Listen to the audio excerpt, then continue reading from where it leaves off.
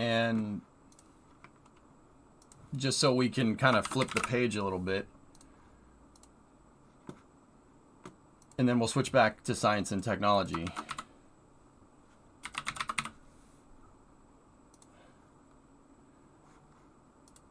All right.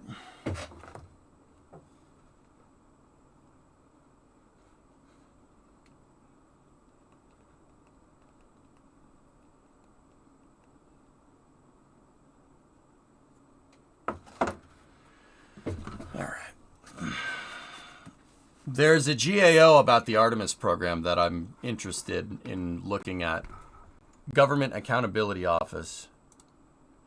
Because I'll tell you, even though I was kind of sick and kind of lost my cool for a second about, you know, with that the announcement of Artemis 2, 3, and 4 getting delayed, I'm very interested in reading if the GAO kind of agrees with me on this. My gut was telling me that, you know, usually when you get a delay, like in a space program, it's fine.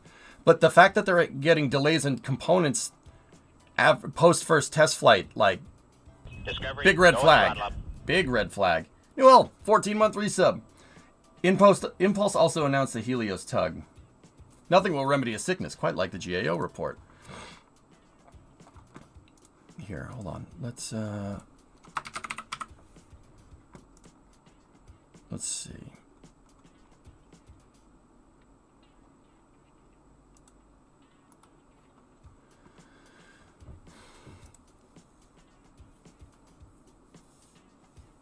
So, yeah, there was a space science and technology.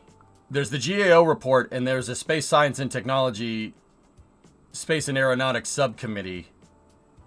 Oh boy. How have we not had a good space tug yet? Isn't it like the most useful thing? Hey, Boxy, what's going on? I mean, a space tug? Okay, what type of space tug? What are we talking about here? What is this space tug designed to do?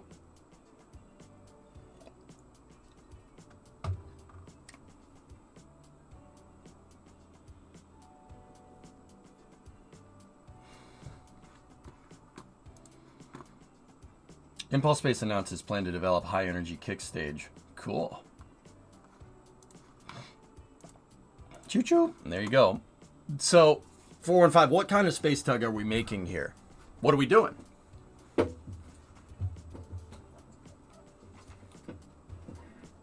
It's a tug, but in space. Okay. Where is this tug designed to go? You got to think about this stuff. Is it designed to go between the Earth and the Moon? Is it designed to deorbit satellites? Is it designed to move stuff from low Earth orbit to high Earth orbit? What are we talking about here? Good question. Guess it depends on the mission requirements, but I was just thinking about in general. Bingo. You just make a general purpose space tug, it's going to be decent at everything, but it's going to suck at most things. Jack of all trades, master at none. That's the different Delta V requirements. What type of transfers is this thing going to be doing? Where does it need to move stuff from? Right? Because think about it like this. Okay, let's talk logistics here for a second. You got a semi-truck with a big trailer, right? With a 15-meter trailer, a 53-foot trailer, right? Are you going to use that to move stuff? Like, I'm talking about on the ground now. So in this analogy, are you going to use that to move things a mile down the road? No. You're going to use a big truck with a huge trailer like that for, at the very least, regional distribution, right? So we're talking 50 to 100 miles, right? But even then, there's different types of semi-trucks to pull that type of trailer, right? Now, ideally, a truck like 100 to 500 miles, right? That's where the trailer is the most effective. That's where you get a big long-haul truck, right? And that's what you'd use that for. You know, for short-range distribution, you don't want to use a semi-truck unless you're moving something that's big, right?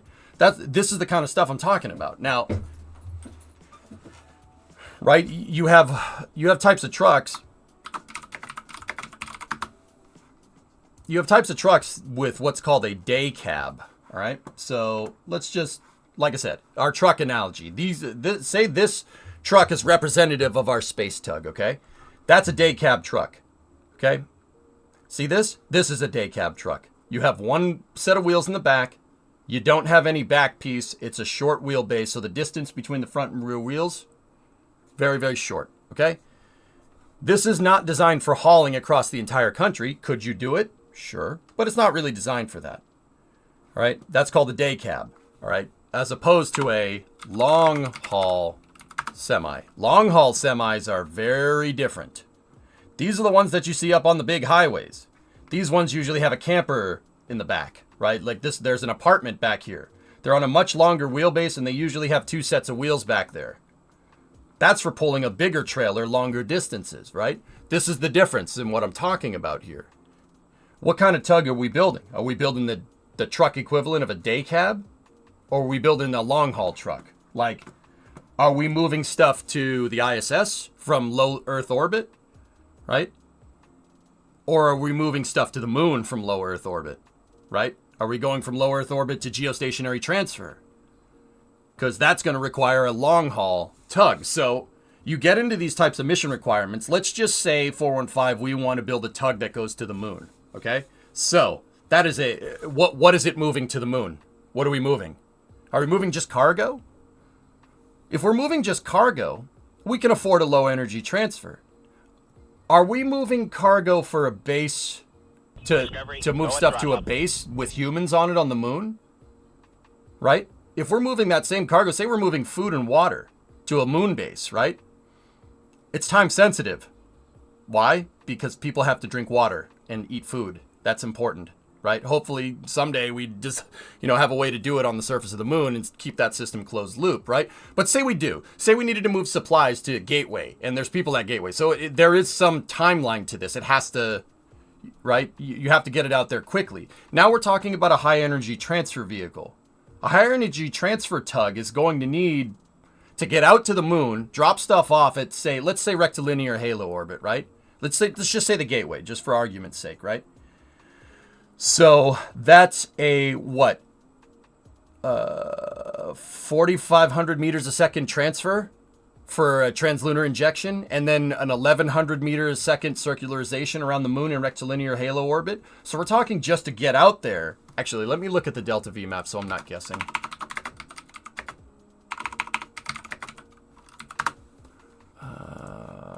Let's look at the actual delta V map. Give me one moment. One moment.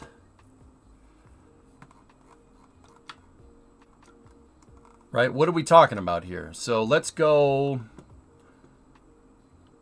All right. So Earth 250 to the moon. Yeah, 3,500. It's a little under 3,500, right? To get to translunar injection. See, even this delta V map, in most delta V maps, Kerbal, et cetera, take into account one of the highest energy transfers, right? So let's just say about 3,000 and change, right? And then that's a 100-kilometer low lunar. You don't need that. You need about 1,100 to circularize at Gateway in rectilinear halo. So let's just say 4,000 and change out there. Okay, so you need a stage if it's going to go there and it's going to come back, right? You need a stage with 4,000 meters a second delta V. All right, so that's about, what is it? What would it be in feet per second? 12,000 feet per second delta V, something like that, right? So we'll use meters a second because I think more people understand that at this point because we're all Kerbal players, right? So that's a lot, but. So now for your tug here, right, that goes from low Earth orbit to Gateway, it needs 4,000 to get there, 4,000 to come back, right? And it also needs to loiter, right? You have transfer times, right? Even if we're using the highest of the highest energy transfers like they used during the Apollo program, right? And we are taking into account 4,000 out, 4,000 back. Still going to take 3 days. So now your stage needs to have propellants on board that don't decompose or evaporate. So if you have cryogenics, you got to find a way to keep that propellant cold. Is that doable? Yeah, of course. Put a big sunshade on it. Okay. How do you get the sunshade up there? And how do you attach the sunshade to it? Does this need a people up there? Can you use maybe you could use a robotic arm. All right, let's go with that. So you have your stage that can mitigate boil off, right? It goes out there, right? And mitigating boil off is a big deal. Like say you're using hydrogen, all right? Now you got to figure out how to refuel something in space. That's a little bit complicated, but doable. Now, do you just refuel it? Like, say you do send something out there. You could get the tug up there, you attach a payload to it, you send it out there, it delivers its payload, it comes back, it recircularizes around Earth. Now there's no fuel in it. Now it needs to sit there and wait, right? We need to sit there and wait. In this mission architecture that we came up with, we got to sit and wait for the next thing to come up. So now, once again, you need loiter capability. So now your space tug needs to act more like a satellite. What is it using for propulsion now? Well, you don't have any fuel in it because it came back, right?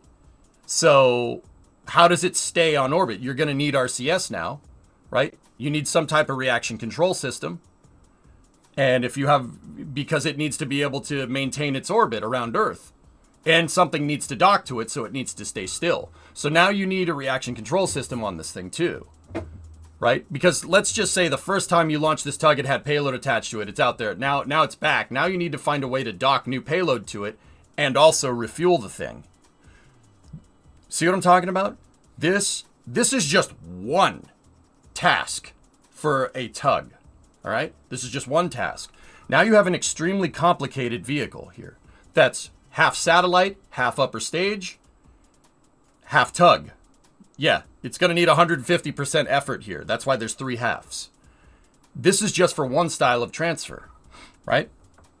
You're running into a big engineering task here. Now, I will say the delays for Orion are a little bit ridiculous. Just, flipping the page here a little bit. The delays for Orion are pretty crazy, but that's basically what Orion is. Look at how complicated it is. You need something that can loiter like a satellite, carry people on it, and have enough resources to do these styles of transfers without killing the people on board. So it needs to be autonomous, closed loop by itself for a long period of time. It needs to be able to dock new payloads to it, and it needs to be able to move those payloads out to Gateway. Now, do I think Orion's delays and Orion's life support system getting delayed and the Artemis program getting delayed is stupid? Yes, I don't like it. I don't think you should be having these types of problems, especially after a flight test. If you had just tested the life support systems on Artemis 1, on the distant retrograde orbit, which should be pretty much a longer loiter time than any Artemis 2 or Artemis 3 missions, right? I don't think we'd have this problem. But once again, I'm not Lockheed, and I'm not going to sit here and pretend like Lockheed, I know more than them about building aerospace components, because that's probably not true. However, what we're describing in this analogy is basically Orion, except Orion doesn't use cryogenic propellants; it uses hypergalls. So we could do it, sure. This is totally doable. It's just that's a complicated piece of engineering. That you're asking a lot, even for one type of transfer. The real hard parts are being able to have solar panels. Now think about this for a second. You need this thing to stay up there, and it needs to be able to loiter, right? It needs to stay up there for a long period of time between fueling, transfer trips out to the moon. So now you need to engineer it like a satellite, something that's designed to be up there for a long period of time, right? That has its own, that's difficult enough to do by itself, because how do you make something that's going to push on a higher energy transfer with solar panels? Now you're getting into redesigning your solar panels, because your solar panels need to be able to take the acceleration load. That's why Orion's solar panels have servos, and they have servos on them and dampers on them. So basically Orion, when it's firing its capsule, like if it's accelerating, it can put the solar panels backwards, and when it's decelerating, it can put them forwards. So even in itself right there, the solar panels are like not even just a regular, like pop the solar panel out, right? Because if you have just a regular solar panel that pops out and then you accelerate, it's going to bend it and it's going to break it. You need to be able to take the acceleration of going out to the moon and coming back from the moon, right? Well, not necessarily coming back from the moon, but circularization orbits, maneuvers, stuff like that. Maneuvering around something with solar panels on it is complicated because the solar panels weeble wobble around. This is a problem that NASA figured out during Skylab, first of all, and then really during the ISS. There's a reason why Space Station Freedom's designs, right? And subsequently after that, the ISS had the solar panels on this baseline truss segment with the solar panels way out to the sides like this. There's a reason. Because when the shuttle gets near it, it's firing its thrusters, and the solar panels will catch the thrust. They'll catch the gases from the thrusters, and it can actually put a lateral load like this on the entire truss segment. See what I'm talking about here? So your solar panels basically have to be out of the way of something that has thrusters on it, right? Think about how complicated it is to put all this stuff together and make it work right. Crazy, huh? That's kind of the reason why Orion's taking so long, because it is a complicated piece of equipment. It's not just an Apollo capsule, right? It's an Apollo capsule that could stay out there way longer than the Apollo capsule. It's designed to loiter like a satellite for when the crew's down on the surface of the moon, right? And it's designed to tug stuff around with the docking port. Complicated, man. This is... So, see what I'm talking about? Like, this takes time. This is a complicated mission architecture. It's not just, oh, send it out to the moon, send it back. There's a lot of real big goals that need to be overcome. And you know what the crazy thing is? Orion isn't even reusable. The service module I'm talking about, it's not even a reusable tug in the sense. It's a one-time use thing. Look at how complicated it is. Right? You can reuse the capsule, sure. Right? But, see what I mean? This is why we don't have a space tug. This is why we don't have something like that, because there's not really a mission that calls for building something that complicated unless we, are going back to the moon with fervor, I should say, right?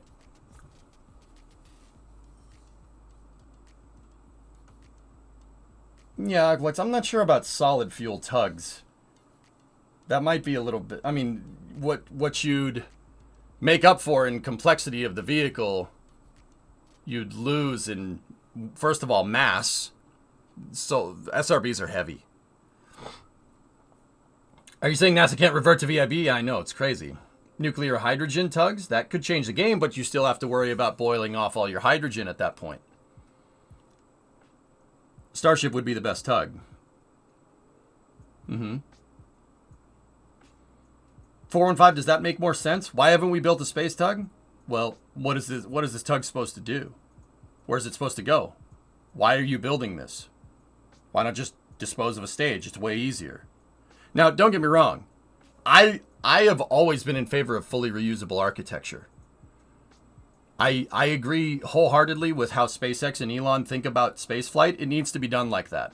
If we're serious about even going back to the moon, going to Mars, setting up a throughput, setting up the infrastructure to do so could potentially lead to, business that wasn't there previously. Like there's no profitable reason for going to the moon right now. There's no reason to do that. The only reason we go to the moon is because science and stuff, and because we wanted to, right? We need to learn how to live in space so we can go to Mars more efficiently, right? But there's not even a case to go to Mars, right? I don't think there is. Think about that for a second. But, however, the case is for scientific understanding. That there's always a case to be made for that. There's no profitable reason to do so. Now, if there was a way to get to Mars easier, now the reason why there isn't is because it costs too much money to get, dude, even to get a kilogram on the surface of Mars, like something about this big, it costs a couple $1 million, probably even more than that, right?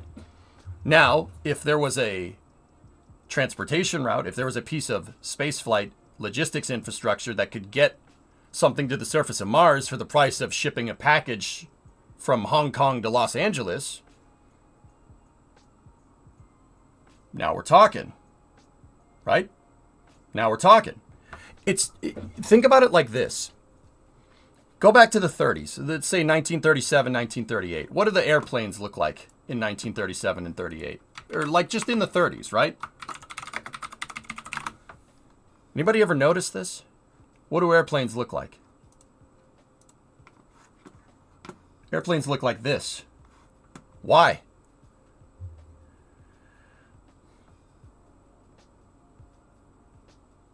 Helium-3 might be worth it. Well, until we have a viable way of getting there routinely at Mana, we won't know that for sure. This is what airplanes look like in the 30s, right? They're all flying boats. Why? Because there were no airports. That's right. There's no airports. Nobody thought that going and building runways everywhere around the world was a profitable solution. That was stupid. Why do that? There's water everywhere. You can go anywhere. With a seaplane, you could just land in the water. Much easier, right? Why would you even bother building out runways? Why, you got to grade everything out. You got to build a prepared surface. You have to build all these facilities. It's such a pain in the butt. This thing uses docks, and there's docks everywhere, right? Now, what changed? What changed between 1935 and 1945? Well, World War II happened, and because aerial warfare, dogfighting, air superiority really started to come into its own in World War II, everyone built airports everywhere because you wanted to control the skies, right? And at the end of the war, there was airports everywhere. So flying boats weren't needed anymore because it shifted, right? The meta shifted. There's no reason to build a flying boat. There's runways everywhere. You can fly a plane from San Francisco to Tokyo and have that plane never touch water.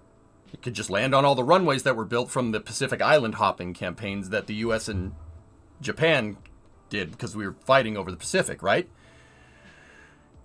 See how the meta can change like that? All it's going to take is something to change it. Now, I'm not saying that, everybody will pivot to fully reusable rockets because of some war. That's not the argument that I'm trying to make. The argument I'm trying to make is that once something comes along, right, there could be something that comes along that changes the meta overnight. And I think Starship is trying to do that. That's what Starship's trying to do. Starship is trying to be the catalyst for making it making it ridiculous to throw a rocket away. And if you set up those vital transportation routes, so fast forward a little bit more, you go from 1945 to 1965, right? All of these airports around the entire world, right? All these airports that were built for war, right? This paved the way, actually paved the way because they were paving runways everywhere. This paves the way for the commercial airline industry. In 20 years, well, let's say in 30 years, we went from that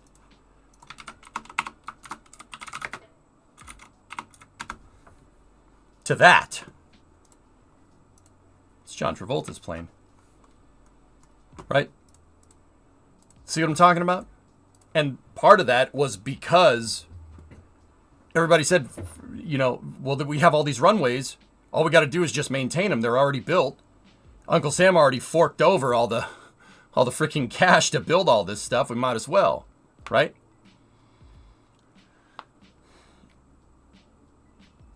So we need to have a space war. There needs to be a catalyst. It doesn't necessarily need to be war, even though I'm not going to sit here and pretend like that doesn't help. Technological breakthroughs. It's kind of messed up, right? I'm not going to sit here and pretend like it doesn't make a difference, right? The reason why we have the jet age is because Uncle Sam wanted Boeing to make a bomber that could basically take off from the US and blow up freaking Moscow and fly back. And that from that contract, for B-52s, Boeing made the 707. 707 is just a easy pivot from the B-52. If you look at a 707, you look at a B-52. There's definitely some similarities there. Propulsion power plants, engine pylons, they all look the same.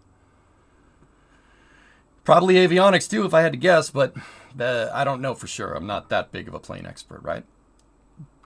So what I'm saying is, going back to space here, you need a way, you need a catalyst. Starship could be that catalyst. It's possible.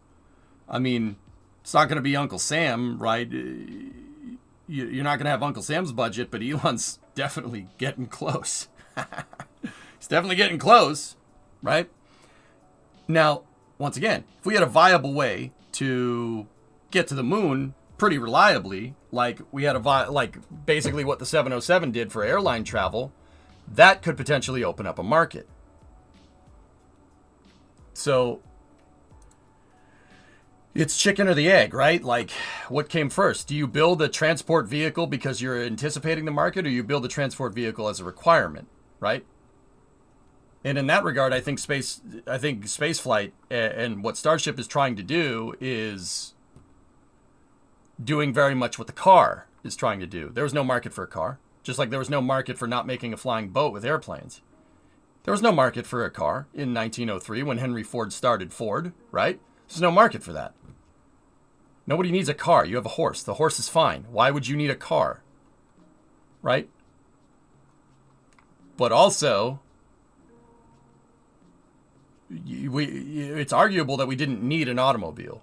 But since, Henry Ford did the whole moving assembly line mass production, he was able to get the price down and change it. Now everybody needs a car. Not everybody, you know what I mean. I get it. I get it. You want your walkable city. Shut up. You understand what I'm trying to say, right? Like, does space flight end up like that? What vehicles came out of use because we needed them? A boat? A boat, we just needed that for trade over the years, right? You could trade on foot, or you could move way more on a boat. The argument is still, it's still an argument today, right?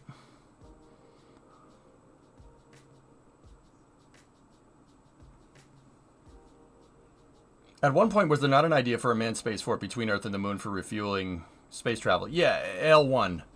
The L1, the cislunar spaceport, Shogun. Yeah, ULA has been toying with that idea for a while, but I'm not sure they're going to do it because of Gateway, but who knows? And then that, like, believe it or not, like, I don't really know. I think that's what NASA should be doing. And that's why I've always said NASA should have parity with SpaceX. Because NASA should be helping building that infrastructure. Just like the government, you said it in chat, Ren, just like how the government built the federal highway system, right? Government built the federal highway system. Heck, even the government had a program for making flying boats, right? Because they needed a way to move the mail around faster. That's why these things exist in the first place. Uncle Sam basically needed a way to move the mail around faster. So they started funding longer range flying boats. They started funding longer range flying boats so they could move the mail around quicker. That's how the commercial aviation industry started. Just like Commercial Crew, for instance, right? Commercial Crew is the same idea. So, once again, building a space tug like that, kind of to bring this all back together, building a space tug like that 415 really, really depends on what we're trying to do. Do you build a space tug? What is the tug trying to do? Do you build a space tug because you're anticipating a market, or do you build a space tug because there's already a market demand for it, right? That's why we haven't built a space tug. That's why nobody's tried it. What you're saying is that we just need space mail. Yes.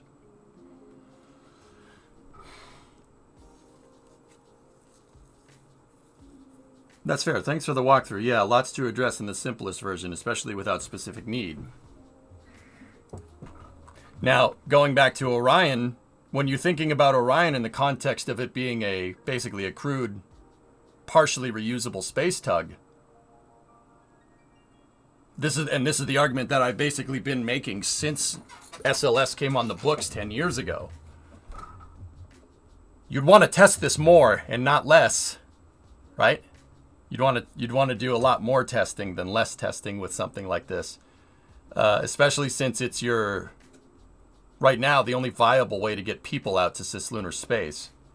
This has always been my argument with Orion. Discovery, this is a vehicle that should not be tested 2 to 3 times and then people should be put on it. That's not. I think what it is designed for does not warrant this type of testing regime. All right. Orion isn't like a one-time use thing. Every mission is going to be different. It's not going to do the same thing every time like the Apollo capsule did. Some of the Artemis missions could be assembling gateway components. Some of the Artemis missions could warrant a lunar landing. Some of them could be a crew rotation from gateway. Some of them, you know, could be assembling a space station. Some of them, if we're going out to Mars, could be a long-range transfer where you're riding, where the Orion capsule is basically riding shotgun on a transfer vehicle, on a much bigger vehicle. Because you're trying to make a capsule that does everything, you're going to that now you need to test.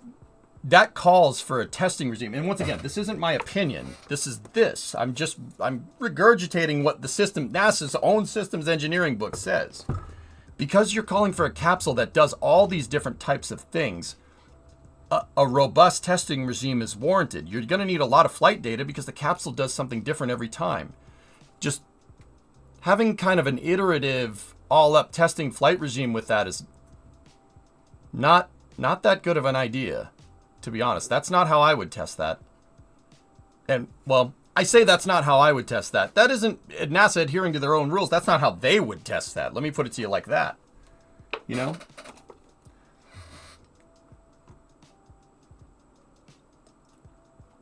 What you're saying is that we need space mail. That is what I'm saying. Yeah. Jonathan, hey, thanks for the 51 months. Good to see you feeling better. I'm getting there, dude. I'm getting there. Anyway. You guys want to take a look at that? You guys want to take a look?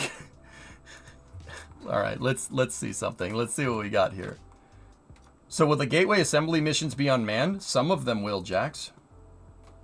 The Gateway is not going to be a permanently manned outpost, something that I think is an insanely stupid idea. The Artemis program is all about sustainability, right? And I understand the argument that it's a sustainability to keep, like a jobs program, right? Like I get that argument, but the argument that I've always made is like, if you're going to make something just a jobs program that maximizes the amount of work done on the surface and minimizes the amount of work done on orbit, I never understood that type of argument, because honestly, if you have a goal and you have a good mission and your mission is more sustainable, or not more sustainable, and you're trying to get to a high flight rate, your jobs program could potentially last decades and actually do something. I would contend to say if you have something that does more in space, right? More flights are more jobs for longer periods of time, which should appease the politicians, right? People that make the argument that SLS is just there for jobs program, like I understand what you're trying to say and I agree. But looking at that in a bad context always confuses me, because the Apollo program, which arguably did more, was a much bigger jobs program. And it was, I will still say this, I think that people saying Apollo wasn't sustainable is ridiculous. That's ridiculous. You know how I know? The Apollo program could do everything that the Artemis program could do right now, easier. Less equipment, less things. Right? You could the Apollo CSM build Gateway? Absolutely. Yeah, of course it could.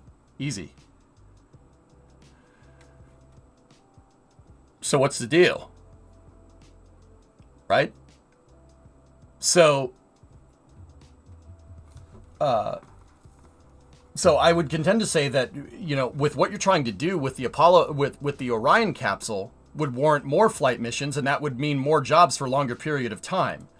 I never really understood how, you know, you're going for a sustainable space program, you know, political motives notwithstanding, you're going for a sustainable space program that flies once a year. That arguably is the opposite of that. How is it not?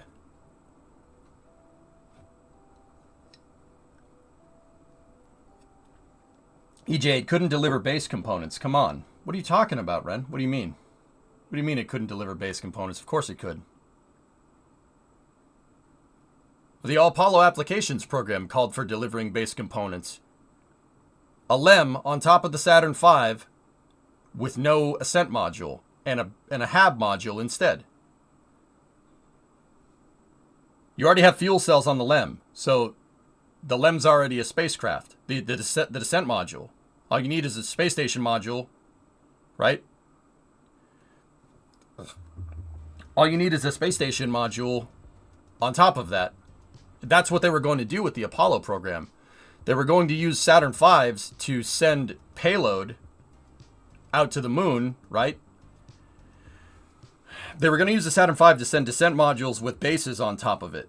With base modules on top of the descent module, and it just lands. And that's it. The thing could land by itself. It's totally fine. On top of the LEM descent module, that's what they wanted to do. Now think about it like this, all right? Consider this for a second. So let's take a look at the LEM on the surface of the moon. I'm not exactly sure what mission this is. It says it right up there. It's Apollo 11. All right, cool. So the descent module, right?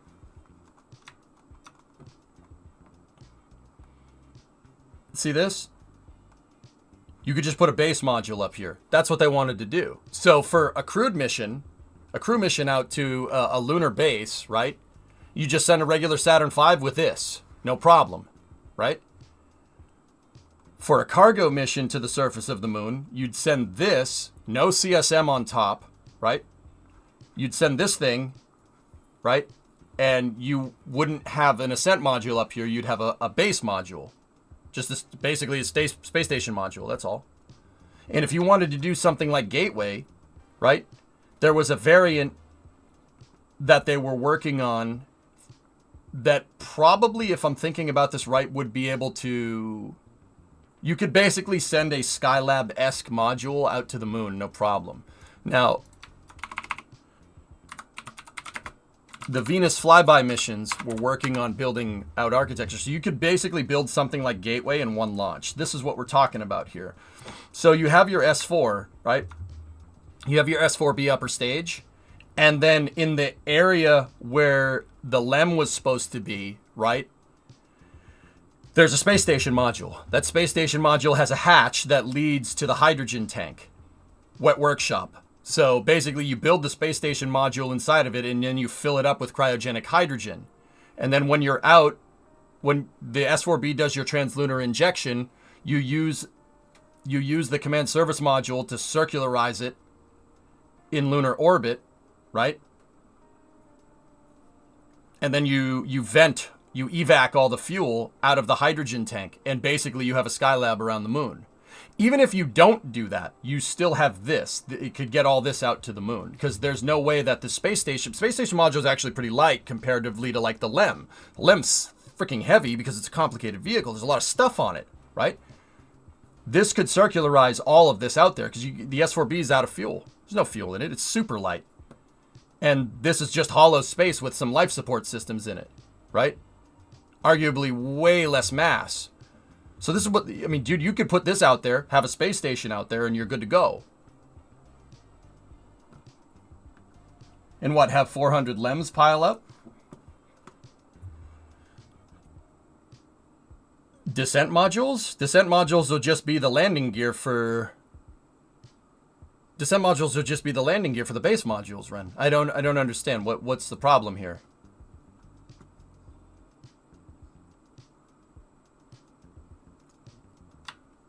You just have a bunch of these bad boys landed next to each other, and then you can make a base out of that.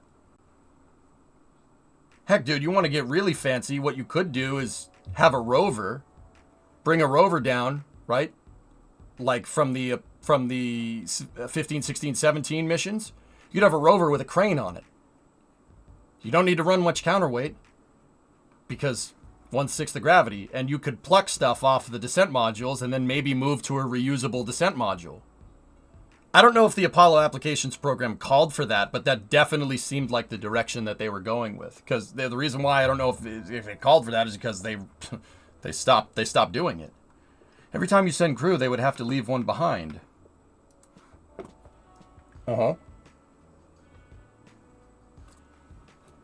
So what?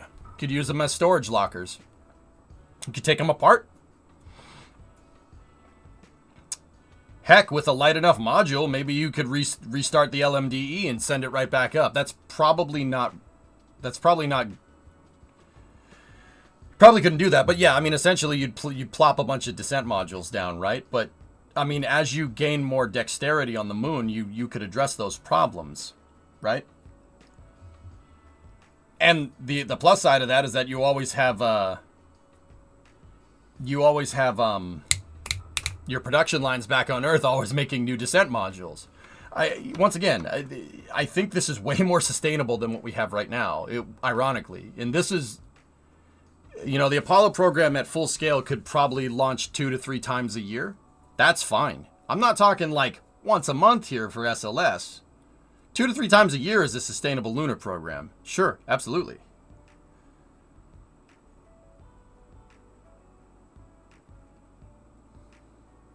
Deliver a crane. Yeah, you could. I mean, heck, if you're launching a Saturn V with no ascent module and no CSM, you know, uncrewed Skylab style, you could afford to scale up your descent module. You could make a bigger descent module. Why would you make a bigger descent module? You could make a bigger descent module to make it reusable. Like, there's really, really easy and quick steps that they could have done with Apollo to do everything that Artemis is doing. You know? You could have moved to the, what was it? The LSAM? Lunar Surface Ascent Module, I think is what it was called. There was something that they were working on to be able to not have a 2-stage, you know, vehicle, like not plop the descent modules down, Ren. But either way, like that. Long story short, what I'm getting at is the higher flight rate. The higher flight rate is what we need. But anyway, yeah, cool stuff on Apollo real quick. How are you feeling? I'm okay. I'm all right. You know, I'm kind of taking it a little bit slow here on purpose just to see. But here, let's see what we got here.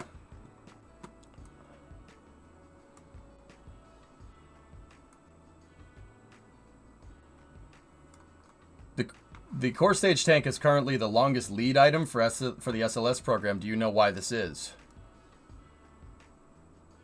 Propulsion is always a long lead item, Sajet. Anybody that's using that as an excuse to say that the core stage is the bottleneck here that's funny to me. It's the propulsion is your long lead item all the time. Now, why in particular the core stage? Why not the SRBs? Well, SRBs are pretty dang simple. But the core stage is basically an external tank with a shuttle engine section with 4 engines mounted on the back. Yeah. They basically, for SLS, they basically reverse engineered the shuttle aft segment, added another engine, made it cylindrical, and attached it to the back of an extended external tank. Now, don't get me wrong, it's way more complicated than that. The load on the stage is completely different because instead of carrying things on the side, it carries things on the top. So it's a lot more complicated than just saying they took a shuttle section and put it on the back of an extended external tank. The core stage is a complicated piece of equipment. That's why. And then on top of that, they had to reverse engineer all the shuttle aft segment systems to be a one-time use instead of reusable.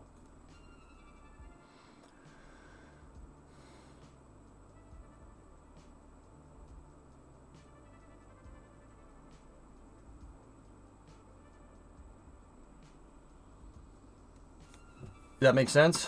Anyway, let's see what this report is all about. This is the witness statement for the hearing returning to the moon, keeping Artemis on track.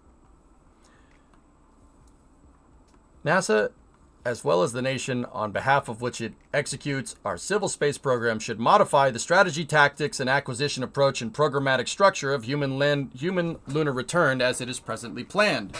To the topic of this hearing, the Artemis program should not be kept on track. It should be fixed and then prosecuted with all deliberate speed. Huh. That's weird. That's basically what we're talking about. Interesting.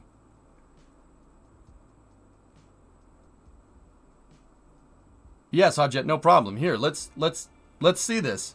Who did this report? Oh, Mike Griffin. Mike Griffin was the NASA administrator during George Bush's second presidential term. He kind of really, actually no, first. Hang on.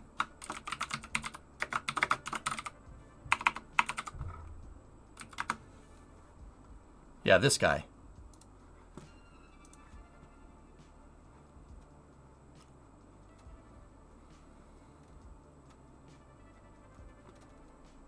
And as administrator of NASA from 2005 to 2009. Yes, that's right. He replaced Sean O'Keefe.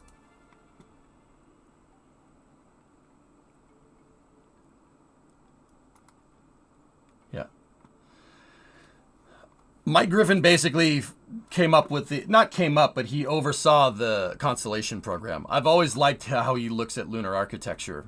With that being said, I think I understand exactly what he's going to say. He's going to call for more flights in this, which is interesting. I didn't know he chaired this report. Let's see. Have you changed anything on your green screen? No, but I've noticed that this is going on here. I have not changed anything. I think, honestly, this is going to sound weird. I think it's because it's colder in here. Maybe the gas here is different because it's colder or something. I don't know. But it definitely looks a little bit more patchy than usual.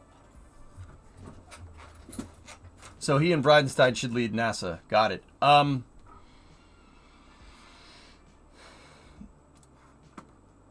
Yeah, let's see what he has to say. Yeah, it's really freaking cold in here. It's 70 degrees in here now, or about 20 C. When I started, it was 12 C. So it was like 55 degrees in here. So I think it's honestly just because it's cold. Here, come on, little camera. Warm up. Warm up. Warm up, little camera.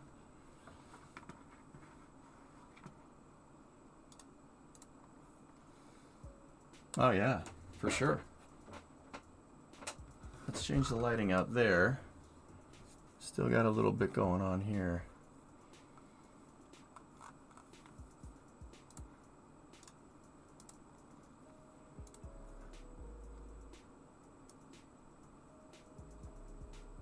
Yeah. How's that? Is that better? I still look super pale, huh? I mean, that's because I kind of am, but... Do you have heat in there? I have heat in here, yes. It got that cold down here, Jim. It was like...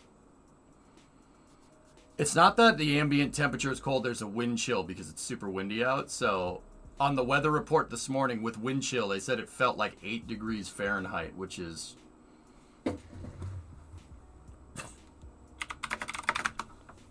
minus 13 C. Because, yeah. Yeah, cold. Anyway. Strategic issues first. The agency has awarded fixed price contracts to SpaceX and Blorgen. Fixed price. I will say this right here. Fixed price contracts for development of a lander is an idiotic idea. Yeah. Yeah. How can you come up with a price point for something that you haven't built? Think about it. I don't know what needs to be done. I don't know how to build a lunar lander. Both of these companies have never built one before. And even then, the lunar landers that they do have comparatively to, their architecture is completely different. SpaceX has fully cryogenic liquid fuel bipropellant, right? The Apollo LEM was hypergolic bipropellant. Completely different manner of combustion. The Apollo systems are pressure fed. SpaceX is turbo pump fed. Same with Blue. So fixed price contracts for development is pretty stupid, actually. Yeah, there, I went and said it. That probably right there is the reason why Starliner is delayed the most, because they funded it on a fixed price system to a company that's never built a human rated capsule before. Whoops. Cost plus scale is the other, right? There's different ways to do contracts. Generally, the ones that we most see in defense and government procurement element are fixed price, firm fixed price, and cost plus, particularly when it applies to NASA. There's indefinite price, indefinite delivery contract structuring. Basically, the thing about contracts is that there's not like this type of contract and this type of contract, this type of contract. It's a la carte. It's a la carte. You kind of, the contract is like a, if you have a buffet, all right? So contract structure has a framework, right? Framework being your plate, and then you fill your plate with different foods, right? So every contract's going to be a little bit different. But using, you don't go to a buffet line with a bowl. You know what I mean? You go with a plate. Like going to the buffet line with a bowl is weird, right? It's like, yes, I want steak and broccoli and mashed potatoes. Let me put that all in this bowl. No, you need a plate. You need the right type. You need the right type of. You need the right type of foundation for the right type for different types of contracts, right? Great. Now I'm hungry. Well, if it's a soup bar, then now a bowl makes sense, right? If it's a buffet that has just a bunch of different types of soups, then giving people bowls makes sense, right? Now, and if you gave someone a plate for that, they'd be like, okay, that's great. I don't know what I'm doing here. Like, you want me to put soup on this? You've never put broccoli in a bowl. That's not okay. All right. Anyway, no. Yes, I put broccoli in a bowl. That has no bearing on anything that I'm trying to say. So, for all intents and purposes, no, shut up. Anyway, the agency has awarded fixed-price contracts to SpaceX and Blue Origin to carry out lunar landings for respectively $2.9 and $3.4 billion. It should be a NASA bowl. Yep. A giant bowl would save return trips to the buffet. This is what I mean. See, you guys are inadvertently proving my point that it's a la carte. It really depends. Sometimes maybe you need a bowl. Sometimes you need a plate. Maybe they give you spoons. Maybe they give you forks. You need a good framework for your contract. But that depends entirely on what's in the buffet, right? Fixed price, but generally fixed price and cost plus are what we see the most. I would make the argument here that fixed price for development of vehicles is idiotic. That's really stupid. Anybody that says that's not stupid is hitting a copium, man. You know why? Building a lunar lander is expensive. You know why it's expensive? Because we don't do it that often. It's expensive. I don't care if Elon's doing it. I don't care if Jeff Bezos is doing it. I don't care if NASA's doing it. Building a lunar lander is expensive. It's going to be expensive until we figure out a viable way to the surface of the moon that doesn't cost as much that we can employ in mass, right? Putting a price tag on a lunar lander, saying this lunar lander is going to cost $2.9 billion. Like, even look at these two different architectures. Even these two. Fixed price for a widely different scope of vehicle. Like Blue Origin's architecture to get to the moon, the national team's architecture is way different than SpaceX's architecture, right? But these price points don't necessarily reflect that, right? That's because they changed some contract stipulations when they awarded the HLS thing, but that's another story, right? Anyway, let's see. The cost of the Apollo program over the 14-year period from 1960 to 73 is estimated to have been $257 billion in U.S. 2020 dollars. The cited source is C. Dreyer, an improved cost analysis of the Apollo program space policy. Sorry, I don't mean to just keep going here, but it's interesting. Something to also take into account, guys, is that the cost of the Apollo program was done retroactively. There was no cost analysis done on the program because it was a goal-driven program.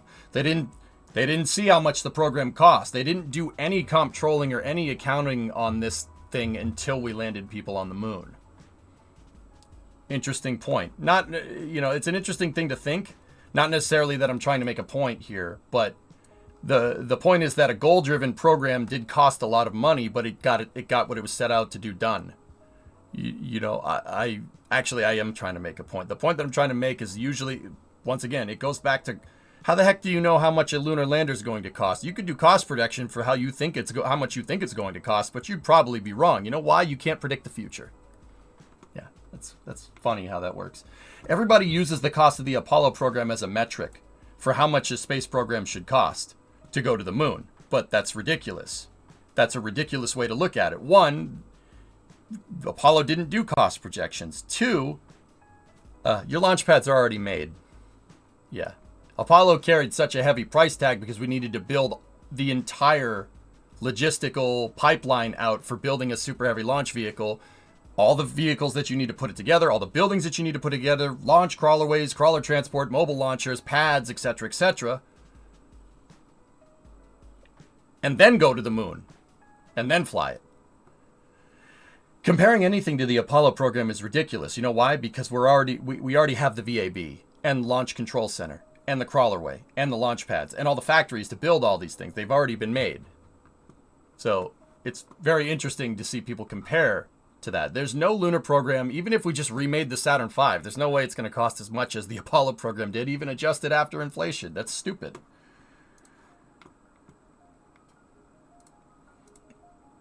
Anyway, Let me keep reading. I'm going to stop interjecting. Let's see. It is reasonable to believe that with the flight experience and space industrial infrastructure that exists today, human lunar missions could and should be executed for considerably less than Apollo. Oh, God, I love Mike. This guy's the best. It is grossly unrealistic to suggest that they could be done for 1.5% of Apollo's cost. Interesting. The awards of these unrealistically low fixed-price contracts makes it clear that cost reasonableness was not a factor in ranking these contract awards.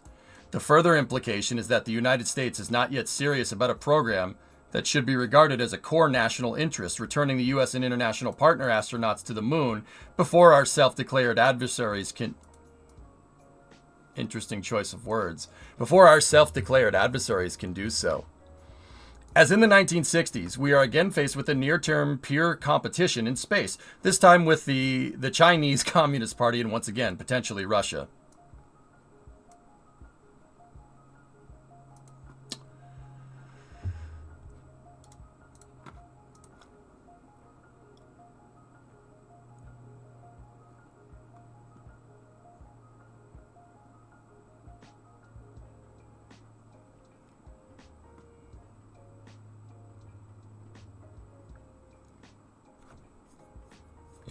Your cited source is a Newsweek article here.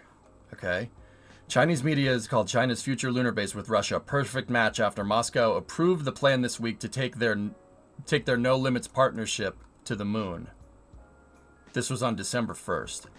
Russian state media reported Wednesday that the government legislative commission had greenlit the ratification of an agreement signed by both countries last year to jointly work towards establishing station. The development comes amid geopolitical tensions between the two countries and the United States, which also plans a return to the moon and beyond, drawing speculation about the potential for a new space race. China and Russia announced that they'd reach a no-limits partnership just before Russian President Vladimir Putin ordered the invasion of Ukraine in 2022. The construction of the lunar base is expected to be completed in the 2030s, Chinese and Russian media said. Officials with the U.S. Space Agency NASA have said they hope to have astronauts living on the moon for long durations by 2030. NASA and Roscosmos did not immediately respond to Newsweek's written requests. Okay. What they're talking about in this article is what's called a Memorandum of Understanding, or an MOU, okay? An MOU basically means, hey bro, do you want to go to the moon? Yeah, maybe. All right, cool.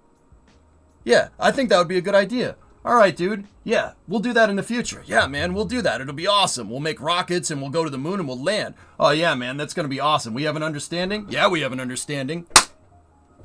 That's what an MOU is. That's what they signed. They signed an MOU. It means nothing. It means nothing. Where's the architecture? Talk is cheap in spaceflight. Anybody could say they're going to get us back to Mars in the next 2 years. Heck, even Elon says that. The guy who's arguably the most prepared to be able to do something like that. Even then, with the entire industrial base of SpaceX behind him, we still know that's bullcrap. Talk is cheap. Hardware speaks. It's interesting that he would cite that source, but I digest. For the U.S. not to be able to put its own and partner astronauts on the moon, to be watching on... For the United States to not to be able to put its own and partner astronauts on the moon, to be watching on the internet while adversarial powers do so, makes a statement about the shift of global power and the preeminence that we ought not to allow. People and nations align themselves with leaders. For most of the last 80 years, that has been the United States, in partnership with our European and Western Pacific allies. Are we prepared to relinquish that leadership to China? Mike's getting spicy here. If not, and if we view preeminence in space as part of that leadership and therefore an element of national security, then it is again necessary to prioritize urgency of execution. I'm sorry, I can't get it out of my head. It's a freaking mind worm. I always say that. When I say I digress, I always say, but I digest. Damn you, Thomas Hornbuckle! Underlying the above is a key theme. We cannot separate civil space exploration from national security space. It's one national program, artificially separated at birth by President Eisenhower to demonstrate to the world, and especially to the Soviet Union, that we were a peaceful nation. Exploring and developing space for peaceful purposes. Eisenhower did do that? Yes, this is correct.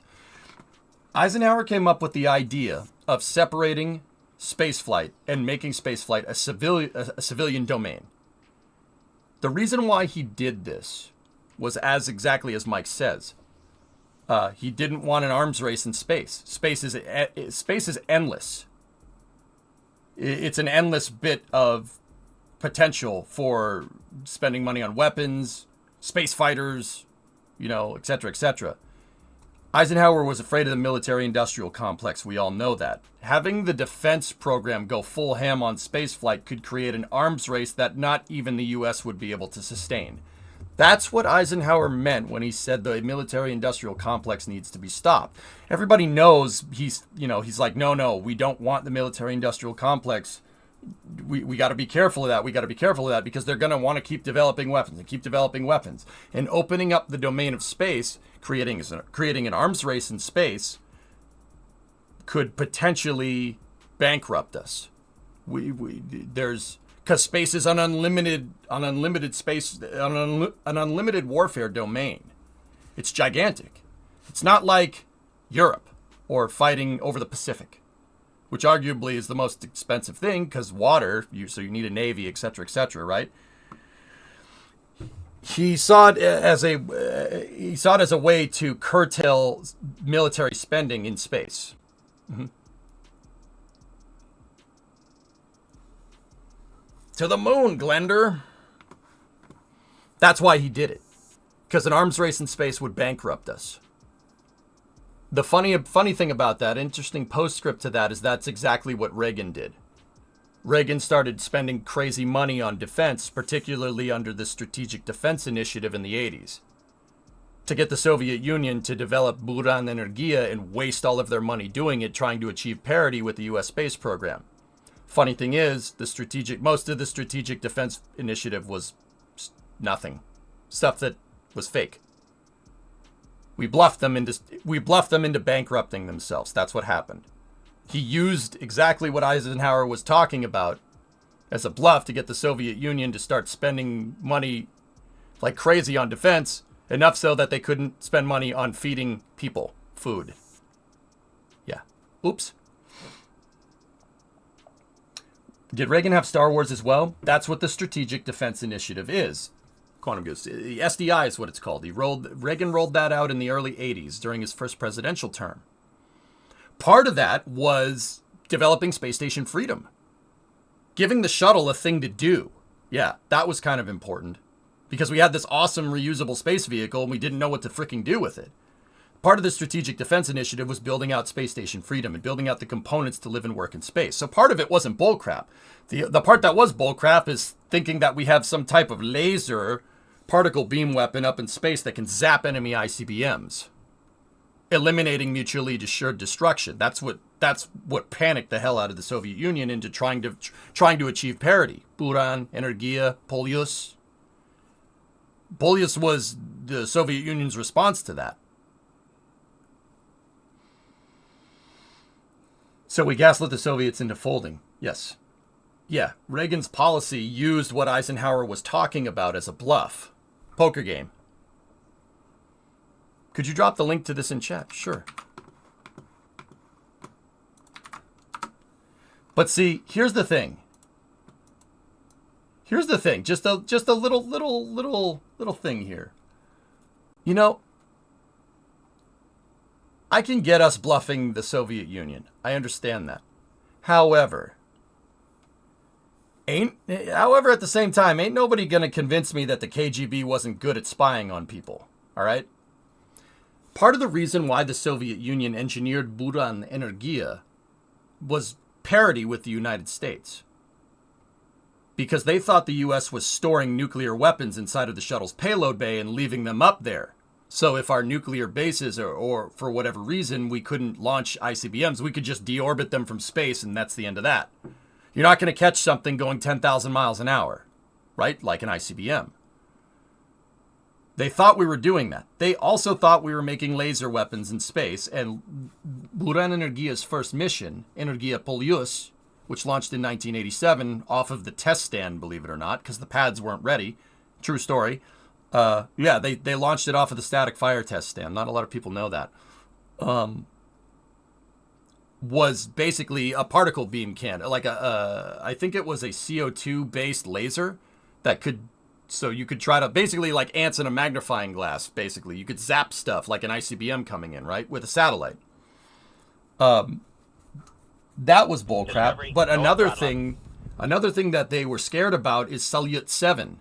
They were afraid that the shuttle was going to go grab Salyut 7 and deorbit one of their or DOS modules, not functional cargo blocks.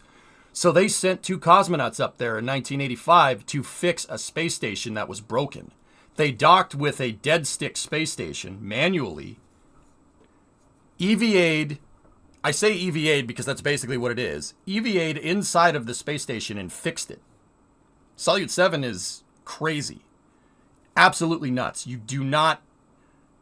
Docking with an unpowered space station and then going inside is insanely dangerous. But they did it, and they fixed Salyut 7. Fun fact. But the reason why they did it is because they thought the shuttle was going to go grab the thing and take it. So, I don't know. Is this Strategic Defense Initiative real? Is it not? How much of it was bluff? How much of it wasn't? I don't know. I'm just a Twitch streamer. Jensen, 63-month resub. So that was part of the reason why Buran Energia was made. Because they were afraid of this type of stuff. So, once again, I'm not saying the KGB is full of crap. There's no way we bluffed them all the way like that. There's no way. Some of the Strategic Defense Initiative was absolutely real. Like building Space Station Freedom. That was absolutely a thing. All those components ironically ended up being part of a space station with Russian modules attached to it. Weird, huh? Are you going to go back to KSP-1? Yeah, a little bit, Carbon. I wanted to read this. This is important. This is important for understanding what the policy, NASA's policy right now. So what we're reading right now is called, it's a witness statement from the hearing Returning to the Moon, Keeping Artemis on Track. The U.S. House of Representatives Committee on Space Science Technology and Aerospace Subcommittee. So the House of Representatives play in NASA. I probably should have said this from the beginning. But the House of Representatives play in NASA is that they control the purse strings for NASA. That's their thing. The executive branch comes up with a goal. So the president comes up with a goal for NASA. The House of Representatives figures out a way to fund that goal, and then the Senate signs it into law. That's this. So coming up with the purse strings and making sure you're being fiscally responsible is what the House Representatives Committee on Science, Space Technology, and Aeronautics, right? This is basically the policymakers that are going to formulate the legislation to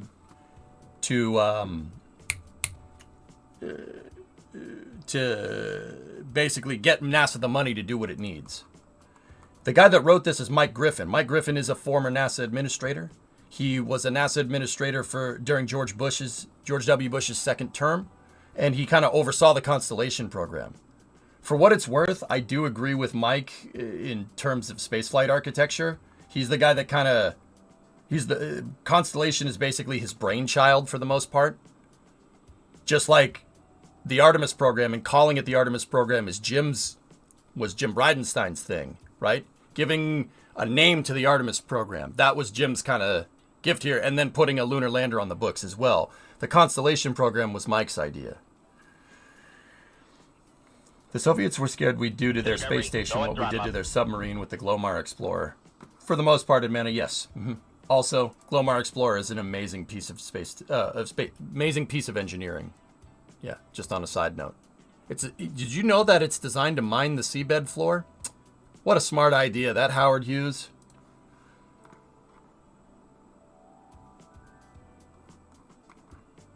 Any more work in Kerbal today? Itching for more. We will do that after this, Dirty. Yep. Mike Griffin works in the Defense Department nowadays, 7. Yeah. Anyway. So, I'm just going to read this, and I guess from now on I'll just kind of reserve this for the... I'll reserve my thoughts for the end. Anyway. We were here. This is the last paragraph we left on here. Underlying the above is a key theme. We cannot separate civil space exploration from national security space. It's one national program artificially separated at birth by President Eisenhower to demonstrate to the world, and especially the Soviet Union, that we were a peaceful nation exploring and developing space for peaceful purposes. But the reality is that the creation of NASA was a national security initiative from the start, a response to the Soviet Union's launch of Sputnik. National security takes many forms beyond raw power projection. Trying to get it so it's as big as the text is as big as possible for the people on mobile. Was Salyut 7 the station that rotated? Rotated? Well, it was dead. It was dead on orbit entirely, so it was just kind of just drifting through space, quite actually. In exploring and developing the space domain, we are pioneering the human frontier. Even a casual reading of history shows that every great nation was on the frontiers of its time. This is almost the defining characteristic of great powers.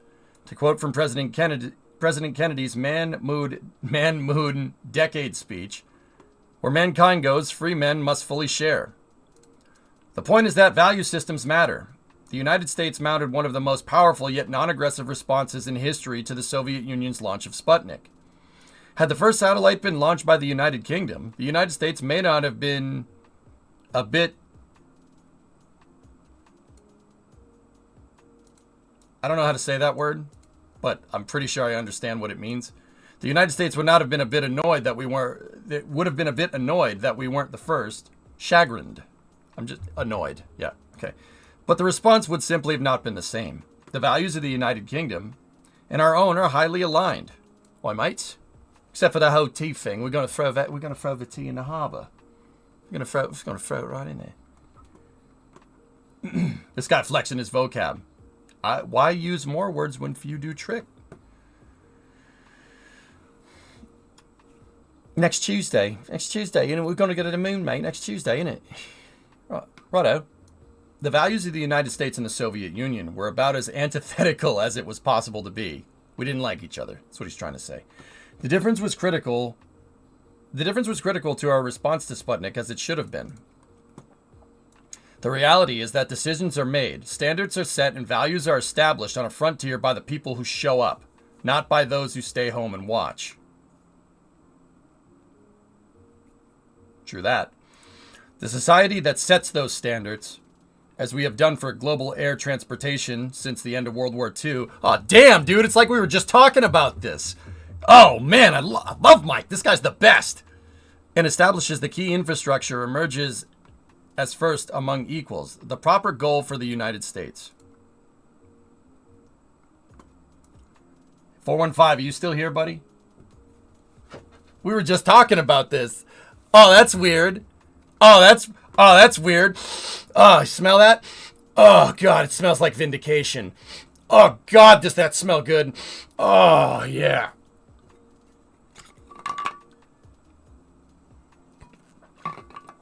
Oh, man, did that smell good. Detective is no going in there. You tell me two things, I'd run it. I smell that. Did you fart? Yeah. Everyone likes their own brand, drummer. It's true.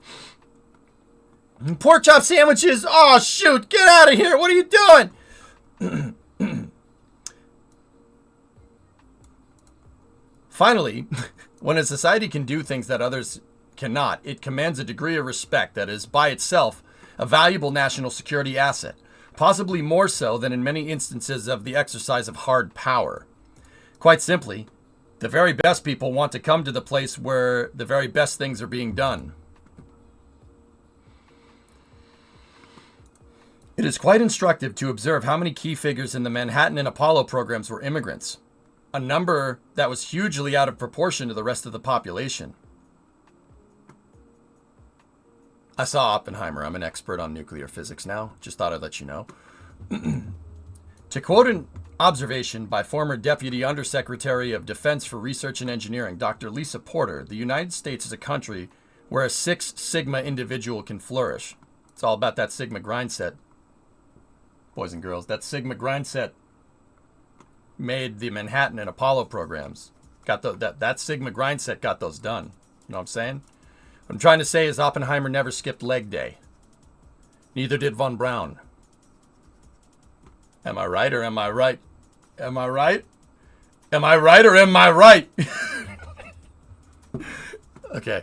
Giga Chad, Mike Griffin. All right, anyway. They are people who create. In the words of another quote attributed to JFK, the rising tide that lifts all boats. Space exploration attracts such people. That is something in which we should take pride. We should take pride and is an asset to be nourished. These are forms of national security that NASA enables, and that we should take to heart in crafting our national space exploration strategy. Tactically, the selected mission architectures pose significant concerns. SpaceX's approach requires an impracticably large number of orbital refueling operations for even a single landing mission, while Blue Origin's mission design depends on the development of one of the most difficult enabling technologies for long-duration spaceflight, zero Boriloff cryogenic fuel storage. 415.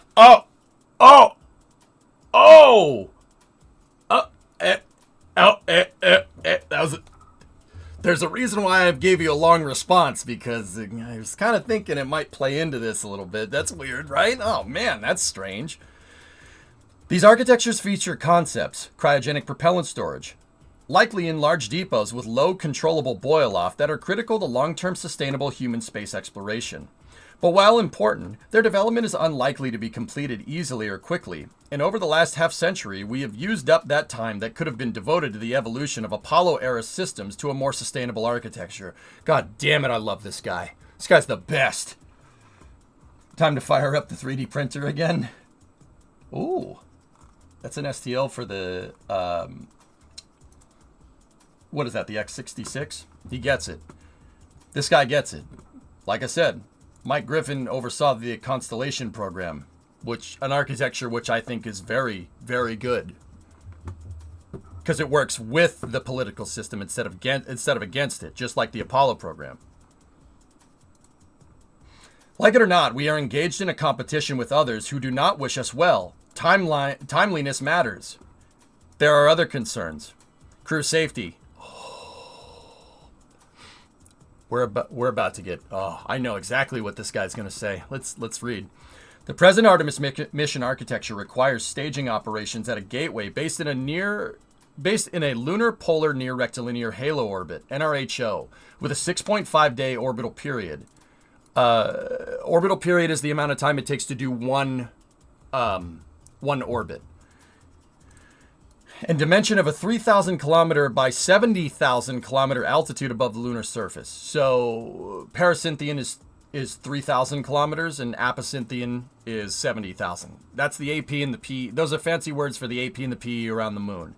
This is an eccentric polar orbit that keeps line of sight with Earth, so there's no blackout period. So you have constant communication. There's no going around the far side of the moon. This approach is said to offer two significant advantages. Damn it, this is what he's going to say. I should just keep reading. The Orion spacecraft, which as discussed below, has limited apocynthian. How do you spell it? All right, I got you.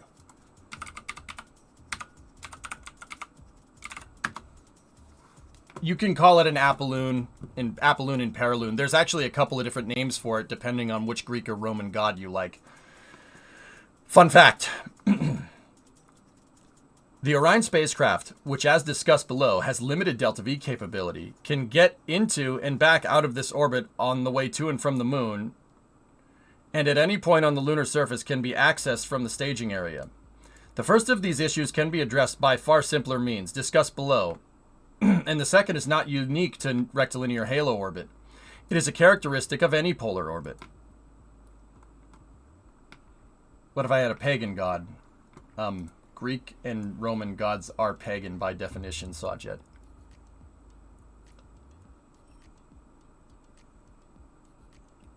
There was that whole thing when Christianity came about, paganism and how it's bad. Remember that? Discovery, go at throttle up. And then it's funny because to get more people to convert to Christianity, they appropriated pagan rituals. No? Discovery, go at throttle up. Just saying. Just saying. The hell do you think Santa Claus is? Think about it. It's not monotheism, it's monotheism.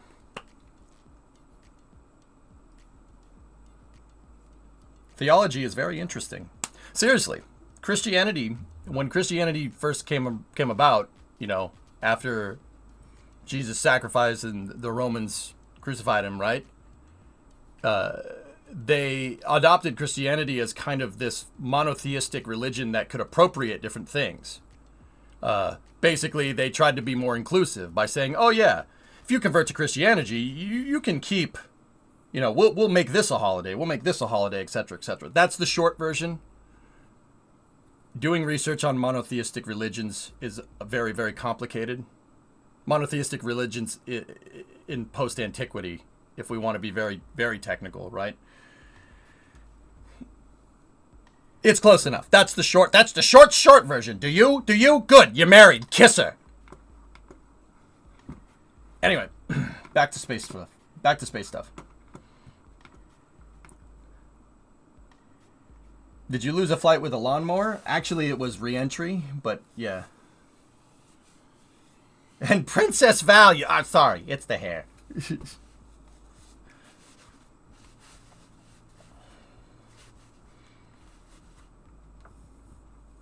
It's not a coincidence that Christmas is in winter and Easter's in the spring. Bingo. The Easter Bunny. Appropriated pagan ritual. Same with Santa Claus. Same with, well, not so much, Christianity thing, but Halloween. Same idea. You need a better heat shield. What? This heat shield worked just fine. Dude, re-entry gives the best clean cuts. Yeah, exactly. Yeah, you're damn right. You're damn right. Anyway. So let me just read this one more time. This approach is said to offer two significant advantages. The Orion spacecraft, which as discussed below, has limited delta V capability. It can get into and back out of this orbit on the way to and from the moon. And at any point on the lunar surface can be accessed from the staging area.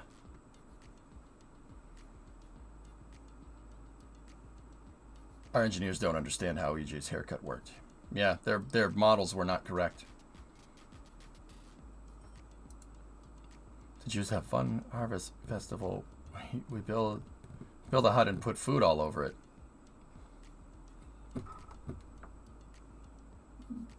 Math checks out, I guess. Anyway, the first of these issues can be addressed by far simpler means discussed below, and the second is not unique to rectilinear halo orbit. It is a characteristic of any polar orbit.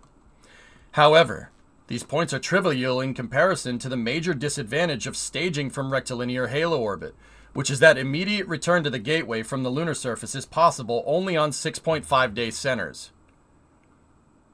If a lunar crew encounters a problem on the surface that mandates a return to the comparative safety of the gateway, then, depending on when that problem occurs, a multi-day wait may be required. It is possible in some scenarios to wait in low lunar orbit, but access to the gateway is only possible at periodic intervals. Correct.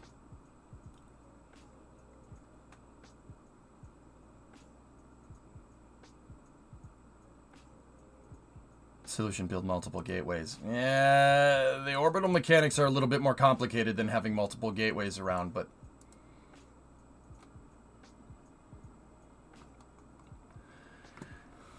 I had to remember what you were saying, and man, I remember what you were talking about. I'm like, which holiday is that? Oh, okay.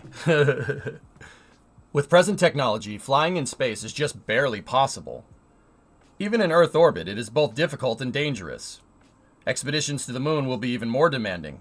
From a safety perspective, no early human lunar mission should knowingly accept the risk of stranding a crew, whether on the surface or in lunar orbit for days at a time. No mission architecture should be contemplated without, as in Apollo, the capability to leave the surface and rendezvous with a safer habitat within a few hours. Somewhat like the first experience of wintering over in Antarctica, when enough lunar surface infrastructure has been in place to allow a viable long-term shelter-in-place option to be implemented, the crew aboard strategy can be reconsidered. Such is not the case for early human lunar return. The Artemis program has not been designed with this consideration in mind. Where are we on page 3? Missed this. What's this article about? This is a witness statement for a House of Representatives Committee on Space Science, Technology, and Aeronautics Subcommittee. It's a testimony, witness testimony by Michael Griffin. There was a meeting this morning, guys. I missed it because I had to get some stuff done. So Mike Griffin testified at it, and Mike Griffin wrote this paper. This is what he said.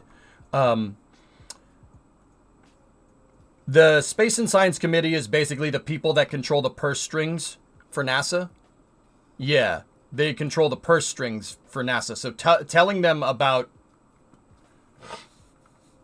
making the case, the case that Mike's basically trying to make here, from what I can surmise, is that we need to spend more money on space. Not necessarily more money. We need to make sure that we're not just keeping them on track, but the entire mission architecture needs to be changed, which is something that I absolutely agree with.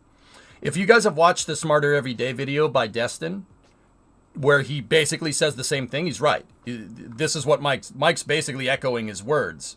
But I'm pretty sure Mike came up with this before Destin did. Mike has been saying this for 20 years. So Mike Griffin was the NASA administrator during President Bush's second term. The first term, it was Sean O'Keefe. Believe it or not, when Bush won re-election in 2004, he got rid of him and replaced him with Mike Griffin. I like Mike Griffin a lot. I like the way he looks at spaceflight. The reason why, one of the reasons why, is because basically he fathered the Constellation program and really brought Constellation's mission architecture into the forefront. And I will always say, despite its own dangers in itself, that Constellation's mission architecture is pretty much better than Artemis's in every way, shape, and form. Yep. But anyway, it seemed Destin was really worried about telling people the issues. We're afraid of political backlash, Goose, because of polarization. The whole point of Destin's argument wasn't that, and I'm guessing that this is where Mike is going with his argument. The whole point from that Smarter Everyday video wasn't that SpaceX's architecture is a bad idea, or Blue Origin's architecture for the SLD lander is a bad idea, or even the Artemis program is a bad idea. That's not what he was trying to say. What he was trying to say is that both of these mission architectures are in like 10 times more complicated, like factor of difficulty 10 higher than the Apollo program. We are carrying a extremely complicated mission architecture. We're carrying an extremely complicated mission architecture, and we don't nearly have the transparency that the Apollo program did. And the Apollo program, arguably the simplest way to get to the surface of the moon, still ended up with people dying. Apollo 1, even with everybody contributing, everybody in their best game with a blank check from Uncle Sam, we still paid for it with Gus Grissom, Roger Chaffee, and Ed White. People aren't willing to say, when we're discussing our architecture for the Artemis program, people aren't willing to say stuff because they're worried about, their program getting defunding, or they're worried about, sustainability of the entire program, or they're worried about political backlash. Like, saying like, oh, we don't need SLS for this. People take that as a threat, right? People take that as like a policymaker would take that as a threat, you're trying to shut down my NASA facility. That's going to screw me, right? Why would you do that? Screw you. No, we're not doing that. We're going to do it harder, right? Destin's whole thing is that we don't have the transparency, and the reason why our architecture ended up being like this is because nobody's afraid to say stuff that actually matters. Now, see, me, I don't give a frick. I've been saying this. I have a feeling that what Mike's about to say is basically echoing the same stuff that I've been saying for the last 10 years. The reason why is because I read a lot about policy during the Constellation program. You've heard me go on these rants before many, many times. Most of these were Mike Griffin. Like that is where that's where I kind of formulated my own ideas about why getting rid of Constellation set us back probably 20 years. Easily set us back 20 years.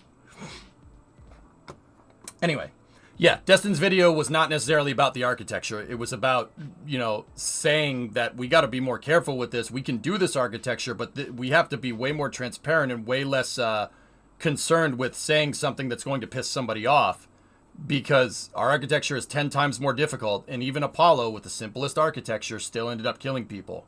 If we were serious about safety, we need to start saying stuff and making these difficult decisions that we got to face, right? Without backlash, without fear of backlash, because if we don't, more people are going to die, which is basically right. Yeah, that's exactly correct. I agreed with everything Destin said. He's absolutely 100% right.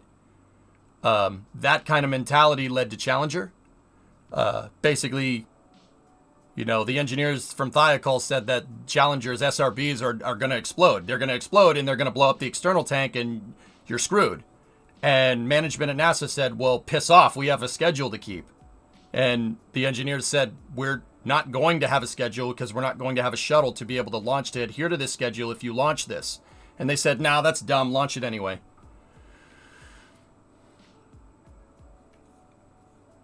You have to listen to your engineers. If your engineers say that there's a problem, you have to listen to them. Listen to them. They're not saying it for any type of motivation, like political motivation. They're saying it because they don't want people to die.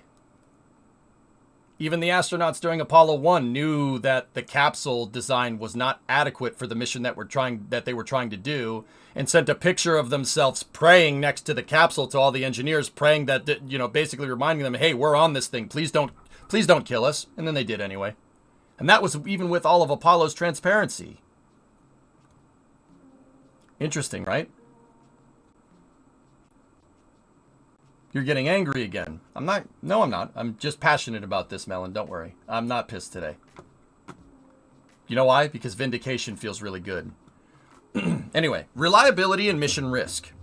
Leaving safety aside, mission architecture requires multiple complex operations in series, such as a propellant supply, launches and cryogenic fuel transfer.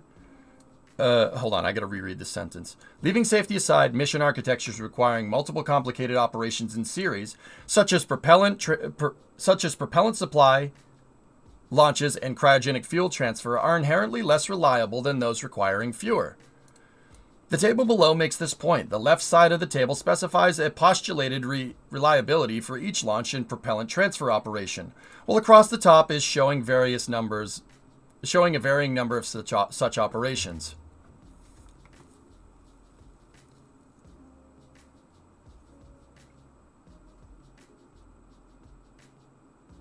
Yeah, no problem, Goose.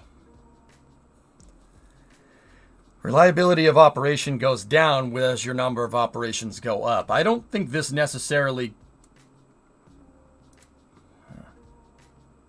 That needed dashes, not commas. Yeah, that sentence was a pain in the butt to read. It was basically grammatical butchery. The number of operations, reliability of one operation, 99, 98, 97, 96, 95. Number of operations, 5, 10, 15, and 20.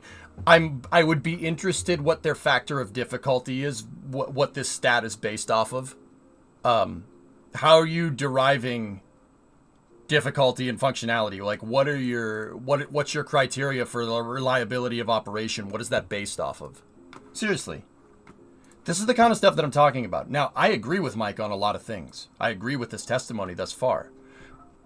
But this type of operation, it's the politicians, so politicians are just supposed to look at the numbers and be like, yes, do this. But I'd be interested in the stat for this type of study. How do you know? What do you base it off of? The other cryogenic refueling thing that we have? Oh, wait, we don't have one of those. How can you possibly predict? How can you possibly even quantify safety of operations? Right?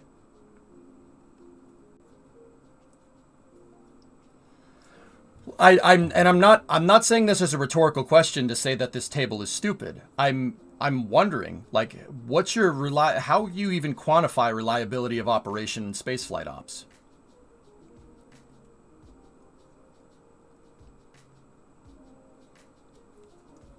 Hey, Wolf Musk, how are you? It's not based off of anything. He's saying that if it has a 99%, if it has a 99% hypothetical success rate, 5, 10, 15, 20 operations would have the following levels of probability. I understand. Yeah, I understand that. It's just, yeah, Aces, I think I get it. It's just stat for stat, right? Like, this is just mentioning probability. But 99% of operations, right? Like I get it. He's saying if it's successful 99% of the time, as you do more operations, your chance of something going wrong is higher. I understand that. That's very right. But that's a weird stat to mention for spaceflight operations. Take Falcon 9 landings. I think that would be a good thing because that's something that we have a lot of data for. How many successful landings has SpaceX had since the first landing in December of 2015, right? Were there arguably more failings closer to 2015 than there were closer to 2023? Yeah. When's the last time a Falcon 9 failed on landing? Now, there were things that tipped over. there were vehicles that tipped over, RIP 1058, but I would disagree. As you scale your operations, right, and you do it more often, I think your probability of error goes down. I think this is a very interesting graph to note. Maybe he's talking about in the context of the frequency of like flying NASA missions, which doesn't necessarily constitute a sub 2-day launch cadence. Possibly. We'll see.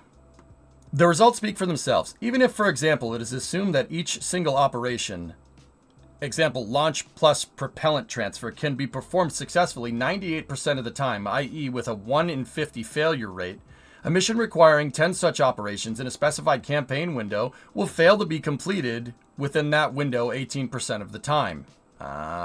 See. I don't necessarily agree with this, but what he's saying here, and this is something that I talked about from that crazy Artemis rant that I went on last week. How are you going to synchronize Starship's industrial base to SLS? SLS is not entirely flexible in its schedule, right? Because they decided they were going to launch once a year instead of what they should have done and launch 3 times a year. I see where he's going with this. He's saying that even if one of the propellant transfers doesn't take place and they have to bring a Starship down and launch another one, you still have to be more flexible with SLS and its schedule, because SLS is delivering the people and Starship is delivering the lander. It's a lot. It's very difficult. It'd be very difficult to synchronize those industrial bases. Well, I basically agree with that.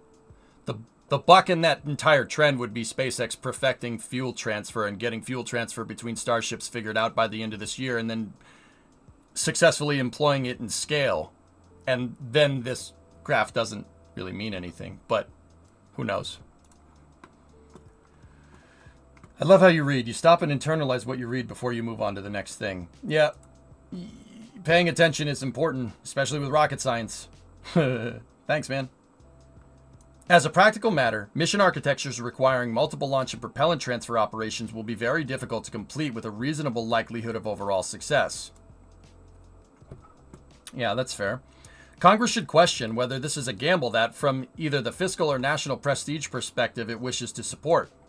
Ooh, that's a ballsy thing to say.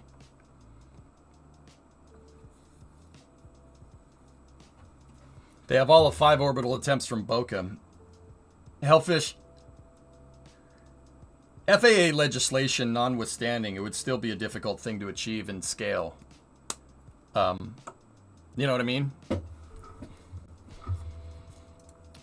Congress should question whether this is a gamble that, from either the fiscal or national prestige perspective, it's willing to support. He's basically saying that it's unlikely for SpaceX to... Okay. Hang on. Let me do more internalizing. I'm trying to explain this in a simpler way than what Mike just did.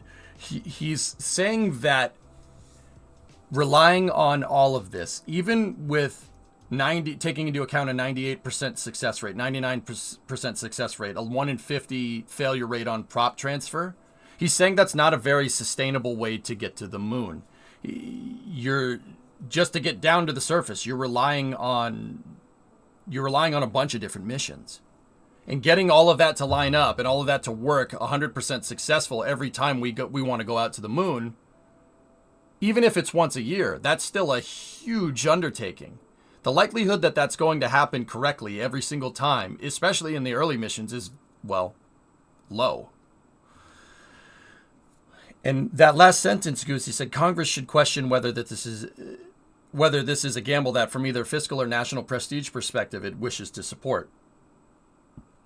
Basically, he's saying NASA should not be relying on its, like, does this fit our goals of a sustainable lunar program, right? Does using Starship warrant us a way to be able to get to the moon and operate a successful lunar base, especially if it takes 10 times to refuel the lander? And the lander, even NASA has a single-use lander, even though SpaceX's landers are Starship HLS, I'm pretty sure, is reusable from the start. But I digest. Are you saying that Gateway is a bad idea? I'm not saying anything. I'm reading what Mike has to say. I don't think necessarily that Gateway is a bad idea. What I do think, Violent, if we're going to talk about that, what I do think is a bad idea is not having Orion, in the event of an emergency, be able to get down to low lunar orbit. To get down to an orbit that would be easy to get to from a lunar base if something went wrong. I've always said that is an Achilles heel in this architecture, and it's funny that this stuff's coming out years after I've said it, Violent, right? You remember those rants that I used to go on? I always said Orion's service module is caca. No, not to dump on our European friends. I'm not saying that the Europeans couldn't make a better module, a better service module. Orion doesn't have the delta V to get where the Apollo capsule could go. That's by design. Because if Orion can get to low lunar orbit, why the hell does the Gateway exist? Now, I would contend to say that because Orion is doing a bunch of different things every mission, whether it's building Gateway or rendezvousing with a lander, or whether it's just docking to the Gateway and staying there for a longer period of time, that baselining the Orion capsule to be able to get to low lunar, even though it doesn't need to, is a little bit of an over-engineering margin, but it's also a margin that allows you for more mission flexibility. You could do more things if it has more fuel. The service module is from an ISS resupply capsule. It is a modified version of the European ATV service module. It's a modified version with a shuttle engine shoehorned in the back. With a shuttle OMS pod engine shoehorned in the back. So we have an engine that was designed for low Earth orbit operations being used in lunar operations on a service module, attached to a service module, albeit with more fuel tanks, that was designed for a vehicle that's also designed to work in low Earth orbit only, uncrewed, and that's attached to a capsule that's designed to be basically a partially reusable orbital tug. We talked about this a little bit earlier. The Orion capsule is taking a long time, and I don't think it needs to be 20 years long time. But the Orion capsule is a complicated piece of equipment. Very complicated. Very, very, very, very, very, very complicated piece of equipment. It warrants more testing, not less. That's been my argument for the longest time. And it needs a better service module. The service module for it is frankly dog crap. Because you have blackout periods when you're on the lunar surface. What if somebody trips? If somebody trips when they're doing an EVA, puncture the suit. What if the life support systems malfunction on whatever your lander is doing? Right? What if somebody trips, gets hurt, and it busts their kneecap open? What if there's a medical emergency? There are portions when you're down on the lunar surface where you're stuck there. My argument has been it would be better if the Orion could come down to low lunar orbit, and instead of waiting 6.5 days to get back to the Gateway with Orion there, Orion should be able to circularize in a lower orbit, and they should be able to get out of the lander in the event of a medical emergency, get in the lander, get up to Orion, and get home as quick as possible. But our architecture doesn't afford that. Maybe a dumb question, but could they have later Orion service modules be capable of being refueled? I don't really imagine that would be a thing in a long-term architecture, Mason, but it would be kind of nice, especially with the capsule, heat shield, etc., etc. Are you streaming or going to see the Falcon tomorrow at 4:49? I'm trying to get a ride when I visit family in Florida. I'm not going to be down there, Wolf Musk, no. I'm going to cover it here on stream. I don't live near Florida, unfortunately. How come a stronger rocket, SLS versus Saturn, can carry less stuff? Driados, the reason is basically we decided to make the first and second stage for the rocket and not the third stage. The third stage is the important part in lunar architecture. SLS is basically a really good vehicle to be able to get a lot of payload into low Earth orbit. And we never designed an upper stage that's good for it because we just used a Delta IV derived upper stage instead of giving it the stage that it needs. SLS needs a stage on the top of that core stage that's more like a Saturn V's third stage.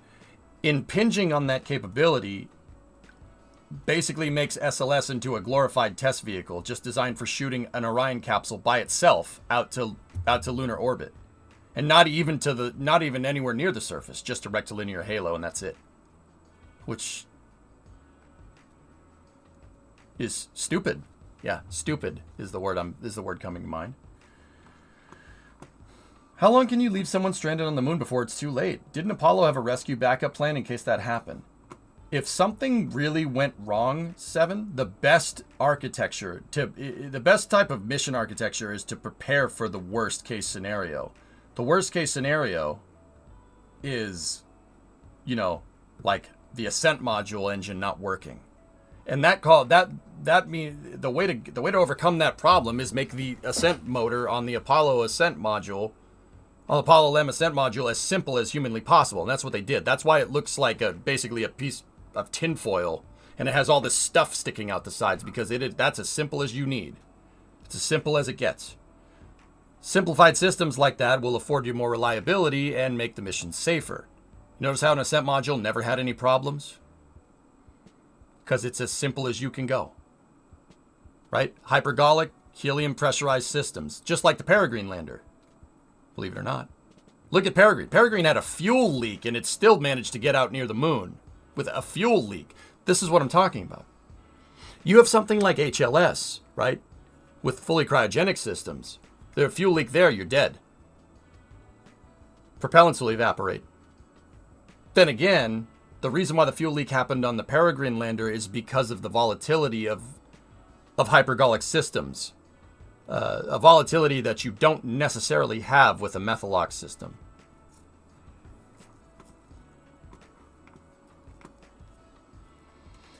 The EUS is fine, Shaw. SLS should have been designed with the EUS basically out of the box. It should have had the EUS out of the box. It needs a higher energy upper stage. Think about how silly Falcon 9 would be if SpaceX just decided to make Falcon 9's first stage and then put a Falcon 1 stage on top of that. All that usefulness, even a Falcon 9 Block 5 first stage fully reusable, would be useless with a Falcon 1 upper stage attached to it. That's essentially what we have here. We have a super heavy launch vehicle with a low Earth orbit launch vehicle upper stage attached to the top. Not only that, a low energy transfer upper stage attached to the top. Basically low thrust.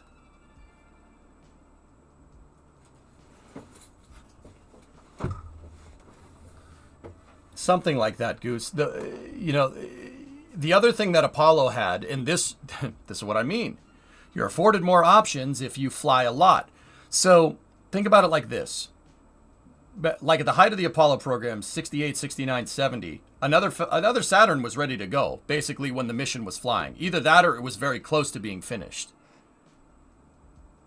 This is a contingency that actually ended up being used during the shuttle program. Never done, but used.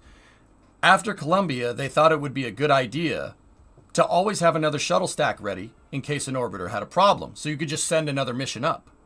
So they adjusted their production pipelines to always have 2 shuttles ready to go, in case something bad happened to one, like what happened to Columbia. The irony in that whole thing is that that's how the shuttle program was designed from the start. Shuttle program was designed to fly once a week. The life support systems on the shuttle out of the box could last, about a week. Was it designed to last about a week? No. Shuttle was only supposed to be up there for a couple of days. That's what originally was envisioned.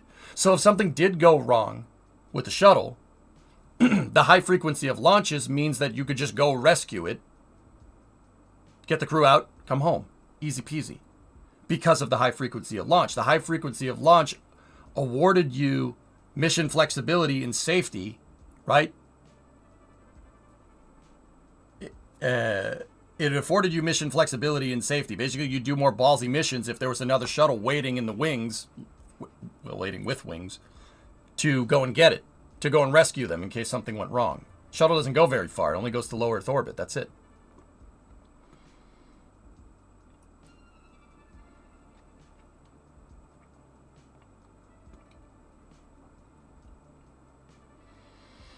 Port programs for already tooled factories in districts with influential Congress members. I mean, Richard, I agree with you and I understand what you're trying to say, but I always say that that's a NASA problem, not a Congress problem. Because that same port program gave us the Apollo program. And, you know, might not be the best example, but also the shuttle program and the ISS.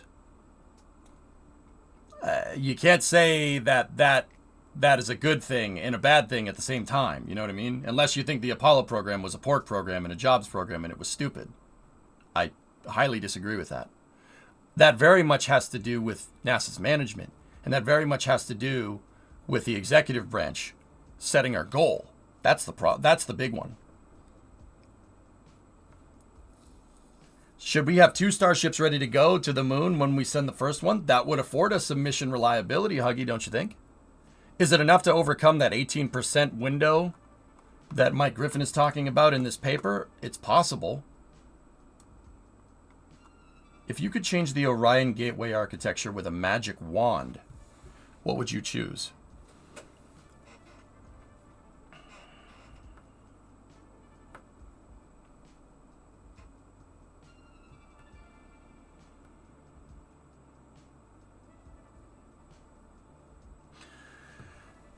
Okay, so the whole point of the Artemis program is to learn how to live and work around the moon so we can prepare for a Mars mission, right? Right? Okay. The whole preparing for a Mars mission, Mason, that's a big part. Okay, so if it was me and I was systems engineering this whole project and I was given just complete control of the entire architecture, and I'm not even saying a blank check, just complete control, right?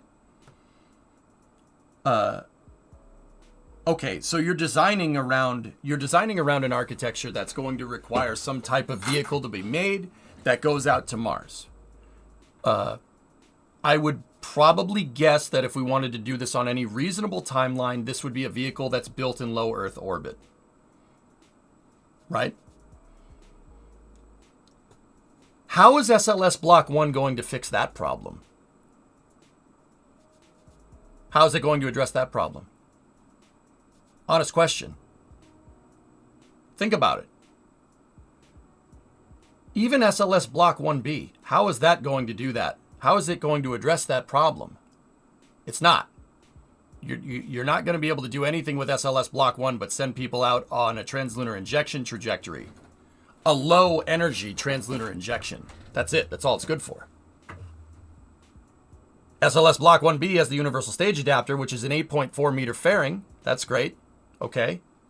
What is that going to do? How are you going to use that to build better transfer vehicles? You're not. That's the thing. You're not. Here's what I'd change. So this is a big one, and this is going to be like, well, that's just Constellation. Okay. At this particular moment in time, what I would do is contract out. I would spin up a new contract architecture that is firm, fixed pricing, similar to commercial crew, similar to commercial resupply. What do we do? Are we going to launch with people on it? Potentially, yes. Potentially. But what is this going to be testing? The Orion capsule. We need a way. If we're serious about going to Mars, we're most likely going to build a gigantic transfer vehicle in low Earth orbit. It makes no sense to try and build one of these gigantic transfer vehicles out near the moon, even as a gas station. The reason why is because the gas that you would need to get out to the moon is the gas that you could just use to get to Mars because of similar delta V requirements, right? So unless we figure out some ISRU stuff real quick, this thing's getting built in low Earth orbit. Heck, even if we do end up figuring out ISRU and being able to make hydrolox on the moon, or just hydrogen, right? Liquid hydrogen. I would contend to say that building a transfer vehicle out in the moon is still a stupid idea. Find a way to make a fuel transfer vehicle that goes from the surface of the moon, where we're making the rocket fuel, to low Earth orbit. Still less of a delta V requirement than trying to build the entire transfer vehicle out at the moon. Why? Because you need a huge freaking rocket to build a vehicle out at the moon. You don't need as big of a rocket to be able to build tankers and transfer vehicles and tugs, right? So, if we're serious about going to Mars, we have to basically base our entire architecture on being able to get the Orion capsule into low Earth orbit reliably, and hopefully not on an SLS Block 1B to go to low Earth orbit. That's stupid. So you need a low Earth orbit access vehicle that can launch Orion. Also, that could be used very well to be able to take Orion and test it, right? Good idea. Similar to how Constellation was going to work. So what I would do is I would come up with an Orion test program, and I would leverage the commercial industry for doing this, for launching the Orion capsule into low Earth orbit. At first, it would be used for testing purposes. Make sure that get the Orion testing systems work, get the life support systems working, get the docking systems working. Basically, a robust test regime that mirrors Starliner or Dragon.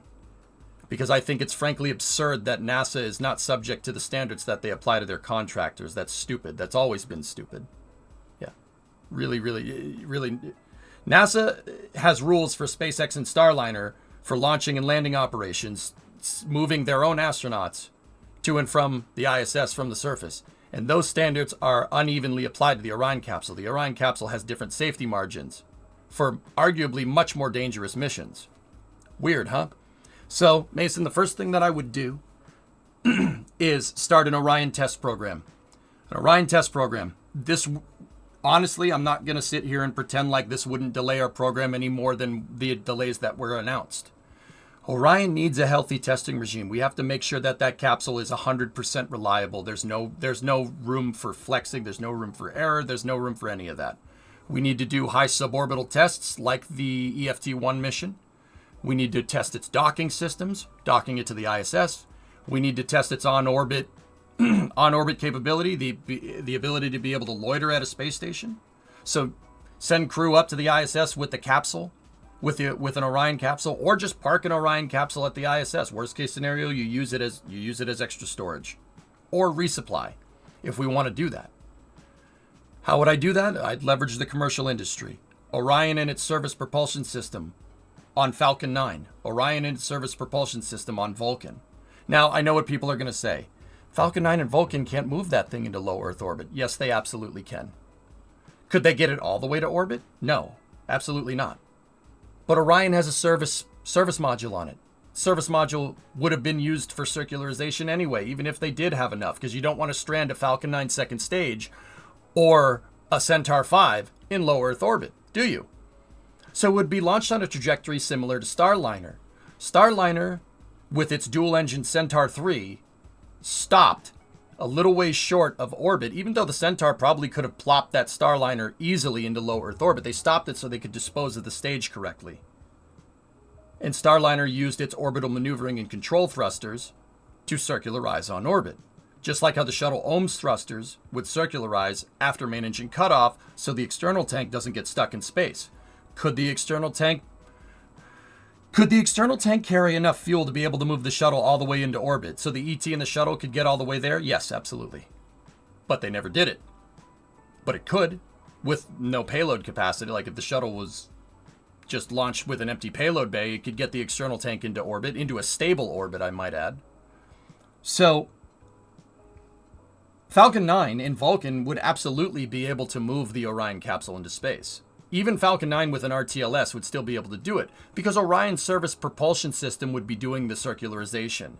And there's no way in hell that a service module that's able to capture around the moon doesn't have enough delta V for circularization and then on-orbit operations for RPOD, rendezvous proximity operations and docking. There's no way. It absolutely does. So I would have an Orion test program. The Orion test program would be centered around basically working that Orion capsule and figuring out every single thing with this thing. It could be, you could incorporate it as a resupply contract to the ISS if you really wanted to, but Orion needs a much, much better testing regime. The other thing that I would do with this Orion test program is work on the architecture to be able to uprate the service module. Uprating the service module so we could get down to low lunar orbit. Guys, I'm not going to sit here and pretend. I know if you know anything about rockets and you're thinking about this, you'd say all this is going to do is just delay our lunar return. Sure, absolutely. What I just proposed would probably delay our lunar return by at least 5 years. But we're already looking at that type of delay anyway with whatever testing regime they think is good right now. We're already looking at that. So, whatever. Who cares? You could always simultaneously do the Artemis 1, 2, and 3 missions if you really wanted to. We need to really understand that heat shield. You need to understand the heat shield. Even though the heat shield failure mode wasn't crew threatening, the behavior needs to be understood. And the only way you're going to be able to do that and to be able to scale up, not scale up, but add flexibility to be able to upgrade Orion's architecture is by flying it. So, Mason, that would be the first big thing. Those delays aren't including the inevitable lander delays. For real. Goose, 16-month resub. You always give us so much to think about. I try. So, Mason, that's the first part. That's what I'd do. Orion test program.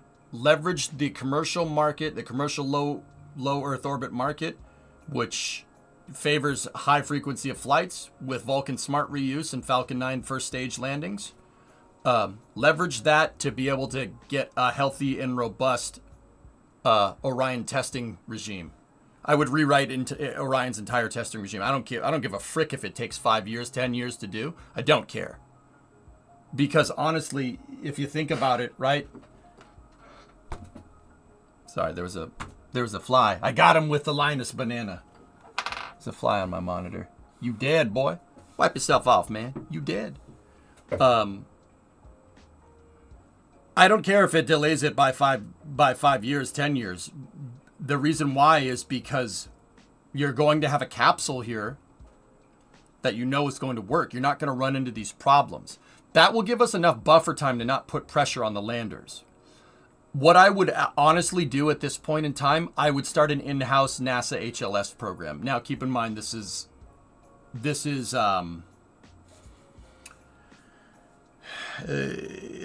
probably something that you wouldn't be able to do with Congress, but maybe, who knows? The other thing that we need here, all right? So, one, you need a way for Orion to get into low Earth orbit. The Orion test program will give Orion the means to be able to get into LEO. Now, let's solve the other part of that equation. The other part of that equation is that, once again, Artemis program is designed to get us to learn to work sustainably on the moon to prepare for a Mars mission. So, like I said, your entire architecture needs to be based around building some type of transfer vehicle in low Earth orbit, regardless of how you fuel it. There's no way we're going to launch the transfer vehicle right on one rocket and use an Apollo-style architecture to go to Mars. That's insane. We could. We could if we wanted to do some crude flybys, right? So, enter SLS. What would I do with SLS at this point? Scrap the ICPS immediately. Stop. I don't care if it delays Artemis 2 by 5 years. Don't care. Get rid of that. The EUS program needs to be prioritized, and SLS needs a better upper stage. So that's it. I prioritize that. I prioritize the universal stage adapter.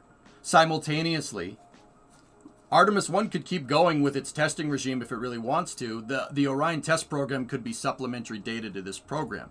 But I would start a lander program to be able to work, and I would design the EUS around being able to move Orion and a lander to the gateway. And then maybe the lander going down to the surface from there. If not, I would leverage the Orion test program. I basically scrap the ESM as long as we're talking about this. I would scrap the ESM, but I wouldn't cancel it completely. I would rebaseline it, which would take a lot of time. Once again, with what I'm proposing here, we would delay going back to the moon for a very long time, 5 to 10 years, and it sucks. It sucks. I would hate to do that, right? The ESM the European service module for Orion needs better architecture. It needs to have more thrust. It needs to have more delta V. It needs to be able to mimic an Apollo-style mission. If we want to go to the moon on any reasonable frequency, not timeline, frequency here. All right. European service module. No fly zone, baby. Yeah. Hey, it needed to, that fly was annoying. It landed right on the text. I was like, no, hell no. I killed it with the Linus banana. Anyway, so the ESM needs a pathway to be able to have the Delta V to be able to mimic an Apollo-style mission. Why? The key to the Artemis program here is being able to live and work in deep space. All right? The living and working in deep space part of this equation will basically equate to the transfer orbit that you put on a Martian mission. Okay? Transfer orbits. The window of opportunity to be able to use the most efficient high energy transfer that's going to get you to Mars on any reasonable time scale happens 26 months. Every 26 months, it's a 3 to 5 month transfer. It's a 3 to 5 month transfer window depending on what you have, what upper stage you have, etc., etc. Okay?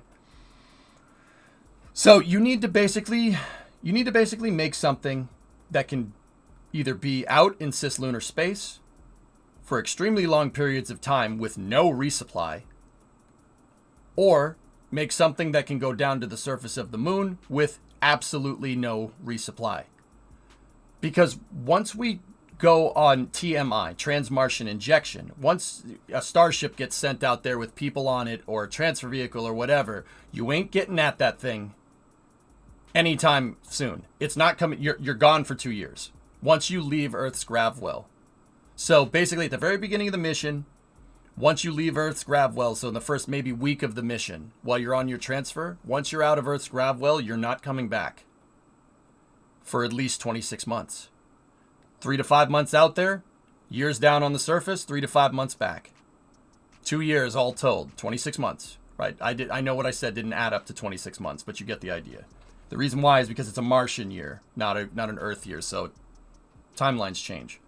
Okay, so with that being our mission criteria, all right, we need to be able to make something that can survive on the lunar surface or in cislunar space for 3 to 5 months at a time. Now, that's part of the reason why Gateway exists, because that's exactly what Gateway's supposed to do. Gateway's supposed to operate in cislunar space by itself, no problem. But that's only half of the equation, right? Gateway is basically a prototype transfer vehicle for a Martian architecture, which makes a lot of sense, except for the fact when you think about that, if you tried to take Gateway and shoot it off to Mars, it would be useless. Gateway's propulsion element has nowhere near enough to be able to complete said transfers, so that's good. So Gateway's basically there as a prototype. It's prototype, but what does it do? Does it prototype the life support systems? Yeah. Does it prototype functionality in deep space for long periods of time? Yes, absolutely. But that's failing to answer the entire question. The reason why is because the Artemis program is only designed to have people on the Gateway maybe for a month out of the year. 1 launch a year. And that's, less than a month time out for people out at the Gateway. For the rest of the time, it's uncrewed. Nobody's on board. Now, that's a good idea because, if we make some type of architecture that circularizes in low Martian orbit and then goes down to the surface, like if we make something like the Hermes from the Martian, having that thing be uninhabited for about a year, that's actually pretty good. That's pretty good data. It's pretty good flight data. That's not the worst idea. But also, it's interesting to me that they would prioritize the uncrewed operation of a transfer vehicle over crewed operation of a transfer vehicle. The reason why is because if you get to that point in your Martian mission, right? You get to that point in your Martian mission where you have a Mars descent vehicle and they leave the transfer vehicle in Mars orbit and they go down to the surface and they're down there for a year, right? That's fine, but if you don't figure out a way for people to live on it for long periods of time before you solve that problem, you're never going to get to this point in the mission. I.e., if you don't make it habitable for that 3 to 5 month transfer window and you don't make it so people can live on this thing without resupply, nothing, no contact, just sitting out there in lunar space for let's say 5 months, right? Let's say it's a low energy transfer, right? If you don't make it able to at least do that, then it's useless.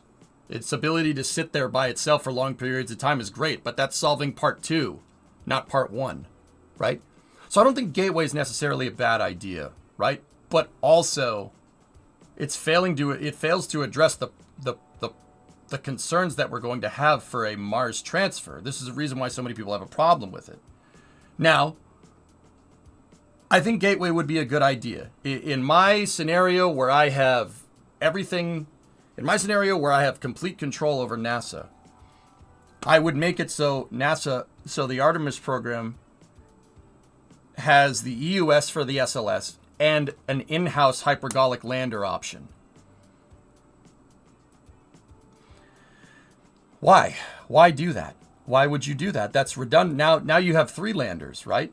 Well, that gives NASA a direct line to the lunar surface. Well, I do think it's important to be able to operate Gateway for 3 to 5 months at a time with no contact. Also, some type of lunar base. I also think it's important that during these operations that we might have a problem where maybe you need to come home. Maybe somebody breaks their leg on the surface of the moon. Maybe somebody gets sick on Gateway or something. Maybe they breathe in moon dust and lunar regolith can get caught in your lungs and it does cause lung inflammation. That's actually a thing. We learned that from the Apollo missions. So maybe somebody gets sick. Maybe somebody comes home. So maybe somebody needs to come home. So at the same time, we need to be able to make these things self-sufficient for 3 to 5 months at a time with no resupply. And even beyond that, right? We still, in case something goes wrong while we're learning how to do it, we still need the flexible enough architecture to be able to get home. Right? Because the moon is only 3 days away with a high energy transfer. It's not that far. If something goes wrong during a Mars mission, you're screwed. Look at The Martian. Actually, I know The Martian is fiction, but that's a pretty good example of why you're screwed if something goes wrong. And that's even with a vehicle like the Hermes, which is, for all intents and purposes, a fictional vehicle, right? Elon said there's potential to TC. But anyway, let me finish what I'm talking about here. So, Mason, how would I do it? SLS would need Apollo capability. It would need to be able to mimic the Apollo missions. Not necessarily because we need to go to the moon often, but the safety here involved with going down to the surface and living on the surface for a long period of time warrants an escape button. You need an escape hatch. I've always said that one-way spaceflight is not spaceflight. That's being a lemming. That's not colonization, right? That's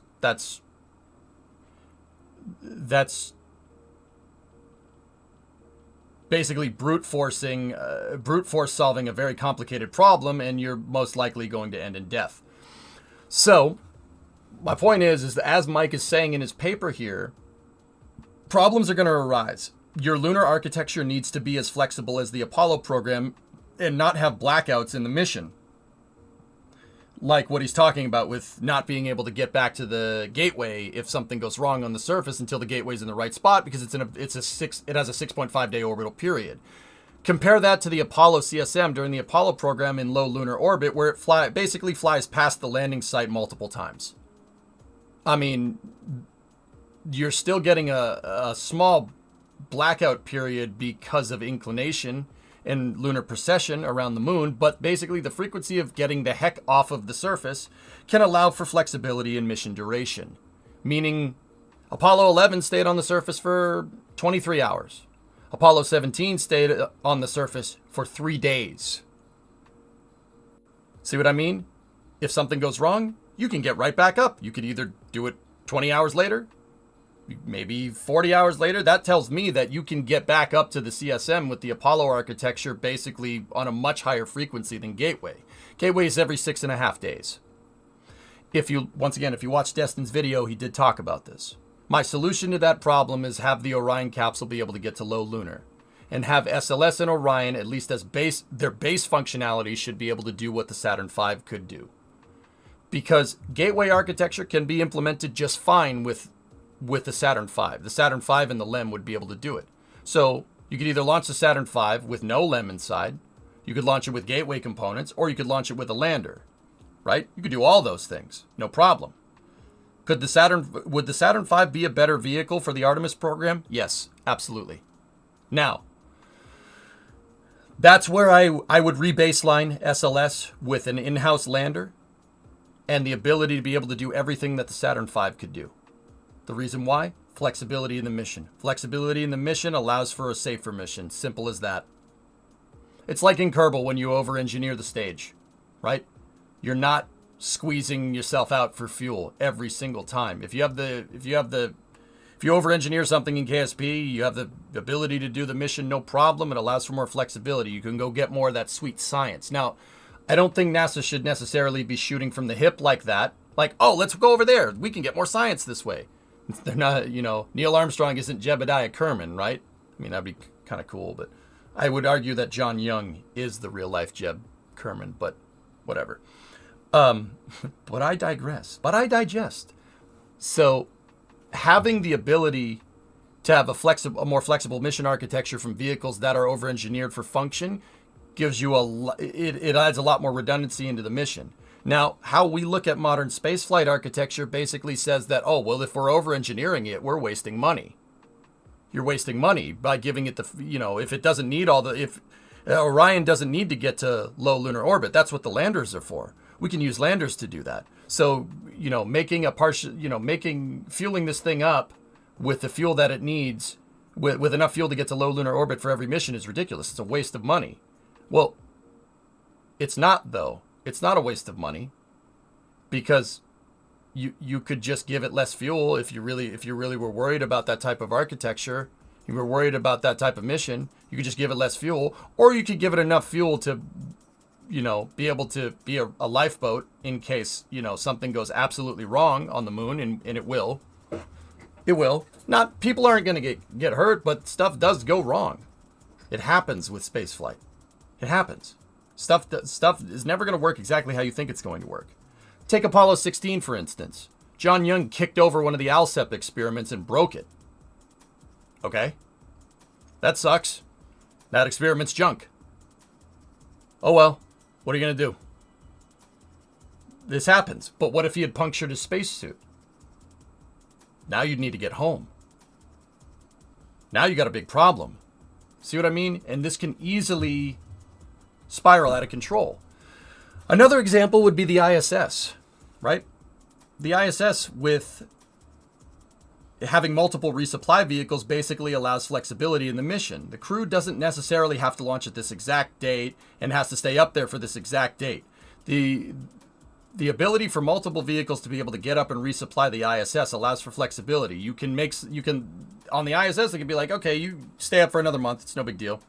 You have enough food to do it. It's fine. So over-engineering in that regard with the ISS, especially with its timelines, right, makes a lot of sense. So that's the second thing that I would do. So the first one, the Orion test program. Leverage commercial launch vehicles to test Orion in low Earth orbit, basically making an Ares 1 style vehicle. Second thing I would do, SLS needs to be rebaselined to be able to do everything that the Saturn V could do and then some. And part of that is making a NASA in-house lander. Okay? Either that, or if we wanted a quick solution to that problem, I would take the Sustainable Lunar Development Program and bring that all in-house. Commercial contractors would still build the lander and iron out the architecture. NASA would be doing the operations, which is, by default, not commercial. That's always been the difference between commercial operations and NASA operations, right? It's right in the word, operations. With SpaceX, NASA puts the astronauts on the capsule. SpaceX operates the capsule up to the station, right? I would take SLD and find a way to either make SLD something that can launch on SLS or start working on an in-house lander design. LEM 2.0, if you really want it. So that's the second part. Second part and a half. The third part is I would be working on fairing architecture, an 8.4 or a 10-meter fairing for SLS with no upper stage on top. The reason why is we got to think about building this transfer vehicle. And launching SLS with the EUS, right? Launching SLS with the EUS on top of it, and then the Universal Stage Adapter with a lander in it and an Orion is basically useless for trying to go to Mars. Why? Like I said, you're not doing an Apollo-style mission to Mars. You're not doing that. Now, what you could do is build a variant of SLS that could have this 10-meter fairing launch on top of an EUS, which would afford better science missions. But you don't need the EUS if you're doing low Earth orbit operations with SLS. And SLS, functionally, without a 10-meter fairing, is basically useless as a low Earth orbit building construction vehicle out of the box. It needs a 10-meter fairing, and it needs to launch without crew. The reason why is because you need to be able to build your transfer vehicle. And once you do, your transfer vehicle needs to be tankage, hydrogen tanks. Hopefully our transfer vehicles like the Copernicus from the Constellation program where we're using nuclear propulsion. If not, we need high energy stages. We could use Starship. That's possible. We could do that. Starship might be a good idea, in which case SLS stays in its Apollo configuration and, you know, instead of a lander, Orion can carry up components for Starship, like solar panels or something, or be able to put some type of Martian descent vehicle inside of Starship's payload bay or something. The architecture flexibility can change here. But here's the thing. I would not want NASA to be able to use Starship, not because I hate SpaceX. NASA can leverage Starship for lunar resupply. It can leverage Starship for landing people down on the moon. But I firmly believe that NASA needs to have their own redundant capability to SpaceX. I don't want NASA beholden to a corporation for sustainable lunar operations. That sets certain precedents where money is driving your scientific development, which I think in terms of what NASA's... I think that's fundamentally at odds with what NASA is trying to do as a scientific research organization. I think that's really stupid. Yeah. If SpaceX can put a person on the surface of the moon, NASA needs to be able to duplicate that capability. Redundant dissimilar architecture between public and private is the right move in my mind. Now, once again, all these changes that I'm making to the program would probably delay our lunar landing by at least 10 years. 5 years if I was smart enough to be able to get this management done correctly. But I'm probably not. So I'd say 10 years. I'm not, whatever. Who cares? Because even then, even delaying a lunar landing by 10 years at this point, right, would give us we would have basically a system that we know is flexible enough to be able to do whatever we want. We springboard off the moon and use this architecture to build out those transfer vehicles to Mars, and we're good to go. Now, the argument that, once again, like what we're seeing in Mike's paper here, the argument that we're seeing is that, you know, we're slipping. The technical capability gap between what China and Russia's space program, I would just argue China. Russia's space program is in the toilet. And anybody that says different is hitting that copium. China's capability, you know, we're worried about the gap. All right, fine. We wait 10 years, we're going to be going to the moon around the same time as them. Yeah, that would suck in the short term if they make it before us, but we already made it 50 years ago, so why are we racing them? If we iron out flexible mission architecture to be able to go to the moon, and then use that same flexible infrastructure to be able to go right to Mars after while working with a sustainable lunar program, right? Who cares? Who cares if they beat us? Who gives a frick? There's six French flags now. There are 6 American flags up there that suggest that our technical prowess was better than theirs 50 years ago. And okay, great, now we have a lunar base, and now we have SLS that's able to get to the surface, and we have Gateway up there as a prototype deep space transfer vehicle, and then we leverage it immediately. We leverage all that technology that we learned over landing around the same time in 5 to 10 years after we land for sustainable operations. We go right to Mars. Something that China is not going to be able to do, especially if they're making their first push at trying to land on the moon. Who cares? Who cares Who cares if they get there before us? Why are we worried about that? We've been there already. The key at this point isn't necessarily beating them back to the moon. The key at this point is making a city on the freaking moon while they plant flags. Great, good, plant your flag, go home. Enjoy it, I'm gonna go swim in my moon pool, bye. And, oh, wait, now that we know how to do this, Mars, baby. Done, easy peasy. You write up your idea and send it to the house. I don't know, yeah, maybe. What would a NASA lander look like? Basically a duplicate of the LEM, a hypergolic-based system. Simplest way of getting down to the surface of the moon, Sawjet. Right? Only the Americans think we have to be there first. We must beat the communists. This jeopardizes so many sustainable programs. Well, Togalok, yeah, that's the argument that I'm trying to make.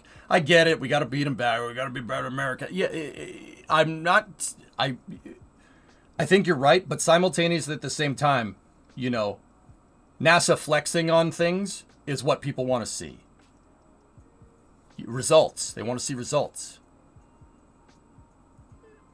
The reason why we have so many nut jobs, skeptics about the lunar landing, skeptics about, you know, the Earth being flat or not being a globe, etc., or all this other garbage, the reason why we have that is because, well, it's really hard to sell a common person on how we had the architecture to be able to put a flag and people on the moon and have them have a 3-day stay on the moon 50 years ago and haven't been able to do it since.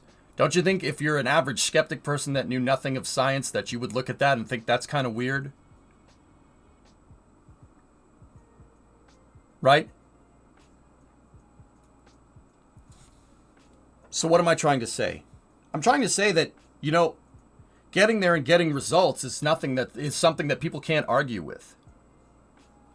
So, well, in this particular context, getting to the moon before or after China is kind of stupid. That's kind of useless, right? Who cares? Because we're trying to build a city on the moon, and they're just trying to get there.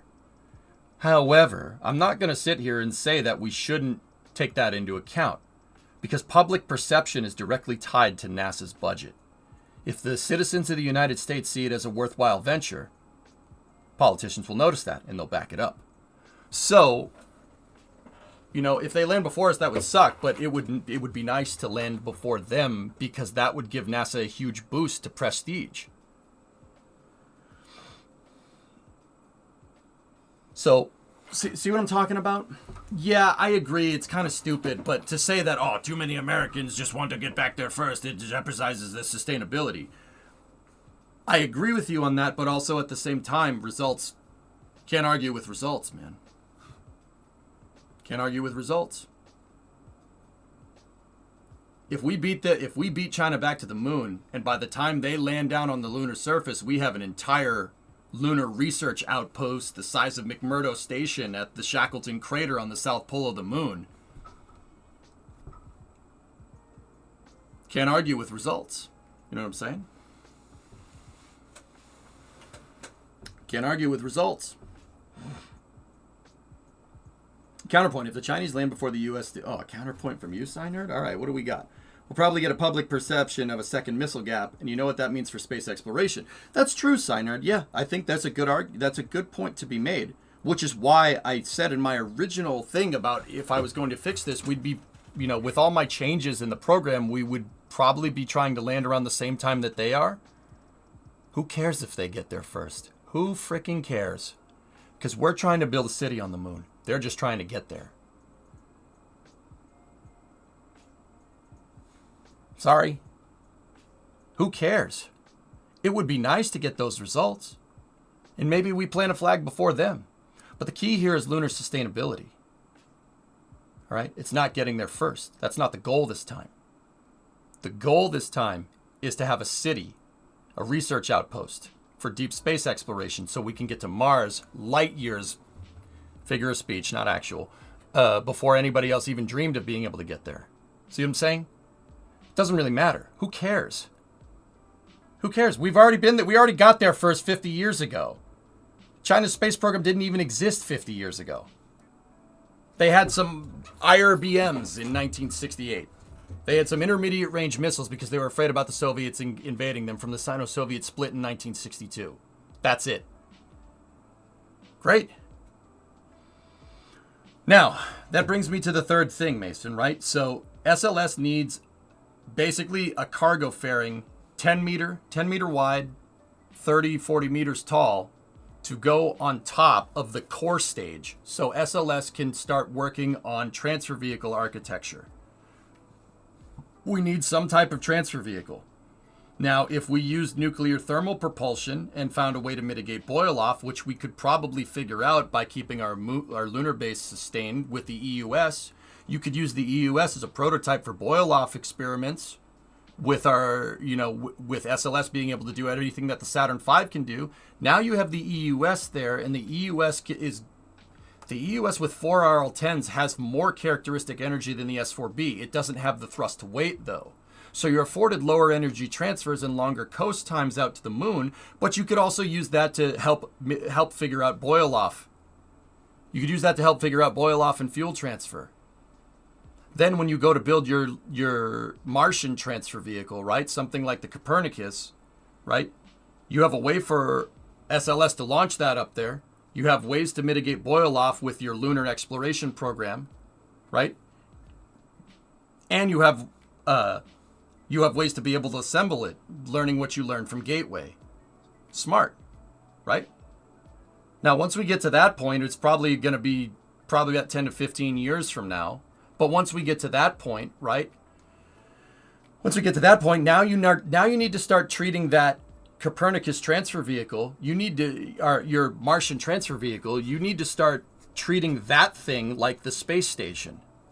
That thing needs to go on a shakedown cruise. Guess where would be a good place for it to go? Oh, I don't know. Cislunar space out by the Gateway. Probably be a good idea. Test it out there for a little while.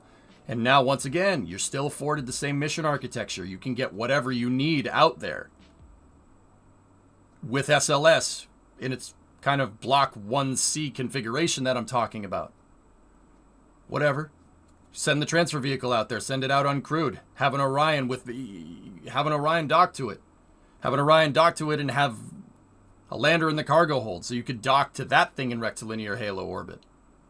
Heck, attach the stupid thing to the Gateway. Learn how to use that thing out there for a little while, right? You learn what you used from the original Gateway years prior to do something like that.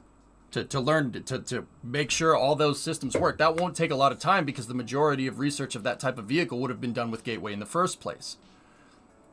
So take a shakedown cruise, test out the nuclear thermal propulsion, do a cislunar orbit and have it come back and recircularize. And then, heck, dump it, launch another one. If you really wanted to, dump it and launch another one, right? If you really wanted to simplify your architecture or figure out prop transfer from the EUS experiments going out to the moon for the Apollo phase of this program, right? Say we figured out a way to refuel it. Cool. All right, refuel the dang thing. No problem. Now you need SLS. Once again, you're going to need SLS with nothing on top of that core stage but a fairing. Okay, easy peasy. We already have that configuration from building the transfer vehicle in the first place. Now just launch it with basically something that ends up looking like a Cygnus capsule with a service module on the back for low Earth orbit propulsion, something we already have a lot of experience in. And then 10, 15 years down the road, well, you have your sustainable lunar research outpost that can make hydrogen. You can use those same fuel tanks that you use to resupply your transfer vehicle launching an SLS. You can use those as basically fuel shipping containers. And you could use an Orion to be able to move them back and forth with its uprated service module. Now you're ready to go to Mars. Now you do that mission. And you do that mission decades before anybody else is even close. It would take 15, maybe 20 years to do. But, while the Chinese or Russians or whomever else is just basically getting to the point where they can plant flags and walk around on the moon and do some surface research, we have a city on the moon and we have vehicles going to Mars. Simultaneously, we should do this notwithstanding of what Elon and SpaceX is doing. Because if we play our cards, in my hypothetical scenario, Mason, we play our cards right, now Starship can go to the moon too. Starship can go to Mars, easy peasy. Now we have two ways to go to Mars. Remember I told you about how it might be a little bit dangerous sending somebody out to Mars because it's a 3-month coast. like a 1.5 year stay in Mars orbit until you're in the right transfer window to come back, and then a 3 to 5 month coast back. It's a 2-year mission. Having Starship supplemented with our transfer vehicles probably would be a smart idea. And who knows where SpaceX is going to be in 20 years. But it's good to have that redundancy. I don't think we should put all our eggs in one basket with Starship. I don't think NASA should just say, screw it, we're just going to use Starship. I think that's an insanely stupid idea. So why is NASA not doing this? Because people are afraid to say this type of stuff. Stupid question. Sorry. Can the territory on the moon be claimed by a country? Not with current legislature, Buster, but that might change if stuff hits the fan. NASA-sponsored boil-off mitigation experiments flying on commercial missions. Yeah, leverage Vulcan. We have all this capability and we're doing dick with it. And dude, 5 years down the road, New Glenn's sustainable lunar development is going to work. Get rid of the ISS. Get rid of the ISS and build in its place. Start building out the prototypes for those damn transfer vehicles. And use SLS with just a cargo fairing to test these things out. And then leverage the Orion test program, Dragon and Starliner and Dream Chaser to sustain that. Instead, put the HAB module up there with basically a station-keeping propulsion system. And use that to prototype, the transfer vehicle design. Well, Gateway is simultaneously testing out deep space design.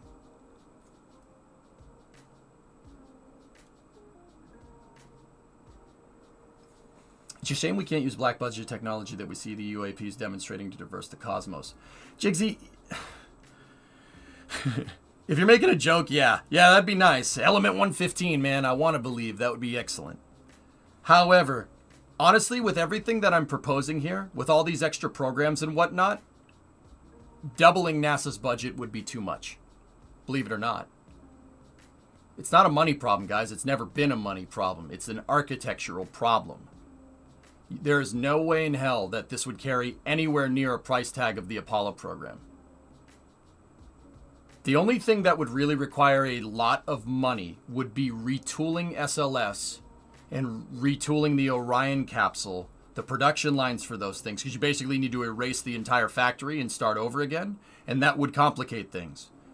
That would be the most expensive part of this. Retooling Orion from a 1 flight a year flight rate to a 5 or 6 flight a year flight rate.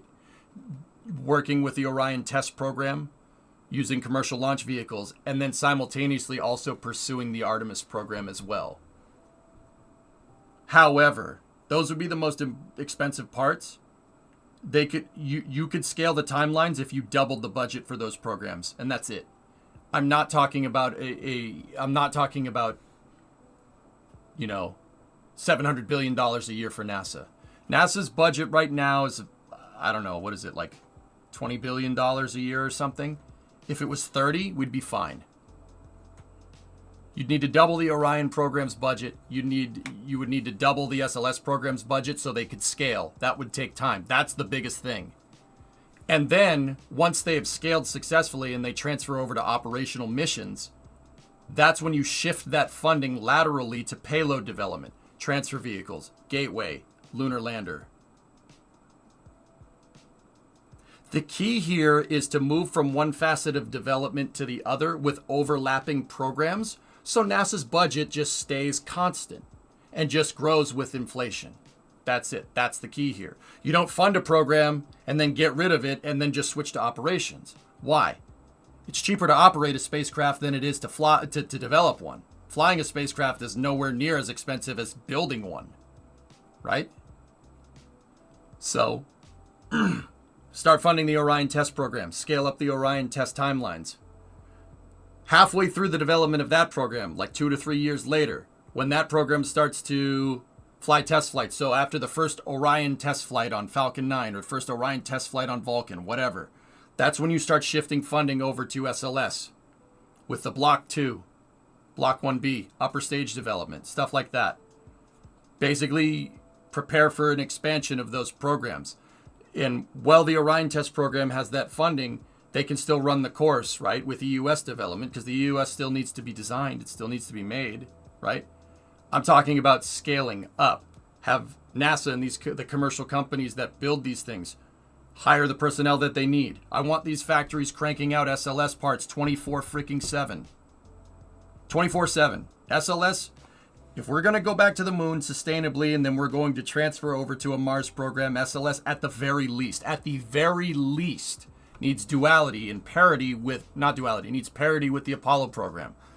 Apollo program was basically scaling to about 4 flights a year. We need that as a baseline capability. Do more. In the meantime, while the Orion test program is being funded, still do Artemis 2. Sure, why not? Do Artemis 3 with Starship. Sure, why not? Just keep doing that. But the idea is to shift your funding from one program, and when that program enters operations, you shift it to the next program, and then shift it to the next program, and then shift it to the next program. And it's not just a linear shift. Funding for development programs work on a bell curve, right? So when one program peaks, right, you don't wait until that money goes down and then start another program after that, because then you're getting a sine wave of funding. Not very sustainable. Not very sustainable at all. That's not a good idea. You don't want that, because that means that at some point some congressman's, some NASA program in some congressman's district is going to get defunded, and they're not going to allow that. So have them shift funding around. Basically, you leverage the insane budgets that NASA has and move these around and develop out all your different NASA facilities by overlapping the programs. So this Orion test program that I came up with, right at the first test flight, you start shifting development funds to upgrading SLS. Then when SLS has all the upgraded architecture, right, when it starts flying that, right, that's when you switch to the lander for it. In the meantime, it can use HLS, it can use SLD, right? And now you switch to the lander. And I'm talking, these development cycles can work on an Apollo-style timeline. We're talking like maybe 2 years for each one of these things. 2 years. And every congressperson is going to stay happy, because not only do they have crazy development programs in their district, but they also have shifted to operations. Michoud, for instance. No congressman that works in Louisiana is going to balk at the potential for flying SLS 100 times over the next 20 years. They're not going to say no to that. Not a chance. You need to shift the development around between all the different NASA facilities, just like what they did. That's the reason why those facilities exist during the Apollo program. That's why they built them. One program's working on one facility works on vacuum testing the capsule. Another facility works on building the capsule. Another facility, astronaut training, which is what Houston is. Another facility works on the lander. Another facility works on SLS development. You got to shift the development around between the facilities. And then once the facilities are transferred over to operations, you slowly move it to the next facility. And well, I know that no congressman is going to be like, I don't want development operations to shift from my design center. I understand that. Operations are going to be much more sustainable. And since every single one of these damn components will basically, they all weave together seamlessly in a mission architecture, SLS, the Orion test program, the Orion capsule, Gateway, Lunar Lander, HLS, Sustainable Lunar Development, they all are intertwined. That's how you make a sustainable program. No one will cancel that. And once again, NASA's budget doesn't need to be doubled here. I'm talking about maybe a 25 to 30% increase in NASA's budget, maybe. The money is there, guys. It's always been there. It's always been there. Right now, we're basically throwing money at a program we're throwing money at a program that has a 1 launch a year launch rate. And that's their way of it being sustainable, launching less. I disagree. I think launching more and having a longer integrated timeline with dates over the next 15 to 20 years is way more sustainable. There is no congressman that's not going to go for that. It doesn't matter what their political affiliation is. It doesn't matter, how many people are employed in their district. No congressman wouldn't go for that. There's no way in hell. So Mason, that's what I would do. It was a long answer, I understand, but spaceflight architecture is complicated, but fortunately, because of Kerbal, it's something I have a lot of experience in. What are you going to do? Hey, Festus, what's going on? Sorry, that took a little bit longer time. We have to get back to reading the rest of Mike's testimony here.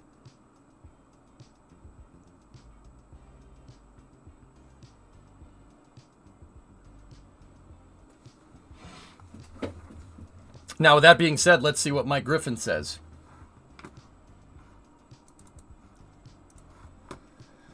A simple wrong would have done just fine, but it's good. Eating lunch right now? Cool, man. All right. A lower risk approach, a 2-launch solution for a human lunar landing. Early lunar return mission that meet NASA's basic requirements, 4 people on the surface for a week at any location, can be achieved using technology and systems that are largely available today.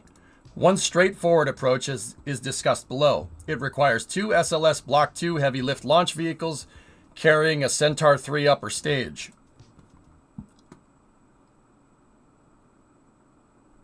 An Orion Command and Service Module, and a 2-stage storable propellant lunar lander yet to be designed. Oh, there's the lunar lander. See? That's what I just said. I'm not sure how Centaur 3 is going to work into this, but anyway. A schematic view of this approach is shown below.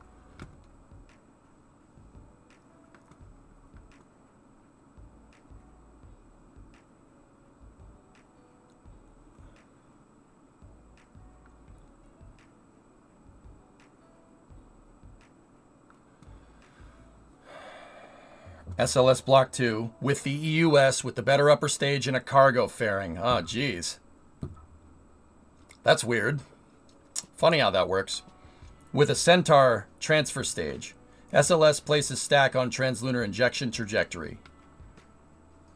Yeah, see that big cargo fairing? That's the kind of stuff I'm talking about. Lunar orbit insertion, delta V is 910 meters a second. Low lunar orbit here. So the Centaur,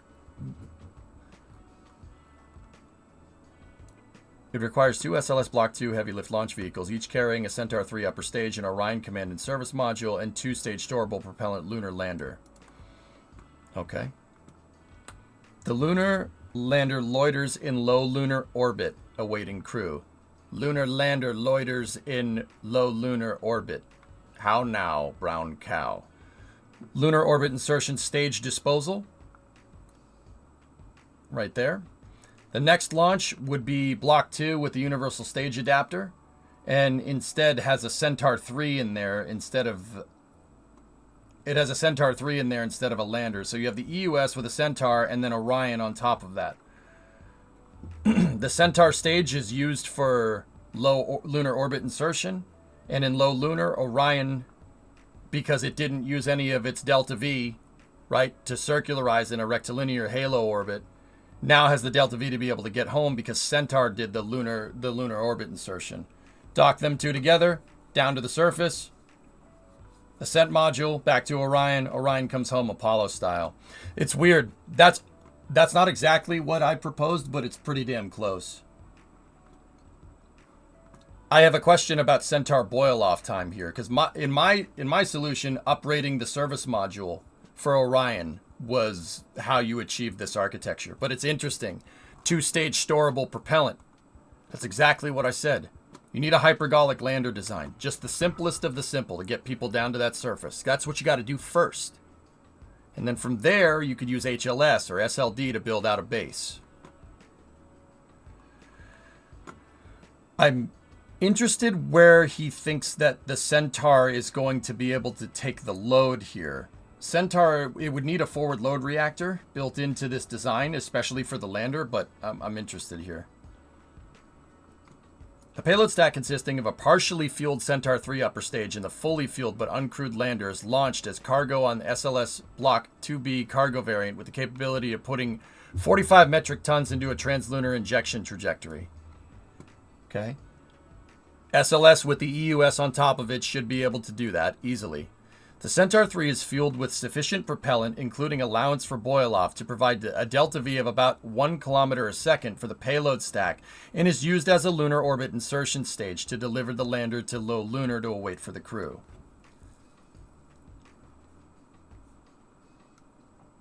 Okay. At a later time, the crew is launched on an SLS Block 2 crew variant, 41 metric tons to TLI, to low lunar orbit in Orion using the same Centaur 3 lunar orbit insertion stage for the lander. As the fully fueled Orion has a mass of 27 metric tons, there are potentially several tons of margin for this launch. The Orion crew rendezvous with the lander in low lunar. The Orion crew rendezvous with the lander in low lunar and transfers the crew and possibly additional equipment and provisions enabled by the mass margin for the Orion launch. The lander descends and lands out of low lunar orbit. Crew executes its surface mission, launches back to low lunar in the ascent stage. Rendezvous with Orion, transfers crew, and deploys the ascent stage into controlled lunar surface disposal. The crew returns to Earth from low lunar in Orion. The Orion Delta V capability of 1.25 kilometers a second is more than sufficient for trans-Earth injection. That's what I said. LOI stage. This stage is needed because the presently existing Orion service module Delta V capability of 1.25 kilometers a second is sufficient for either insertion into or return from low lunar, but not both. If developed for this purpose, it is likely to be advantageous to use for the lunar orbit insertion stage, also for insertion of the lander into low lunar.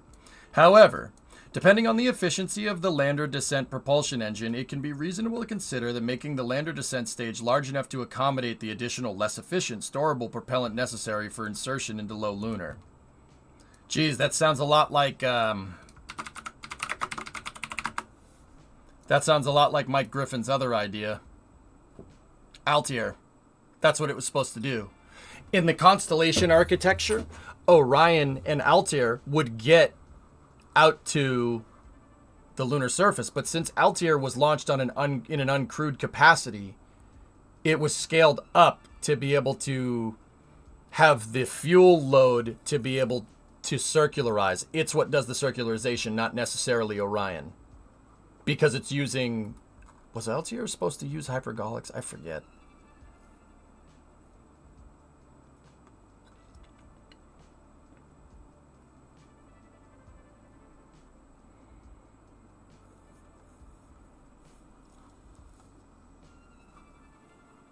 Altair intended to utilize current cryogenic technologies for the descent stage and hypergolic technologies for the ascent. So descent would be cryogenic, ascent would be hypergol.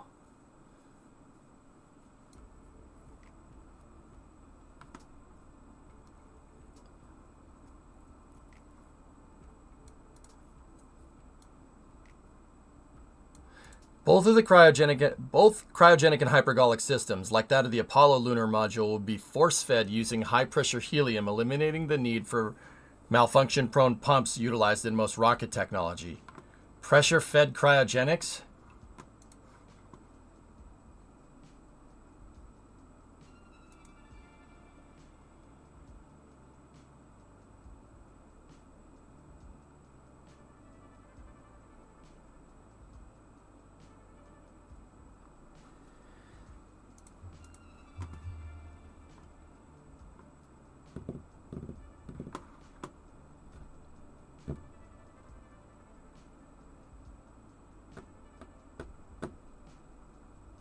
Anyway, that's, all right.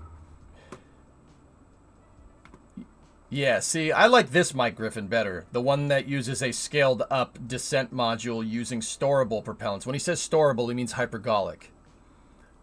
Storable propellant necessary for insertion into LLO. I think that's a better idea. But anyway. The present analysis does not incorporate this assumption. It is conservatively assumed here that the lunar orbit insertion stage will be used for both tasks, hence is sized for the more difficult requirement, landing insertion into low lunar. To this point, the fully fueled Centaur 3 with a single RL-10C1 engine, an Atlas V upper stage, has the following parameters. Specific impulse, 450 seconds, because RL-10s are cheating. Dry mass, 2.25, prop mass, 20, gross mass, 23, diameter, 3, length, 12. The required insertion delta V from a 3-day trans-lunar coast trajectory to low lunar orbit is approximately 1 kilometer a second. Yeah, see, this is a high-energy transfer, something the EUS would be capable of doing. Depending in detail on a variety of factors, including the choice of a landing site, assuming a required delta V of 1 kilometer a second for this analysis. The mass of propellant required for the Centaur 3 to insert the initial payload stack, initial mass is 45 metric tons into low lunar orbit, and is this. Mass of propellant equals mass initial 1 minus E to the negative delta V divided by gravity specific impulse equals 9.2 metric tons. He used the delta V formula in reverse to extrapolate mass of wet mass. Yeah, mass of propellant. Yep. And consists of about 8 metric tons of liquid oxygen and 1 metric ton of liquid hydrogen. Propellant boil-off, primary of the liquid hydrogen fuel must be included in the cargo launch. For the production Centaur 3, flown vehicle data shows that the loss rate to be 13 to 17% per day. With a few layers of insulation, this can be reduced to 5. I clicked on the link by accident.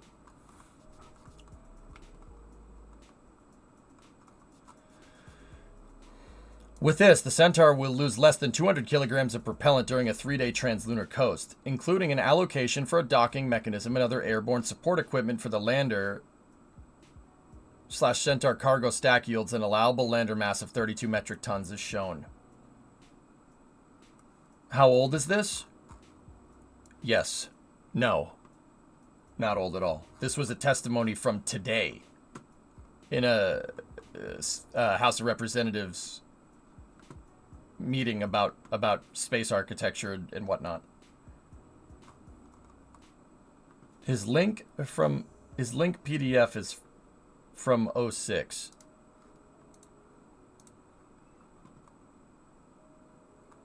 So what?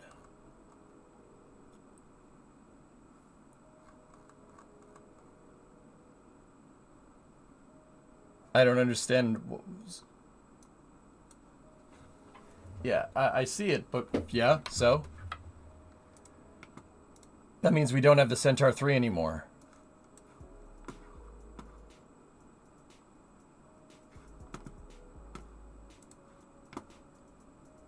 EJ, that means we don't have Centaur 3 anymore. We do, though. What are you talking about? Of course we have Centaur 3. There's plenty of Atlas launches left, dude. I can think of 15 and change off the top of my head. What are you talking about? The production line for the Centaur 3 is very much open.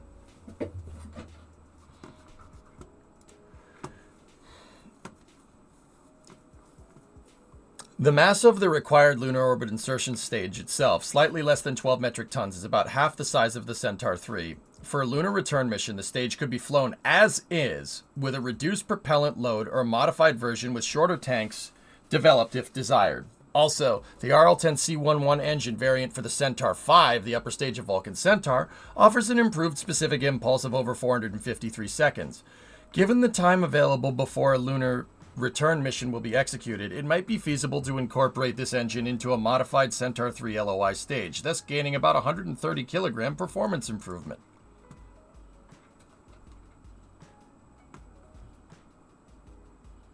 I agree, Richard. There's at least 6 Starliner launches, if I'm remembering correctly. 5 contracted missions, 1 crewed flight test still left. And there's 9 Project Kuiper missions for Atlas. So Atlas will be flying for a considerable amount of time, at least another 5 years. That's why ULA tooled the pad to launch Vulcan or Atlas. Yep. Why use Centaur 3 and not 5? Centaur 3 has more flight data behind it, Tomast.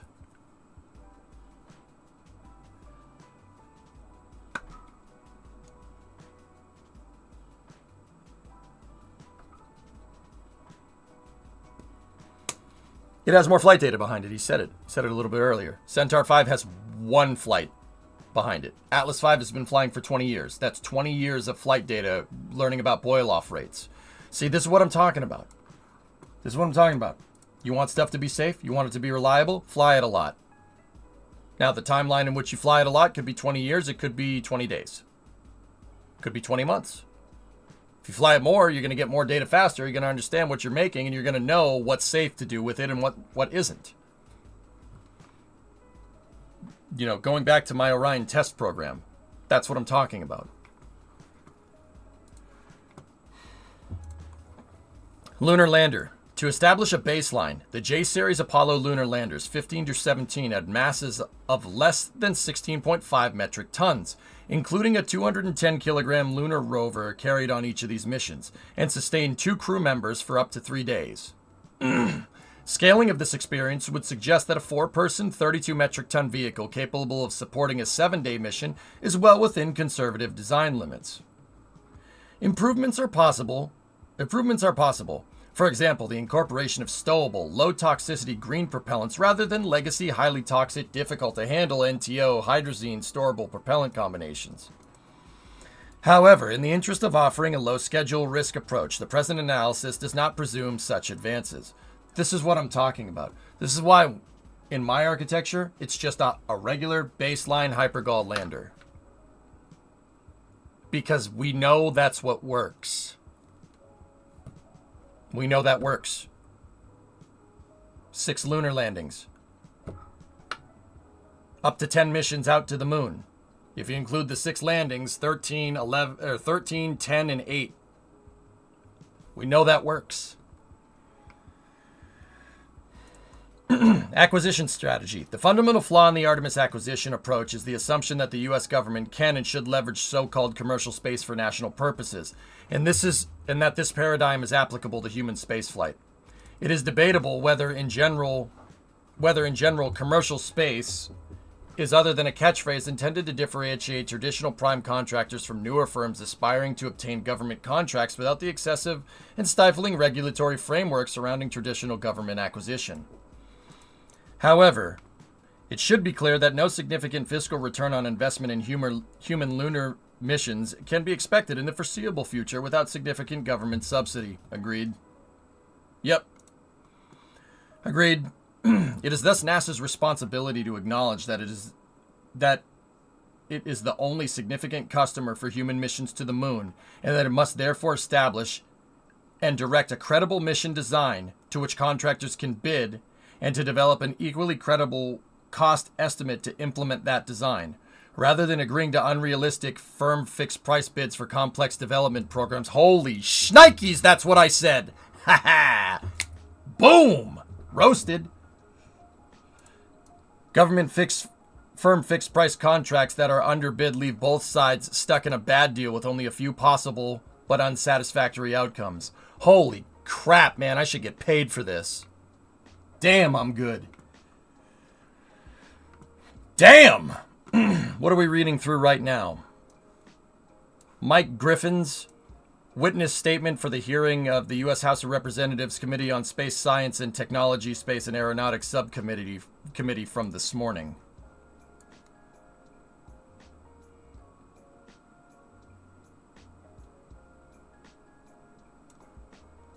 Government firm fixed-price contracts that underbid leave both sides stuck in a bad deal with only a few possible but unsatisfactory outcomes. The contractor demands additional money to finish the program and the government pays it. Starliner. The program is ultimately canceled because the government doesn't want to pay.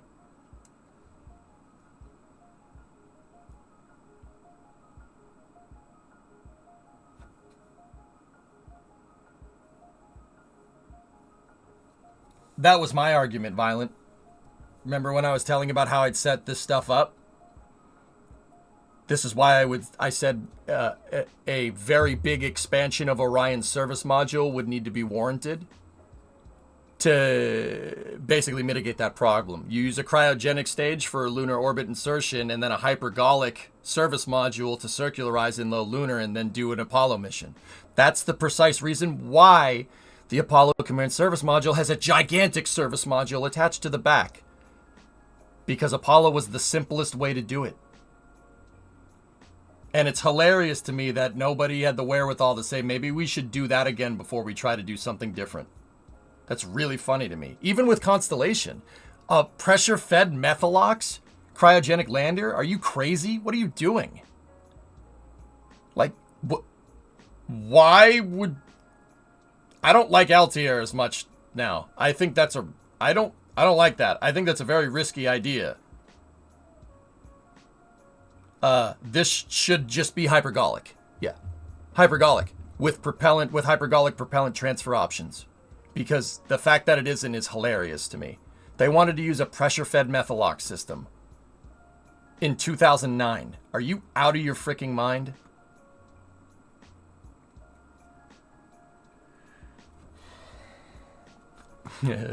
Now I'm getting mad. No. All right. Anyway.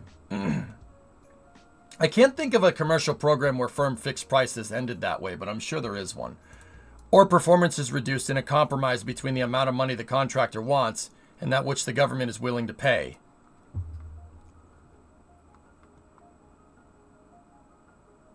In this particular case, with HLS being on a firm fixed price program, you got a complicated mission architecture, starship refueling. There's a long and depressing history of such efforts. Oh, please don't tell me he cites the XS-1 program.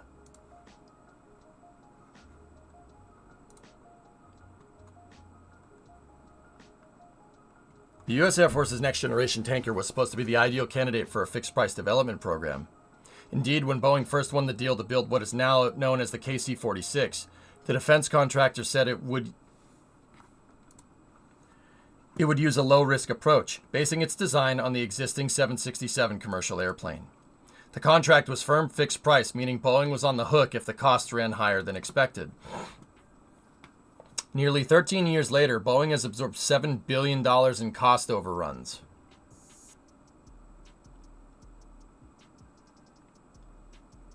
Yeah, Signer, that's a good point. When was this published? Tuesday, January 9th, so it was a week and a half ago. The ad. Roll. I got crap. All right. Aha! You got it too. Sucks to be you, man. For years, the tanker designed to refuel aircraft in flight has been plagued by delays, production errors, and a faulty vision system that required a complete redesign. While Boeing has paid the financial price, the company and the Air Force have spent years trying to make the program work. The initial contract award called for combat-ready tankers to arrive in 2017. First one arrived in 2019. I would argue that a 2-year delay for a program of this scale is actually not too bad, to be 100% honest with you. But firm fixed pricing screwed you. For a development program, what did I tell you? It's not just spacecraft. In the years that followed, the KC-46 program was bested by further delays, including production line problems that regularly stalled deliveries and an underperforming vision system. That system is years behind the schedule and expected to come in October of 2025. Boeing's experience with the KC-46 and other programs in recent years has turned into a cautionary tale on the risk of entering into fixed price development development contracts, said Steve Grundman, a former Pentagon industrial base chief who now works as a senior fellow at the Atlantic Council think tank. The KC-46 story makes both sides of the market, the Pentagon and contractors, sharpen their pencils. The Pentagon will be more cautious about programs that it thinks lend themselves to an efficient and effective fixed-price contracting type. And contractors will be more discerning about the readiness of their engineering chops and the ability of their balance sheets to absorb risk. Right there, that's your problem. Right there. You guys remember what I said at the beginning of this stream about how Apollo, they didn't really figure out how much it costs until after the program? And trying to put a value on something that doesn't exist yet is a very dangerous precedent to set because how the frick do you know how much it costs? You haven't built it yet. There are cost projections, sure. But having those cost projections be your guiding light is just going to end up with with a plane that can't see anything. Yeah. Oops. Are we playing any KSP today? Yes, we will. Boeing's experience with the KC-46 and other programs has turned into a cautionary tale. Yep. Okay, so, yeah, great. I didn't know that about the KC-46. I didn't know it was firm fixed price. That's hilarious. Here, I'll link up this article in case more people want to read it. Firm fixed price for development is idiotic. Yeah, I said that when Commercial Crew came out. Actually, it didn't. I didn't say that right when Commercial Crew came out. It took me a little while. I think I said that in 2019 after the OFT2 mission failed miserably, or the OFT1 mission failed miserably with Starliner in December of 2019, or November of 2019. Yeah. Discovery, go at throttle. Yeah, that's a bad idea. Yep. So Spartan, 49 months. Boeing seems to have forgotten how business works. On the contrary, they're letting business guide their engineering decisions, which is stupid. Stupid. Look, man, if a construction company is going to build a house, right? Say you're a contractor. Say you build houses. You can do a very reasonable cost estimate on how much it's going to cost to build a house. Why? A lot of people build houses. A lot of people build houses. Price of materials, it can be quantified pretty dang well. Because there's a market for houses to be made. And that market analysis denotes price of materials, etc., etc. And then you have your price of labor, you know the type of skills that you need, electricians, plumbers, etc., etc. It's really easy to come up with a cost analysis for something like that. You know why? Because we build a lot of houses. It is very difficult to do that with a program A, where you've never done something before. Retrofit a 767 with the ability to do in-flight resupply, in-flight refueling, when the 767 was never designed to do that. Now, don't get me wrong. They did take the 707 and modify it into a KC-135. So there is some experience there with those systems, with developing systems like that. There's experience with developing systems like that 50 years ago. Oops. Don't get me wrong, there have been improvements. KC-135 refueling architecture is still pretty dang good, and there's been other improvements with the KC-11, KC-10, stuff like that, which are converted DC-10s and MD-11s, converted into tankers. But never done that with the 767 before. So why did we think this would be an easy thing to do? Especially if you're upgrading all of its peripheral refueling systems. You have no experience in building a new peripheral refueling system. In fact, the last time we tried to build a peripheral refueling system was the one for the 707, that fuel boom, which all KC tankers have. That was designed in the 60s. Oops.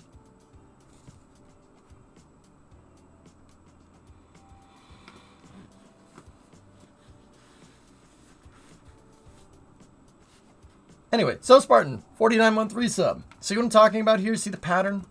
Anyway, let's go back to see what else Mike said. We should not add the human lunar return to this list. Yep. If our nation is serious about returning to the moon, this time to stay, then it properly requires the investment by Congress on behalf of the public it serves. Bingo.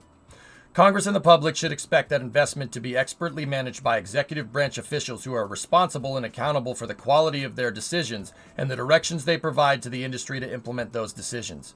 NASA's acquisition approach should reflect that fundamental principle. Yep. Agreed. We didn't lose the technology to go back to the moon, Violent. No, we didn't lose it. We didn't lose the tech. We know how to go back to the moon. What we lost is the people that made the stupid thing. That's what we lost. You know why? Because they all grew old. They all grew old and retired and died. Oops. I think we're very much trading on institutional knowledge we think we have, but we don't.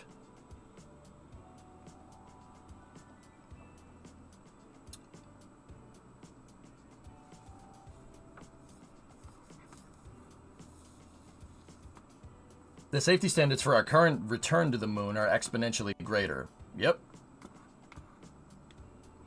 They're exponentially greater. So we have exponentially greater safety standards and a tenfold complicated architecture over the Apollo program.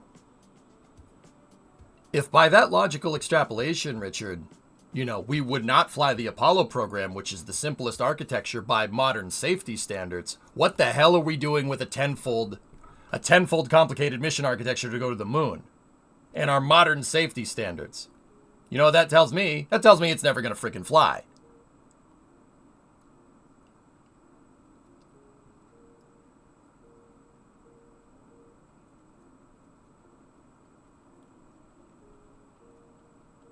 But the people are dead, and without that skill, it's hard to rebuild it, so you could say you lost it.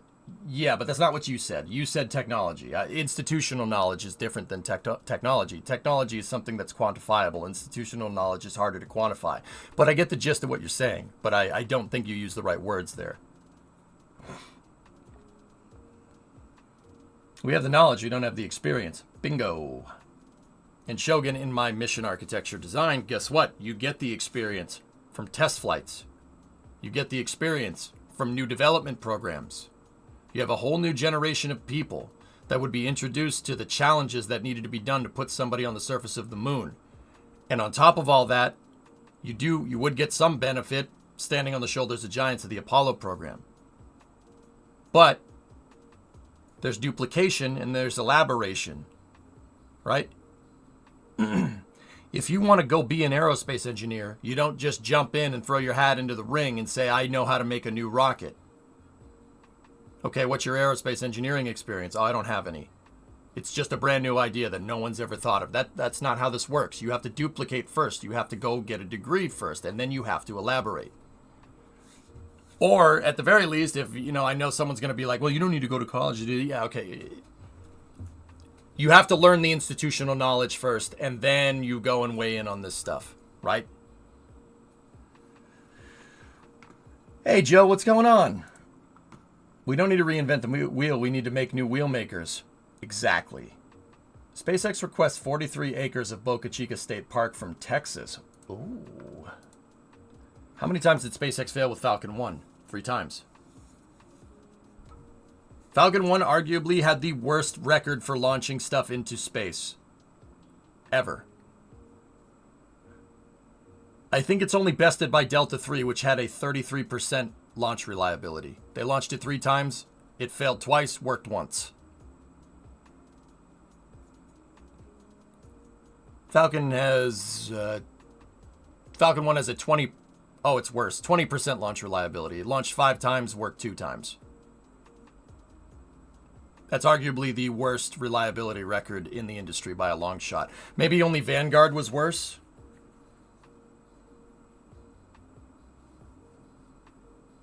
Yeah, 40%, excuse me. 40%. Yeah, sorry. I was thinking 1/5. It's 20%. So it's 40%. So yeah, it's slightly better. Delta 3 is the worst that I can think of off the top of my head. I don't know if you'd count N1 with that. N1 is 0% reliability. N1, no, I take that back. You're probably right, Chad. N1 is the worst.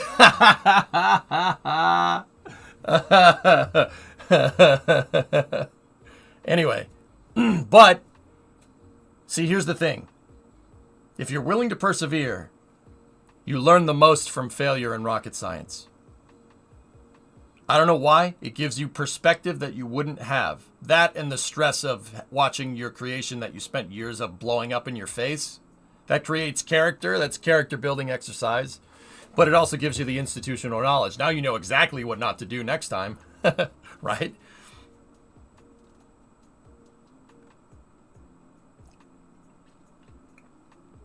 Starship is at 0% so far. Yeah. For sure.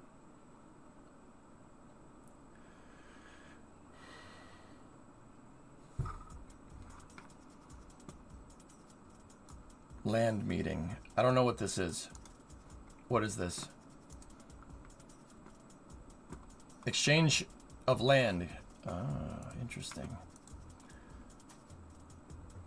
What is more reliable to make a new spaceship SLS for each launcher to try and make a new / upgrade rocket that is reusable? I don't think it matters, Violent, to be honest with you.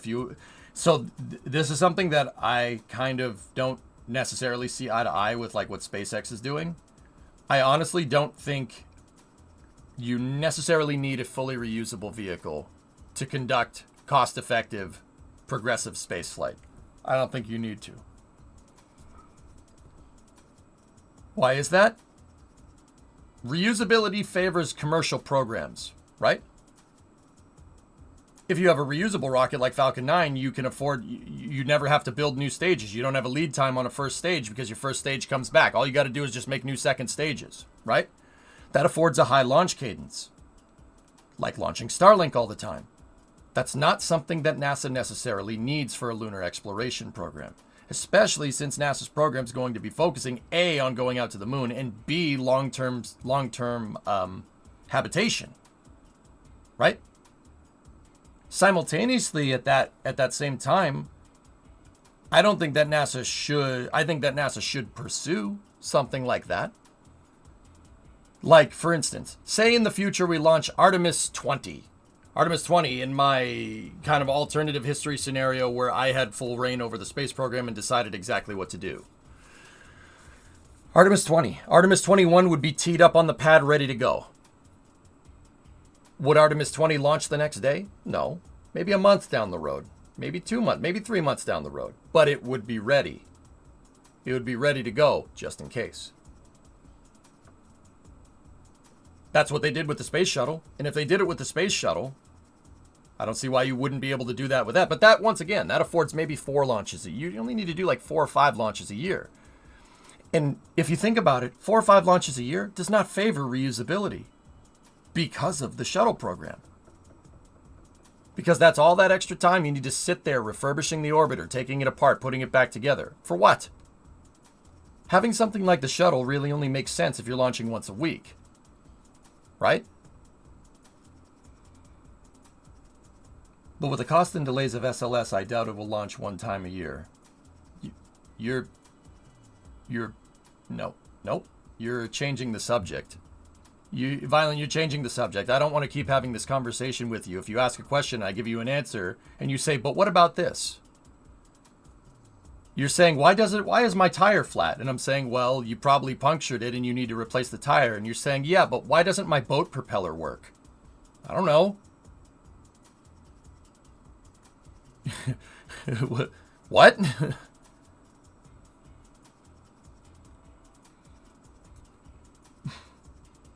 You keep changing the subject on me. You can't ask a question and have me give you the answer and then say, well, I disagree because my boat propeller doesn't work. Well, what do you disagree? That your boat propeller? What, did your boat propeller make a puncture in your tire? I'm confused. I don't know what you're talking about. But what about Hootie and the Blowfish? Does anybody else hear Hootie and the Blowfish right now? Your tire's flat because you put a boat propeller in it. Well, see, at that point, Richard, I'd be wondering why it's there. Just like I'm wondering about the architectural questions with SLS. Could SLS be scaled to launch 4 times a year? Yeah, of course. Duh. It would be expensive in the short term because you need to change your production output. We're talking about Factorio now. We're playing Factorio. It's a logistics thing. What's the lead time on an engine? Say it takes a year to make the engine. Okay. Well, you best be ordering a lot of engines.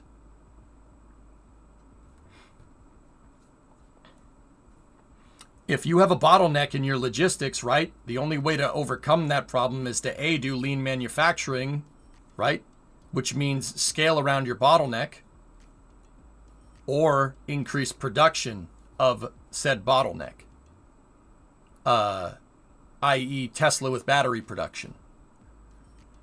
There was no battery supplier in the world that could keep up with the manufacturing needed to mass produce electric vehicles. So SpaceX said, frig it, I'll do it myself.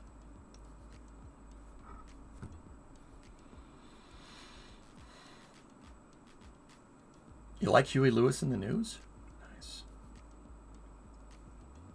My gut is telling me that the new wheel makers NASA needs are attracted to the private sector like SpaceX.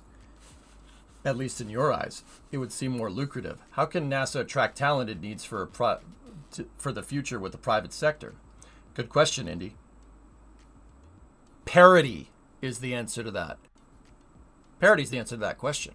The brain drain from NASA over the last 10 years has been not good. Not good. This is something that people don't talk about. You know, the average age for somebody working at NASA is like 58 or something. Do you see any kids working at NASA? Does that mean there aren't kids working at NASA? No. But the mean age, the average age for somebody at NASA is closer to the end of retirement. Discovery. Look at all the NASA officials that have retired. Bob Commander's retired. He just retired. And the interesting thing is that we don't have somebody with that guy's experience and perspective to replace him with. Bob Cabana flew the shuttle 4 times. He's an astronaut. He's been to space. Pam Melroy flew the shuttle a number of times too. I forget how many times she flew it. She's the second in charge at NASA. I mean, Bill Nelson has been to space, and I guess that counts for something, right? But all these folks are on the older side of things, and don't get me wrong, we shouldn't get rid of somebody because of their age. That's stupid. That is stupid because you're getting rid of your institutional knowledge. But it's important that this knowledge gets passed down. So how do you do that?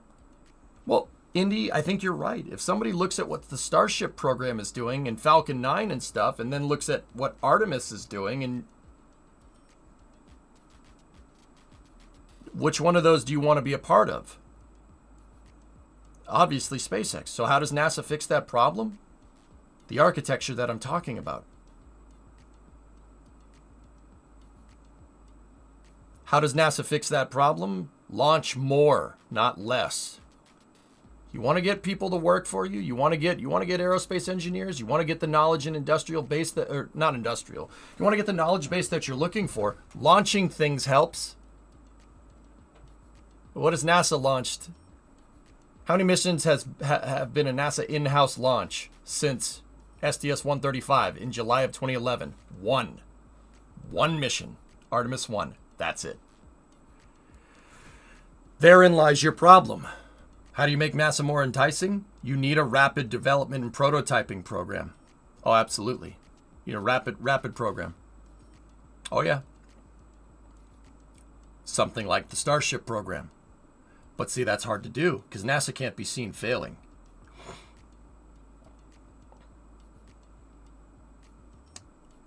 NASA can't be seen failing, which is part of the reason why they have such garbage architecture. But it's funny because the lack of flight rate is what's hamstringing them right now in the long run. Fistus, a couple of years ago, I almost got a job for NASA because I have 30 years in Linux OS knowledge, but I didn't have enough old Linux experience. It was replacing a Linux tech that retired. How does NASA preserve institutional knowledge? Cryogenically freeze a few NASA big shots. Easy. Oh, yeah, that's a good idea. Government and rapid doesn't compute. What's the Apollo program then, immolated? How much bigger do rockets get from here? I can't imagine Starship stretching any more past what the version will be. Is Sea Dragon really a feasible size for something we can use to launch? Sure, why not? It's really what your mission needs, Moto. I would argue that Starship in the shape and size that it is right now, and SLS in a Block 1B configuration with a hypergolic lander and Orion on top, we won't need new launch vehicles for a very long time.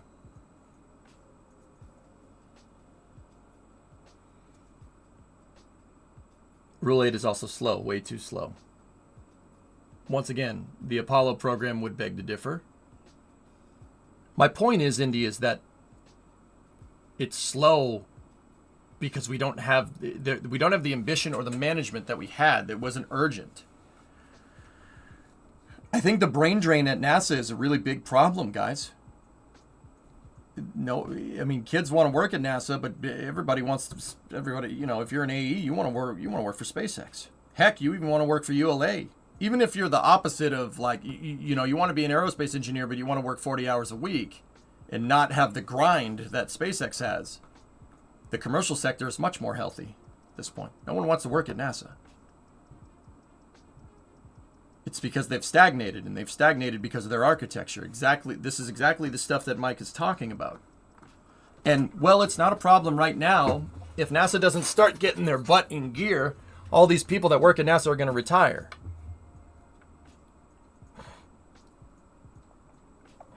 What is Sea Dragon? Sea Dragon was an idea of basically building a rocket out of an aircraft carrier hull, more or less. Well, using a shipyard to build a rocket that was made out of the same materials that you'd use to build an aircraft carrier. And the rocket was the size of an aircraft carrier. And you'd tow it out in the middle of the ocean and send it up into space. It would launch just right out of the water, like an ICBM almost. But the rocket was as big as a frigging aircraft carrier. 500 tons to low Earth orbit.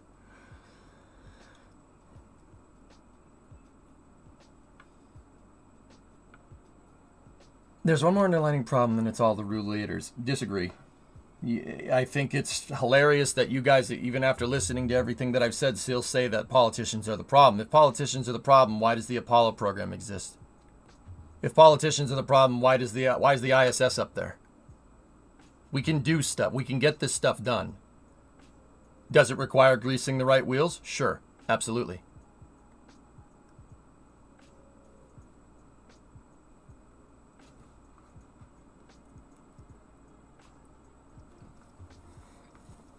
Let's keep reading.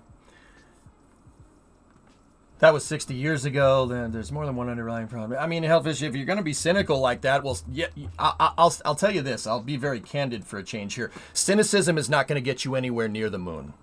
Okay? Yeah. Saying, oh, we're not going to be able to do it because of the politicians. Yeah, that attitude, you know where that's going to get you? On the ground. So, tip my cap. Have fun thinking like that. You're not going anywhere. Anyway, programmatic considerations.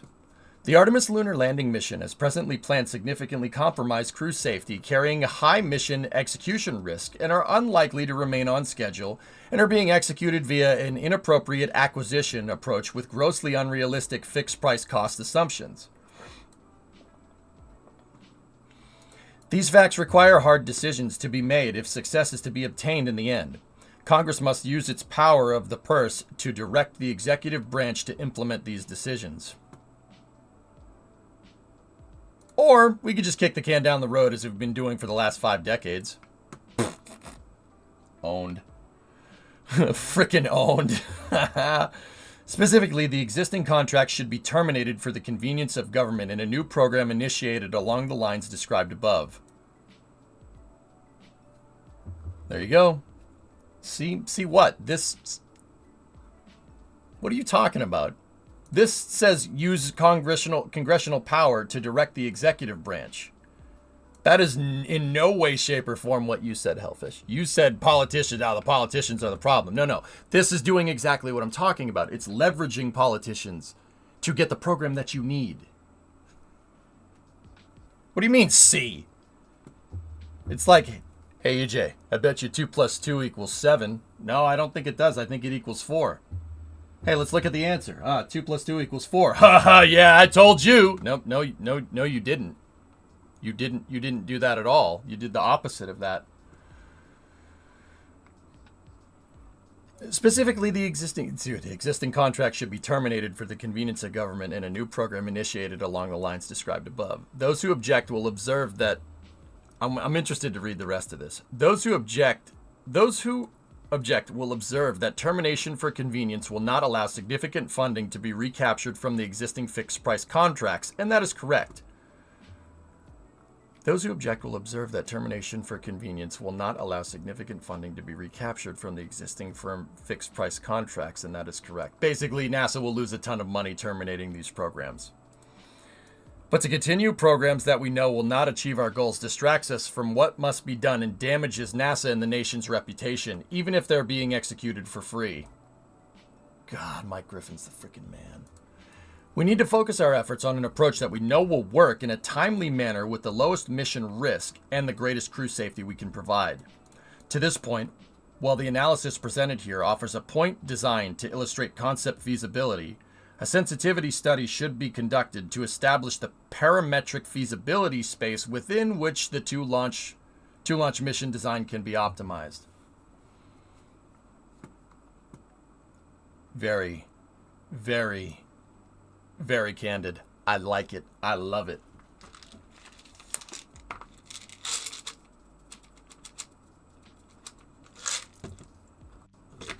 But my sunk cost. Nice.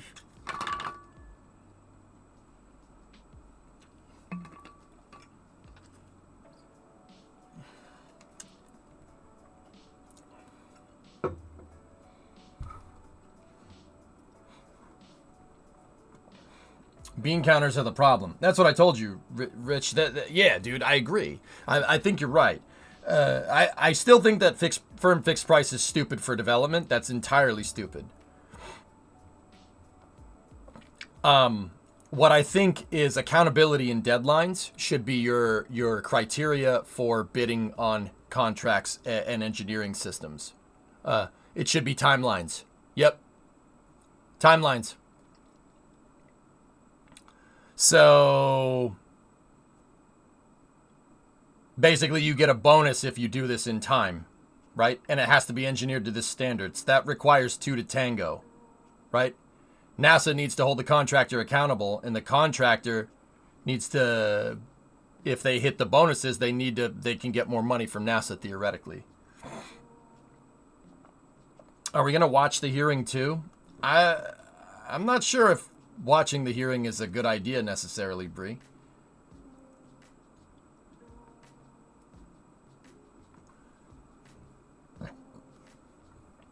Sustainability of our future space architecture does matter. Efforts to develop systems that expend fuel rather than hardware are important to that future, because it is at the far end of the Lunar Delta V gear train. A single-stage reusable crew lander is the most important of these developments. Thus, the development of cryogenic propellant transfer and zero boil-off storage technologies should be pursued. But the development of these technologies will not be quick or easy, and timeliness is presently the more important feature for our nation's human lunar landing return. Similarly, while the rectilinear halo orbit and gateway as presently conceived are irrelevant to human lunar return, a transportation node or nodes like gateway will be valuable components of a sustainable future lunar architecture if placed in a more useful staging orbit than planned today.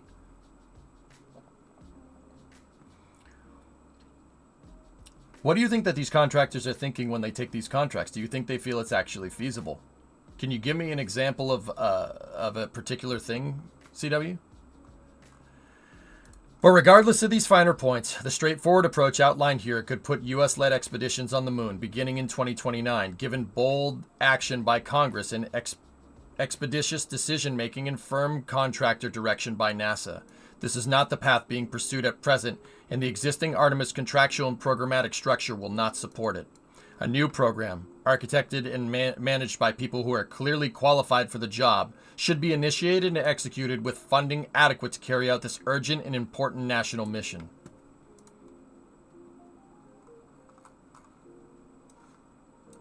Great paper. I agreed with like 90% of everything in there. Yeah, not that I'm equating myself in intellectual prowess compared to Mike Griffin. He has a lot more experience with this, but a lot of my theories, well, my own thought out ideas, are based off of some of the ideas that Mike Griffin has come up with. Who is Mike Griffin, just in case anybody's wondering? Mike Griffin served as a NASA administrator during George W. Bush's second term. He basically came up with the Constellation program, or fathered the development of the Constellation program. And since then has been working in the aerospace defense. He works in defense, the Department of Defense, I think, with aerospace engineering. He's a Pentagon guy, if I'm remembering right. CW, let me see what you're saying. I'll link it up.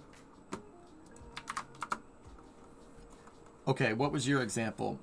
The two that Mike are talking about, sorry I forget the name, SpaceX and Blue Origin. What do you think that these contractors are thinking?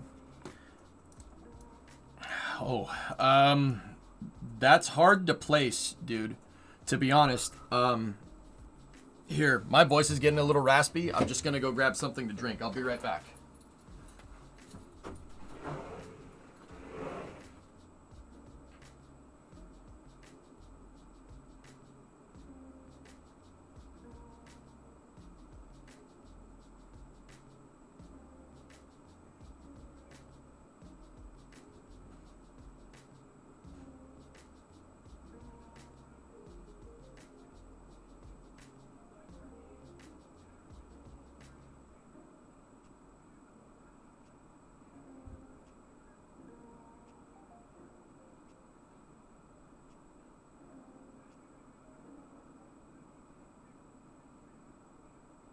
Discovery, go at throttle up.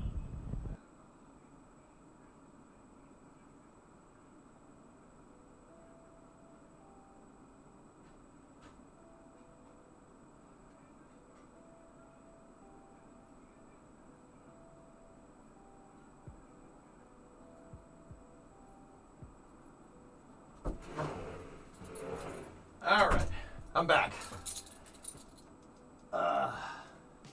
Give me one moment.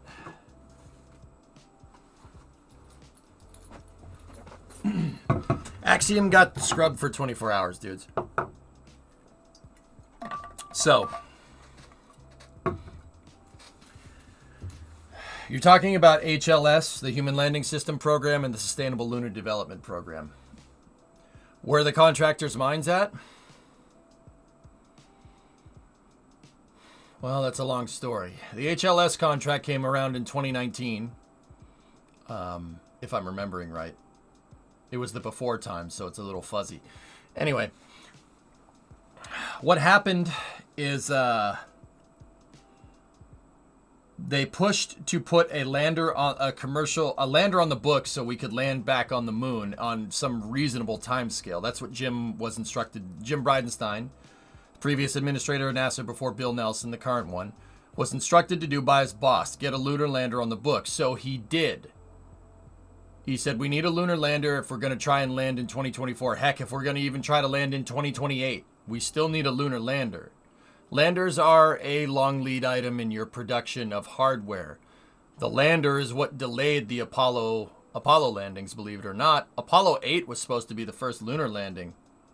Not a lot of people know that, but they shifted the timelines. You know why? Grumman wasn't ready with the LEM. Yep. Interesting, huh? The lander was the bottleneck, not necessarily Saturn V. Weird, right? Not a lot of people know that. So they launched Apollo 8 with no lander to do a cislunar navigation, to do a free return trajectory, just to get some data, just to keep the missions going, right? And then Apollo 9 tested the LEM in low Earth orbit with the Saturn V, and then Apollo 10 tested it at the moon to make sure it worked there, and then Apollo 11 landed with one. Welcome back, Space Streamer Man.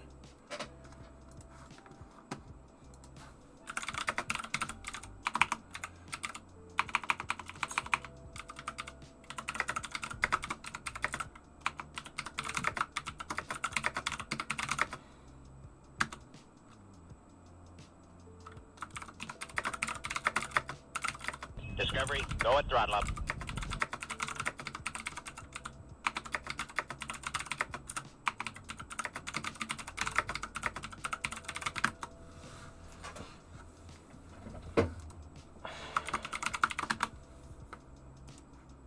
Hey, Gagan, 94 months.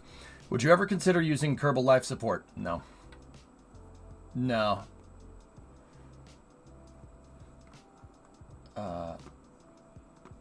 Anyway, sorry about that. I had to stop for a moment.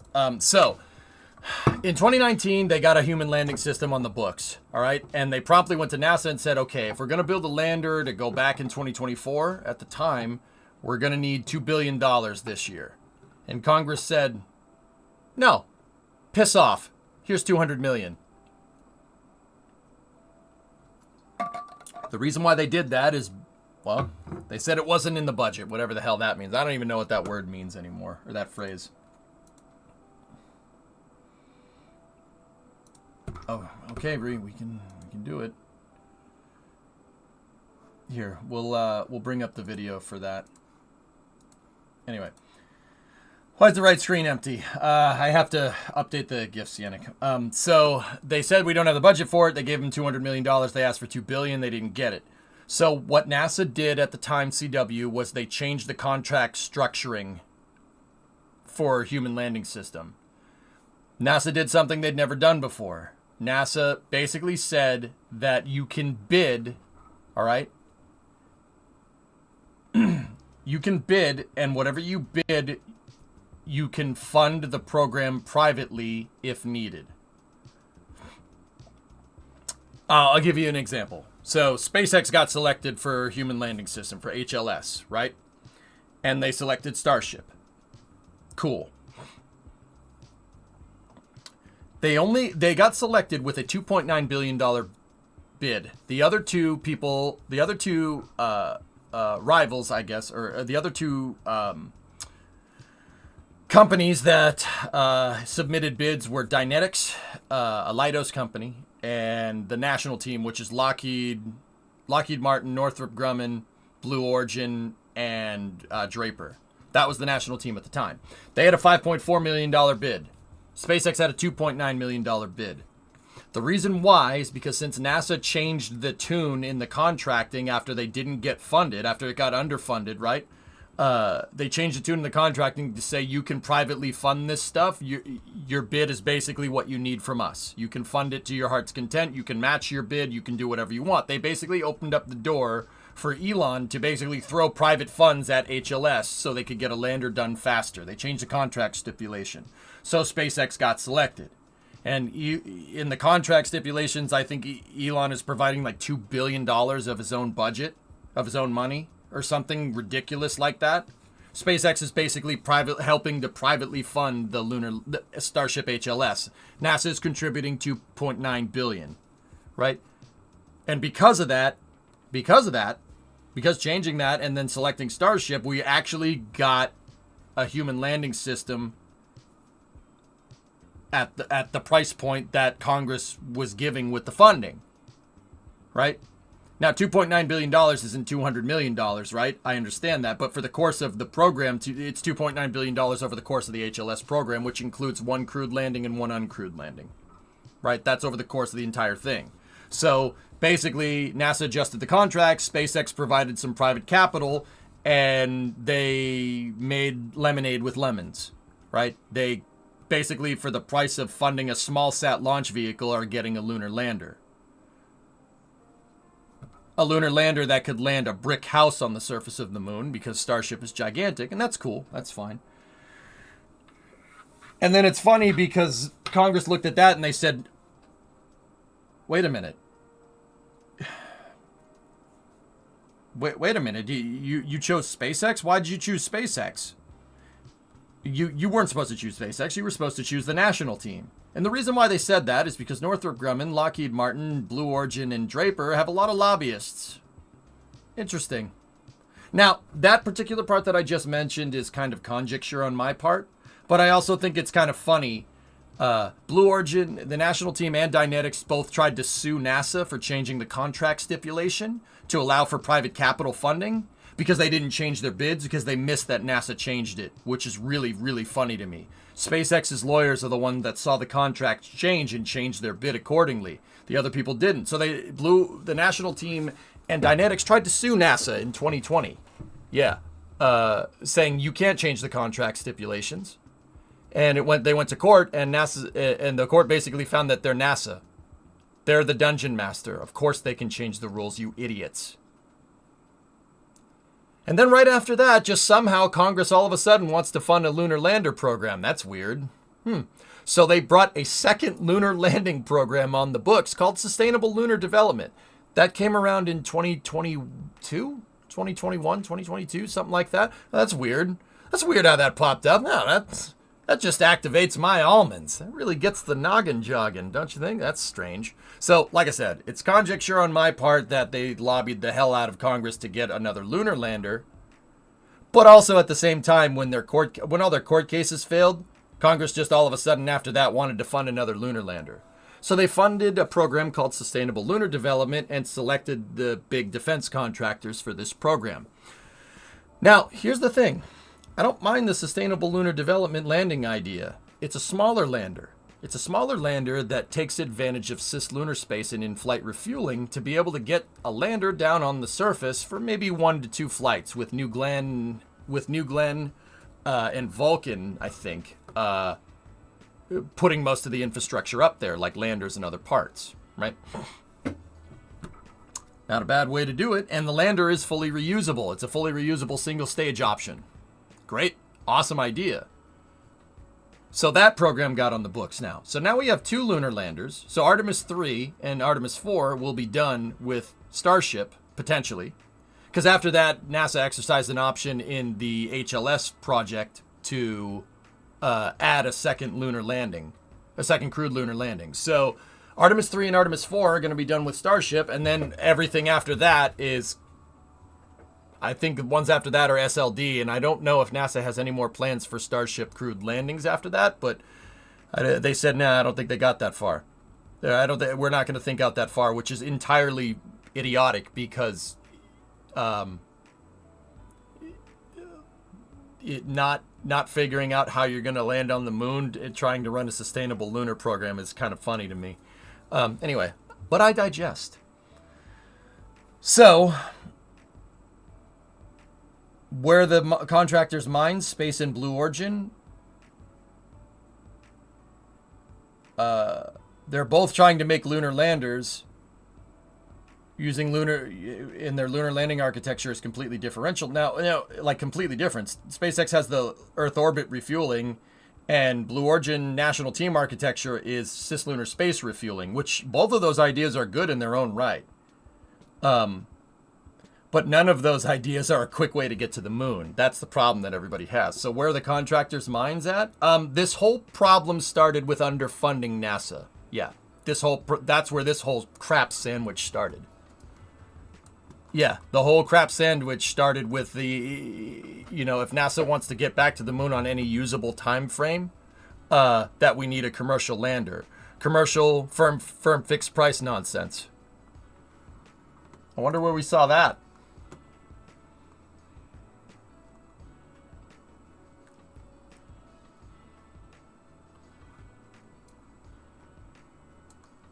Actually, specifically right here.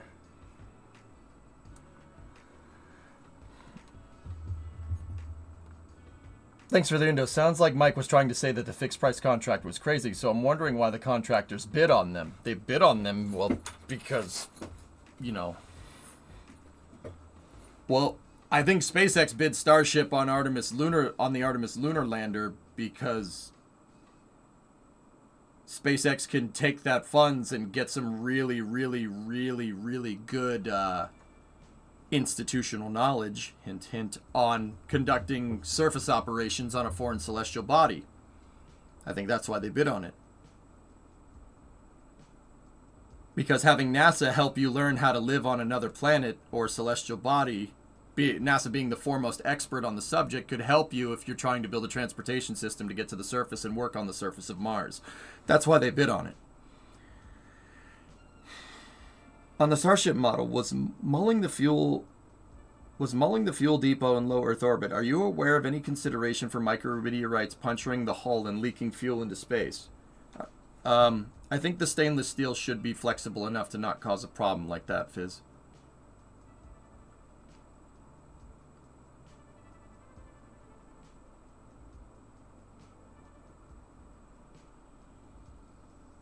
Yeah, Forge, we saw that already.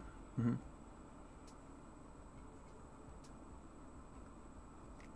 There's also another consideration with firm fixed price contracts. Even if the contractor loses significant dollars, they are quite literally not allowed to go under.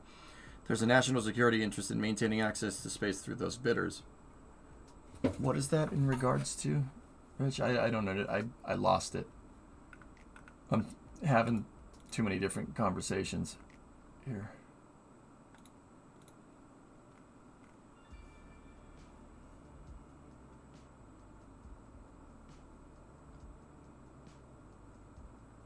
I don't think these conjuncts are at all. Isn't that exactly why HLS uses old shuttle architecture? Oh, yeah, pretty much. But see, here's the thing, Obi-Wan. Like I scrolled up in chat, so it might be a little bit of a late response. So if you're not here, I get it. But it's important to understand this. Reusing spaceflight hardware from other space programs will reduce your cost, right? Of course. The space shuttle's orbiter maneuvering system engines are derived from Apollo's the Apollo Command Service Module. It's the same motor. Reusing the flight hardware is fine. There's nothing wrong with doing that. Absolutely not. Saturn 1B is made out of leftover Jupiter and Juno and Redstone production lines. Smart. There's nothing wrong with doing that.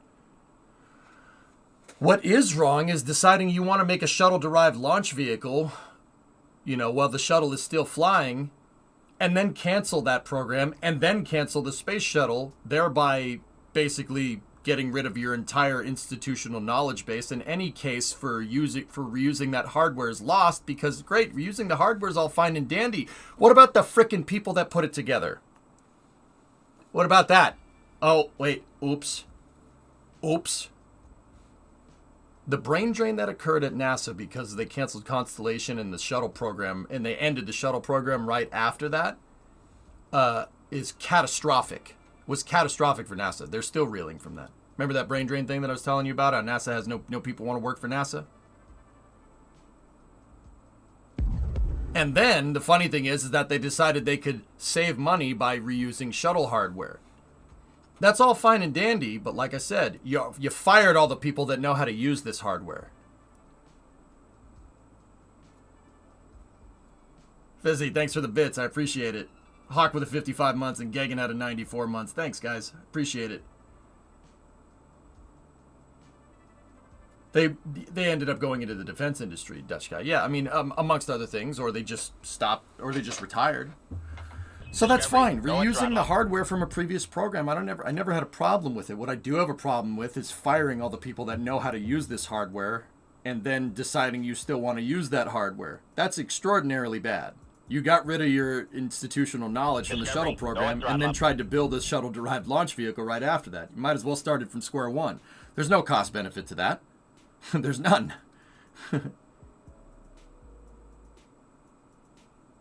Cal JGG, 3-month resub. Thank you. And Trisome with the 21-monther. Appreciate it, guys. Hope you're enjoying the space knowledge discussion. We can watch some from that Commerce, Justice, and Science, or not Commerce, Justice, and Science. We can watch a little bit of video from the Committee on Space Science and Technology thing if you guys want. I think there was a Q&A section as well. Let's pop that in before the engine test. Pop that tape in the recorder here. Let's see.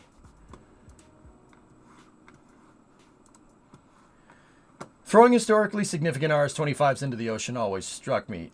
Richard, I think if you want my honest opinion, and I'm frankly just going to be candid with this, I don't have any particular problem with throwing shuttle hardware into the ocean if we trade it for boots on the ground on the moon.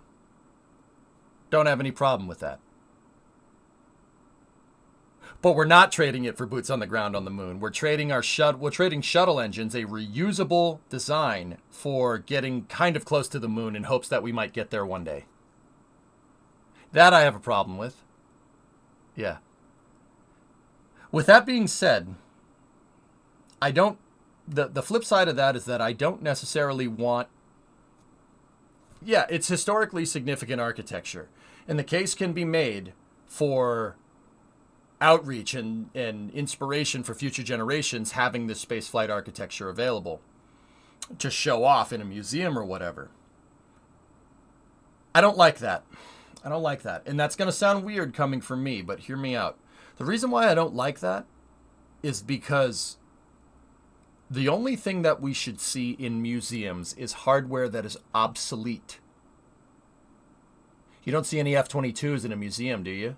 You don't see F-35s in a museum, unless it's a prototype or a test vehicle or whatever from the early parts of the JSF program.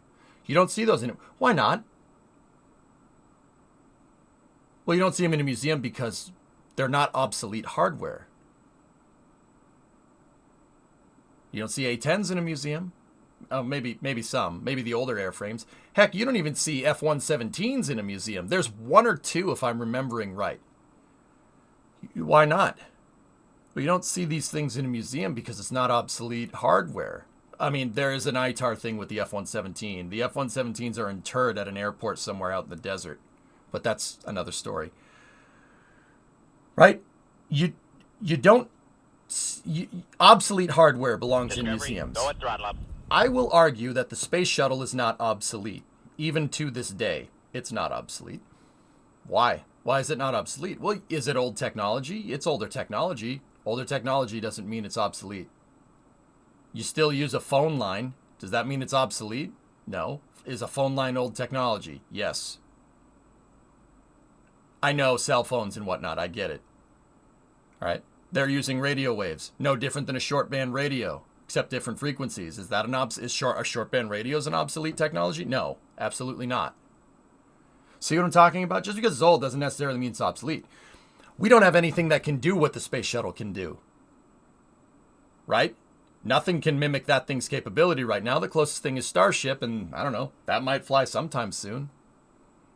Maybe. Hopefully. Will it be able to do exactly what the shuttle can do? Theoretically, yeah. I mean, I still think Starship needs some shuttle-style payload bay doors and a robotic arm. I think that would be amazing. But who knows if they'll do that? Maybe they won't. Maybe they just use it to build Starlink. The point that I'm trying to get at... is the best place for those shuttle engines to be is not in the museum. The best place for those shuttle engines to be is not at the bottom of a rocket that might get us kind of near the moon in hopes that we might land somewhere. The best place for those shuttle engines to be is on the back of a shuttle hurling up into space. Because that technology isn't obsolete, it's just old.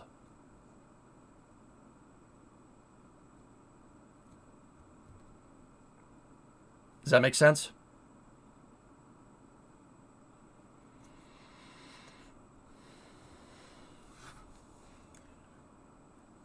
The best place for the shuttle engine that was designed to be in the back of a shuttle is on the back of a shuttle launching into space. Weird concept, I know.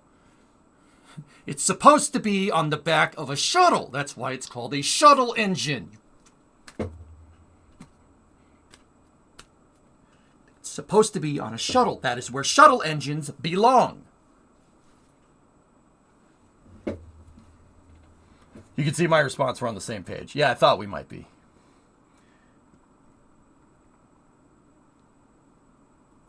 Bingo. Yep. And I think that's where people get annoyed.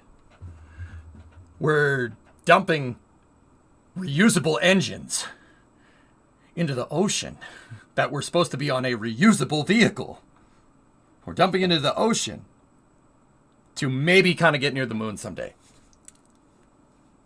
That's what bothers me, man.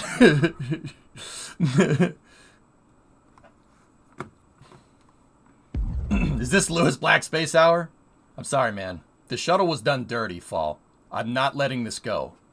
Until we have something that can do exactly what the shuttle can do, I'm not letting this go. They did the shuttle dirty, and it pisses me off. I don't know if you've noticed, I'm kind of passionate about this stuff. Graphic design is my passion, uses Comic Sans. Anyway, thanks for the bits. Thanks, Jackery, for the bit lead.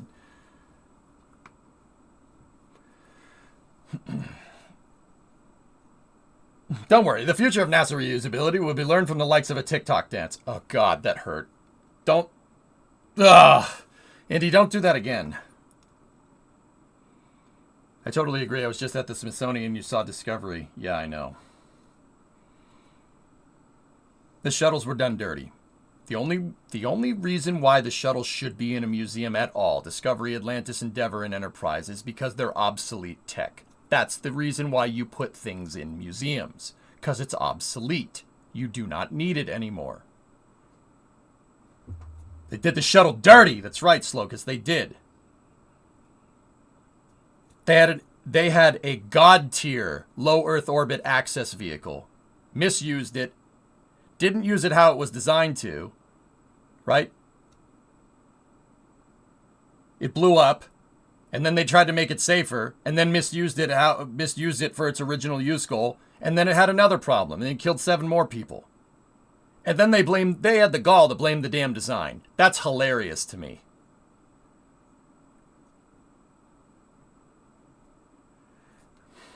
If you have a semi-truck, if you own a trucking business, and the space shuttle is arguably a truck, if you own a trucking business and you have a truck, where is the best place for that truck to be? Out on the road moving stuff. Why? Because that's how you get your return on investment for a complicated vehicle. The truck is not a Prius. It is a much more complicated piece of equipment, right?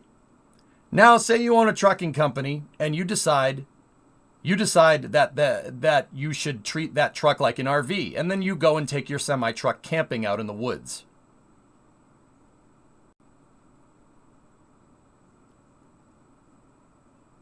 And then when the truck requires maintenance, you get annoyed because it's supposed to be an RV. Why isn't it working like an RV? And then it pops a tire because it doesn't have off-road tires because you're going camping in a vehicle that's designed to go on asphalt. And then if you do that, you go out in the woods, you go camp in the woods, you try to overland with your semi-truck, right? That's designed to haul stuff on a road, right? You go overlanding and you pop a tire, and then you have the gall to blame the design. You deserve what's coming to you. And I'm not... Don't get confused. I am in no way saying that the deaths from Challenger and Columbia were justified. No, that's bullcrap. What I'm telling you is that them not using the vehicle in the way that it was designed to ended up causing more problems. That's why they did the shuttle dirty. The design's amazing. I don't care what anybody says. The design's amazing. It's an absolute god tier low Earth orbit access vehicle. It's better than any capsule any day of the week. But when you try to go camping in a semi-truck, you can't blame the semi-truck when stuff goes wrong. Because it's not designed to do that.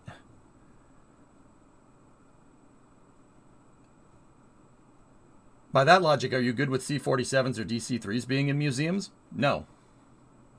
I mean, that most of them are admitted at this point because it is fairly obsolete technology. But I think one could make the argument that obsolete military technology doesn't necessarily mean obsolete for you and me. And in that regard, C-47s flying around and DC-3s flying around, I would say, are the best places for them. You know, you want to know what the best type of historical museum is? A museum exhibit that works.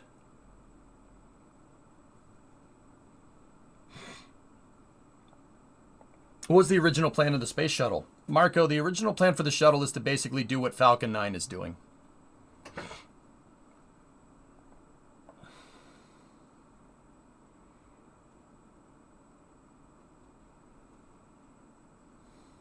They did the shuttle dirty, man. I'm not letting that go.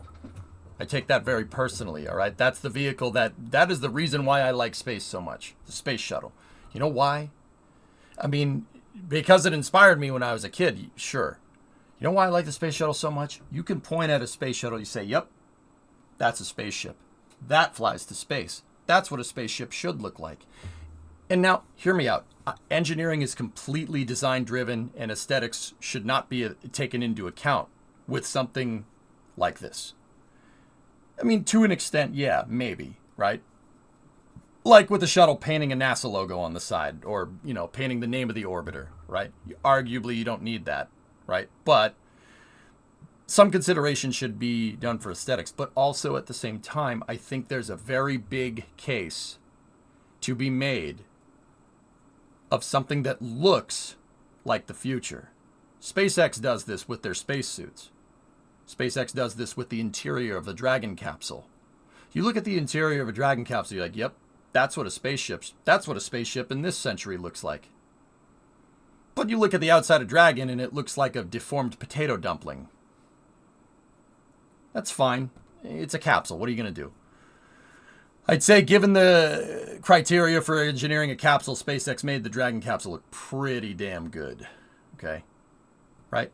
But a 5-year-old, a 6-year-old, they can look at a space shuttle and say, yep, Daddy, that's a spacecraft. That's a spaceship. That thing, that's what a spaceship looks like. See what I'm talking about? I think there is a case to be made for that, you know? And I think that's a very important case to be made. That's why, you know, the shuttle was so good for outreach, you know, launched because they launched it on a relatively reasonable schedule. Let's say that, right? And they launched it on a relatively reasonable schedule, and it looks like a damn spaceship. That looks like something that we would fly in the future that we were promised. You know what I mean? Not promised, but you get the idea.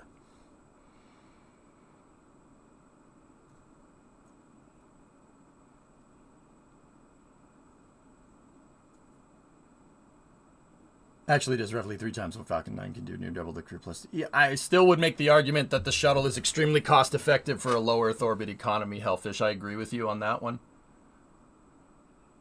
I wish NASA brought back the flight suit, the orange flight suit, brown and orange flight suits. Hell yeah. The case for aesthetics is never looking at Atlas Able ever again.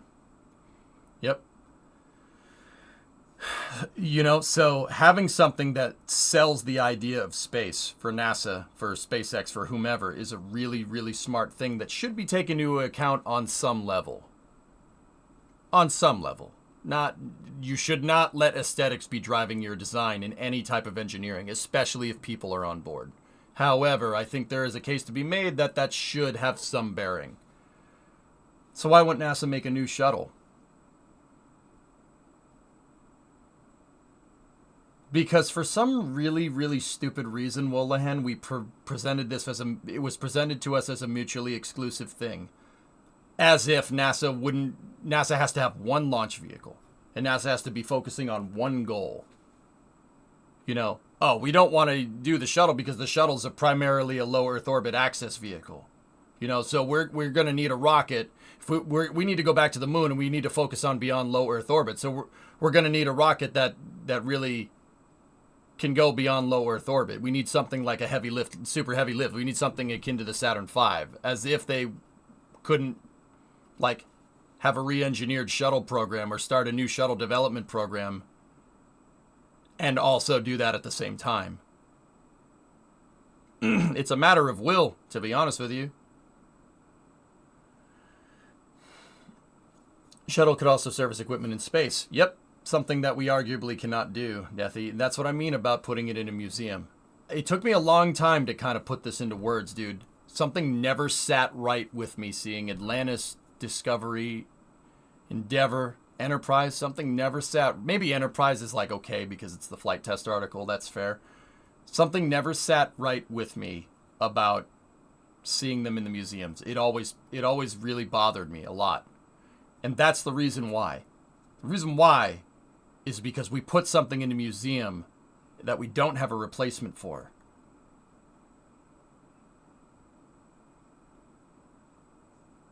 I don't think that's smart. I think that's really stupid, actually. But that's just me. And then we have the gall of taking the engines out, and we kind of, they had the gall of sitting there and coping with the fact that, oh, we're going to reuse the hardware. That's fine. We're going to reuse this. And this is what Richard and I were talking about a little bit earlier in chat. We're going to use this hardware to go back to the moon. I wouldn't have a problem with that if you were actually going back to the moon with it. But you're not. They're getting near the moon. All right.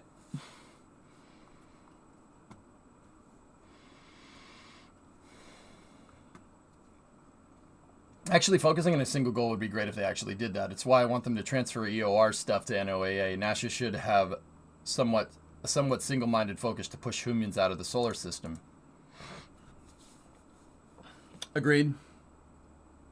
I think that comes with a double-edged sword, Hellfish, but I understand what you're trying to say. The double-edged sword is that splitting splitting Earth orbit observation, so climate monitoring satellites, transferring all that over to the NOAA, is defunding NASA.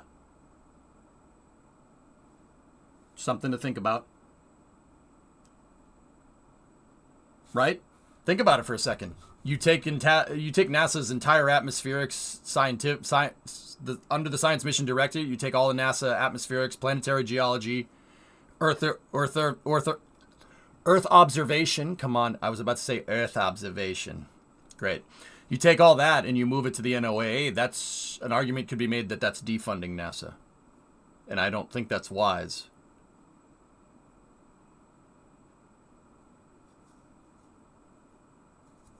It doesn't sit right till I see the shuttle piece touch the surface of the moon.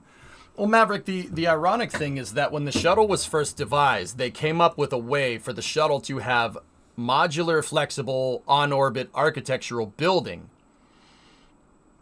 Basically, the shuttle's kind of code name on paper is the Space Transportation System, STS for short. The STS name was originally an architecture that focused on reusing modular tugs that can go to and from the moon. And the shuttle would be able to put a human-rated transfer vehicle. It would be able to build this vehicle in low Earth orbit or build it at a space station in low Earth orbit, either one. It could also build the space station in orbit, right? The whole idea was, with the original shuttle design, was to build out something to basically replace the Saturn V that was reusable, that could also be used to launch basically anything into space, right? You can put whatever you want into space, right? And it's fully reusable, so we could use the same rockets to send people to the moon that we use to launch spy satellites, whatever. Just like, a C-17 cargo transport plane that the U.S. Air Mobility, I think it's Air Mobility Command, just like how they use that, a C-17 can deliver a tank Or it can deliver humanitarian supplies. Whatever. Shuttle was supposed to be like that. It was supposed to be like a C-5 that you fly into space, right? Or just basically a cargo plane. The idea was to build out the rest of the architecture to go with it, right? A C-5 is useless if you don't have the pallets that you need to put payload inside of it. So they built out all that architecture. But when the shuttle was first proposed on the books, NASA went to the, politicians, Congress, particularly the president, the executive branch who denotes NASA's goals, right? And said, we need the money to be able to build something that can go all the way out to the moon. We need to have funding for new lunar landers. We need to have funding for lunar tugs. We need to have funding for all this stuff, right? And they said, just build a launch vehicle. We'll figure out the rest later. Yeah, we'll figure out the rest later. Now, why do I bring all this up? What's the point? The reason why I brought all this up is because the funny thing is that NASA's justification for canceling it is because they needed a vehicle that has flexible architecture to be able to get stuff out to the moon and then to Mars. Something, arguably, which is what the shuttle was built to do when we came up with it. Yeah, it's like one of those stupid logic trees that do something, build launch vehicle. Build architecture with a reusable launch vehicle that can get you to the moon. Most of it gets defunded. Just build the launch vehicle. We'll figure it out later. Promptly do nothing with the launch vehicle. And then someone comes up with the justification here for we need a more flexible architecture to get to the moon. Build new launch vehicle. That's the cycle we've basically taken since 1972. Oops. Or during the shuttle program, like in the 80s, 90s, and even into the 2010s, it was figure out a way to do what the shuttle does cheaper. Build it out. Run into engineering problems. Cancel program. Try to figure out another vehicle to make it cheaper. Yeah. NASP, X-30, X-34, X-37, X-33, Venture Star, HODL, all of these. HODOR. All of these follow that cycle. Oops. NASA RS-25 test stream. Okay, cool. Now with that being said, let's watch one of these test fires.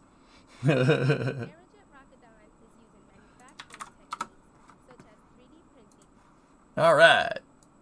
And state-of-the-art all right. to reduce production see last. costs Nope. for new RS-25 Nope. engines. Be more patient with me. Don't say see last after 10 seconds, knowing that there's 15 seconds of chat delay. Please stop doing that. Yep. Today's hot fire is one in a Please series of wait certification until it tests takes me a of second an to see engine it manufactured before with you new say see last. processes That and just makes my components. job harder. Don't do that anymore, please.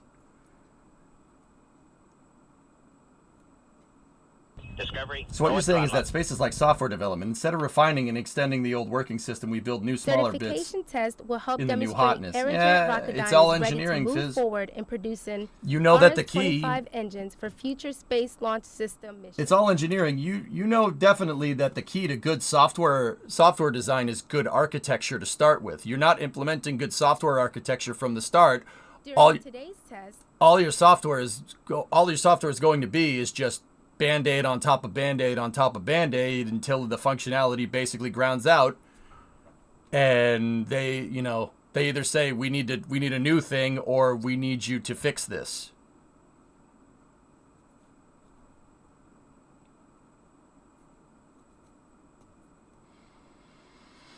Same idea. I mean, aerospace is a little bit different. But you need to start with good architecture, because with SLS we're in the we need to fix this phase, or just get rid of it and start over.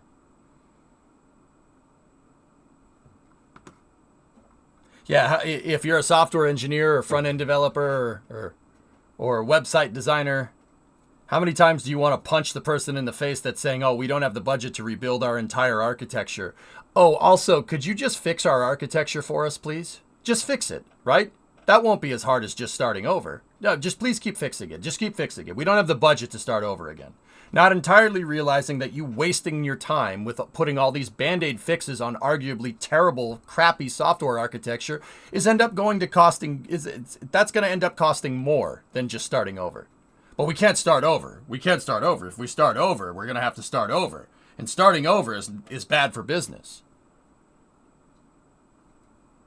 Too real? Too real? Sorry, let's watch the engine test. Liquid oxygen is stored at minus 280 degrees Fahrenheit. The temperature for liquid hydrogen Too real? is colder Sorry. than about minus 420 degrees Fahrenheit. Too real? Okay, I won't do that again.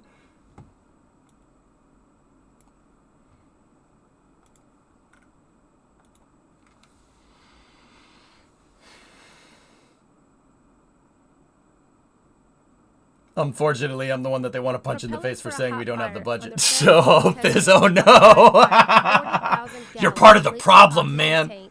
And a 110,000-gallon liquid hydrogen tank located atop the stand. Remember, SLS still isn't the problem. It's everything else. Dude, you know what, man? Even with all the bullcrap that I just talked about with the shuttle engines, etc., I think SLS is a very, very solid foundation. Now, the way we got to build a solid foundation was basically the spaceflight equivalent of watching paint dry. But also, at this point in time, core stage 5-segment SRBs wouldn't change a thing. It's what's above the core stage that needs to be changed at this point. And scaling up a production timeline is something that's easily adaptable. I would say do that over starting over. Because SLS is not a band-aid fix. That's a good rocket. It's good enough. It's good enough. Good enough for what it is at this moment in time. Our industrial base is already built for building that. We just got to do it more. Now, you go back to 2017? Yeah, sure. I think the threshold for canning that thing, that ship sailed like 5 years ago. At this point, might as well develop out the architecture, develop out what it was supposed to do. Only just do it more. Easy peasy. This is an engine test, Flask. Oh no! I am? What's up, man? Build 50 SLS cores. Now we're talking. Yeah, absolutely. Build 50 SLS cores. Oh, we can't because the factory isn't big enough. Expand the damn factory. I don't care. Expand the damn factory. But the engines are a production. But all right, fine. I'm ordering 50 of them. Start building. Figure out ways to deliver it. I understand that building RS-25 rocket engines is not as simple as, just build it faster. That's arguably a really bad idea. I didn't say build it faster, though. I said build more. Hellfish, now we're talking. This is what I'm talking about. This gets the system to work for you instead of you working against it by saying, oh, there's a problem. No. I want more SLS cores. More SRB segments. Take the 5 segs, start reusing them, or figure out a way to make more of them that can sustain a 4 or 5 flight a year launch cadence. Oh, you don't have any ships to go and fish the SRBs out? Good. Use SpaceX's fairing recovery ships. Contract them to go and do it. Or just some type of maritime salvage. Ships don't need to be in-house. Easy peasy. SRB cores are complicated because of the planned switch over to composite cases. No, we're making it more complicated than it needs to be. The reason why there was a... sorry for clapping into the mic. There was a fly. I hope your ears are okay. I apologize. Sorry, man. I got cat-like speed. I think it's absurd that we sit here and say, oh, well, it's got to be composite. No, if the quick pathway to building 50 of those... If composite mandrels are a bottleneck in that production, good. Make steel ones. Who freaking cares? Make steel ones. That way you can at least reuse them.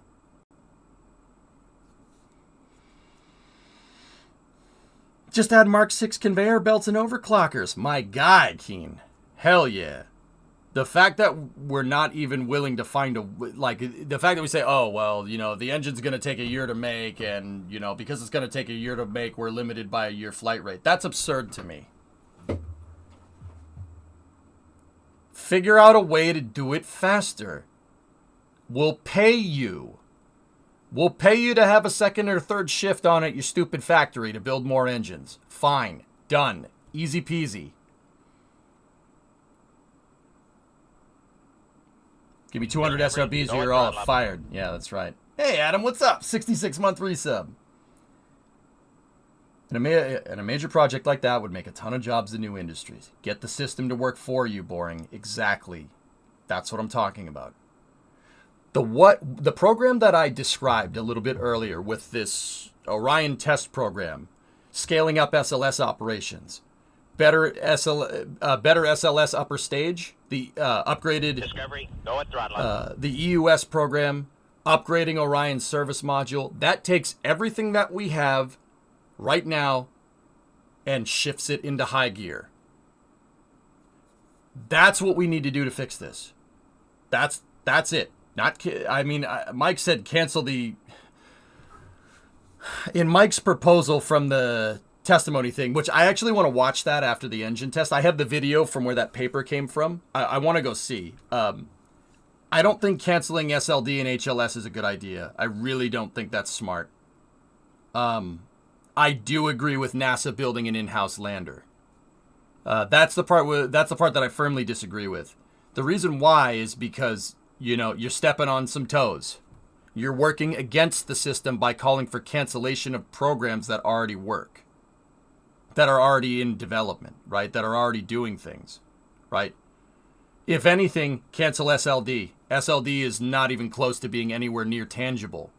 Human landing system with Starship is much more tangible than SLD ever will be at this point. Much more tangible, absolutely. SpaceX it's HLS is derived from a prototype that's arguably already has flight data on it, right? The opening statement from the GAO will make your blood boil. Yeah. I love a nice crowd generation test on a Wednesday afternoon. Yeah, baby. Yeah, Idle, they probably would. They'd probably make 500 of them, and maybe 200 of them, 300 of them will work correctly, but... Yeah. What's SLD again? Sustainable Lunar Development. It's the national team's lander proposals, eh? If you're gonna cancel any, if I'm gonna do something and I'm gonna cancel something like that, I'm getting rid of that one. I'm getting rid of that one, and taking the national team and the SLD program in-house. And frick hydrogen, frick methalox for a lander. That's a stupid idea right now. Yeah, I said it. I don't think it's I think it's something that we should still work on. But I don't think we should put new technologies that have been frankly untested around the moon into our development pipeline to achieve our goals. Prototype technology should stay just that, prototype. NASA should build a 2-stage ascent and descent module, basically LEM 2.0. An Orion service module needs to be extended and upgraded. And that all needs to launch on a Block 1B SLS. Yep. We need to restore Apollo capability. I'll say it once, I'll say it again. You can, because even with all what I just said, you can do Gateway stuff with that. You can do Apollo style stuff with that. You could do Skylab stuff with that. And it can do everything that the Artemis program can do, and it also fills our goals of going back to the moon. Now, don't get me wrong. Uprating Orion service module would delay the program. Big time. Canceling SLD and going for an in-house lander, that would delay the program. Absolutely. But now, you have a more sustainable architecture. And when I say sustainable, I don't mean sustainable like, okay, launching once a year, maybe going to Gateway, maybe going to the surface of the moon. No, I'm talking about launch cadence of 4 times a year, landing on the moon, sustainable bases on the moon, multiple missions to the moon at once, using the EUS for translunar injection for prototyping cryogenic boil-off mechanisms to maybe work into a scalable architecture of converting the EUS into a lunar lander itself. Now you have uncrewed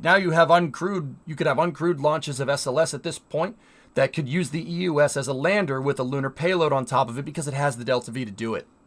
Yeah, with a light enough payload, 5-ton payload on top of the EUS, on top of SLS in a Block 1B configuration, the EUS has enough Delta V to get down to the surface. easily down to the surface. And then you can use these lander-derived EUSs to be able to further sustain your lunar architecture. But in case something goes wrong with prototyping there, you can always fall back on your hypergolic lander because you know it works. And then, on top of all of that, you have on-orbit refueling getting figured out with Methalox propellants from SpaceX and Starship HLS to supplement this entire thing. Ain't nobody gonna convince me that less landers is better for sustainability. But also, at the same time, I do believe one of these landers needs to be done in-house because NASA needs to have parity with SpaceX. It needs to have parity with the commercial market. If it doesn't, you're going to have big problems. Because now NASA's scientific exploration and discovery is beholden to commercial interests, which I think is an idiotic idea on all levels. If I were up there, I'd prefer hypergolics under my butt. Because it's simple enough, the propellants don't degrade, and you know it's going to work. If hypergolic systems don't work, that means physics has stopped working. So, yeah, that's interesting. I thought the RS-25 was designed for mass production like Raptor. Not even close, Erudite. Hey, Batman, what's going on?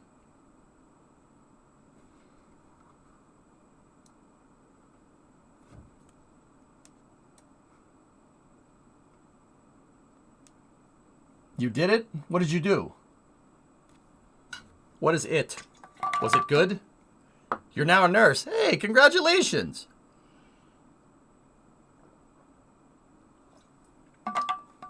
I'm going to need you to take off that hat for a second.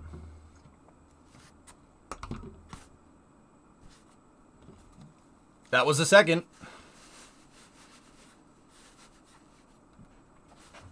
I needed a reset, man. What can I say? Discovery, go at throttle. Needed a reset. CG Runner, thanks for that Prime sub. Appreciate it, buddy. Looking good. You have a dent. Yeah, it's mostly from headphones. Yep. I needed a reset. I buzzed my head, buzzed the beard. Needed a reset. Too far out of my routine. You gotta humble yourself to get back into your routine. At least I do. So, got rid of all of it. I was sick of it. It looks nice. Oh, thank you. It makes me look less bald. It's great. Yeah, see, you can't tell where the bald parts are because it's all buzzed. See? It's genius. Should be just under 5 minutes. Also, whoa, where did the hair go? I needed a reset, Vulcan. I've been sick. I haven't been doing my routine. And frankly, my streams over the first 3 weeks of 2024 have been suboptimal and basically half-assed and crappy. And it gets really annoying. That's something that bothers me. I don't like half-assed streams. I try to bring you guys the best content you deserve, like today. Right? Or have some fun playing cities, or have some fun playing Kerbal, etc., etc. I like doing that, and I don't like coming in here and being like, oh, God, I feel so bad. I don't like doing that. It's very annoying. You guys deserve the A game. With the amount of money that you're paying me, you deserve the A game. And so, stay humble. So, got rid of all of it. Now every time I look in the mirror when I get up in the morning, I see this and we gotta go. We gotta work. We gotta do work, son. You want to borrow some of your hair? No, I don't. A hot fire test of an RS-25 engine is scheduled to begin soon on the Fred Hayes test stand at NASA's Stennis Space Center. Okay. Please stay tuned. Please stay tuned.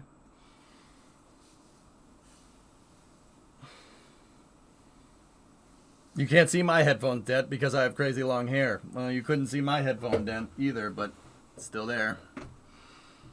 Now, we got the same amount of hair. All right, Nurse Batman.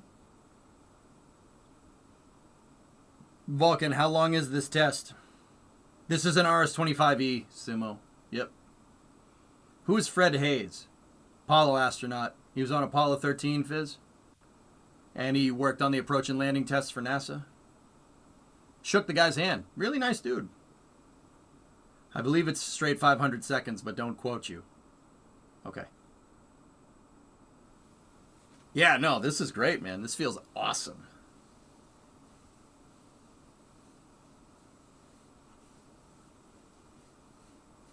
This feels fantastic. You have no idea how much I like doing this. Just stroke the furry wall. But yeah, no, I needed a reset. I was getting too far. I was getting too far out of my routine, out of my habits. I basically did it to stay on my toes, because I don't like getting lazy, and it's easy to get lazy if you fall into, you know, like a lazy routine, I guess. It's easy to develop bad habits, and this is a curb against that. Fred Hayes is the guy who never got the measles, right? Oh, yeah. Yeah. No. Oh, force, it's mine. Touch your own damn head. Oh, baby. Yeah, it's definitely an RS-25E. Jeff House says, an interesting aspect of today's House hearing on Artemis was that one witness, former Administrator Mike Griffin, said Artemis is the wrong way to return humans to the moon, and in his prepared testimony offered details on an alternative. No one asked him any questions on it.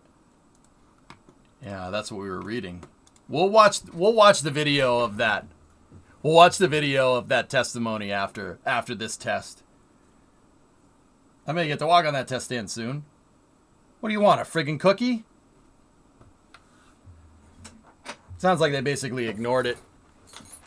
Yeah.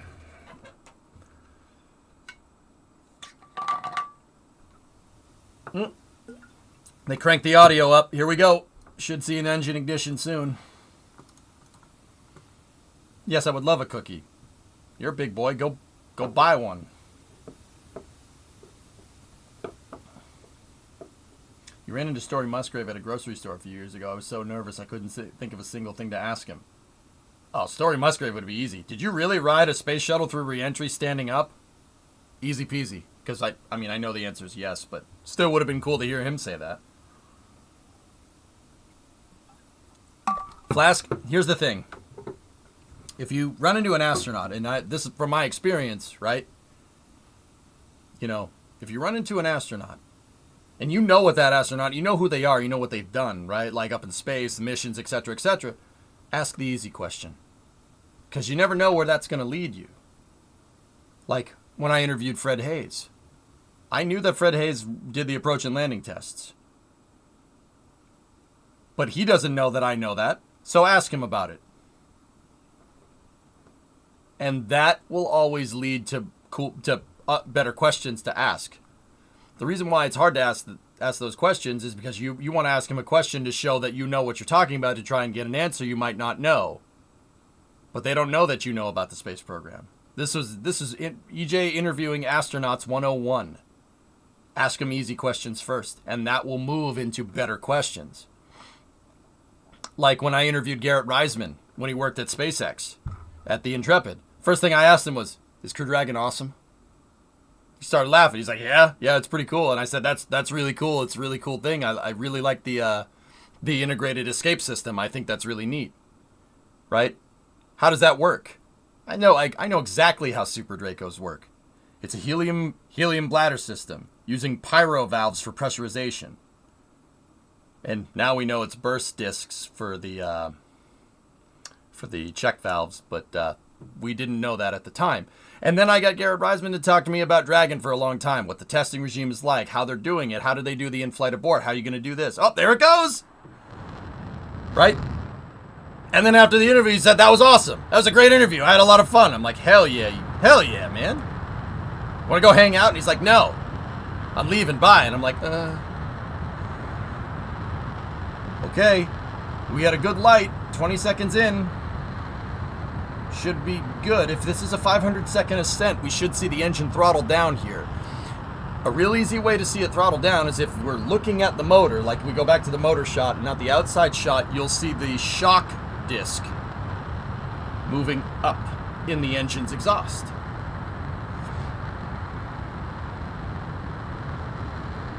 What the heck is that arm made of to withstand those forces? Metal. Everything looks good. Here. How do I know that everything looks good? I don't see anything exploding, to be honest with you. That's the short answer. 60 seconds in, we should see a throttle back here.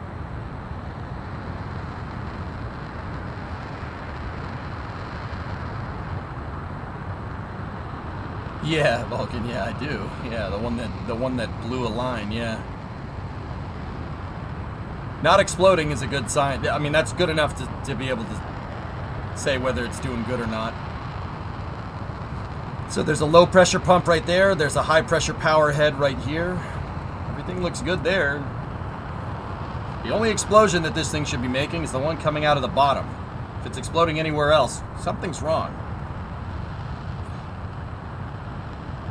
So what exactly is the cone from the rocket engine exhaust? It's a shock cone that's left over from the... Basically, well, I could use a bunch of technical terms, Maverick, but I don't know how much you know about this stuff. Long story short, we're down here at sea level, more or less, right? Stennis is basically right by a river, so they can move parts to the test stand, so NASA could. So it's at sea level. At sea level, you have pressure, 1 bar, right? What happens is when the gases are shot out the back of this rocket engine, right? The pressure makes them go in.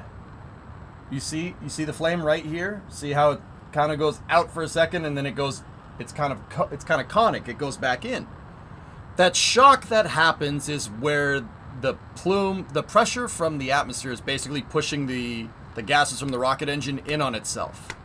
And that point of turbulence where the gases being pushed back in on themselves hit each other, it creates a flow phenomenon called a shock disk, or a shock cone. It's just the kind of flow phenomenon that happens from the propellants impinging on each other because of the pressure. Just throw them bigger words at you. Okay, just throw the bigger words at. All right. I like your big words, spaceman. Basically, what happens is because you have under expansion down near sea level, the gases converge on each other, and when the oblique shocks converge on each other, they make a shock disk. That actually ended up being a lot less words than the other one, but not everybody knows what the heck all that means. So much pollution. Plus, it's a hydrogen and oxygen engine. The only thing coming out of the back of that thing is water.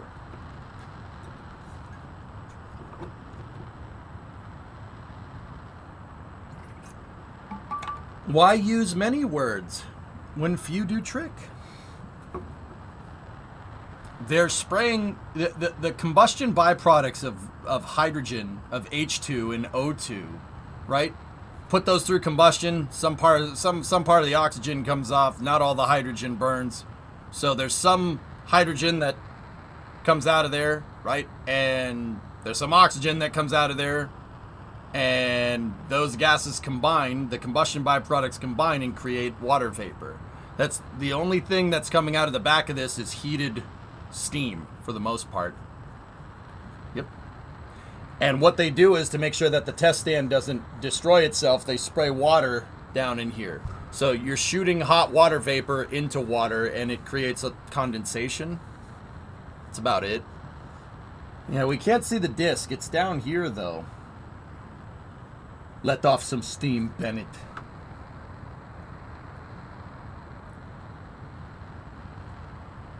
Would you be able to cook stuff in the stream plume? No. No, not really, because you're not convecting any heat here. You're just shooting heat off in one direction. That and the pressure would not be good for it. You'd basically pan-sear one side of whatever you're trying to cook, Jackery, and that's about it. How do I know that? Well, there's a book by Randall Munroe called What If that deals with something like this. It's not necessarily putting it underneath a rocket engine, but it's what would happen to a piece of steak if you tried to re-enter with a heat shield made out of steak. Long story short, pan-searing. Yep. You'd cook one side to the point where it would ablate and the other side would be raw. Turns out that steak would actually be a pretty damn good ablative heat shield. And Randall Munroe went into the calculations for it in What If. It's a great chapter. Meat shield. Yep, absolutely. You could use steak as an ablative heat shield. Yeah, they proved it. Well, actually, he came up with the calculations, and then some scientists in the UK actually proved that you could... They put a piece of steak in a hypersonic wind tunnel. I forgot about that. But they did. They actually corroborated his results with real-world testing. It absolutely is a thing. You can have a meat heat shield. Meat is actually an insanely good ablator. It's too heavy, though. Too high mass. I'm not kidding. What If by Randall Munroe. He's the guy that does XKCD. Go look it up. Trust me. A meat shield. Yes, heat meat shield. It's totally a thing. Okay, we should see them start to throttle the engine back. We got about 50 more seconds of operation here. Actually, no, a little bit more than that. 80 seconds of operation. What If is an amazing book. Amazing. If you want a good laugh, listen to it. It's real good. If you want to go listen to the audio book, it's narrated by Will Wheaton. Will Wheaton. Will Wheaton. How come the cone is white now instead of black at the start? Heat? It's your air to fuel ratio. Think like the flames are actually kind of orangey. Oh, you're talking about the nozzle. Oh, it's freezing. The RS-25 uses a fuel-rich stage combustion cycle. What does that mean? So, long story short, you have hydrogen, liquid hydrogen and liquid oxygen going into this motor, right? Now, you see how that it's all frosty, right? That's all ice accumulation, believe it or not. Okay, 20 seconds. The hydrogen here, they basically heat it up to atomize it. Right? What happens is that the hydrogen runs through the cooling vanes. It runs through copper channels in the nozzle. And that hydrogen exchanges the heat. It pulls the heat out of the nozzle from the combustion, right? And that hydrogen heats up into gas. Oh, there's flame out right at 500. And when that hydrogen turns to gas, it turns out that it's way more efficient to spray liquid into a gas. You get better atomization, thus big increase in efficiency here.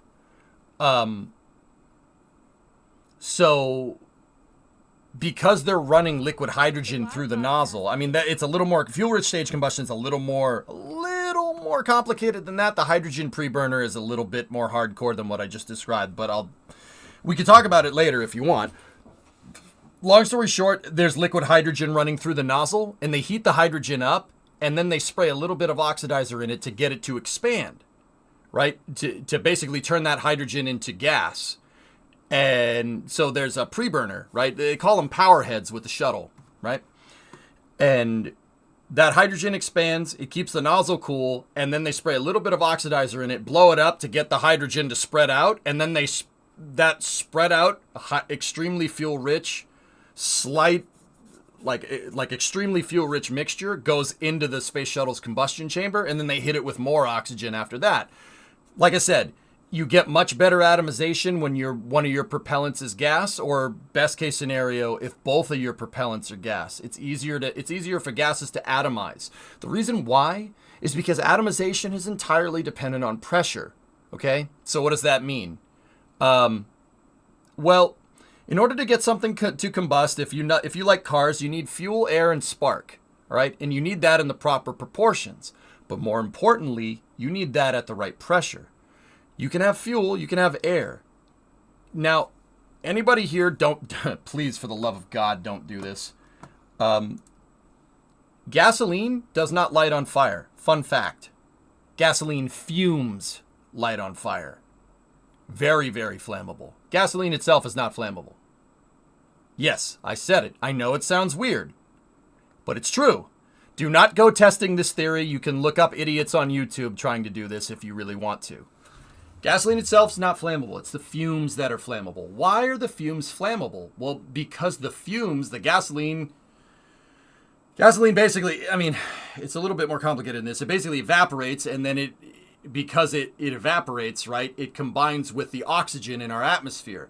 That's flammable. That's very flammable because you have oxygen and then fumes from the gasoline. So you have fuel, you have air. You give it a spark, boom, big explosion, right? Makes sense? Now, gasoline itself, gases are, from our understanding of physics, gases are a lot lower density, right, than liquids and solids, right? Like, go back to 7th grade science class here, right? So if you take a gas and you heat it up per the ideal gas law, it'll spread out. And when it spreads out, you're much more likely to get oxygen to attach to it. How does it attach? I don't know. Some chemistry equivalent of basically surface tension. Like if you spray liquid oxygen into gaseous hydrogen, the oxygen and the hydrogen basically want to stick together. But that only happens at low pressure when they're spread out enough. So you get better atomization if you're using gases. If you're spraying gases to gases, right? You get liquid into gas. You get the best atomization spraying gas into gas. So what the shuttle engine does, and this is why the shuttle engine is so ridiculous, they figured out a way to pre-stage the hydrogen, to preheat it by using it to cool the nozzle, and then taking that gaseous hydrogen mixture that comes out from cooling the nozzle and blowing that up. They spray a little bit of oxidizer into it, and that gets that gaseous hydrogen. So the nozzle changes the liquid hydrogen into gas, and then they spray a little bit of oxygen into that engine, into the gaseous hydrogen mixture coming out of the nozzle, or coming out of the cooling channels on the nozzle, and they blow it up again in a pre-burner. And that pre-burner spreads that hydrogen gas out as wide as possible right before it goes into the main fuel injector, and then they spray oxidizer into it again. That's the reason why the shuttle engine is so damn efficient. Because it's a fuel-rich stage combustion. They basically turn the hydrogen into gas before they spray the oxidizer into it. Because that lowers the pressure, right? Discovery, go at throttle up. You're spreading that hydrogen gas out. You're lowering the pressure. You get better atomization, better efficiency. The more oxidizer that combines with more fuel and meets a spark, the more efficient it is. The less stuff you put out the back of the engine, the better, right? Yep. You get better atomization. Now, here's the thing. So, you want to hear something crazy? The Russians have oxygen-rich stage combustion cycles. Actually, we do too now with the BE4, but that's another story. The Russians have Karolak's oxygen-rich stage combustion. What they basically do is they use a very dense fuel, hydrocarbons, right? Very dense fuel, right? Oil. Basically, it's jet fuel. It's a lot more dense than like liquid hydrogen is, for instance, right? And what they do is they take the oxygen, they run the oxygen through the cooling channels on like an RD-170 or an RD-180, spread the oxidizer out, and then basically do what a car engine does. Car engine uses oxidizer in the form of gas from our atmosphere and sprays fuel into it. You spray dense fuel into a spread out oxygen mixture, you get an extremely powerful burn. Think of it kind of like nitrous. Same idea. It does what nitrous does to a car engine or a supercharger. I mean, take your pick, right? More like a supercharger. But in order to do that, they got to get the oxidizer, which comes in liquid form. They got to turn it to gas somehow. They do that by exchanging the heat of the nozzle, and then putting it through a pre-burner, and then putting that into the engine and spraying basically the equivalent of diesel fuel inside of it. Now, before you say, the Russian, oxygen-rich stage combustion is extremely powerful. Great for first stage engines. The BE4 does the same thing with methane. Methane, very, very dense compared to, not necessarily compared to hydrocarbons, but very dense compared to hydrogen because you have that big carbon atom with 4 hydrogens coming off of it, right? So you can achieve the same idea, make more power, and get better efficiency if you do an oxygen-rich stage combustion cycle with methane or LNG, right? That's what the BE4 is on Vulcan. Or you can go full flow stage combustion with methane, which is what Raptor is. Raptor takes liquid methane, puts it through a pre-burner, sprays a little bit of oxygen into it, turns it into a gas. On the liquid oxygen side, it takes you have your impeller, you have your oxygen. They take a little bit of methane, put that in there, put it in a preburner, blow it up. So you get a gaseous oxygen and a gaseous methane mixture going into Raptor's combustion chamber and then being exploded in there with an ignition system. That gets an extremely powerful engine. That's why Raptors are so freaking good. Full flow stage combustion. But if you think about it from a sheer, just straight physics point of view, right? Think about how much fuel you need to keep that rocket engine going, right? We're talking about something, a fuel pump, basically, that needs to be able to drain an Olympic swimming pool in less than 5 minutes. That's the fuel flow rates we're talking about here. It is extraordinarily difficult to, A, not just get that fuel to go into the freaking motor and call it a day. That's the case for any rocket engine. But B, taking that fuel, converting it into gas, and then combining the gas and then shooting it out. Because think about it here. You need low pressure. You need low pressure to get good atomization. But you also need extremely high pressure in the turbine impellers to move all that liquid fuel to sustain that explosion coming out the bottom of the rocket. Full flow stage combustion is a crazy balance between getting the right amount of atomization that you need to make the most powerful explosion and sustaining said low pressure atomization. You have to go from pretty high pressure through the fluid impeller to extremely freaking high pressure through the preburner to a little bit lower pressure and then into the main in through the main injector plate at higher pressure than the chamber pressure of the engine. It's really difficult to do something like that and not have something go upstream by accident and cause an explosion, like a hard start or something. But yeah, that's what the shuttle engine does. That's what that stuff is on the side of it. It's frost from the liquid fuel propellants because the shuttle engine is fully cryogenic. It's using liquid hydrogen and liquid oxygen. Yeah, a lot of engines do that. They have cooling channels. It's not just one solid piece of metal in the nozzle, right? There's a bunch of channels in it. There's a bunch of passageways in it for the propellants to go through to keep the nozzle cool. That's how they keep them from melting on most designs. Fun fact, there are other rocket engines that don't do stuff like that. So how the heck do they keep the nozzle cool? Well, if we look at a rocket engine like the RS-68, right? The RS-68 does not cycle anything through the nozzle except for the explosion, but the nozzle is made out of heat shield. Yeah, an ablative nozzle. You make the nozzle out of heat shield. Really easy way to make for an expendable architecture, a quick one and done motor. Boom. You're not going to use it again. Why do we need to worry about reusing the nozzle?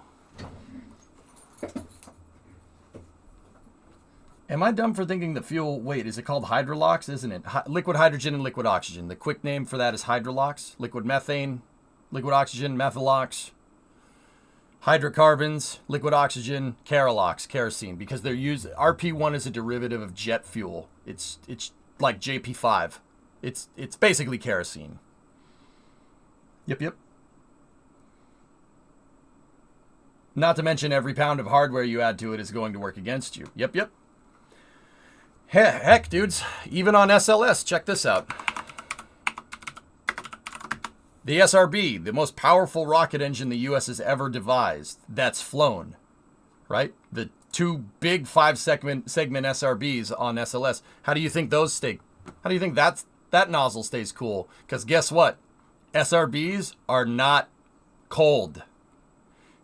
See this big bright area right there? There's a lot of heat in there, like right in this area here. Not here or here so much, but right there and right there.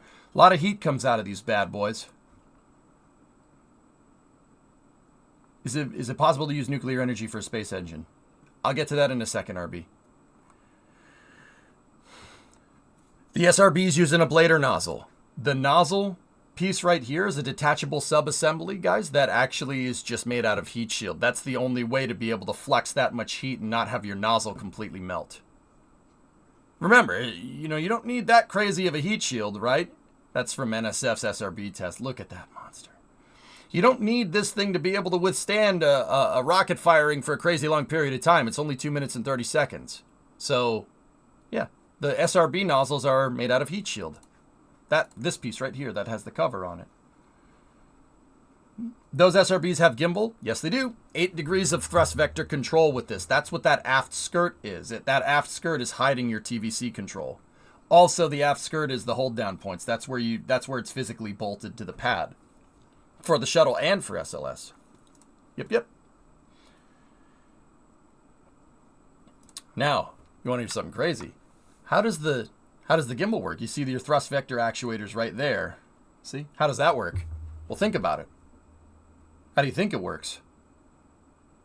A lot of rockets, like the Merlin engine, use the liquid fuel as hydraulic fluid. Some of the liquid fuel is tapped off and pumped through the hydraulics to keep the hydraulics for thrust vector control going. You don't have that with solid rocket boosters, so what else would you use?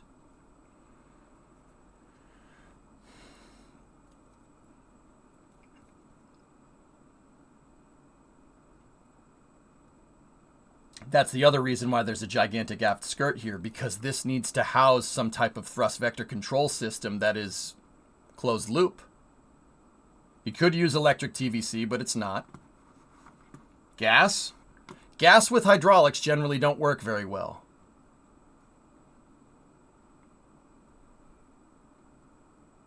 Water? Actual hydraulic fluid? Let's go find out.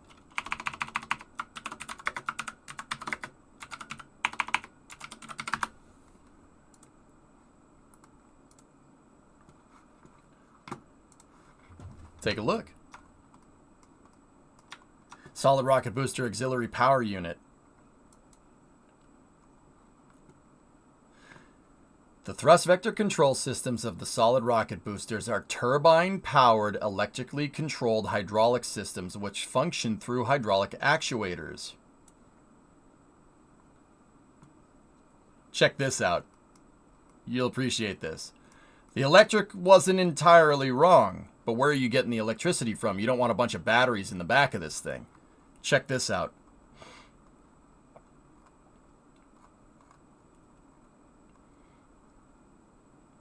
In here,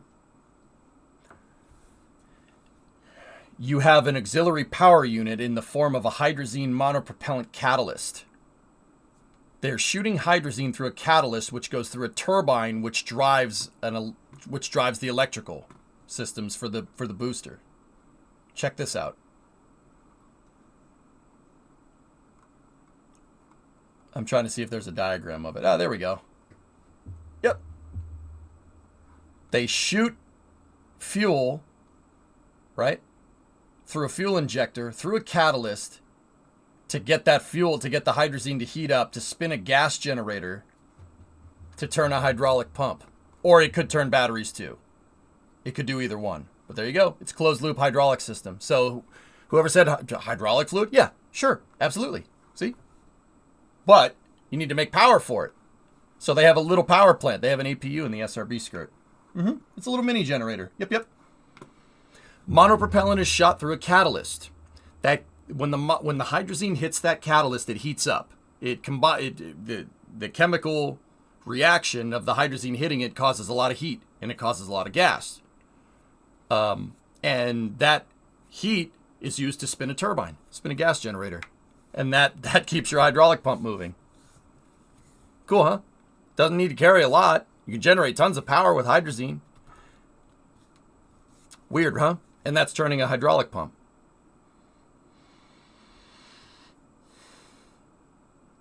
So not tiny dragons then? Oh, I wish. Easy peasy.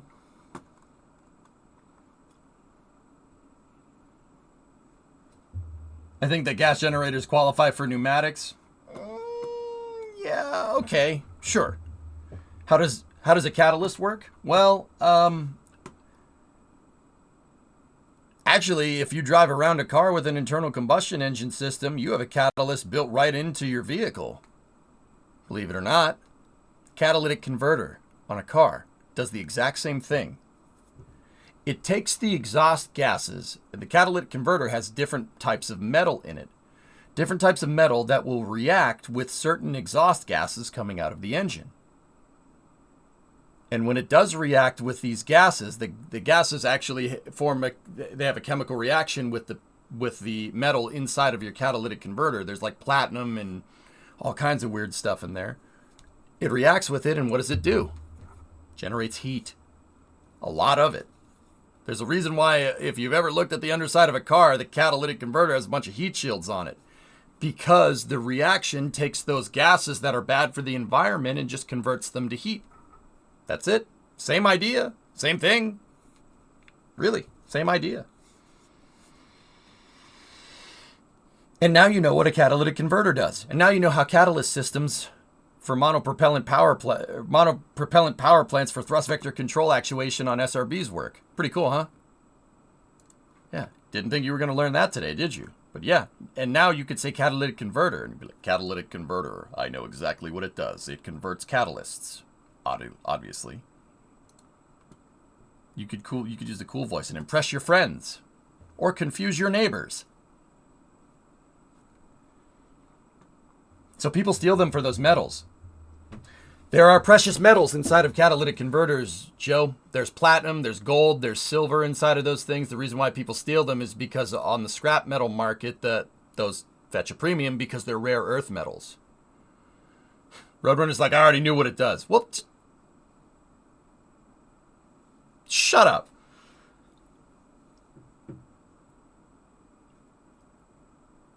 So do you technically need to replace the catalytic converter at some point? Yep. Yes, you do. You'll know when the catalytic converter is spent because your exhaust will smell very weird. It won't smell like nothing. What's up, Road? How you doing, man? All right. Anyway, I wanted to watch this space technology meeting here. I'm interested to see it. We went over a paper from this meeting, but I want to actually see the dang thing.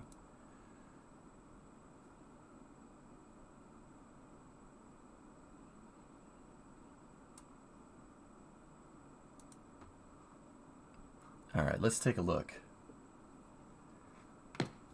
Subcommittee on Space and Aeronautics will come to order. And you get the P240 code. Yeah, you know. To declare recess of the subcommittee at any time. Welcome to today's hearing entitled Returning to the Moon, Keeping Artemis on Track. And before I offer my opening statement, I would like to acknowledge that I appreciate our witnesses being here today.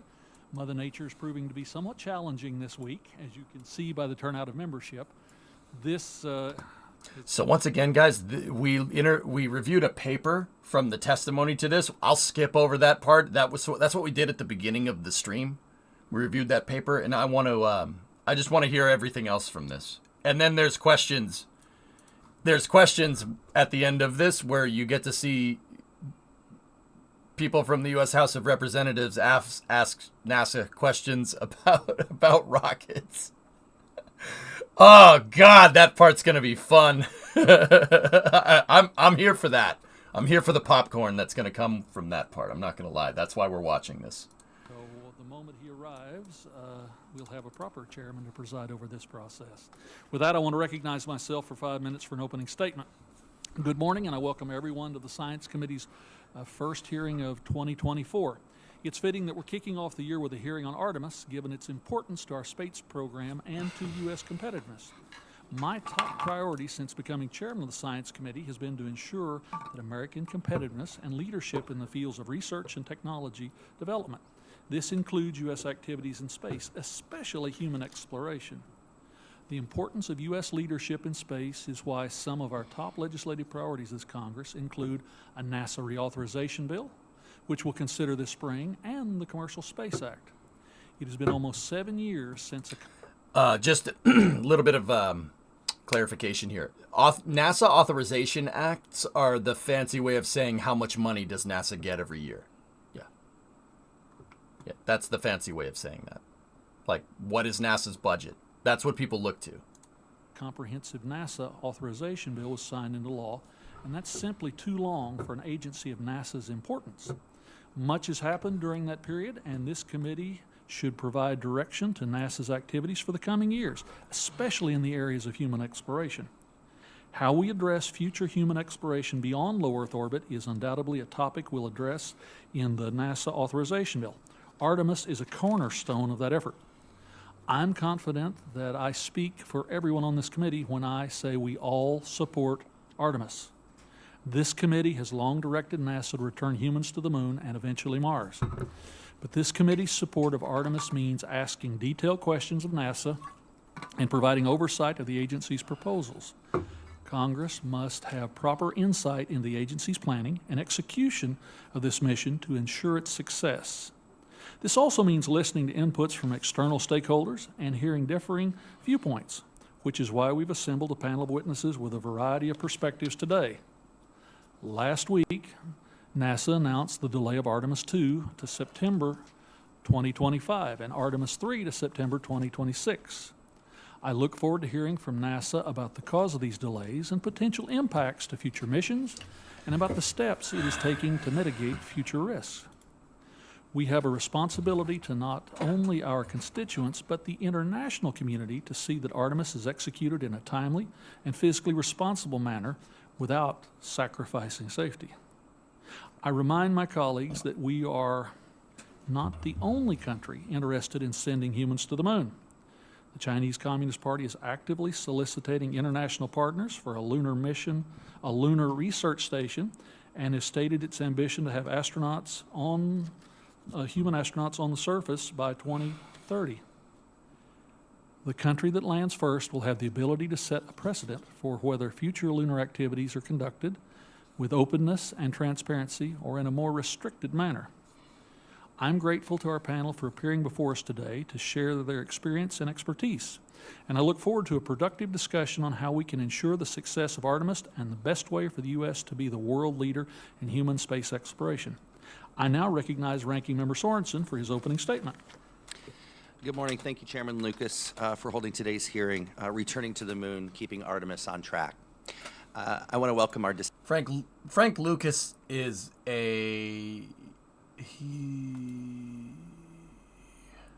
I think that's Frank Lucas. Hold on, let me take a look. He is a representative from Oklahoma.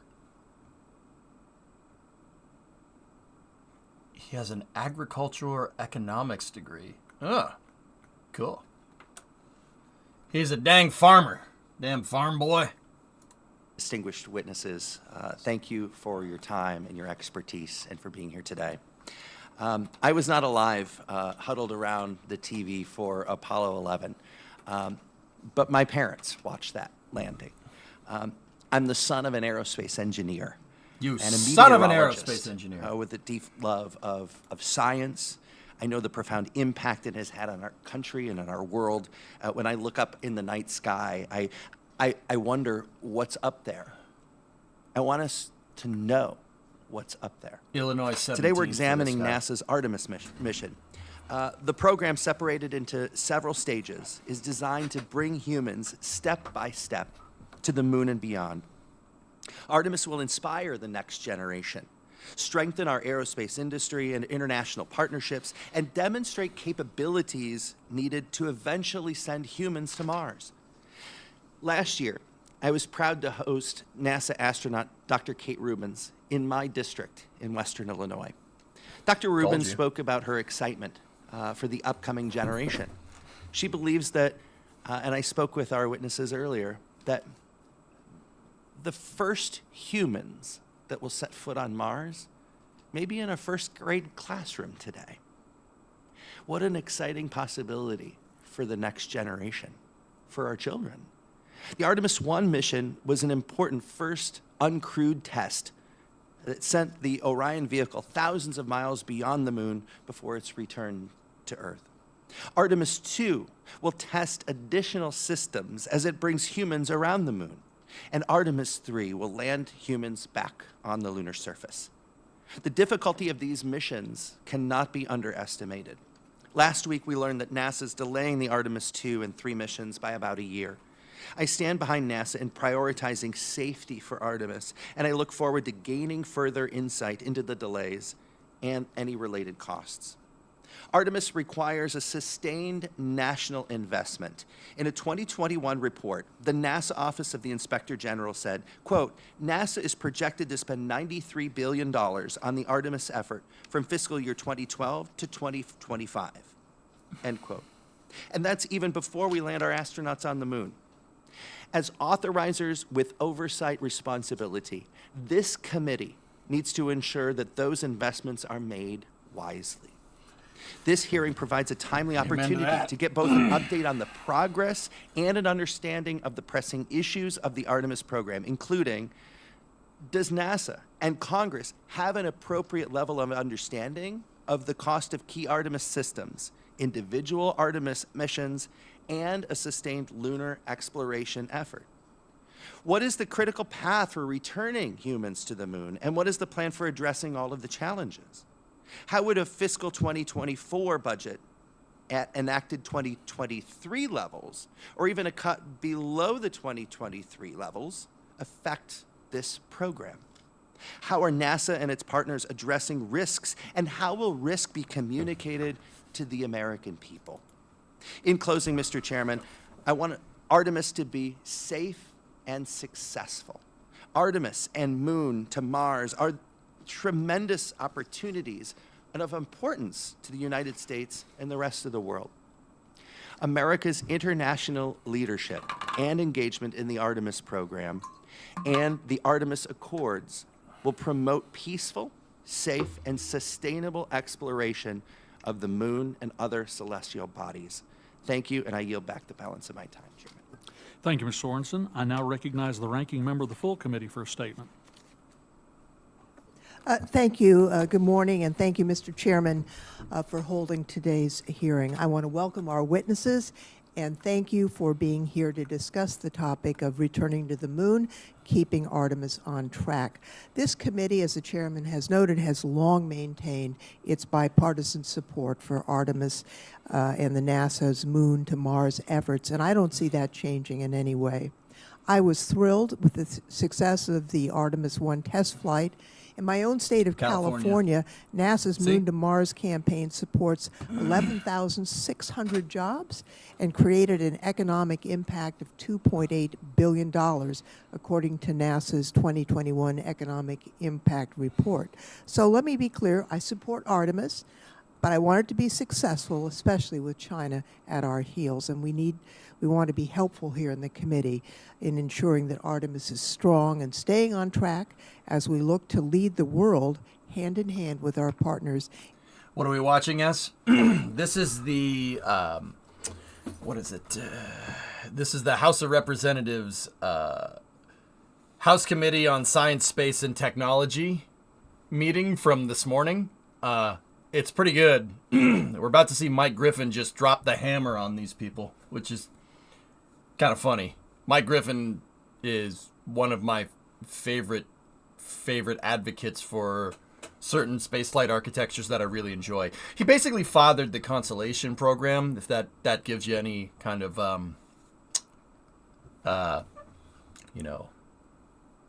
message as to why I like the way he looks at it thus far. It's actually pretty funny, dude. I read his testimonial already, but I kind of want to see it happen. I want to see him.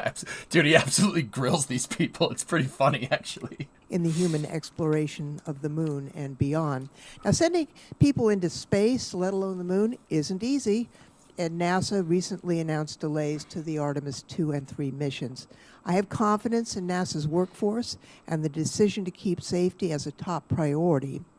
To that end, I look forward to understanding the details behind the recent delays and what's involved in addressing those issues. As the Artemis efforts continue, we as the authorized committee must have our eyes wide open. Moon to Mars is a multi-decadal effort that will span several Congresses and administrations.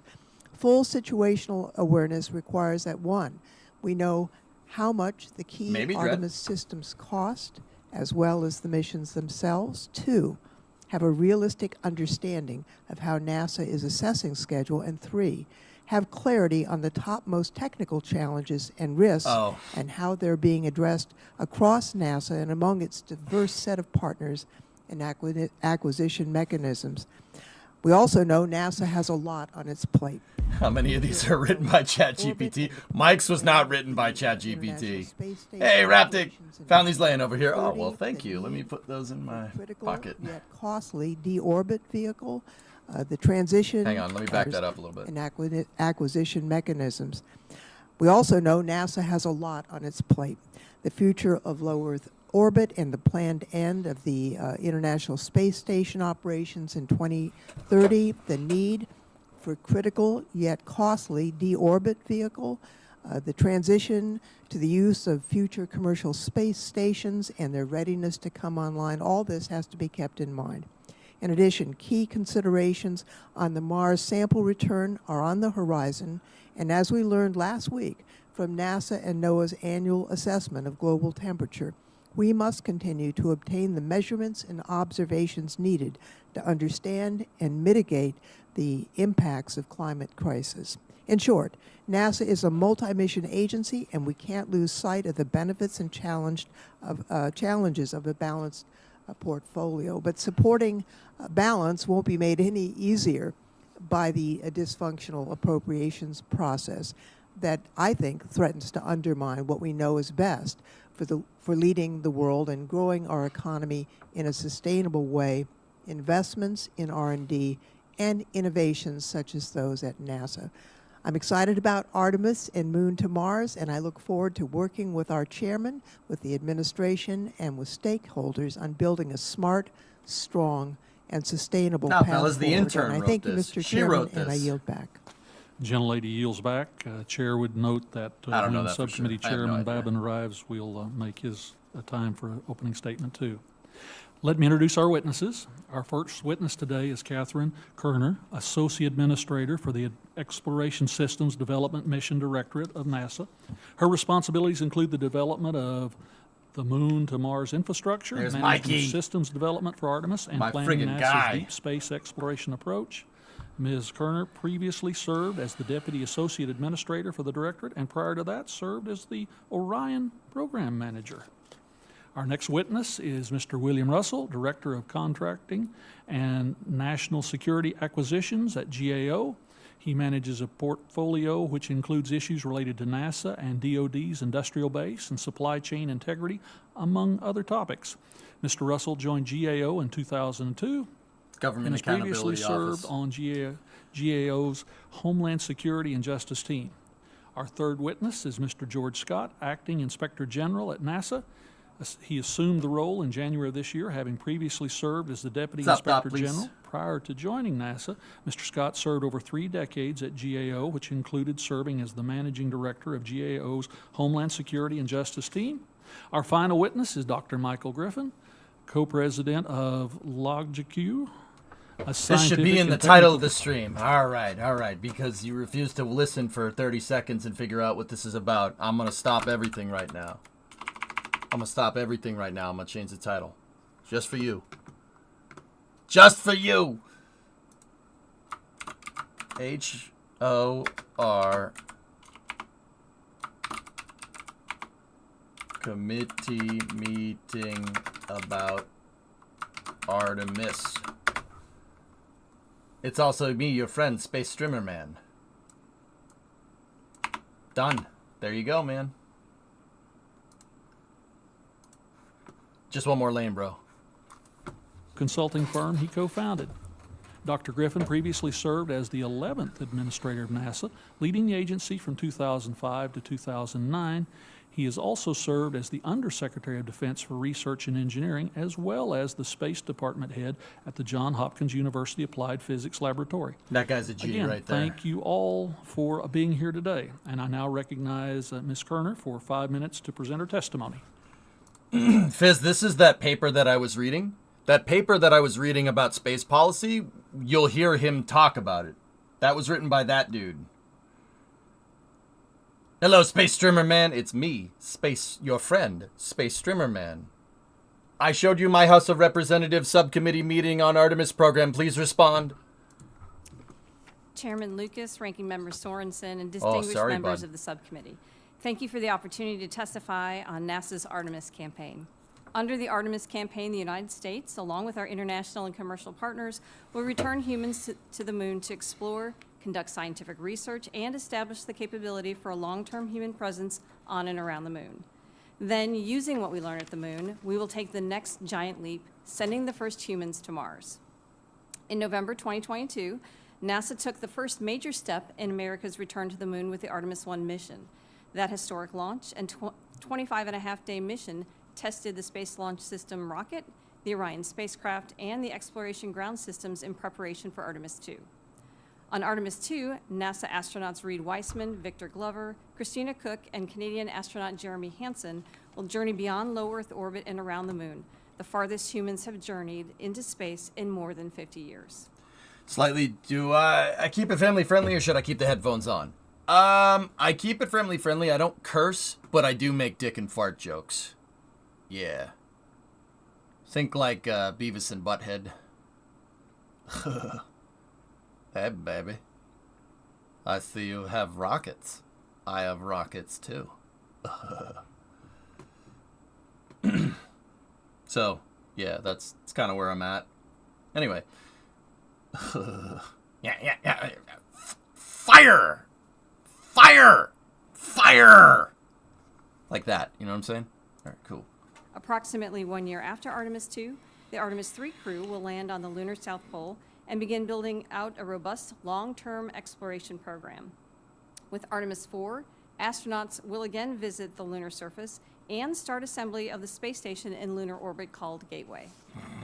NASA's plan for a successful and sustainable return to the moon requires the development of several new space systems, including the SLS rocket, the Orion spacecraft, the exploration ground systems, lunar landers, the Gateway space station, and new lunar spacesuits and lunar rovers.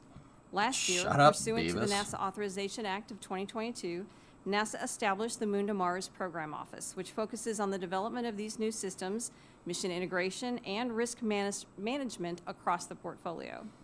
This new office also leads planning and analysis for long lead technology developments to support humans to Mars. She's giving testimony to the committee. In the years since NASA's successful Artemis 1 flight test. Okay, all right, hold on 1 second. Her and the three dudes that are over there, they are giving testimony to the House of Representatives Committee on Space Science and Technology. All right, so why are these committee meetings held? Okay, and why do we have these committee meetings? So the House of Representatives in the kind of hierarchy of like how it applies to NASA, the executive branch, so the president and his office comes up with the ideas for what NASA wants to do. The House of Representatives basically comes up with the budget for said program and the legislature, the laws for this, and then the Senate signs it into law. Okay, that's how this whole works, right? With NASA, what NASA's strategic goals are mandated by law. That's how they made the whole system work with the Apollo program, right? So, what's the purpose of these meetings? The purpose of these meetings are to have the Committee on Space Science and Technology, basically, these are the people that come up with the legislature for what NASA needs to do. This is testimonial for said this is testimonial for understanding, so the legislature can be better applied. Basically, in plain English, that's the technical thing. In plain English, what this is about is why the frick hasn't Artemis made any progress lately? That's what this meeting is about, if you really want to know. That's what this meeting is about. What the hell? Why did you delay Artemis? What the hell's taking so long? Now, here's the thing.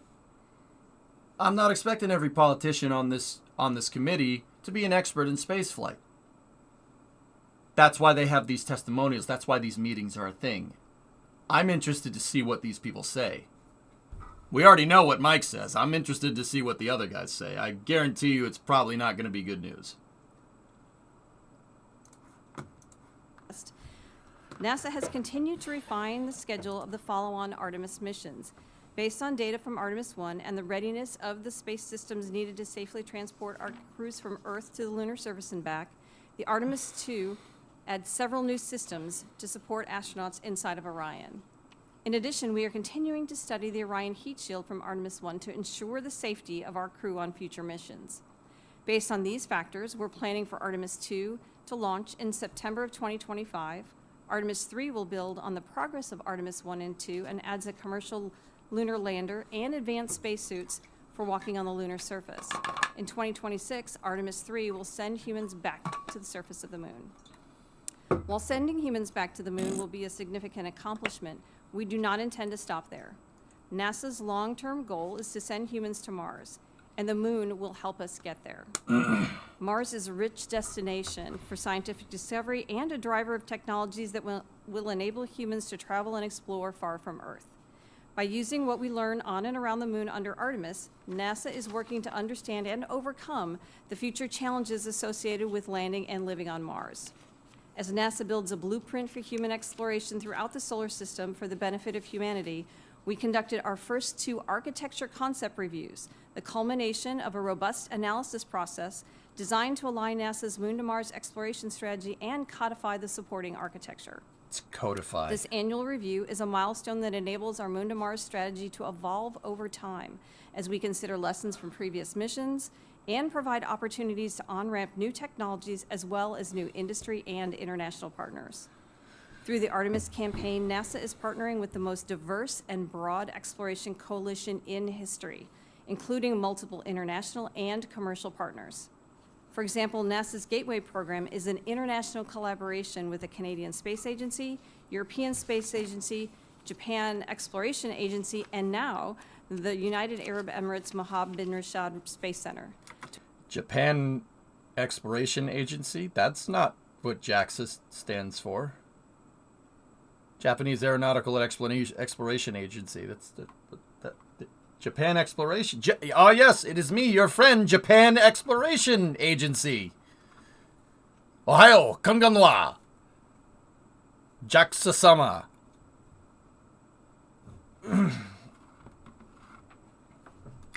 To establish humanity's first space station around the moon.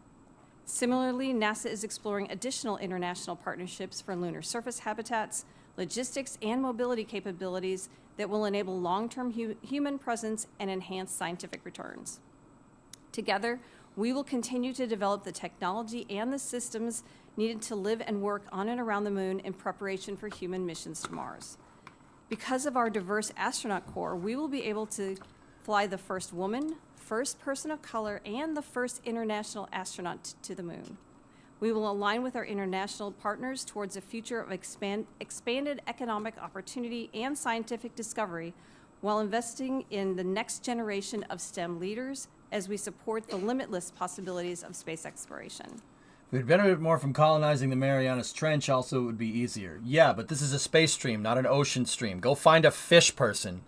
We're talking about space here, man. What are you, crazy? I put it right in the title for you. NASA is grateful for this committee's continued support of the Artemis campaign, and I appreciate this opportunity to update you on behalf of NASA and our Artemis partners, and we'll be pleased to answer your questions. Thank you very much. I now recognize Mr. Russell for 5 minutes to present his testimony. Chairman Lucas, Ranking Member Lofgren, Ranking Member Sorensen, members of the subcommittee, thank you for the opportunity to discuss NASA's efforts to return astronauts to the surface of the moon and ultimately human exploration of Mars through the Artemis mission. Arguably, deep sea is even hard. No, Aqualex, no. Bad. We're not. It's not a question of whether it's harder. Okay, it's a question of what we're doing. This is a committee about space, because this is a stream about space. This isn't a stream about taking a swim in a giant body of water. Okay, all right. No, we're not talking about difficulty. We're talking about space. We're talking about the United States of space. All right, because I'm not stopping at the moon. Write this down. MARS. Mars, bitches. Red rocks. Missions. NASA has requested at least $38 billion over the next 5 years to support this ambitious undertaking. The projects supporting Artemis are complex and specialized and often push the state-of-the-art in space technology. These new projects include a human landing system to transport crew to the lunar surface and spacesuits for lunar operations. In addition, NASA plans to rely on existing programs, including the Orion Multipurpose Crew Vehicle and the Space Launch System. Successfully executing the Artemis missions will require extensive coordination. We build a pool on Mars, then we're good. Then we're good. You know, then we can. But until that point, no.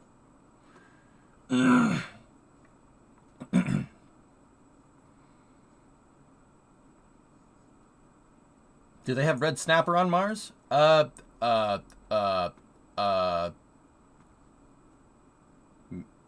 don't know. Maybe we should go and find out. Yeah, all right.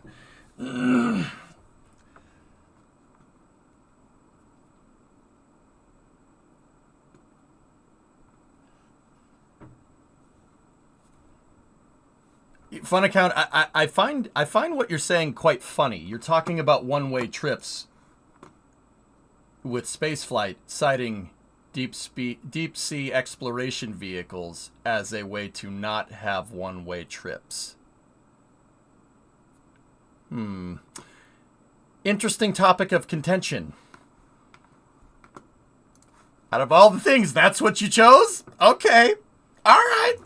Across programs and with a wide range of contractors to ensure systems operate together seamlessly and safely. I'm just saying, man. Our work has highlighted NASA's progress towards its Artemis flight tests. I'm with you, and physically. Let's do it.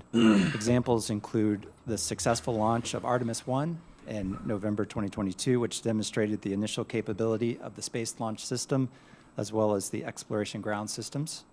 For Artemis 2, the first flight with crew, NASA is currently conducting integration and testing of the crew capsule and the launch pad. And for Artemis 3, the first crewed lunar landing mission, the HLS contractor has conducted 2 test flights. NASA also continues to make progress on its integration and risk management plans, such as establishing mechanisms for identifying and tracking Artemis 3 risks and the establishment and implementation of the Moon to Mars Program Office.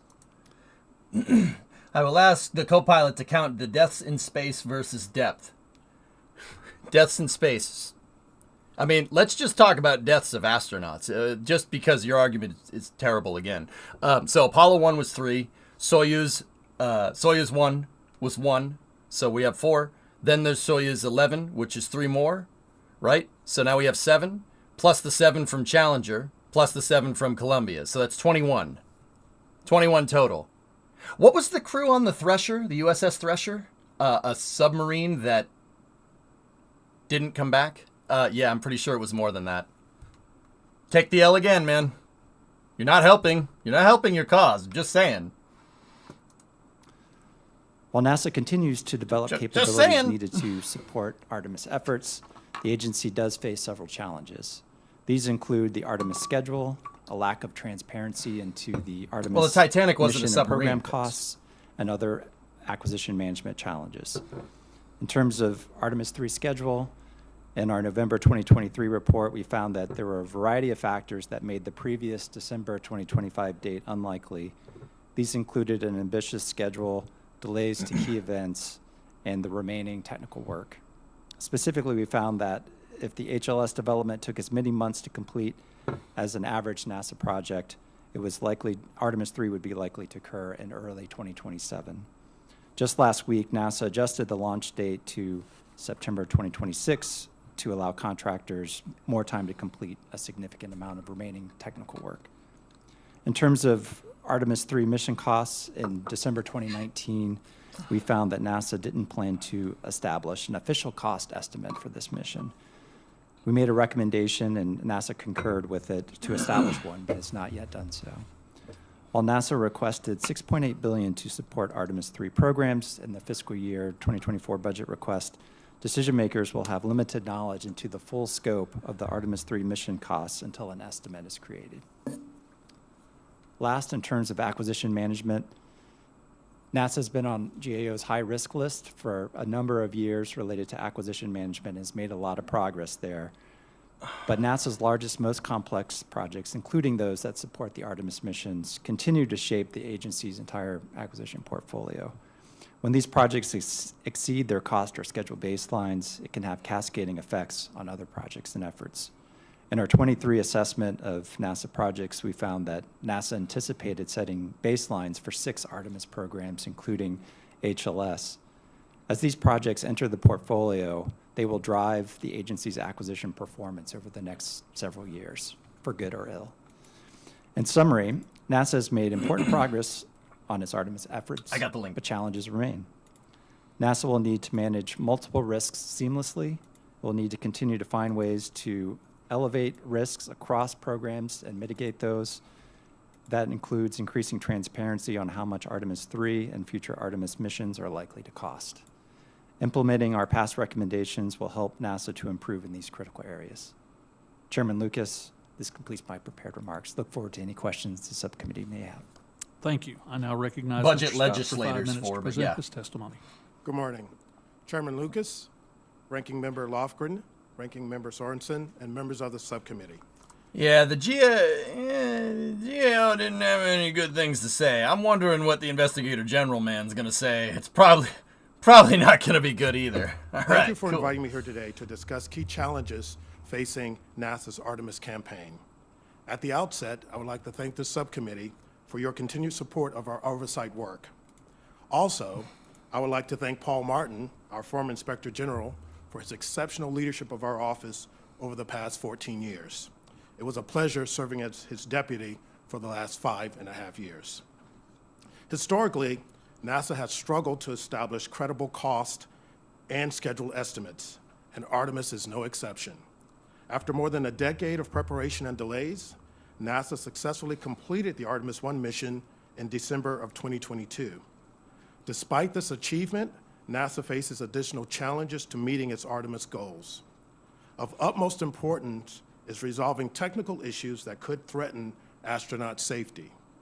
The agency will need to do this while also addressing long-standing concerns, such as unsustainable costs, unreliable project schedules, and the lack of transparency into funding needs. In terms of technical challenges, NASA's most immediate issue is preparing for the Artemis 2 mission, Heat. the first crew test flight of SLS and Orion. For example, the Artemis 1 flight revealed unexpected erosion of protective material on Orion's heat shield. In addition, the agency has identified other issues with Orion that it needs to correct before the next launch. Recognizing the challenges that lie ahead, last week NASA announced Oh, I delays know to the next 2 Why do you think I'm Artemis not taking him missions. seriously? This will allow more time to address technical issues identified during the first mission, as well as support further development and testing of other systems, including the Human Landing System and next-generation spacesuits. The second challenge is the campaign's enormous cost. Overall, we projected that total Artemis costs will reach $93 billion between 2012 and 2025. Ain't nobody here, ain't nobody here that could say that would be the price tag of Constellation. That is bull crap. Not a chance. There is no way Constellation would have been that expensive. All right? I'm just putting it out there. That's what the other guy said too. Ridiculous. Ridiculous. Saving $30 billion, I want to swear so bad. My rear end. We also estimate that SLS and Orion production and operating costs will total at least $4.2 billion per launch for the first 4 Artemis missions. Got you slightly. Got your back, dude. This figure does not include $42 billion in formulation and development costs spent over the past dozen years. Oh, God. Make Given it these stop. costs, it is imperative that NASA identify and effectively implement cost-saving measures. To its credit, the agency recognizes the need to reduce costs and is attempting to do so. Our work, however, has found that some key cost reduction efforts may fall short. This is due in part to NASA not capturing certain costs when developing estimates or relying on unrealistic assumptions. NASA also wants to make its Moon to Mars effort more sustainable by sharing costs with its international partners. However, the agency's current plan does not include cost estimates for these partners beyond Artemis 4. Finally, the Artemis campaign lacks cost and schedule transparency. NASA has not developed a comprehensive estimate for all Artemis costs. And unlike its other major projects and programs, NASA has not established life cycle costs or made cost and schedule commitments for some programs supporting Artemis. Without the agency fully accounting for and accurately reporting the overall cost of current and future missions, it will be difficult for Congress to make informed decisions about NASA's long-term funding needs.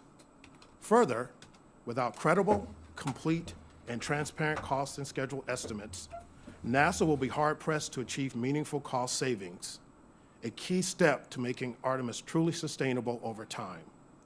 We look forward to assisting NASA in achieving its Artemis goals, and will continue to provide independent, objective, and comprehensive oversight of this effort. No, Thank I have you. to type to prove how intelligent you. I am, guys. Don't you And now understand? I'd like to recognize Dr. Griffin for 5 minutes to Oh, God, this is the best part. He's going to roast these people. present his testimony.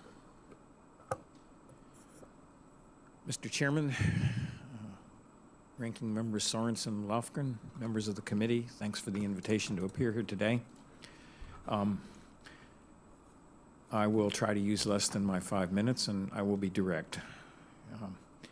In my judgment, the Artemis program is excessively complex, unrealistically priced, compromises crew safety, poses very high mission risk of completion, and is highly unlikely to be completed in a timely manner, even if successful. This matters because our self-declared adversaries, the Chinese Communist Party, together with their Russian partner, fully understand the role that being on the space frontier has in the world of global power politics. I get roasted. We seem no longer to understand that. For the United States and its partners not to be on the moon when others are on the moon is unacceptable. We need a program that is consistent with that theme. Artemis is not that program. We need to restart it, not keep it on track, per the subject of this hearing. The Congress should provide specific direction to the executive branch to address this issue. Thank you. I would request my full statement, written statement, be entered into the record, and will stand down for your questions. Without objection, so ordered. I turn to myself now for 5 minutes for questions. Ms. Kerner, NASA announced last week that Artemis 2 is now targeted for launch in September 2025, and Artemis 3 awesome. targeted for launch in September 2026. Can you Can we hear it again? Yeah. Dude, the sigh at the front, that's the best part. It's been 84 years. I love it. It's so good. Members of the committee, thanks for the invitation to appear here today. I will try to use less than my 5 minutes, and I will be direct. In my judgment, the Artemis program is excessively complex, unrealistically priced, compromises crew safety, poses very high mission risk of completion, and is highly unlikely to be completed in a timely manner, even if successful. This matters because our self-declared adversaries, the Chinese Communist Party, together with their Russian partner, fully understand the role that being on the space frontier has in the world of global power politics. We seem no longer to understand that. For the United States and its partners not to be on the moon when others are on the moon is unacceptable. We need a program that is consistent with that theme. Artemis is not that program. We need to restart it, not keep it on track, per the subject of this hearing. The Congress should provide specific direction to the executive branch to address this issue. Thank you. I would request my full statement, written statement, be entered into the record, and will stand down for your questions. That guy oversaw the development of the Constellation program, by the way. Yeah. Just thought I'd let you know, he's NASA's 11th administrator, second term of George W. Bush from 2005 to 2009. Not to mention, under his watch, he got the shuttle operating on a reliable schedule and actually finished completing the space station before the shuttle was retired, so much so that the last shuttle mission was actually ended up being used for resupply and not an assembly flight. Yeah. Just saying. That guy knows about scheduling and risk and safety involved. Constellation and the shuttle are two pretty good cited examples of his ability to be able to run a space program correctly. Just saying. A lot of my ideas about spaceflight policy come from him. Come from reading his testimonies like this. Yeah. And it's funny because, yeah, he's right. That's why it's funny. He actually knows his stuff. You go look up his resume, dude. Go look up his resume. Look. When an engineer speaks candidly like that, you know it's not good. How does restarting the program save money or get us to the moon faster? Let's find out. Without objection, so ordered. He did not write the systems engineering book, myself Joe. now He for just 5 knows how to minutes use questions. it. I want to point out, Mike Griffin got the shuttle program operating on a reliable schedule, 4 launches a year. The shuttle program. He inherited the shuttle program in inherited overseeing the shuttle program in 2005. The return to flight, Discovery's return to flight after we lost Columbia. He oversaw not only returning the shuttle program to flight, but getting it to operate safely and reliably on a schedule to finish the ISS. Yeah. If that guy can fix the shuttle program, I'm pretty sure you should listen to what he has to say, because that's basically what he did. Hey, Evil Ray's 26-month resub. Ms. Kerner, NASA announced. There's a reason why I look up to him when it comes to his ideas on spaceflight policy, and there's a reason why I tell you guys this stuff, okay? Because, like I said, talk is cheap. You know. That guy ain't talk. Let me put it to you like that. All right. Without objection, so ordered. I turn to myself now for 5 minutes for questions. Ms. Kerner, NASA announced last week that Artemis 2 is now targeted for launch in September 2025 and Artemis 3 targeted for launch in September 2026. Can you share the scheduling margin built into the updated Artemis 2 and 3 launches? So thank you, Chairman Lucas. Appreciate the question today. We have adjusted the Artemis 2 schedule based on crew safety. As you recall, from coming out of Artemis 1, we had a tremendously successful mission. And one of the follow-on investigations from that mission is the performance of the heat shield. That has taken us some time to analyze the data. The heat shield performed perfectly from a thermal perspective, but we saw some unusual characteristics, and we want to fully understand that before we put Reed, Victor, Christina, and Jeremy on Artemis 2. So that has contributed to the delay in the mission. We have sufficient time to complete that investigation with a 10-month adjustment to that launch schedule. Also, with Artemis 2, we have... I want to point out that Artemis's heat shield, out of every single component on... Orion's heat shield on every single component of that capsule has been the thing that's been flight tested the most.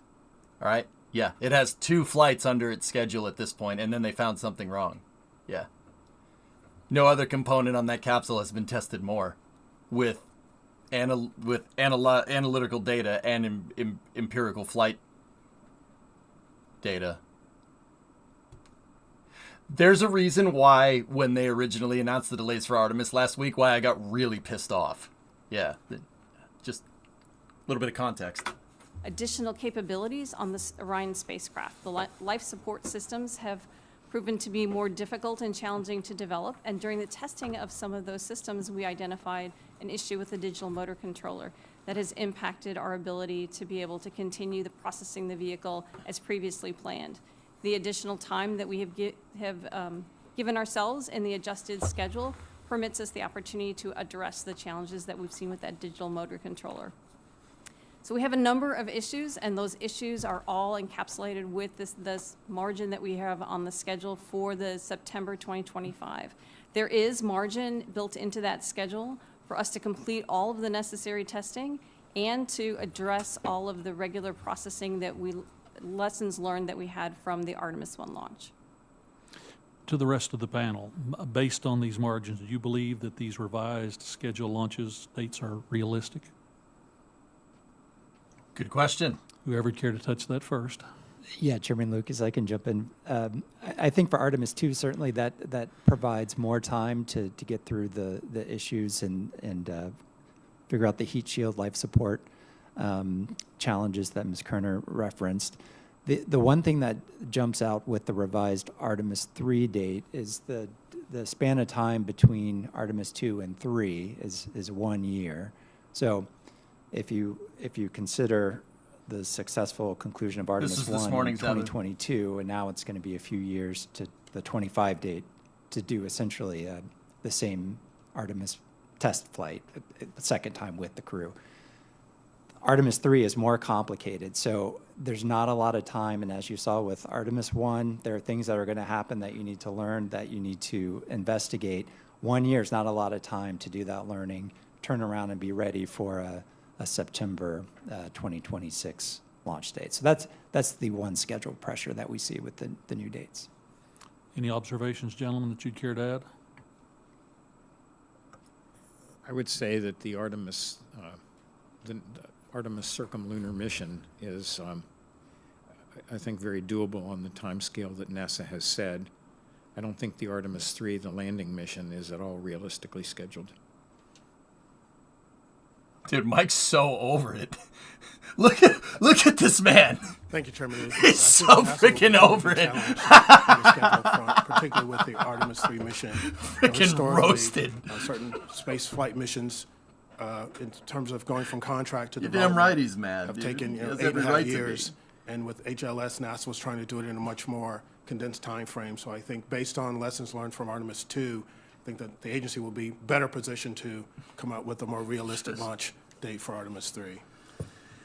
Ms. Kerner, can you share with the committee what milestones NASA uses to measure contractor performance on the human landing system and spacesuit contracts, and along with that, what the consequences are for contractors if they don't meet the milestones by the assigned deadline? Another good question by the committee chair. Who are these people? So Mike Griffin is, let's call him a subject matter expert, okay? And then the two gentlemen that are next to him are the NASA's Investigator General and NASA's Government Accountability Office. Catherine Corner, the woman that's on the left side, if you're looking at it from his point of view, is NASA. She works for NASA. She was a former Orion program manager. Yeah, he threw the spacesuits in there, Bradley. Let's see what she says. I'm curious. Basically, what he just asked is, how do you know that these programs, what's your metric for knowing that these programs are on track? And if they don't meet your deadlines, how are you going to hold them accountable? That's what he asked. Let's see. This is a juicy question. It's actually a really good question that I think needs to be answered. When we watched the press conference a little bit earlier last week, that was the question that Eric Berger asked. And you know what? The apocalypse must be happening, because I agree with him. Eric Berger basically asked, okay, you're delaying everything. How do we know we're not? This is a gist of it. I'm paraphrasing, but he basically asked, how do we know? How are you going to hold them to that? How are you going to hold them to that? Because let's be real. We all know that we're going to get to that point, and then you're going to say, oh, no, we can't launch. We're going to launch when we're ready because of safety. You're going to use that as some bullcrap excuse to... He didn't say this part. This is me talking now. You're going to use that as some bullcrap excuse to justify delaying the launch out because you couldn't engineer a good capsule the first time around. Look, man. If crew safety was a thing, your life support systems wouldn't be malfunctioning when the next flight has crew on it. Like, I don't mean to be mean. I understand that Orion is an extraordinarily complicated vehicle. But an extraordinarily complicated vehicle requires an extraordinarily complicated testing regime, and usually that means a lot of test flights to quantify and validate systems. You need flight data to corroborate your analytical data. All right? And one flight isn't good enough. Let me put it to you like this. If NASA was using Orion and Lockheed was launching it using the criteria for the commercial crew program, the safety criteria that NASA devised for the commercial crew program, the Orion would not pass with its current testing regime. NASA would reject it outright. It would. It's the truth. Look at Dragon 1. Look at the Dragon capsule with SpaceX. That flew many times with nobody on board. Right? Look at Starliner. Right? Starliner had to fly a bunch of times with nobody on board. Well, it's because systems screwed up, but I would contend to say that, I mean, if you're doing an orbital test flight, you probably shouldn't have those systems screw up, but if you're going to catch a problem, that's probably the time you want, right? How many times did the shuttle fly uncrewed? The shuttle never flew uncrewed, Showdubs. That was by design.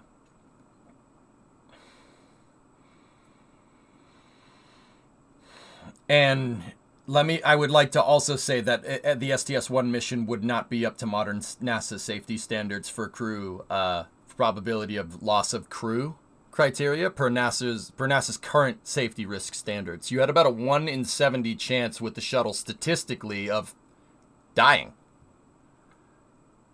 The factor of safety that's for Dragon that is being applied to Dragon and Starliner is 1 in 270. Likelihood of a problem happening. So once again, we're talking about a 3 to 4 fold factor of safety margin here.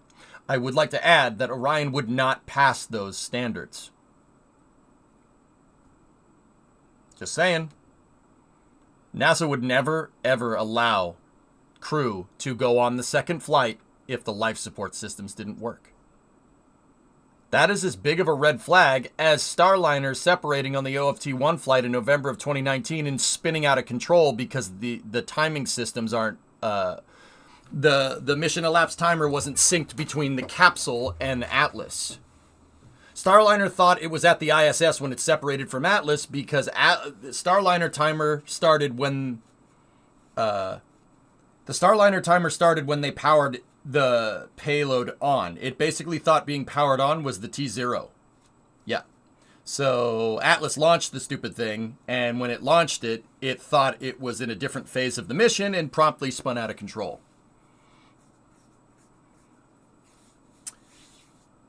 I'm not saying that Orion is at that level of failure, but also the heat shield didn't work. The heat shield didn't work how you thought it was going to work, and you need those. Yeah, you need those just as much as you'd need your thruster systems to not spin you out of control. Like I said, NASA, after that flight, made Boeing fly another uncrewed test flight. Yet they sit here and they say, oh yeah, we'll put people on the next flight. We'll just delay it by a year. It'll be fine. No, it won't. No, it won't. This is what Mike is talking about, and that's what the IG and the GAO are talking about too. But anyway, let's hear her answer to that question. So with regards to the contract milestones, we have a number of milestones that are significant for the Artemis 3 landing, ultimate crew landing. The first would be an uncrewed demo.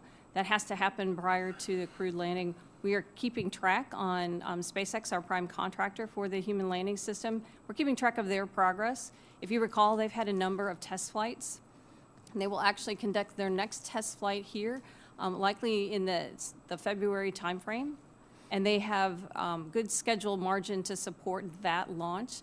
We are anticipating a number of launches in calendar year 24 by our SpaceX industry partners to support the development of not only the human landing system capability, but also their cryogenic fuel transfer capability, which is essential for us to be able to understand the process for refueling the human landing system prior to when we send our crews. So we have various milestones throughout their contract that enable us to be able to measure their performance.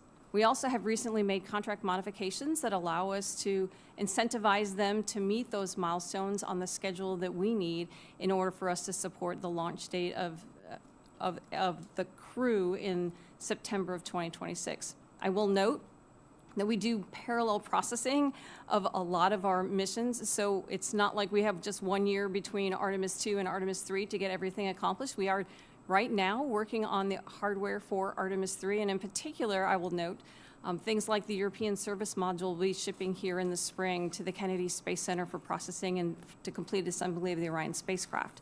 So I fully expect that before we ever launch Artemis 2, Artemis 3 vehicle processing will be far enough along that we will be able to take advantage of the 1 year between the two missions to be able to fully be ready for the Artemis 3 mission in September of 26. I will also note that if you recall the press conference that we did just last week when we announced the slip to those launch dates, we had our 11 industry partners online with us for that, and all of them have signed up for the launch date of Artemis 3 that we are currently showing. Thank you. And before I yield to the ranking member, I would note that I've had several conversations with the administrator, and he has a great deal of confidence in you. I just want to pass that along. And with that, I yield back and turn to the ranking member, Mr. Sorensen, for 5 minutes. Thank you, Mr. Chairman. Ms. Kerner, we have heard from GAO and the NASA IG about the importance of cost transparency for Artemis. Artemis is not just one system, one mission, or even one capability. It's a set of increasingly complex missions and activities. NASA now has successfully completed Artemis 1. Could you explain how NASA is documenting the lessons that we have learned in Artemis 1 such that we are applying those lessons to Artemis 2 and 3? Certainly. So we did a very extensive lessons learned process coming out of Artemis 1 that enabled us to, at every level within the organization and within the hardware production, whether it's at the contractor level or NASA doing integration and analysis, to be able to factor that into the Artemis 2 learning as well as future missions. As I indicated previously, we have a lot of missions in flow and in development simultaneously. What that does is it enables us to, when we learn a lesson on Artemis 1, we can flow that into all of the development that we have currently ongoing. It also allows us, if, for example, we've already built some equipment for Artemis 2, we already have Artemis 3 at nearly the right level in its production to be able to make modifications to that hardware and then bring it forward to incorporate it into Artemis 2, just as an example. So having the rich, I'll say, production cadence that we have established with our Artemis missions and our hardware has enabled us to be able to incorporate all of those lessons learned. I will also note to the comment about the cost and cost transparency. One of the challenges that we face in answering a per mission cost is our contracts are set up to do bulk buys. In other words, if I go buy 3 of something, I can get it less expensive than if I buy 1 of something 3 times. So when we have established our contracts and we purchase some of our equipment, those bulk buys give us cost savings. But what those do is it lumps costs together by program and by purchases. It doesn't allow us, we don't, for example, get appropriations for Artemis missions. I don't get an Artemis 1 appropriation and an Artemis 2 appropriation. I get one for SpaceX, for HLS, for Orion, for the Space Launch System. So aggregating those costs where we make bulk buys and we make purchases based on different contract mechanisms makes it very challenging for us to put together a per mission cost. But we are very transparent in the cost numbers that we have with the contract structures that we have in place and with the way that we are appropriated. So you would say that it is an investment. Artemis 1 is an investment in 2, and then 2 is an investment in all of these missions build on each other, yes, sir. Great. Humans landed on the... I actually agree with her on that one. But it's funny because, you're not doing that. she's basically saying that the way you do procurement for these missions, you don't fund it on a mission-to-mission basis. You're funding the program. And in that regard, it's hard to extrapolate a cost per mission because they bulk buy things. And I agree. NASA should be bulk buying things. It's funny because she's saying she bulk buys stuff, but they have maybe 3 to 4 SLSs, right? I want a block buy of boosters. I want a block buy. I'm talking 20 SLS cores, okay? That's, what is that, 80 RS-25Es. That's 40 5-segment composite solid rocket boosters. All right, 20 upper stages, 20 Orion capsules. This is the type of bulk buy you need to be doing, not 3. 3 Artemis cores. 4. Maybe 1 in the future. Maybe up to Artemis 12, which is where the current thing is out to. The current thing is out to Artemis 12, which is basically into, like, well into the 2030s, right?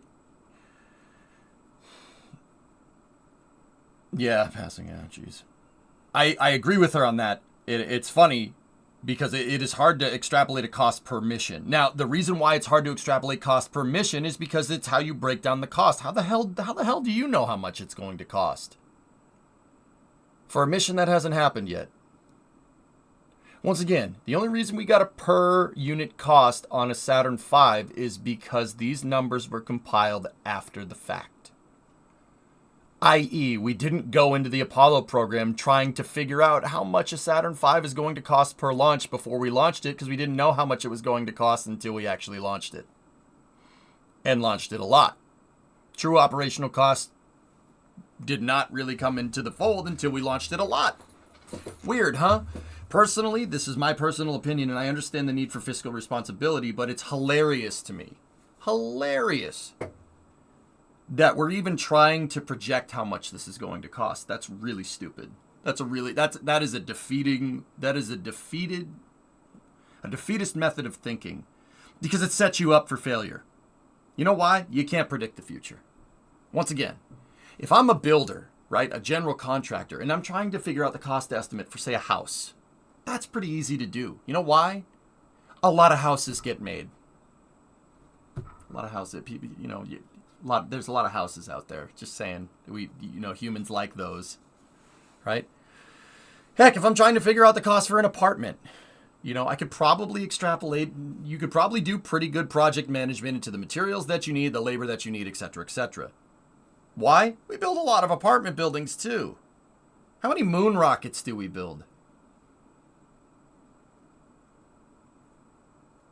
So why do we think we know the price of this?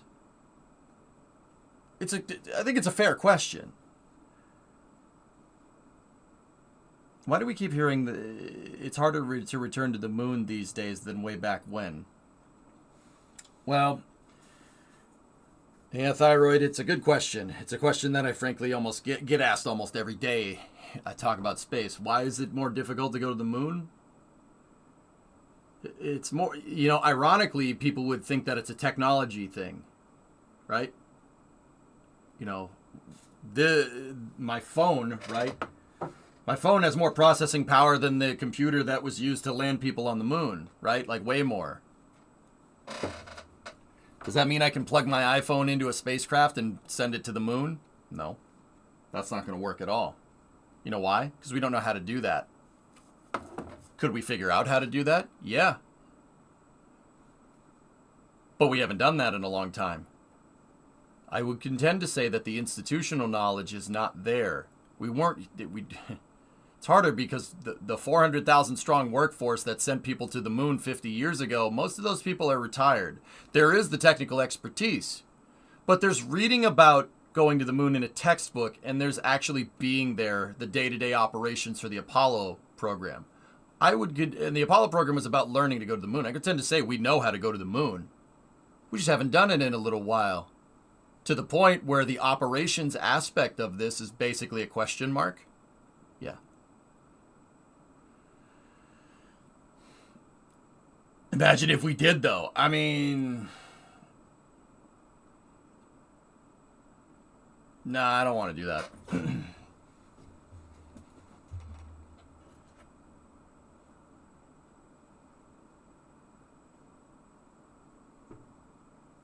Yeah, bloody stuff. I hate people like that. You know why I don't like people like that? People that think that our money would be better spent somewhere else. Remember what I said about this phone just a second ago. This phone has billions more processing power, not billions. It has a lot more processing power than the computer that we used to land people on the moon 50 years ago. It has a lot more processing power, way better. Like, this is objectively a better computer in all regards, and it fits in my hand. That's pretty cool, right? But what people fail to realize from that is that the reason why this exists is because of the computer that we designed to land people on the moon, right?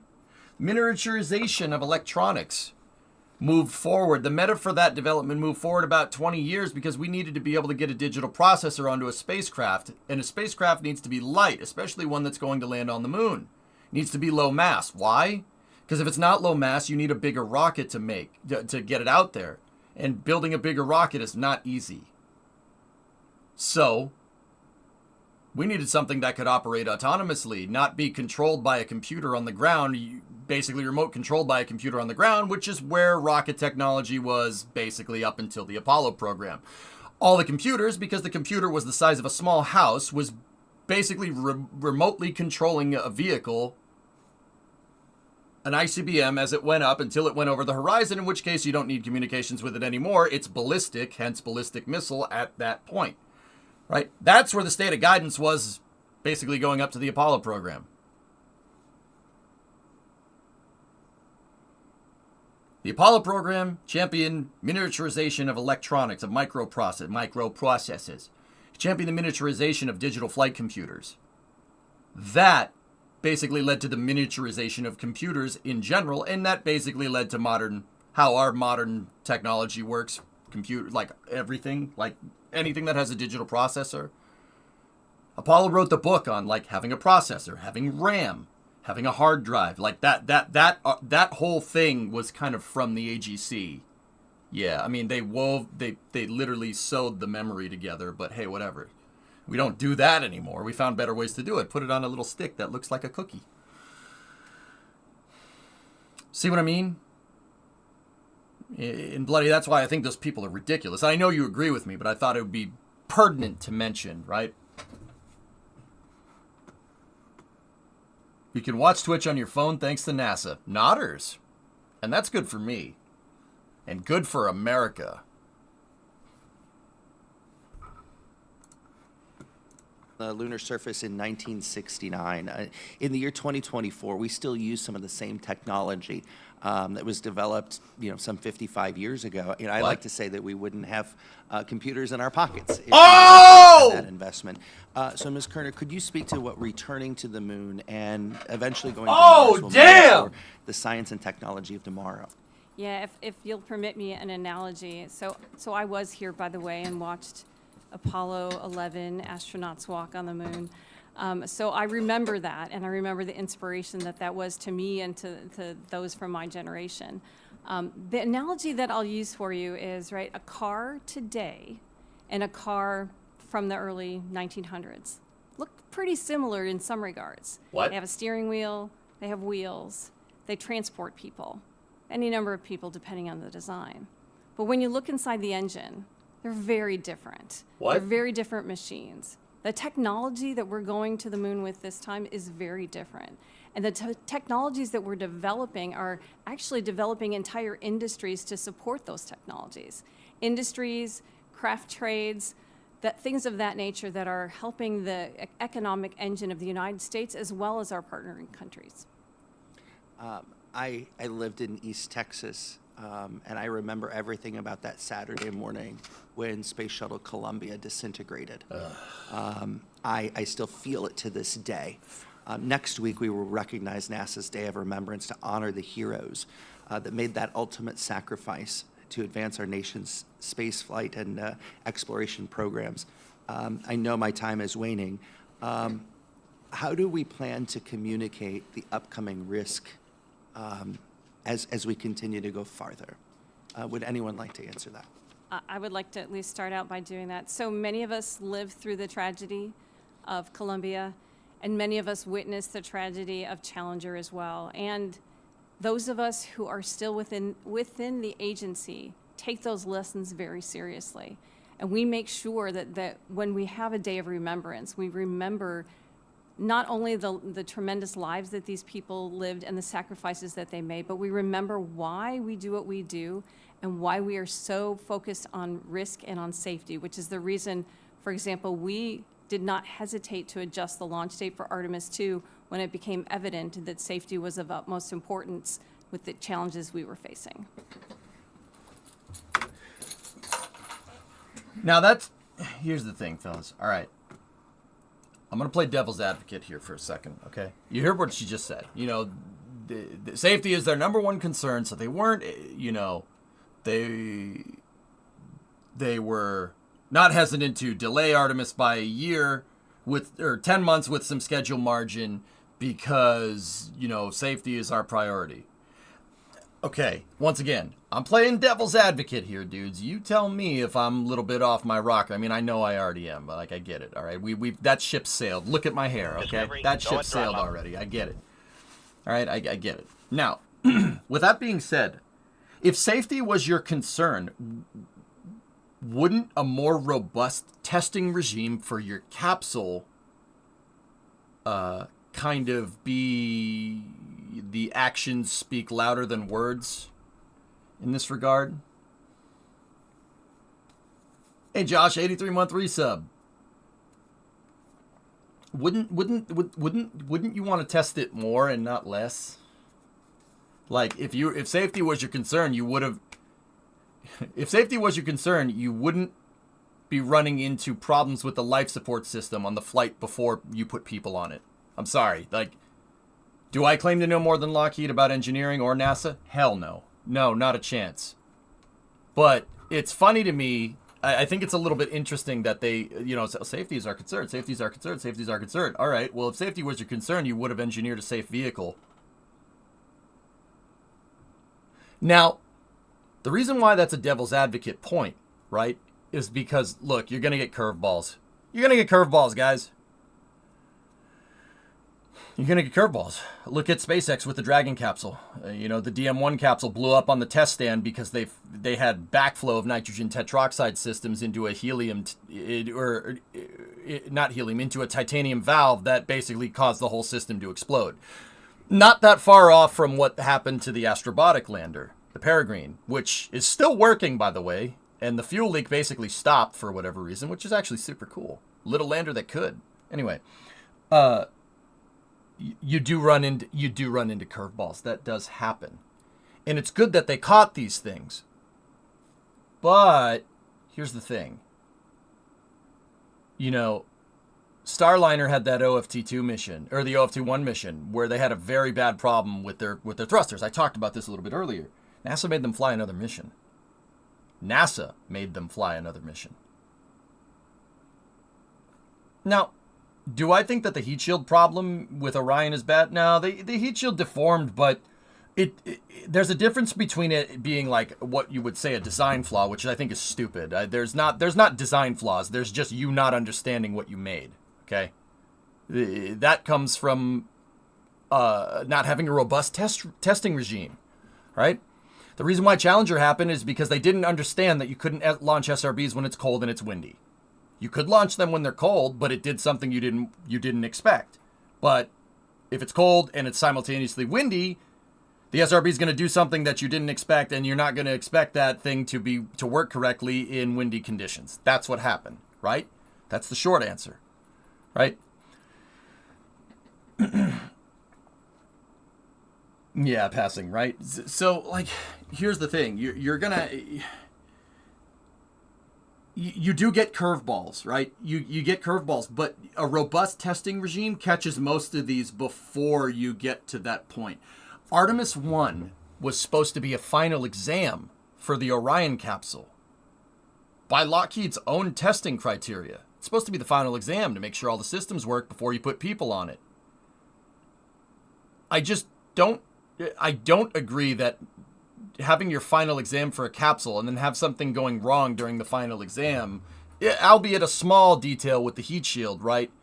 With not understanding the heat shield as opposed to like a design flaw, like I was saying, is the heat shield isn't that. I don't think that's that big of a deal. You're gonna get that. That's the kind of stuff you're gonna get with curveballs. But I can't help but think that this test would have been caught. You would have been caught if you did this more, right? The fact that we're finding all these weird things with Orion right before, like, I mean, guys, 12 months out from a launch, even 24 months out from a launch is not a long period of time on space flight scales. That's not a long period of time. That's basically the software equivalent of like, have it done by next week, right? The fact that we're finding this many problems, this much behavior with Orion, behavior problems with Orion's environmental control systems. The heat shield is, well, not like a life-threatening thing. The heat shield is deforming in ways charring in ways that we don't understand. There's shock loads that could be induced on the batteries in certain launch abort scenarios. This is all stuff that would have been caught with a more robust testing regime, right? Instead of fly it once without life support systems and then, the next flight will have people on it. Yeah, okay, cool. Now, don't get me wrong. I don't have any problem with testing things that way. But if you're going to do that, you should probably make sure that all this stuff, like, works if you want to maintain any reasonable schedule, right? And that's Mike Griffin's argument. I agree with him on that one, right? You want to maintain any reasonable schedule. This is probably something that you should have figured out by now. Going to repost because awesomeness. What's that? Oh, nice. H3 test flight on February 15th. Okay, cool. I'm in. Guys, I don't have any problem with the way that Lockheed is doing their testing. If they think that testing regime is adequate for what they built, then sure, absolutely. That's the thing about test regimes. There's no standardized criteria for testing a spacecraft, right? Starliner and Dragon are designed to do the same exact things. Testing regimes are wildly different, right? And I understand that. My thing lies basically, look, the Apollo program had more transparency, it had more budget, right? And it had more launches, okay? With all of that, with the full force of the U.S. aerospace industry from the 60s going towards this, A, we still had three astronauts die. And B, not even the Saturn V flew people on the second flight. No way. Not a chance. Saturn V didn't do that. Saturn V did it on the third flight. You know why? Because Apollo 4 almost exploded on the way up. And Apollo 6 almost shook its payload off the top. Yeah. Because Apollo 6 needed to test fly the thing again because Apollo 4 went so ridiculously bad. And I'm not saying that SLS will do that. I think SLS is fantastic. The point is that not even the Apollo program tested stuff like this, man. Not even close. No way. You're becoming Denny Hamlin with your haircut. Hey, Metric 70-month resub. Dude, if the Apollo program didn't do that, something that is objectively would, from NASA, like from a safety output, outlook and a risk output, NASA would not do today. Why does NASA think that, the way they're testing Orion is adequate? I'm fairly confident that Orion would not, if Orion was subjected to the same standards as commercial crew, it would not be using this flight regime. Nice, Bandit. It would not be doing that. But anyway, let's keep going. Thank you. Gentleman's time has expired. The chair now recognizes the gentleman from Florida, Mr. Posey, for 5 minutes. Flirter. Thank you very much, Mr. Chairman. The Chinese Communist Party threatens almost every component of our government and the lives of Americans, obviously. Ms. Kerner, your written testimony didn't mention China at all. Mr. Russell, you mentioned diversity, but you didn't mention China. Hit the mic. Ms. Scott didn't mention China. Dr. Griffin, your testimony does mention our adversary, China, and I wonder if you would expound upon why you went to such detail. for the clarification of others? That's actually a good question. Yeah, you guys might think that the crazy representative from Florida. I don't think that's that crazy of a question at all. I think that's a pretty legit question. Oh, nice, RJ. It looks good. Good job. Is that Don Rickles? Yeah. In my judgment, China, and I don't want to say China, I want to say the Chinese Communist Party, fully understands and frequently says that their goal is to be the world's great power. They regard the Western democracies as decadent and outmoded and ineffective and inefficient. China's president, he has other titles, Xi, bullies neighboring countries, presumes to take control of international waterways, supervises a military establishment that has recently sunk other people's ships fishing in their own waters. Everything about the behavior of the Chinese Communist Party suggests that they are their adversary, and they say so. To allow a situation to develop where the human frontier is populated by our adversary and we are not there should be unacceptable to this nation and to our Western and Asian partners. It should be unacceptable.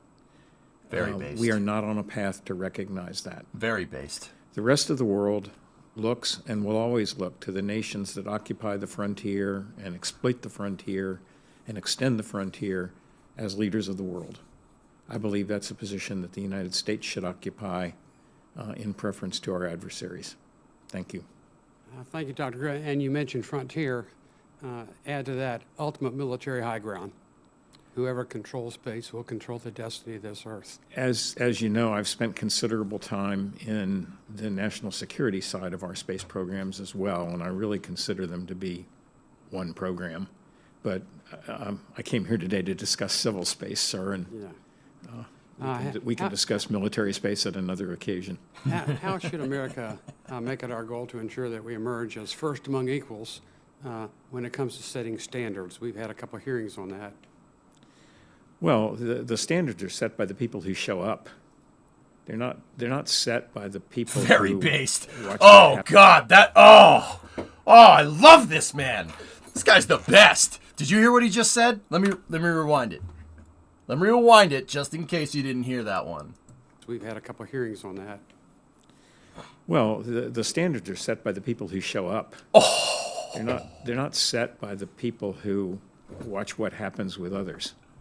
So by returning to the moon in a focused and expeditious manner, which we are not today, we will inevitably we will be required to bring along communications and navigation and other infrastructure systems, which we expect others will use as well. By that mechanism, we will have established the standards, just as we did with the ICAO starting at the end of World War II for global air transport. But again, those are facts on the ground that are created by the people who are on the frontier first. They're not created by the people who follow. Thank you, Doctor.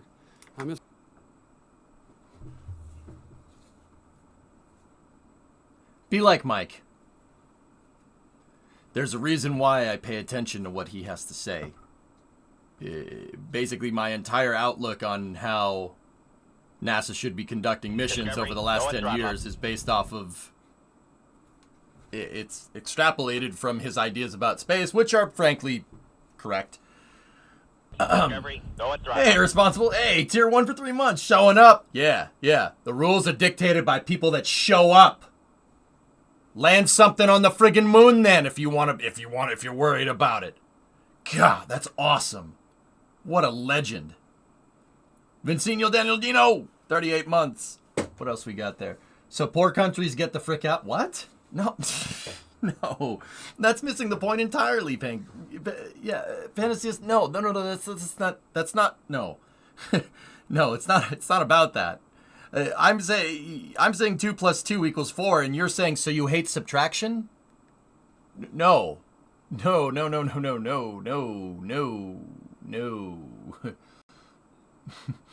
No, that's not what he's getting at. He's getting at that if an adversarial power that's willing to just take what they want is going to exploit uses of the moon, that could spell, well, basically, if we don't get there first, we're not going to be able to write the rules on a country that doesn't freaking give a frick about international law.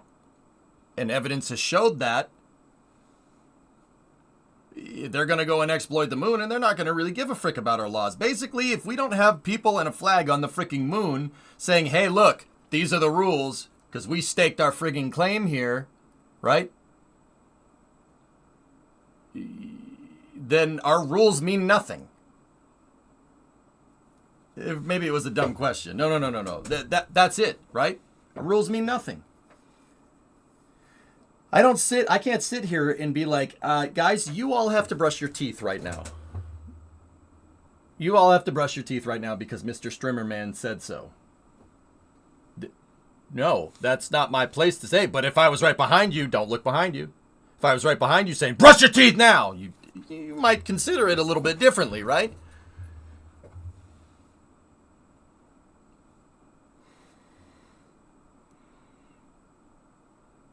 Something like that, Adam. Oh, okay, sorry. Thanks for the explanation. I'm French. A little hard to understand everything in a committee. No problem. Frick no! Nopers.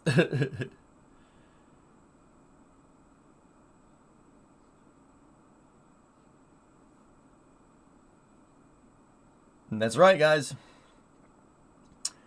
Look, man, the rules for civil aviation, right, are ridiculously safe. You know why? The U.S. wrote them after World War II. That's what Mike Griffin just said, the ICAO.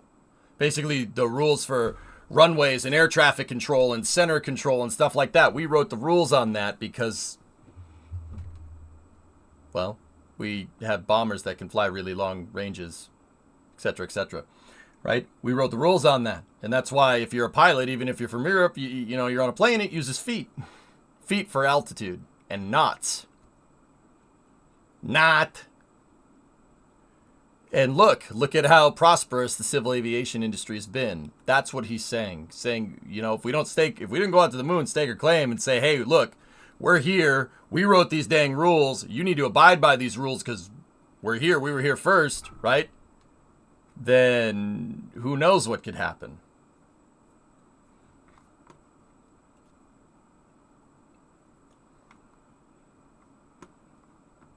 You damn metric system. Any system but metric. I think it's a very good point. It's a very, very good point. Do we want to be at the forefront, or do we want to play second fiddle to somebody else? Do you want to play second fiddle to a system that doesn't champion human rights, for instance? I don't want to do that. Hell no. What specific steps are being taken to address what some consider to be the outdated gas and propellant pipelines and other ground systems at Kennedy Space Center too? And what Hold on. specific steps I gotta back it up. Created by the people who are on the frontier first. They're not created by the people who follow. Thank you, Doctor. Ms. Kerner, what specific steps are being taken to address what some consider to be the outdated gas and propellant pipelines and other ground systems at Kennedy Space Center to ensure that we have the capacity to support our booming commercial space sector? We don't care about human rights either. RJ, is that some kind of inflection on what you see in your day-to-day experience? Because last time I checked, China doesn't have a Bill of Rights. Yeah. First, second, third, fourth, fifth, sixth, seventh, eighth, ninth, 10th Amendment? No. That's enshrined in our founding document. I'm pretty sure they don't have anything like that. So tell me again how we don't care about human rights. I'd really be interested. I'm not going to be interested because that's objectively false on all levels. So the infrastructure at the Kennedy Space Center, as well as Kinda at all of our disappointed you said that, centers, is man. very much aging, and we are aware of that within the agency. I will tell you from an Artemis perspective, we are investing heavily in the capabilities that we need to support the Artemis mission. Last year, we had over 70 launches from this Florida Space Coast. It's an exciting time for launches that weren't yours. All of us in the space industry.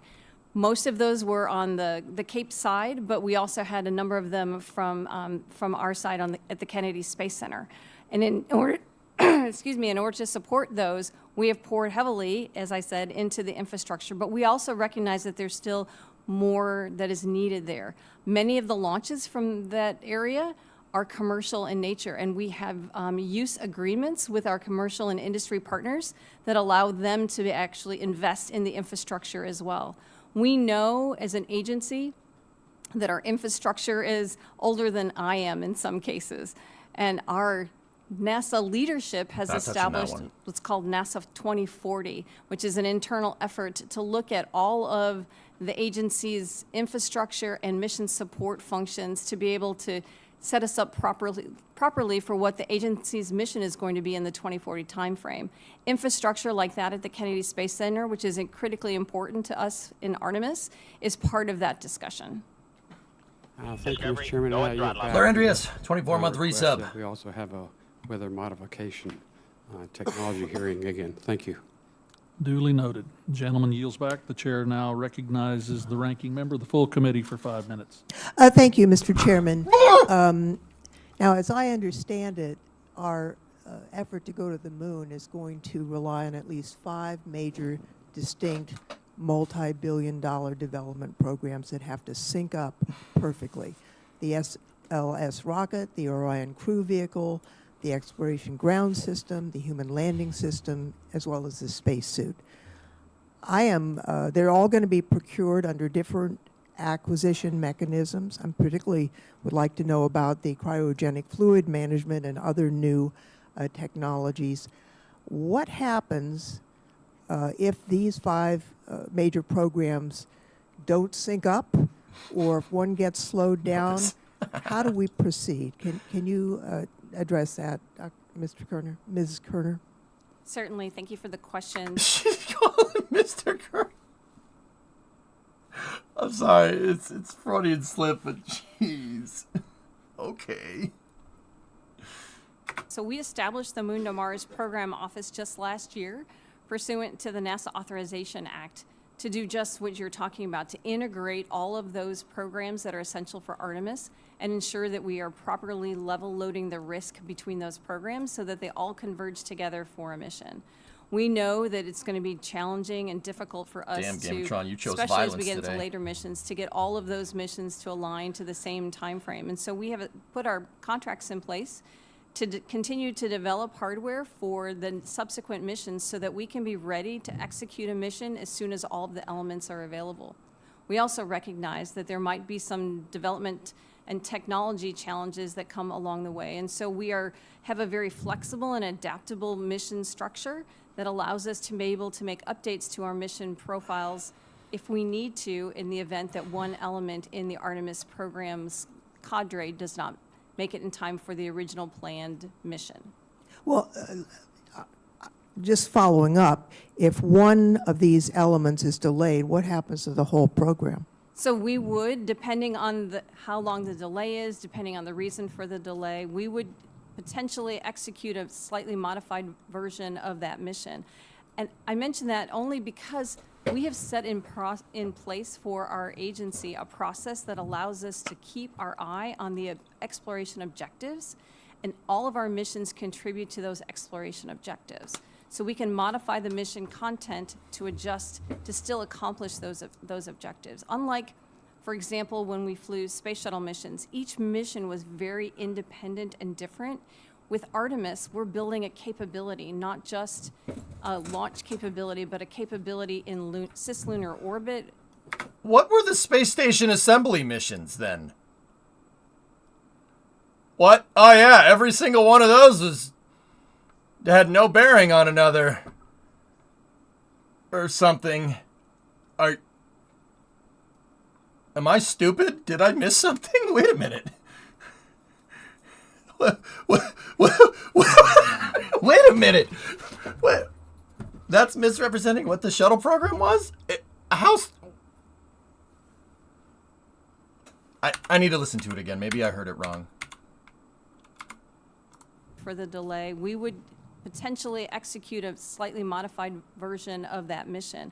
And I mention that only because we have set in place for our agency a process that allows us to keep our eye on the exploration objectives. And all of our missions contribute to those exploration objectives. So we can modify the mission content to adjust to still accomplish those objectives. Unlike, for example, when we flew space shuttle missions, each mission was very independent and different. With Artemis, we're building a capability, not just a launch capability, but a capability in cislunar orbit, capability on the surface of the moon over time. And as any large-scale development activity knows, when you do that, you can make adjustments for when something gets delivered late or something shows up differently. You focus then on another aspect or another objective that you're trying to achieve. Okay, Agalex, I get it. So I'm not crazy. Yeah, I don't really understand the argument saying that the shuttle wasn't built for capability. I think that's the funniest thing I've ever heard. I'm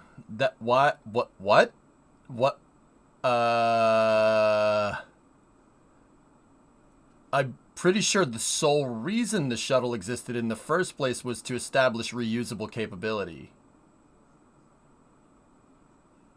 Like, that is the entire impetus for the shuttle program.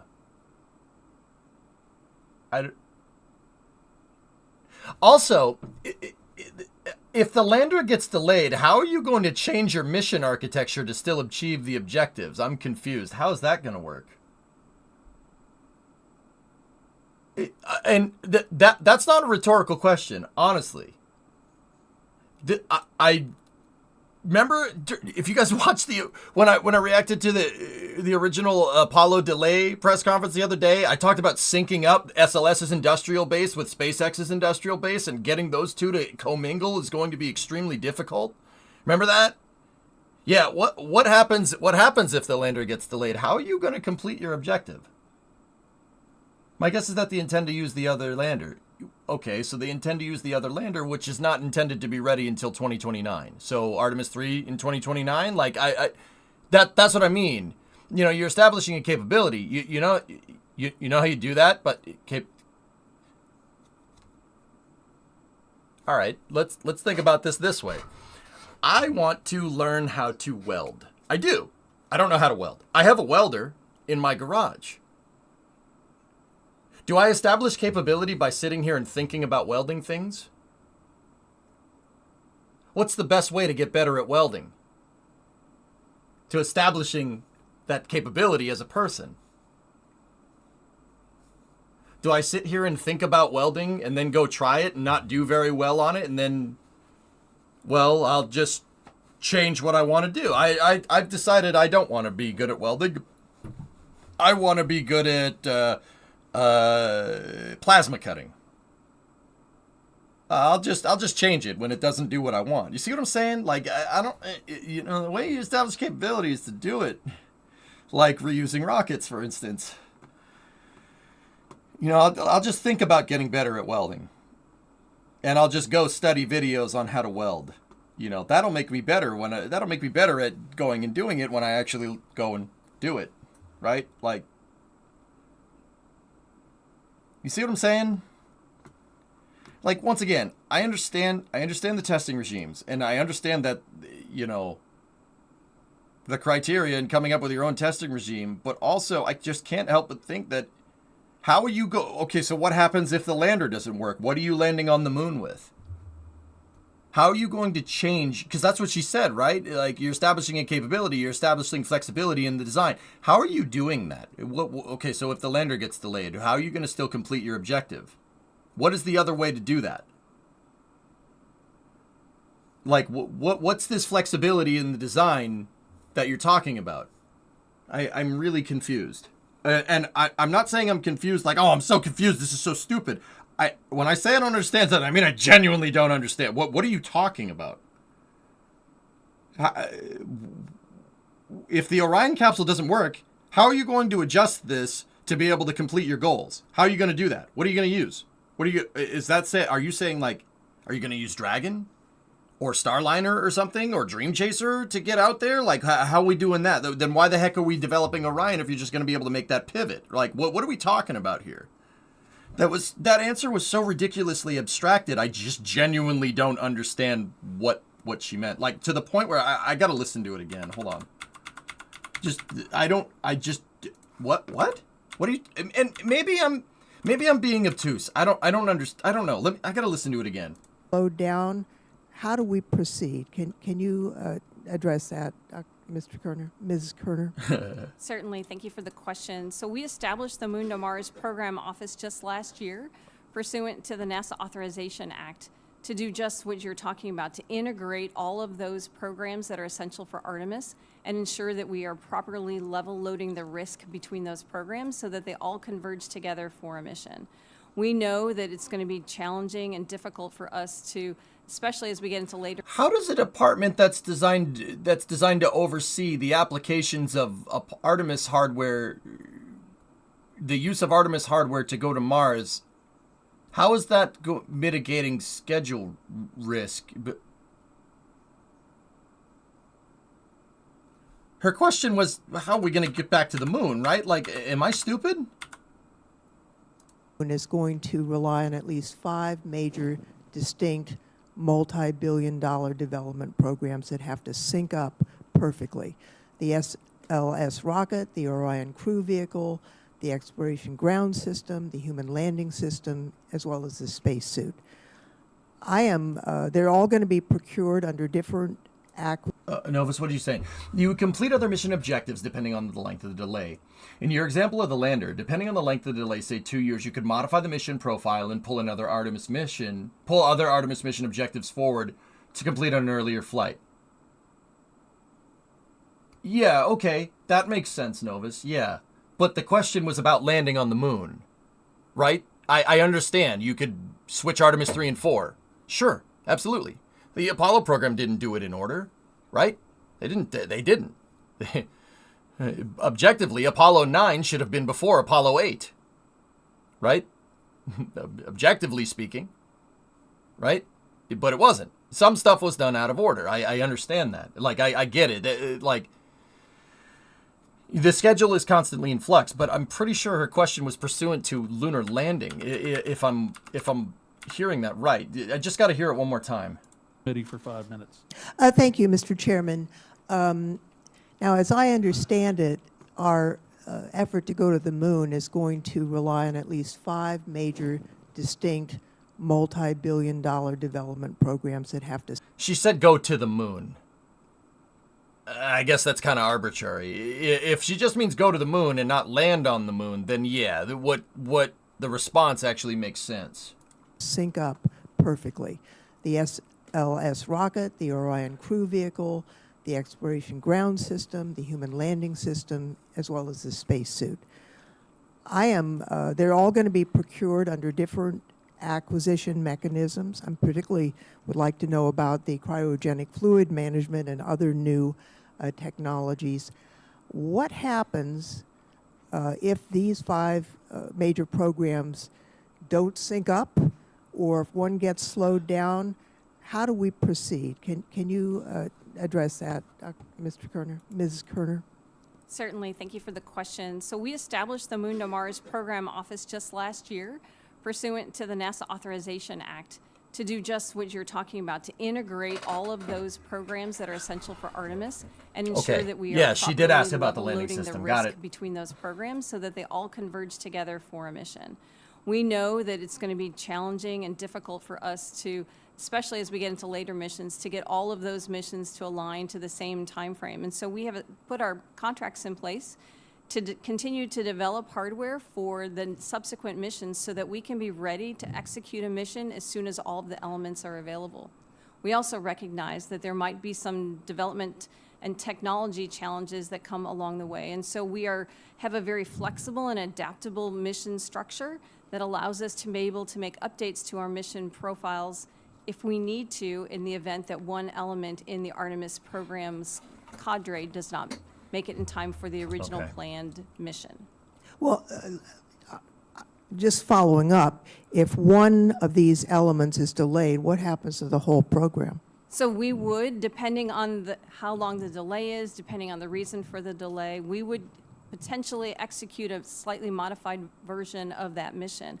And I mention that only because we have set in place for our agency a process that allows us to keep our eye on the exploration objectives, and all of our missions contribute to those exploration objectives. So we can modify the mission content to adjust to still accomplish those objectives. Unlike, for example, when we flew space shuttle missions, each mission was very independent and different. With Artemis, we're building a capability, not just a launch capability, but a capability in cislunar orbit, capability on the surface of the moon over time. And as any large-scale development activity knows, when you do that, you can make adjustments for when something gets delivered late or something shows up differently. You focus then on another aspect or another objective that you're trying to achieve. Let me ask this. The IG issued a report in October of last year about the supply chain monitoring. What has NASA done to adopt those recommendations relative to the Artemis supply chain? So we Yeah.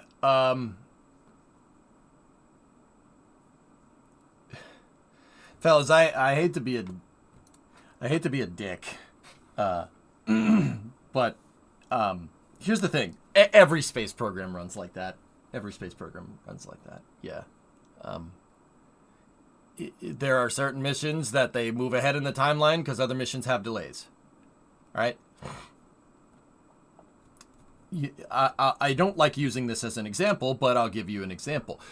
STS-107, Columbia 107, flew after STS-109. Just putting it out there. The flexibility in the mission timeline, especially if you have dissimilar capability, i.e. shuttles going to different destinations, right? Shuttles going in different directions. Discovery, different go launch on throttle up. assets is where my mind was going there. Yeah, this stuff happens. But to say that the shuttle doesn't have that flexible capability is kind of a slap in the face. And you know who's it's a slap in the face to? It's a slap in the face to Mike Griffin, the guy that's sitting at the other end of that table. And that kind of, I'm sure that wasn't intention, but also at the same time, the guy sitting on the other end of the witness table got the shuttle program running on an operationally reliable schedule and finished building the space station before the shuttle program concluded. Just putting it out there. Now, I don't know if Mike took it personally. I kind of did. Maybe I shouldn't. But also, to somehow infer that Artemis is a more flexible architecture than the shuttle program is just, that's hilarious. That's probably one of the funniest things I've ever heard. What? Are you nuts?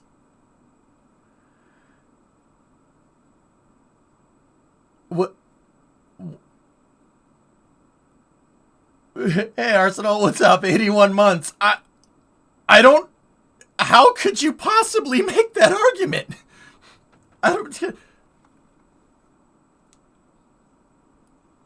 I mean...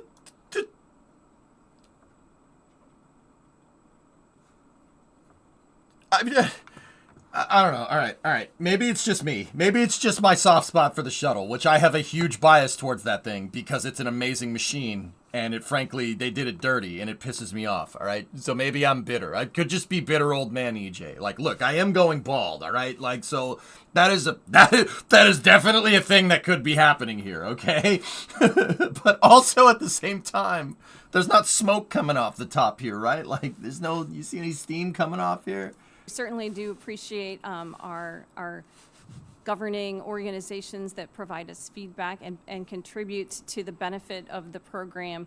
We have looked at our I don't think supply she meant chain it that way, but management also and looked at how we can better manage that. And I'll speak again to what I mentioned previously. The Moon to Mars Program Office, that office was deliberately established so that we can connect all of the what were previously disparate programs and look across the board and address some of these supply chain issues. I want to say I also saw the sense. landing on the moon. It was a stunning thing, but I'll confess at the time I thought, how is this helping us here on Earth. Now, I listened closely to Dr. Griffin's assessment of the Chinese. I completely agree with him. I do think it's Cool, important Arsenal. Right on. to outline for the American public why this matters to them. And I'm wondering, Ms. Kerner, if you can outline efforts that NASA is making to explain why this matters to America. And by the way, I concur in the chairman's comment that the administrator has huge confidence in you. So if you could answer that. Thank you. That's a little bit embarrassing, I'll admit. But I'll say one of the efforts that we have done within our agency within the last couple of years really focus on the why of exploration. And we identified 3 pillars associated Jack. with that why. Cool. Science, national posture, and inspiration. Science, I think, is obvious. It's the engine that generates economic benefit wherever it goes, and in addition to inspiring the next generation of STEM, as well as teachers and those of us who look to the scientific discovery with wonder and decide that is something I want to learn more about and want to pursue. Additionally, national posture, I think we've spoken to that a little bit already with Dr. Griffin's testimony, but I'll state we believe, and our administrators spoke about it just last week, that we will be on the surface of the moon before China is. And it's our intent for that to happen. Now, there are other government agencies that can provide a much more detailed briefing that we can do in a different environment than here that could give you more insight and information about China's progress and about our progress along those lines.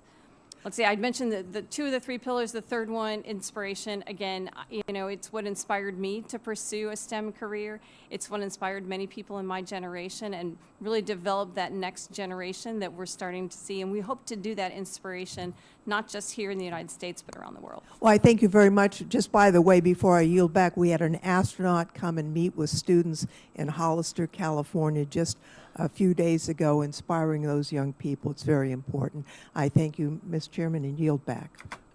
Novus, when you're saying when she says the shuttle mission was independent, your example of 109 before 107 shows that point. The missions were not necessarily related to each other. Some definitely were, but they each had a very explicit purpose and mission. Yeah, in that particular example, yeah, that's correct. But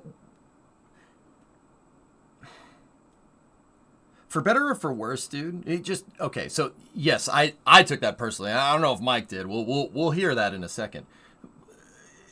For all intents and purposes, the legacy of the shuttle program is the ISS, a thing that the shuttle built, right? I don't really understand the argument of, in the context of Artemis, right? I don't really understand establishing that, the flexibility. Like, you're going to move missions forward, you're going to move missions back in the timeline, but assembling, you got to remember, like, okay, the shuttle was supposed to, when it was first done, right? When it was first done, like when they first built it, when they first came up with the ideas for it, the National Space Transportation System, it had objectives to do. It had syndicated missions, and we decided we didn't want to do that for whatever stupid freaking reason, right? And underfunded the program. You see what I'm saying? I'm trying to put it into words, dude. I'm sorry. What we got, right? What we got with the shuttle program was, just complete absurdity, right? Like, like for the first 20 years of the program, right? Like until we, shuttle was kind of doing stuff and then Challenger happened, right? They had just completely non-syndicated. I mean, I would argue at the beginning of the program that they were, like with development of the MMU, solar panel missions, et cetera, right? But, Challenger kind of set us back. And then in the 90s, we did some Space Lab missions, right? And then, go in the early 90s, right? And in the mid-90s, we did Shuttle Mir because we didn't want to do Space Station Freedom, which was the objective for all those shuttle flights, even before Challenger. Going up to that point, we're basically building to do Space Station Freedom. Then we got rid of that. Then we gave it the ISS. And, in the 90s, it was going to Mir because it's, save money, blah, blah, blah, blah, blah, blah. But what I'm telling, like, the shuttle was designed to do this. It was designed to have that flexibility built into it from the start. We never gave it that flexibility, all right? Until somebody like Mike came along and had the shuttle complete its goals, right?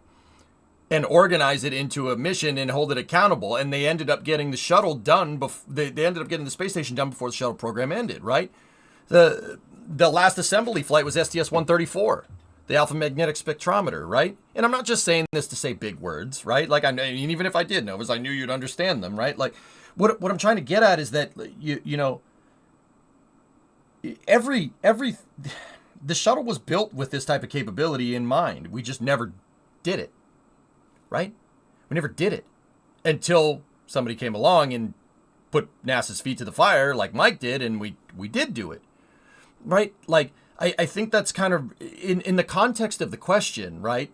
Flipping missions around, et cetera, like, you know, and timeline flexibility, in mission flexibility because of potential long lead items or delays in the program, I think it's ridiculous to think that the shuttle to use that as an example. And honestly, it's probably, now that I'm really thinking about it, it's probably just me taking it a little too personally. The shuttle was built to do that. That's what it was built to do. Did we do it? No. And that's probably what she's referring to. But also, it did.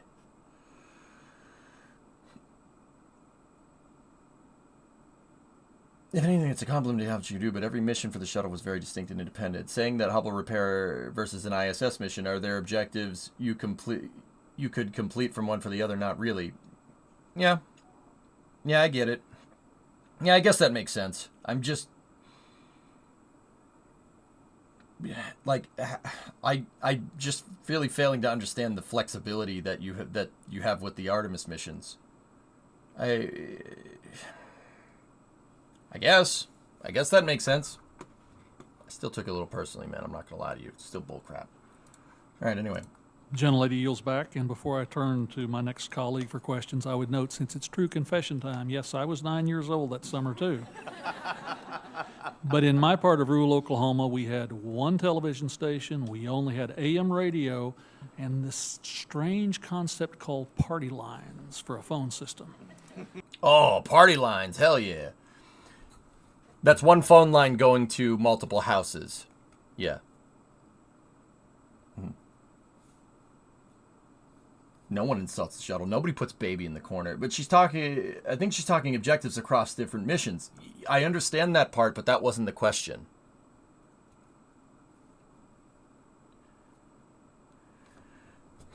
And maybe I'm looking into it too much. But also at the same time, I don't know, man. You probably should have this stuff figured out by now. But then again, flexibility is not something that you're supposed to figure out right now. I get it. Anyway, let's go. I remember those. You know exactly how many relatives you have based on what you said on the phone. That said, I turn to the gentleman, Mr. McCormick, for 5 minutes. Thank you, Mr. Chair. The Artemis mission is not only about returning the humans to the moon, but about advancing technology, fostering international cooperation, stimulating the economy, inspiring the public, and securing the United States' position as leaders in space exploration. We don't have a camera for that guy? Similarly, in the 1960s, we were again faced with the space race, only this time with the Chinese, not just the Russians. The United States must be a leader in space, and we must lead by setting the standards we know will continue the incredible innovation and advancement we have fostered here. I have a keen understanding of the important implications of the Artemis program for our economy, national security, and advancement of technology, but do think we need to evaluate the real challenges of NASA we're facing to achieve their goal in a timely and cost-effective manner. Georgia. 6th I'm going to take a District, little tack Georgia. away from our typical questioning, get into a little bit of medicine and human physiology in space as a physician. Recently, the U.S. Department of Veterans Affairs and Walter Reed Army Institute of Research have come together to look at a promising technology known as mitochondrial organelle transplantation. The mitochondrion is the powerhouse of the cell. Doctor. To address the mitochondrial dysfunction and neurodegenerative diseases that we've seen in human beings, but also in astronauts for some reason we don't even know why. Is NASA aware of the work that the VA, and this is an obscure question, so I understand I'm probably talking outside the normal purview, but is NASA aware of this study between the VA and Walter Reed addressing mitochondrial dysfunction, and would they be willing to work towards advancing technology to help these astronauts protect their energy cells, if you will? Damn. Interesting question.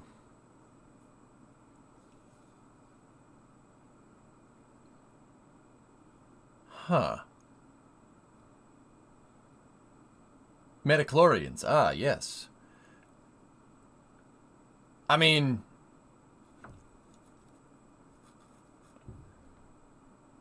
I don't understand any world where the answer to this question isn't yes. But yeah, I don't know. So you may or may not know this about me, but one of the interesting career parts of my career path is that I spent 5 years running the Human Health and Performance Directorate at the Johnson Space Center in Houston, Texas.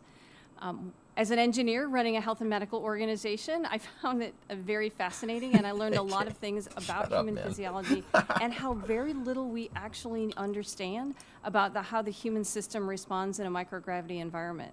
And we today do not understand how the human system would respond in microgravity, followed by partial gravity, back to microgravity.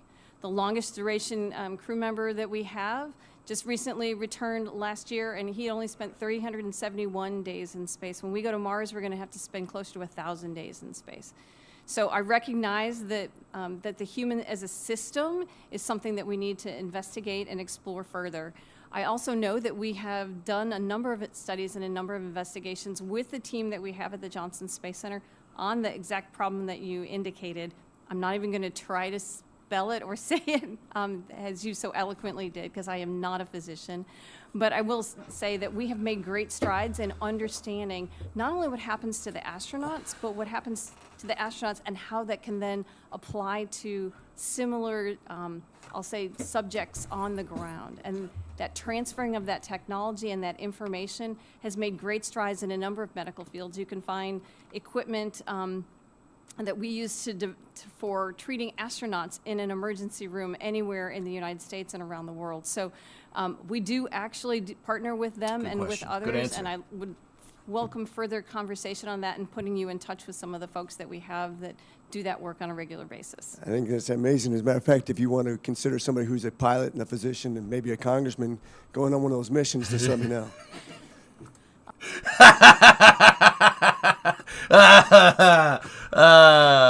You guys want to hear this dude's resume? Check this out. He's got a bachelor's. He's a bachelor of science from OSU, an MBA, and a doctorate of medicine. He served in the Marine Corps and the United States Navy for 20 years. In the Marine Corps, he's a helicopter pilot, and in the Navy, he reached the rank of commander, and he's an emergency physician and works at Gwinnett Medical Center. Wow. All right. Huh.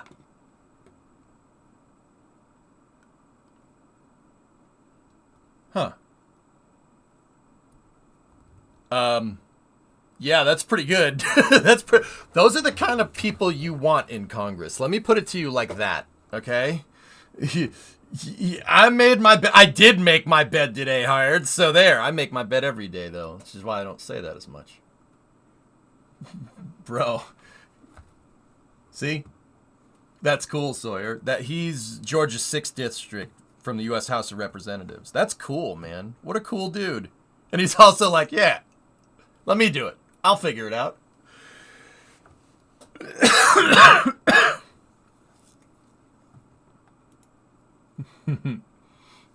Artyom, when's that coming up? Some people just built different. Yeah. Primo, exactly. I'd like to say that we can we elect more people like that, dude? Can we do that? Like, that's doable, right? Can we do that? Can we? Can we? I took the Christmas tree down today. Yeah. 3 weeks after, 4 weeks, a month after Christmas. That's cool. He's also that cool. Johnny Kim is almost the same resume. Yeah. Hang on. Let me see. What did he do in the Marine Corps besides just flying a helicopter? Hold on. Does it say? Nah, it doesn't say. Yeah, that guy's cool.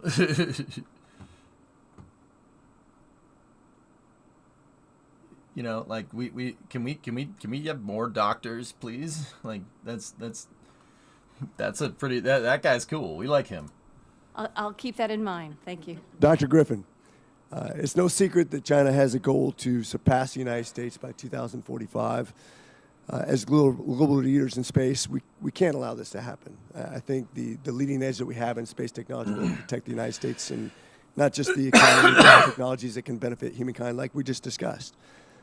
As the United States works to recruit additional international partners, how can we, the government, continue to promote its vision in space diplomacy over China's? In other words, you can see countries like India putting a vehicle on the dark side of the moon for about $75 million. Now, granted, it's not manned, so it does cut some corners, and they maybe don't have the same bureaucracy requirements, but how can we partner with other countries to make this a more efficient process?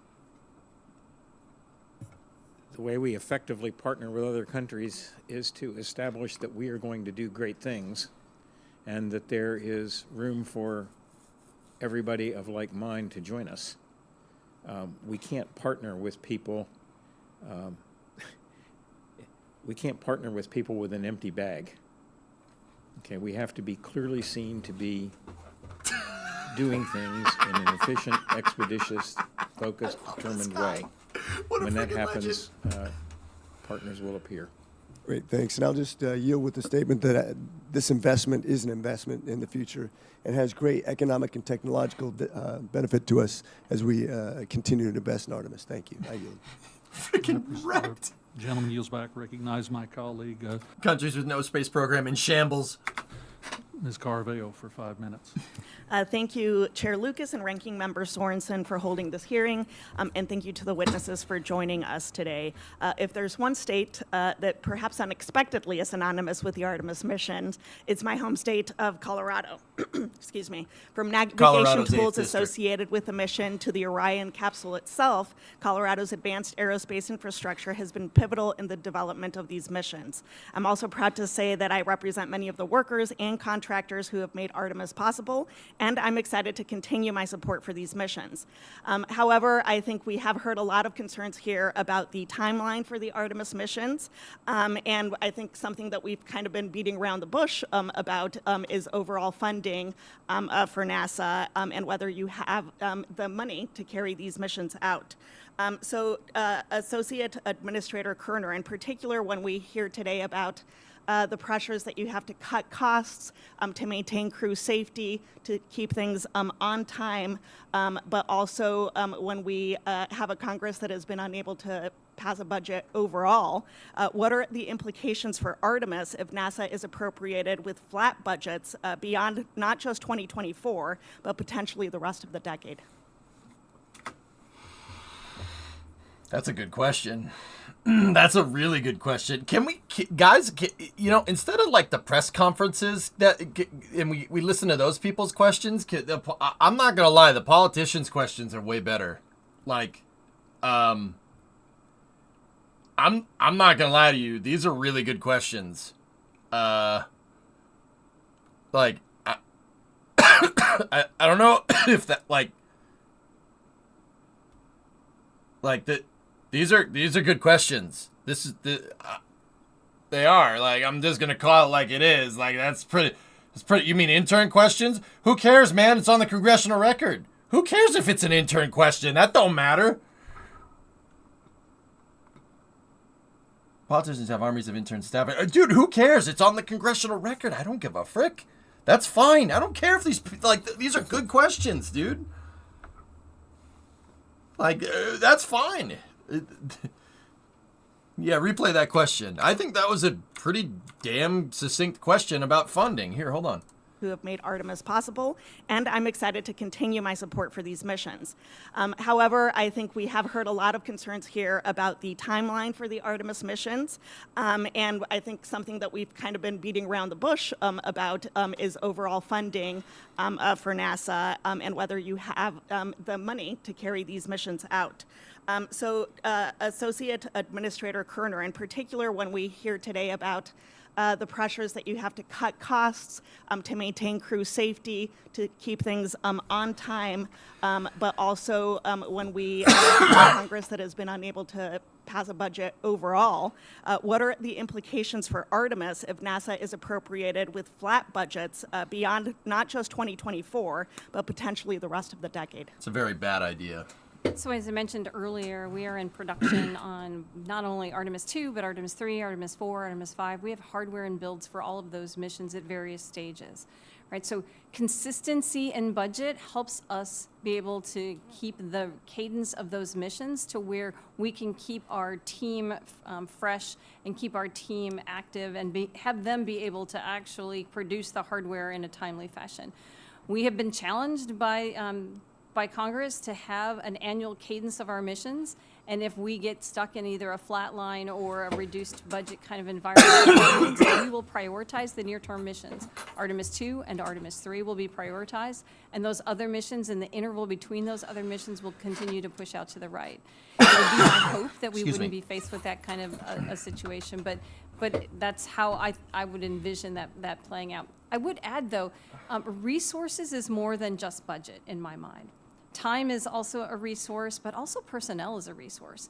And one of the benefits of flying these Artemis missions is we inspire the next generation of engineers, of technicians, of welders, of people that can actually do the work, which there's a tremendous shortage of skilled labor in some areas. That is, I'm sure you know, if you've talked to your for example, some of the contractors that are in your home state, they'll tell you it's sometimes challenging to find the right skill level for building and doing the things that we're trying to do with Artemis. So consistency both in budget, but also the resources and the inspiration that we can provide to inspire that next individual who can help us build the generation that we're looking forward to building. Yeah, flatlining NASA's budget has been idiotic. It's the reason why we're like $90 billion in the hole for a program that should not have cost this much, because they flatlined the budget for SLS. That's one of my big problems with the Artemis program. I mean, there's architectural problems with the Artemis program, like how I think Orion's service module needs to not suck. Yeah, there's that. But the honest to God truth is that this program would have happened if the Artemis program happened on a reasonable time frame, and Artemis 1 flew in 2017 instead of 2022. And Artemis 2 and 3 flew on a reasonable timeline. Artemis 2 2020, Artemis 3 2024, stuff like that, would be fine with it. Part of the reason why the schedule slip is so ridiculously bad is because they didn't fund the development of SLS correctly. You need more money to build a launch vehicle to go back to the moon, even if it's reusing parts from the shuttle.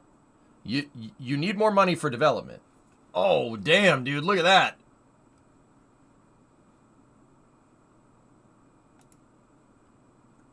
I pity anybody that clicks on that.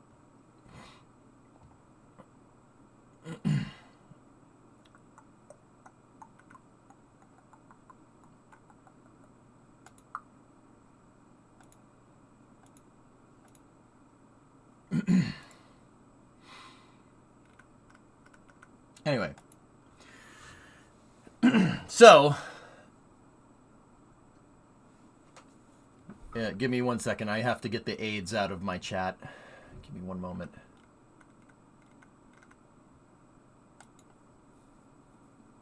Anyway, you guys still here?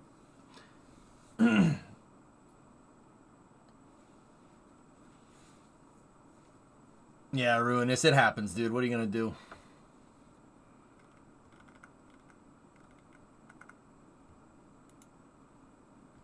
I clicked on all the links for good measure, and to be sure. All right, have fun with that. Thank you, mods. Go and throttle up. Talby with the 3-month resub. Anyway, yeah, they flatlined the development. They flatlined the development of the vehicle. This is why the early timelines for SLS were way ahead of schedule. And once they got into actually making the vehicle, you notice how we really didn't hear anything about SLS from like 2016, 2017, 2018, 2019. You notice how we didn't really hear anything about it?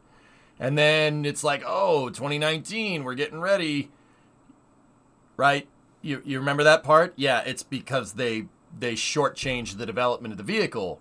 Because something do more with less, which is hilarious. Round of applause for the amazing mods. Yeah, guys, I think there is do I have a problem with the way Orion is being tested right now? Yes, but we wouldn't have run into this problem if the program was funded correctly. Yeah, that is an important point. That is something to think about. Anyway. Back to what we are doing. Thank you so much. Those are very good points, and I think the consistency in budget probably has a direct implication on people being willing to take these jobs. So, Dr. Griffin, in that same kind of vein, in your experience, what can the impact of flat budgets and budgetary uncertainty for short-term CRs and shutdown threats, which we've had many of this session, have on the NASA contractor workforce and its ability to meet NASA's needs? Oh, this is going to be awesome. Sorry. In my experience in both DoD and NASA, multiple occasions over the years, it's not so much a flat budget that is a problem. Actually, most of the time I would welcome a flat budget if I knew I was going to have it. It needs to be at an appropriate level to accomplish the task at hand, but flatness in itself is not the issue. The issue is that when we do not have an appropriation on time year after year, we force the government actually does very little work itself. It may plan and may integrate work, but the work is done by American industry and in some cases our partner industries. And when we stop and start that funding by delaying or even skipping our appropriation cycles as we did in 2008, that is a huge problem. Thank you very much. I yield. Whoa. Wait a freaking minute. Or even skipping our appropriation cycles as we did in 2008.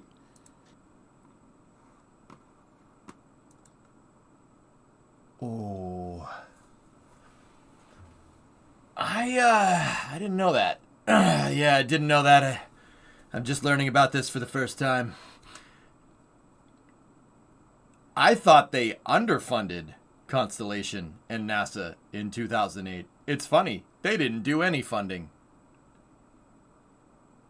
The reason why that's interesting, right? Like, I didn't know that. That explains a lot. The reason why that explained a lot is because they, and I think this is specifically what Mike's talking about, but not exactly to a T, but one of the reasons they canceled the Constellation program because it was underperforming.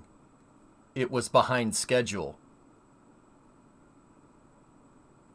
That was one of their reasons for canceling it. It was underfunded and behind schedule. That was what...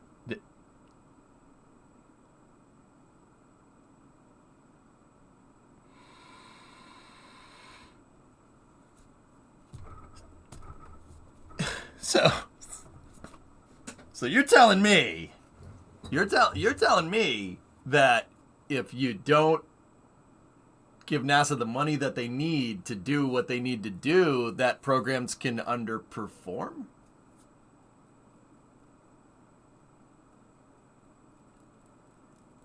Oh, that's weird. It's weird. Huh. No, that can't be right. Yeah. No, I didn't know that. That's really interesting. I thought they just perpetually underfunded the program. They didn't fund it at all. I understand the reasons though. 2008. That's fair. Also at the same time, no. No.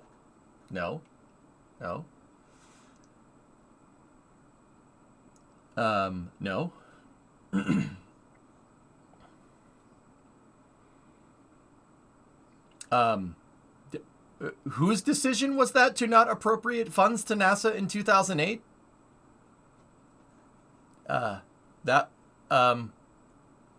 No. Oh. Well, that just... $30 billion. You know what I'm going to say. You know what I'm going to say. I'm not going to say it. It's just keep going. Who That- thought that is a who huge thought that was a good idea? Thank you very much. I yield back the remainder of my Hang time. on, I just Our want appropriation cycles, as we did in 2008, that is a huge problem. Thank you very much. I yield back the remainder of my time. That's interesting. That question is very pertinent because, like I said, this. If you don't give these programs the funding that they need, which arguably is why we're in the mess that we're in with HLS in the first place,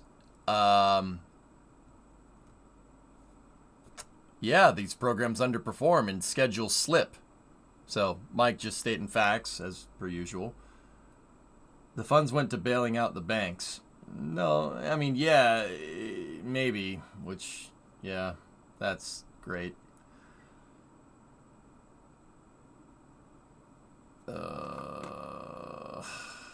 I didn't know that. That's just a sucker punch to the gut, man. You guys remember how, like, I've been so adamant about the people that say cancel this stuff because it's underperforming, how I want to kick them square in the face? Yeah, there's a reason for that. But stuff like that, dude, oh man, that's just not cool.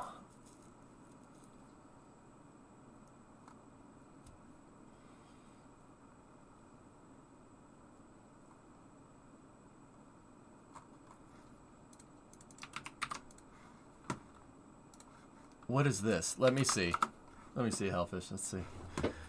2008 NASA funding bill. This is from AIP. Okay. FYI Science. All right. Constellation Systems program to replace the space shuttle with the CEV and the crew launch vehicle receives $3 billion, a 6.2% increase over fiscal year 2007.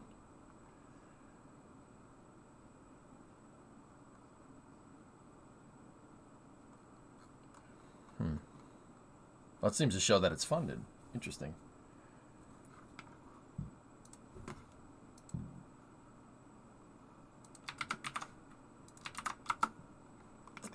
But he said they... well. Yeah. But...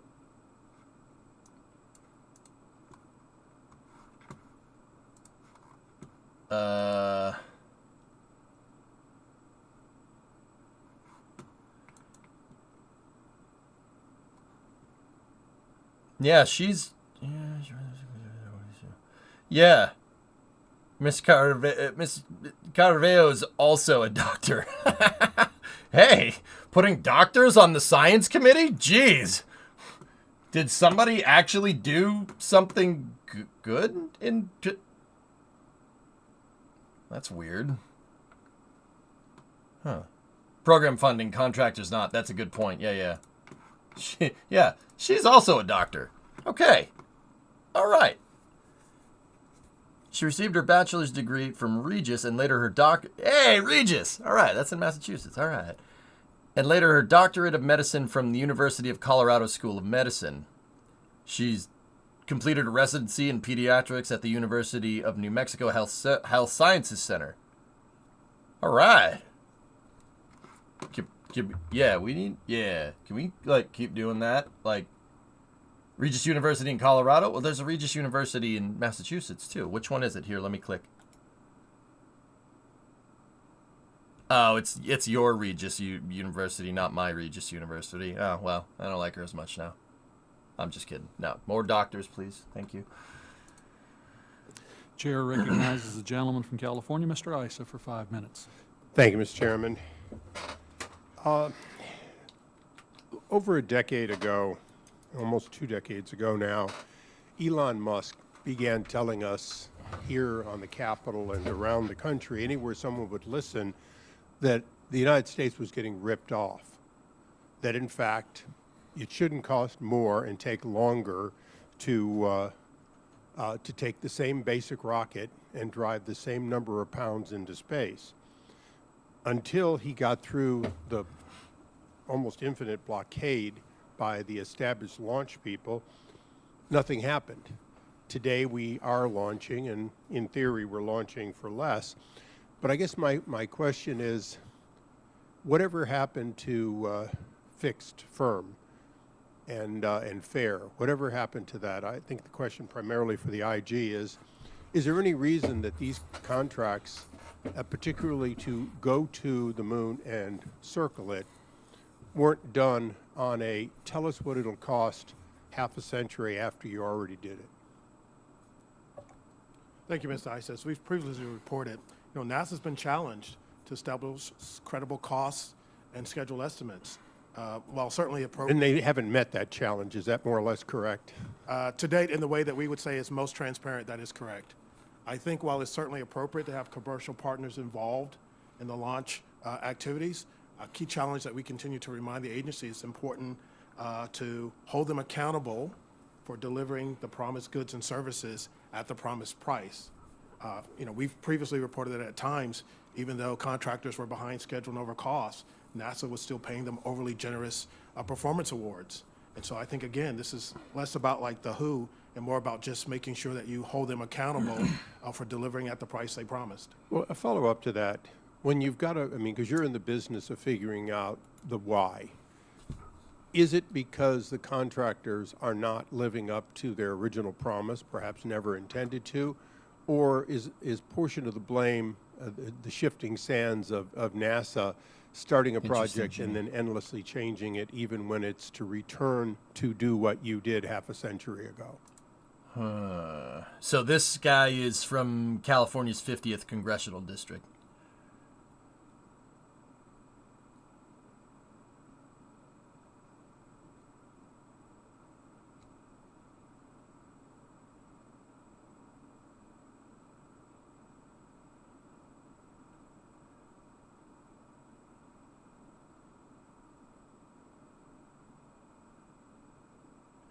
Dude, this guy. That guy, he was the CEO of Directed Electronics, which he co-founded in 1982. It's one of the largest makers of automobile aftermarket security and convenience products in the U.S. With a net worth of $460 million, he's the wealthiest serving member of Congress as of 2023. Huh.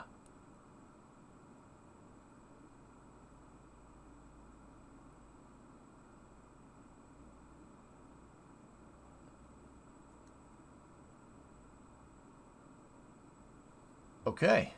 Am I wrong in thinking that tell me what it cost 50 years ago is nowhere near as straightforward as some reckon? Yeah. I would like to listen to his question one more time. Just, I think I understand what he's saying, but I want to be sure.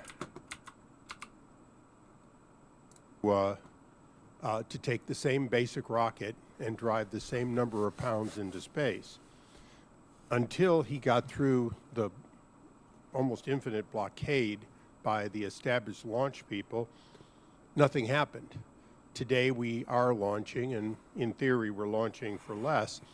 But I guess my question is, whatever happened to fixed firm and fair? Whatever happened to that? I think the question primarily for the IG is there any reason that these contracts, particularly to go to the moon and circle it, weren't done on a tell us what it'll cost half a century after you already did it?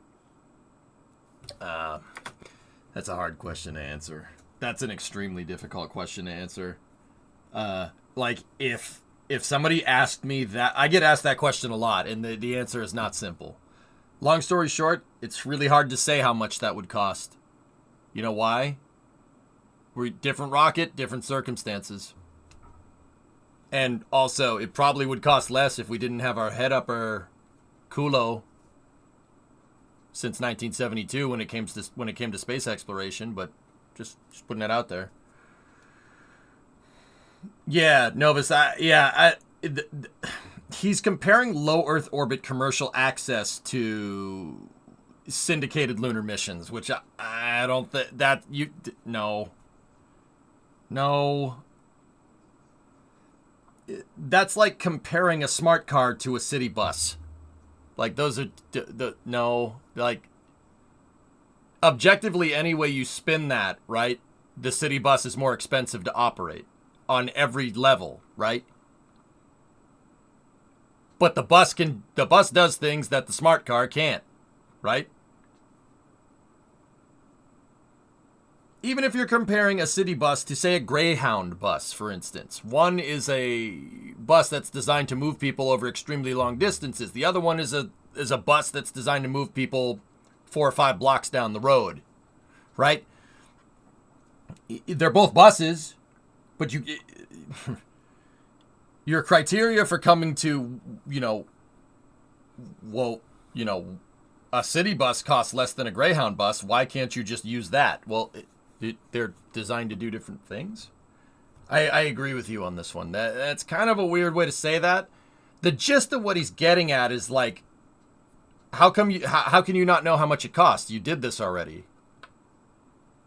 But technology, manufacturing, that all changes. I'd be interested to see what he says here.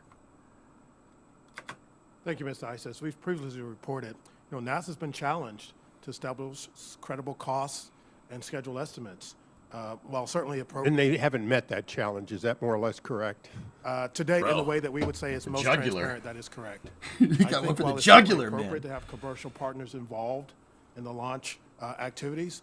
A key challenge that we continue to remind the agency is important to hold them accountable for delivering the promised goods and services at the promised price. We've previously reported that at times, even though contractors were behind schedule and over costs, NASA was still paying them overly generous performance awards. And so I think, again, this is less about like the who and more about just making sure that you hold them accountable for delivering at the price they promised. Well, a follow-up to that, when you've got because you're in the business of figuring out the why, is it because the contractors are not living up to their original promise, perhaps never intended to, or is portion of the blame the shifting sands of NASA starting a project and then endlessly changing it, even when it's to return to do what you did half a century ago? That's a good question. That's a good question. I like that. I like that question a lot. He's basically getting at, you pay these people to do stuff, and when they don't do it, you pay them even more. How are you holding them accountable? I like that. That's a good answer. That's a good question to ask. I'll just repeat it just in case people want to hear it again. Is it because the contractors are not living up to their original promise, perhaps never intended to, or is portion of the blame the shifting sands of NASA starting a project and then endlessly changing it, even when it's to return to do what you did half a century ago? Yeah, see, that's a good question. Our work has identified various factors contributing to some of these challenges. One is workforce challenges. It's harder, while you can set a requirement, if you don't have the workforce available at the time to actually execute it, that's challenging. Well, also, NASA's changing requirements. Workforce is a great question. If I'm any of these contractors, either the historic incumbents or the newer combinations, isn't that in the bid?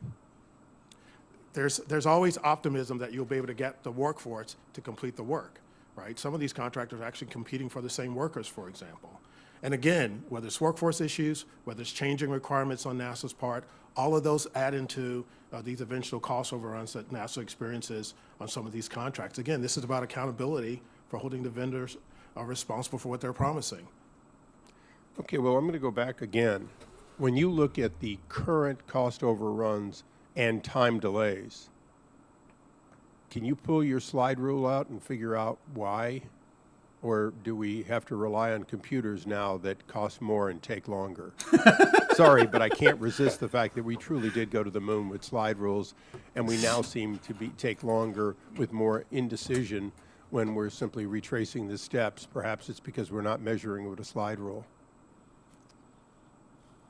Our work previously talked about some of the challenges NASA faced with project management. Part of it was over-optimism, right? NASA can get things done. Sometimes that confidence in getting things done so overrules what you know it's going to take to actually get it done. He's not saying actually use a slide rule, guys. It's a little bit of hyperbole on his part.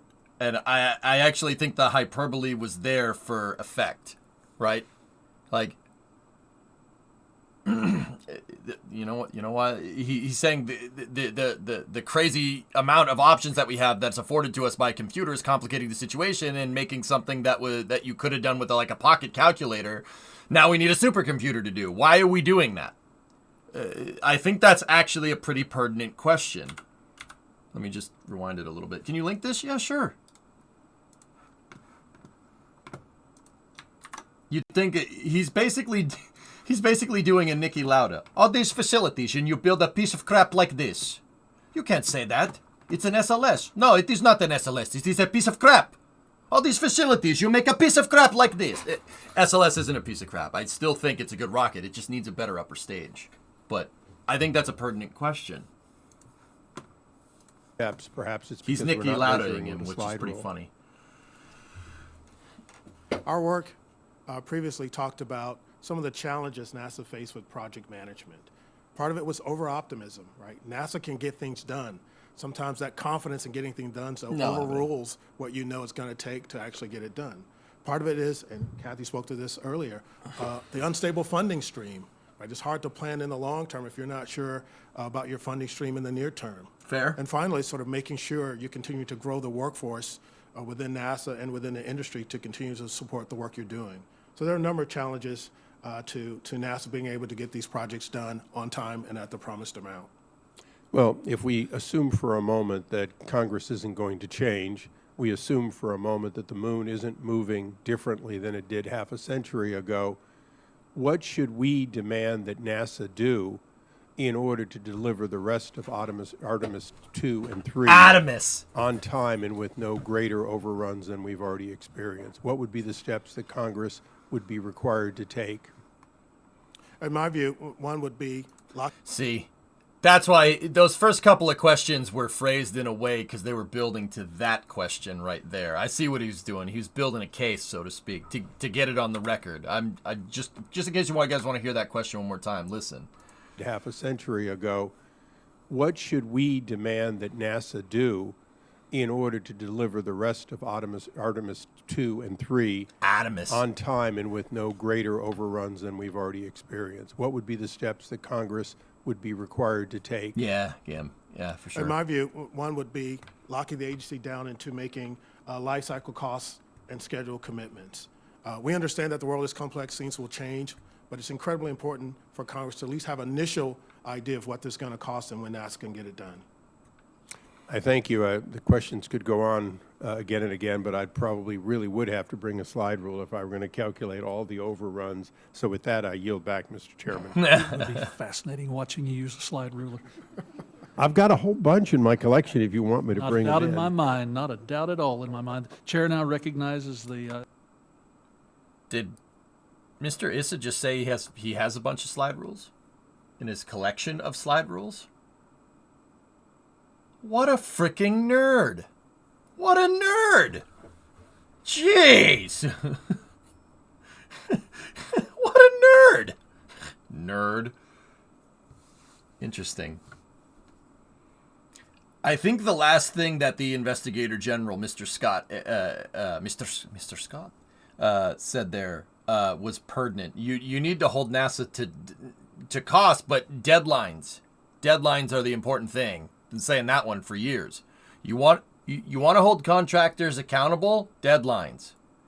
But I would contend to say that the deadlines shouldn't be like, we need to launch this mission in this year, this mission in this year, because of because of mission flexibility. It takes a while to get going, right? Just like the Apollo program did. But the Apollo program didn't have a launch by launch deadline. And now did it? It did not. It said get someone to the moon by the end of the decade. That's the kind of objectives that NASA needs. I do agree that scheduling needs to be a thing with the Investigator General, but I don't think it's a good idea to say this mission needs to launch in 2024. This mission needs to launch in 2025. This mission needs to launch in 2026. No. We need to, the missions need to be abstracted, excuse me. They need to be abstracted because some of these missions build into other missions. It's what Catherine Corner was talking about. And I think I get it. It wasn't a knock on the shuttle, but also frick you. No, Missions build into other missions. You have syndicated missions here, and when you do that, the syndicated mission should be for landing on the moon, not necessarily this mission this year, this mission this year, this mission this year, this mission this year. That's not a good way of doing things. It really isn't, because how do you hold the contractor accountable for that? It all goes back to what I'm saying. How the hell do you know how much this is going to cost? You don't. You don't know how much this is going to cost. Could you use the Apollo program as a metric? Well, yeah, sure. And what part of the Apollo program are we using for this? In order to get one-to-one cost, right, we'd have to use the same hardware. Right? We have different mission architecture, different launch pads, different vehicles, different spacecraft. How the hell do you know how much it's going to cost? You don't. Which is why if you give the contractors a date, right, and a cost plus contract, right, they have to produce results, right? If you put an incentive on top of that plus contract, right, then you're good to go. Why would I use a plus contract? I know everybody in the space flight community hates that word. Cost plus contract is good for developing vehicles. But if you don't have any date or timeline to develop said vehicles, and your completion dates are abstracted, like basically what happened with SLS, but that was because of fixed funding. Even with cost plus, it was because of fixed funding, which is hilarious to me. You're gonna have no accountability. It's the truth. You're gonna have no accountability.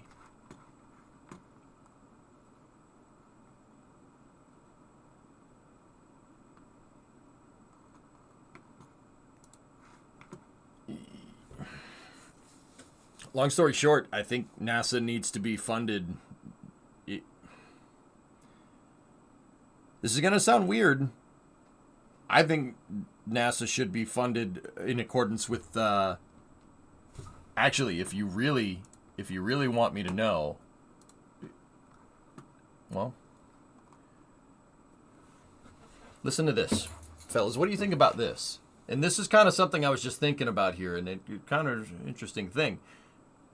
NASA funding cycle is biannually, or not biannually, it's annually, right?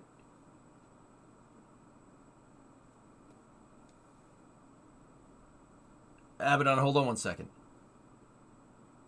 Do you think NASA should operate on 5-year plans? Think about it. In Congress, senators and representatives serve different term lengths. Right? They serve different term lengths. President is 4 years. What are senators? 6 years? Reps, 2? Well, not 2. You have midterm elections, right? That right there is a form of checks and balances in itself. Right? Right? So if you funded NASA on a 5-year plan, right, that would make it so each presidential administration doesn't just switch gears every time, a new president gets elected. That form of checks and balances in NASA's funding could eliminate most of these problems.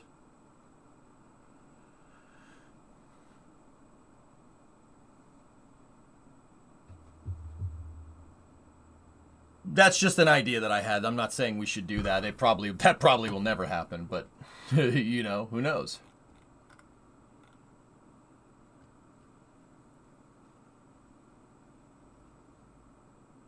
Yeah, cost plus programs, I don't have problems with that, Rojo, but deadlines need to be enforced. Deadlines need to be enforced. You know what, man? Taxes.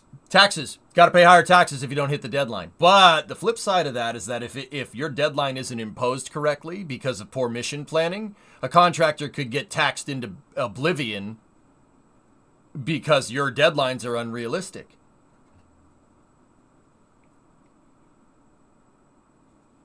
Right? There has to be some type of financial penalty. But no contractor, especially one that's a publicly traded defense contractor like Boeing or Lockheed Martin or Northrop Grumman or anything like that, no contractor is going to willingly go into a program where the risk for financial ruin is way higher. Nobody will bid on those contracts if there's a penalty, unless they're absolutely sure they can get them done. But then again, maybe that's what we need. But then again, on top of all that, that just slows technological progress. But the flip side of that is maybe we should, like, do we need that, like, solutionism, right? That's the flip side.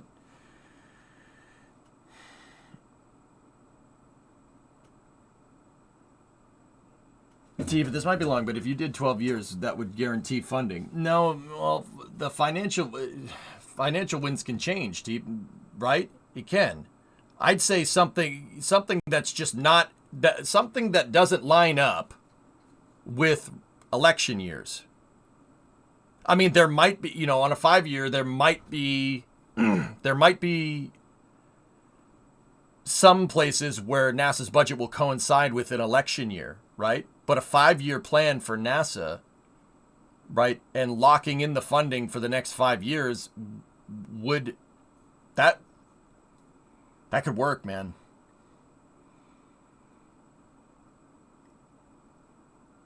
Like, you're locking in funding. That would allow everything to be, that, I don't mind that idea. Hey, Novus, are you still here? What do you think about something like that? Abaddon, I wanted to see what you said about working in the car industry. In passing syndication, yeah. You worked in the automotive industry as an OEM part supplier, directly feeding basically every major car manufacturer. Guess what happened if we missed deliveries? Our company had to pay $10,000 an hour to compensate for the lost time on their lines. That's accountability, and these contractors don't have any. Yeah, I agree.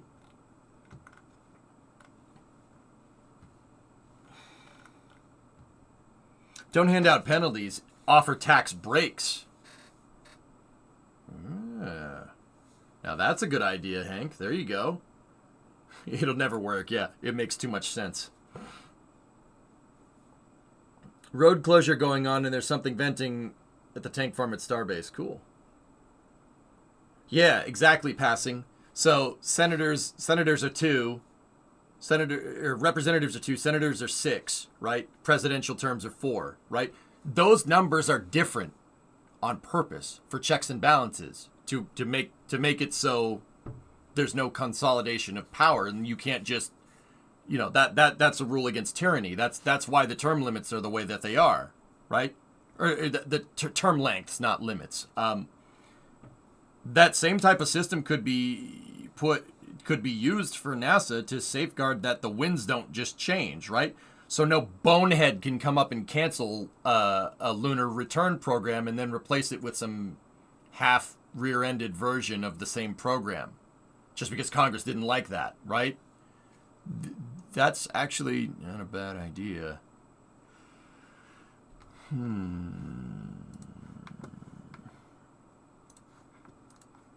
Congresswoman Lee for 5 minutes. Interesting. Thank you, Mr. Chairman and listening. Ranking Member, for holding this important meeting. Serving in this office for over a year now has been a unique experience, learning more about the scientific communities and the ways I can serve my constituents beyond the personal passions that drove me to serve in Western Pennsylvania. Recent inclement weather across the country has affected us all in one way or another, but space science, particularly through the use of satellites, is crucial for meteorologists like yourself, Mr. So this is Summer Lee. She's from Pennsylvania's 12th district. Sorensen, to make more accurate and timely weather predictions, ultimately I'll ask improving you our later. ability to respond to and mitigate the impact of various weather events. While we continue to race to the moon and all the discoveries that we may uncover there, I continue to look towards the research and work of countless scientists here on Earth and 1,000 miles above that will help innovate our approach towards realizing things like cleaner air and water, sustainable infrastructure, and more equitable transportation in Southwest PA and across the nation. Today, we've discussed what path forward entails in returning men and hopefully landing our first woman on the moon. In this arena, just as in life, the concept of failure is an essential step in the pathway to success. Okay. I'm proud to represent Astrobotic in Pittsburgh, Hey, who for all the right. last 16 years has worked tirelessly to make returning Americans to the moon's surface a reality. Hell yeah. While last week's unfortunate anomaly with the Peregrine lunar landing reaffirms the unforgiving nature of the space environment, it also further highlights that success the success that we can achieve through the pursuit of innovation and pushing boundaries. Between the lander's launch and its expected re-entry to Earth's atmosphere tomorrow, The vehicle's flight has provided irreplaceable knowledge, experience, and insight that will feed forward into making Artemis and the U.S. return to the moon a sustained success. Onboard flight systems like avionics, propulsion controllers, thermal control systems, and more have been tested and qualified, creating new capability in the U.S. space industrial base that could be utilized for other missions and programs in the future. So I'd say now is not the time to retreat. Our nation has consistently throughout its history built upon our ability to adapt and respond to failures. And we must continue to support CLPS efforts so the nation gets the benefit of hard-earned lessons learned from the missions, that mission and others like it. Ms. Carner, while setbacks are often inevitable in science and in life, commercial space industry leaders like Astrobotic find a measurable value and constancy of purpose in programs critical to the Artemis mission. Why is it critical for the nation to keep supporting missions like those on commercial lunar payload services despite the challenges? So part of our charter is also to develop economic engine that generates and stimulates activity in the space sector. And so what we have been doing with the Commercial Lunar Payloads Services contract, we call it CLIPS. I think you refer to it as CLPS. Oh, like CLIPS. CLIPS. I'll do that one next. CLIPS is the way we refer to that.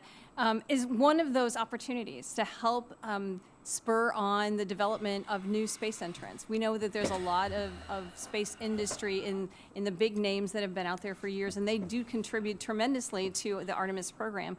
But we want to also make the entrance bar lower so that we can more broadly generate economic activity across the board. Plus, we find a lot more innovation in some of these commercial providers. It was disappointing that the CLIPS provider had challenges last week, but we did still get tremendous data, and we will continue to get data from CLIPS missions as we launch those as precursors. It's really important for us to have robotic precursor missions because that gives us data that helps inform and enable, and it makes our mission safer. What we discovered and what they learned very, very much so last week, but what we have discovered over a number of tragedies is that space and space exploration is unforgiving. And what we are doing with Artemis is infinitely safer than what we did in the Mercury, Gemini, and Apollo days. In just recently talking to one of the first flight directors from that era, he told me that he didn't realize until more recently just how close they were to having a national tragedy during a number of those Apollo missions. And that's because they were just young and they didn't understand what they didn't know. We're a lot smarter now with the missions that we've flown and with the sacrifices that we've made. And so every step that we make with Artemis makes us safer as we explore. Thank you. That's my time, so I will yield back now instead of launching into another question. But I appreciate you all for coming today and for sharing your testimony. That was a pretty softball question, but sometimes you get softball questions here, guys, and the reason why you get softball questions is to get it on the record. She is trying to, what Ms. Lee is trying to do there is get the affirmation for the Commercial Lunar Payload Services program as something that is vital to keeping Artemis on track, which it is. That's fair. So you get softball questions like that from time to time to get them on the record. CLIPS is Commercial Lunar Payload Services is a vital part of the Artemis program. You're going to need to do that. We don't, not even Apollo just landed on the moon cold turkey. There was the Ranger and the Surveyor programs, which were instrumental in figuring out, how does the lunar regolith take a landing, for instance? And it's actually pretty cool because not a lot of people know that Apollo 12's landing objective was to land next to Surveyor 3, and it did. There's pictures of Al Bean on the moon standing next to a Surveyor probe that was sent up on a different rocket, Atlas Centaur, if you want to be more precise. They went and took parts off of that Surveyor, the scientific equipment. They took it off of Surveyor 3, brought it back with them. Pretty cool, huh? Not a lot of people know that about 12. It's really cool. Apollo 12 was there to show that you could do precise targeted landings. Their whole goal was to try and rendezvous with Surveyor 3. Yep. So that's the reason why she asked that question. She asked to get it on the record, which is fair. that's fine. You know, you get a lot of fluff like that, but sometimes reiteration is important. That's important to understand. Also, Peregrine is pretty cool. I think they should launch another one. I think NASA should say, all right, do that again, if you want my honest opinion. Gentlelady yields back. I would note to the witnesses that we're still 40 minutes away from noon, and after consultation with the ranking member, I believe we'll do another round. Conscious of your time. Associate Director, let's go back for a moment to that measure contractor performance discussion. You talked about the incentives if contractors produce ahead of schedule, on time, and I think the carrot is always very important. Let's discuss for just a moment the stick. What are the consequences for contractors if they don't meet the milestones by the assigned deadline? Good So question. again, it depends on the type of contract, right, that we have. When we have performance awards that we can decrement associated with not meeting milestones. For firm fixed price contracts, it depends again on the way the contract's written. They have to perform, and in some cases we have penalties if they perform. They have to reimburse the U.S. government for the cost.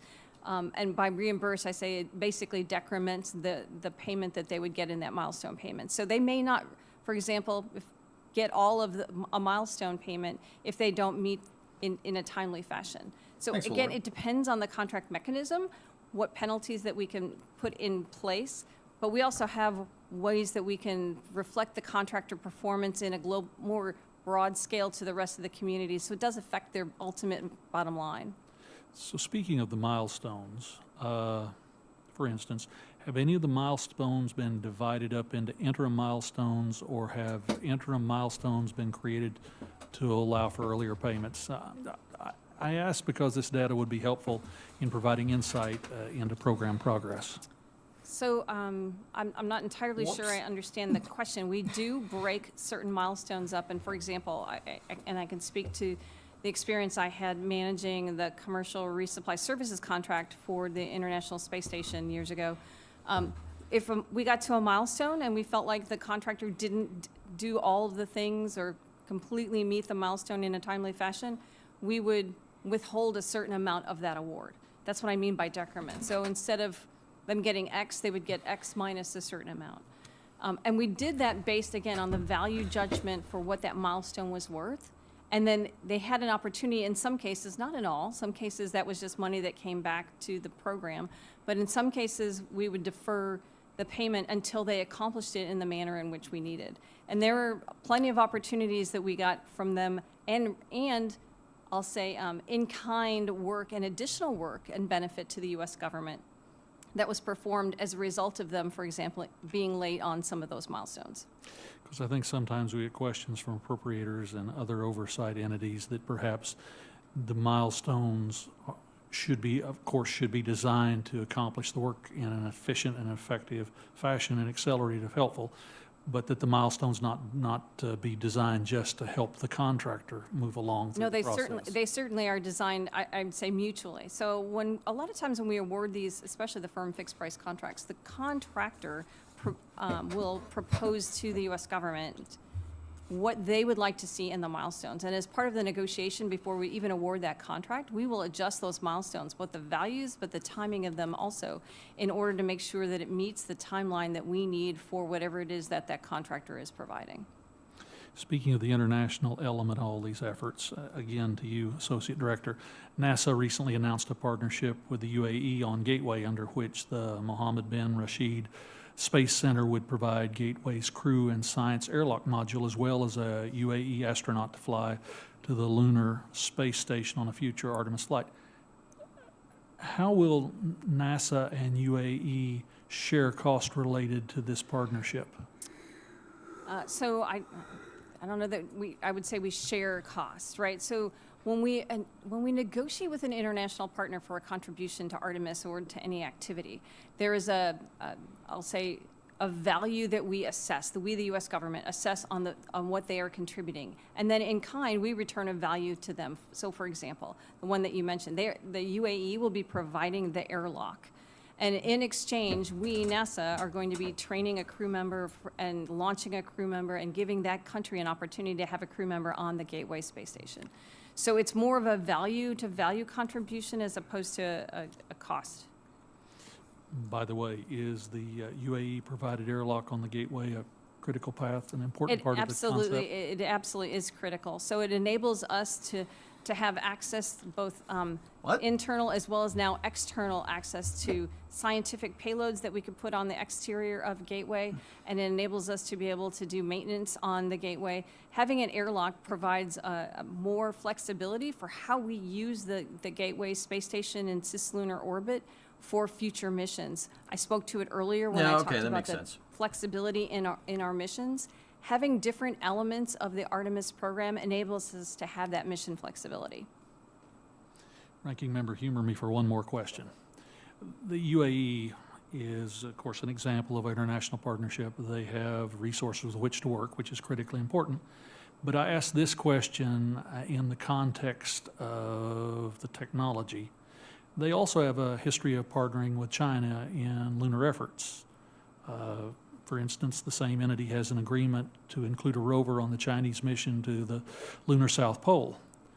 I guess my question is, how, when we are partnering with people who are partnering with others, how do we ensure that the technology shared through a partnership doesn't, shall we say, inadvertently contribute to someone else's space capacities? So we have a fairly rigorous export control process that monitors and manages our interactions with our international partners at every level to ensure that exactly what you just said does not happen.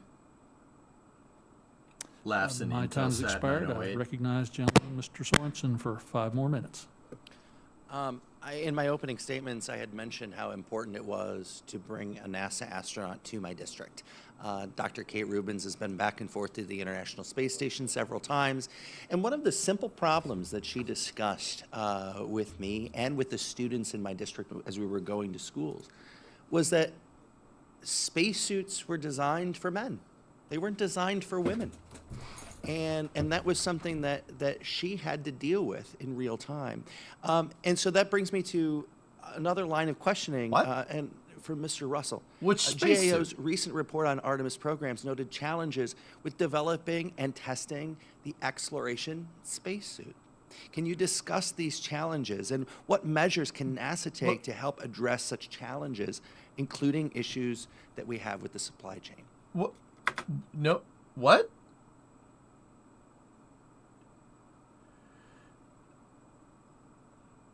Which spacesuit is he talking about? Because the EVMUs that were designed for extravehicular activities at the early parts of the shuttle program when women started flying, which is something we should have done earlier, I get it. Yeah, that's fair. No, they're not. They're designed. They designed them with different sizes on purpose. If you're talking about flight suits, then I suppose that makes sense. Like the advanced, the pumpkin suits. Yeah, maybe. I suppose I can understand that, but most spacesuits nowadays are custom tailored for astronauts. They're like SpaceX's are custom tailored. So are Starliners. So are Soyuz. So is, and by proxy, so is Shenlong, which is the Chinese spacecraft.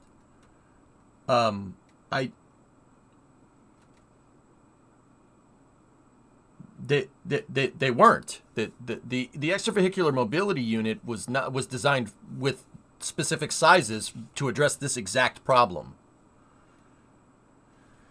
This is straight from a female astronaut. I'm not saying that it's not.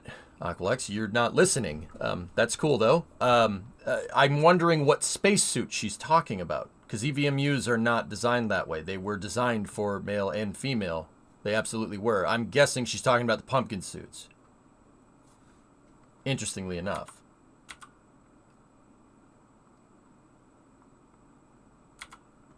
Let me hear it again. They weren't designed for women. And that was something that she had to deal with in real time. And so that brings me to another line of questioning. Got to be the flight suits. Has to for be. Mr. Russell.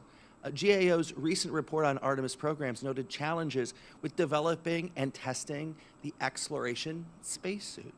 Can you discuss these challenges and what measures can NASA take to Taylor help did fly the address space such shuttle, all systems, challenges, yes. including issues that we have with the supply chain? Certainly. Thank you for the question. I think the first challenge to note was originally NASA designed the spacesuit in-house and then made the decision to contract that out, which is happening now. As we took a look at some of the current challenges, certainly one has to do with sufficient life support. You need to have backup as you're doing lunar operations, to have confidence that the system can operate and sustain the astronauts' life as they go through the mission. So there are some technologies that need to be matured there, some refinements to the requirements that the contractor is working on. That's curious to some of the see, key like, things that we specifically pointed what to in that our recent meant. report. Ms. Kerner, I'd like to go a little bit more in depth on that. Could you talk about the significant work that is needed to mature technologies for the exploration spacesuit life support systems, as Mr. Russell was talking about? Are the spacesuits on the critical path for Artemis 3? Does NASA have the roadmap for how spacesuit life support systems will be matured and then maintained? I don't understand this question at all.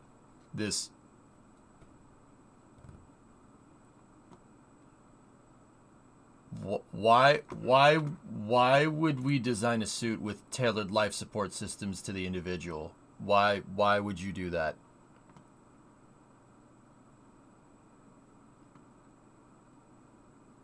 I don't.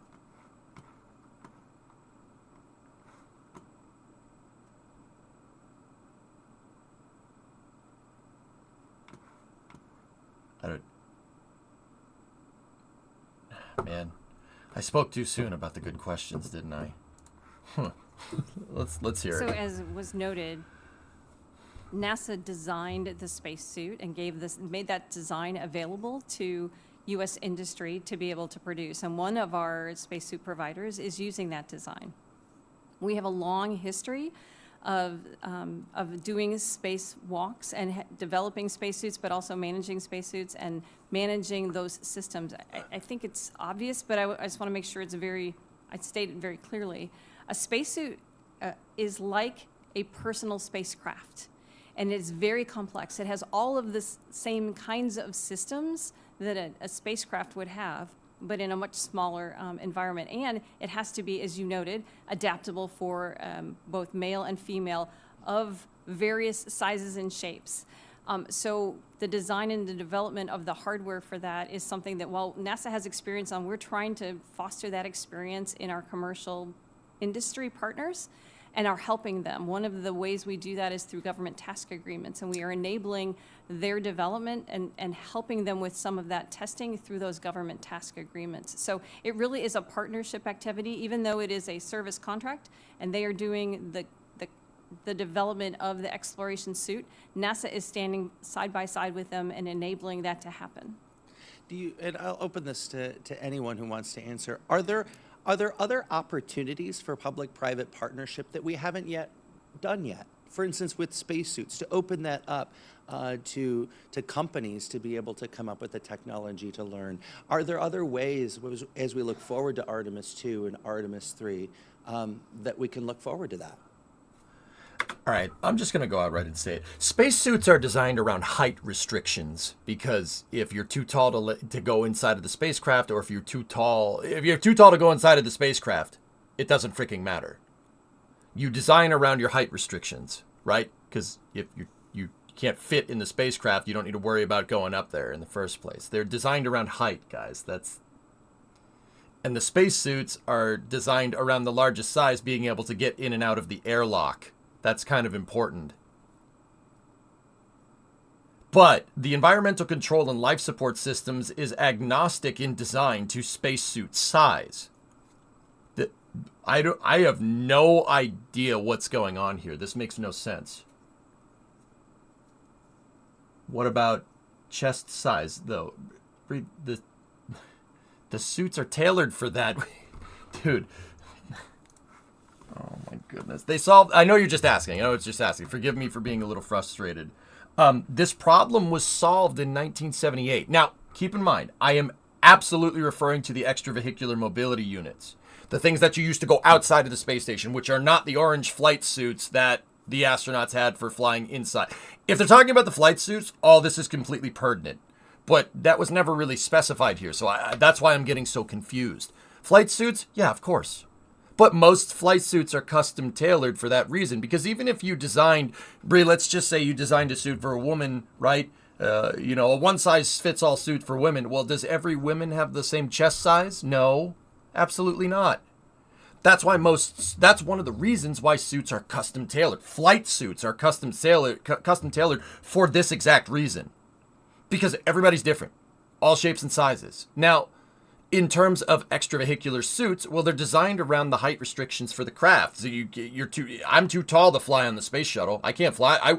Even if I was an astronaut, I wouldn't be able to fly on the space shuttle. I'm too tall. And by proxy, because of that, I can't fit inside of an extravehicular mobility unit because I wouldn't be up there in the first place, right? Does that make sense?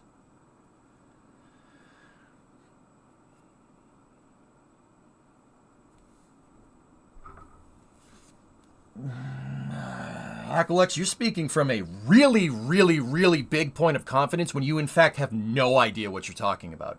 The only reason why I'm being confident in this issue is because NASA had buku freaking press releases in 1978 about how the extravehicular mobilities units are designed for everyone. Because they wanted Catherine Sullivan up there on their first EVA, and they wanted Sally Ride up there on in 1983 on the shuttle flight. This was many a things 30 freaking years ago. I'm sorry, man. This problem was solved already with EVMUs, not necessarily flight suits. The flight suits on the shuttles have changed over time, right? Challenger, they basically wear a jumpsuit with a helmet, right? Then they switch back to aces. Now, in that regard, that's why I think that's what they're talking about. But in the context of EVMUs, that's absolutely wrong. Yeah, it's not 30 years ago anymore, is it? 40, yeah, it's more than that. Oh, God.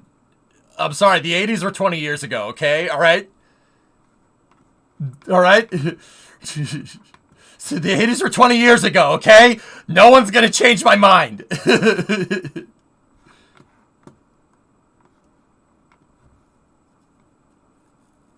Yeah, see, Brimo, that's where I get really confused. They're talking about extravehicular mobility suits, but they absolutely...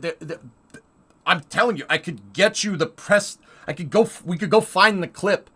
It's somewhere around on YouTube. It's in the archival footage that I've showed on stream many a times about addressing this exact problem for extravehicular mobility units. But see, then again, they can't be talking about flight suits because they're talking about environmental control systems. If they're talking about environmental control systems, they're talking about a suit that goes outside of the spacecraft, an extravehicular activity suit.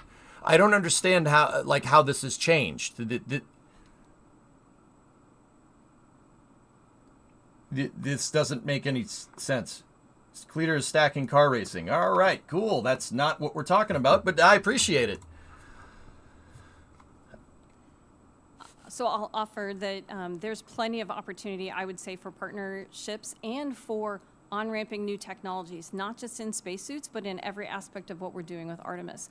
One of the things that we've done over the last couple of years is we established a process for our architecture, which is the entirety of our plan for exploration, that does an annual review where our entire organization, all of NASA, all of our mission directorates, all of our you guys aren't listening. all of our centers. You guys aren't listening to me. It's okay. It's all right. It's all right. Yep. They weren't designed for women. Yep. There you go. Just believe that and, be happy that we're doing it now. Okay. You're not listening. It's cool. It's all right. Don't listen to me. It's fine.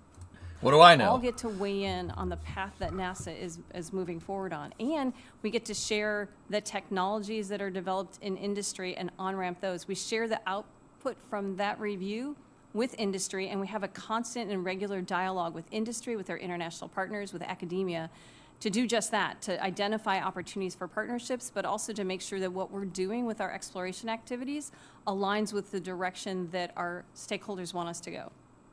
Right, so we're on the right path for Artemis 2. I believe we are. Thank you. I would, if I might add. Yes, sir.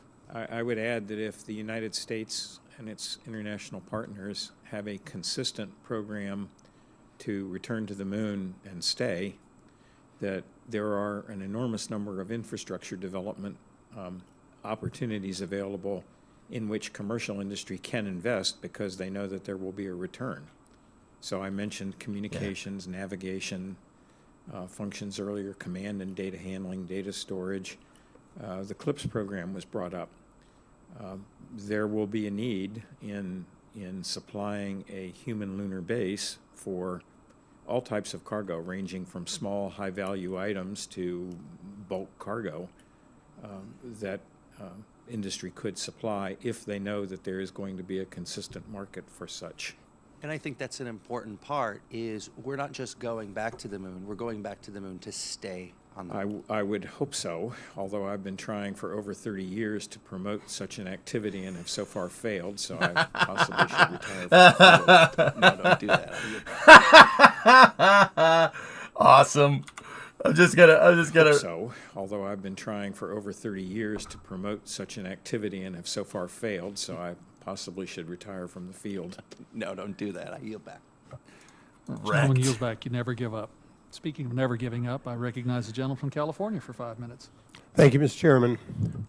Associate Director, you talked about reducing the mortality or potential mortality. We've lost 15 astronauts over the years. What? No, it's 17.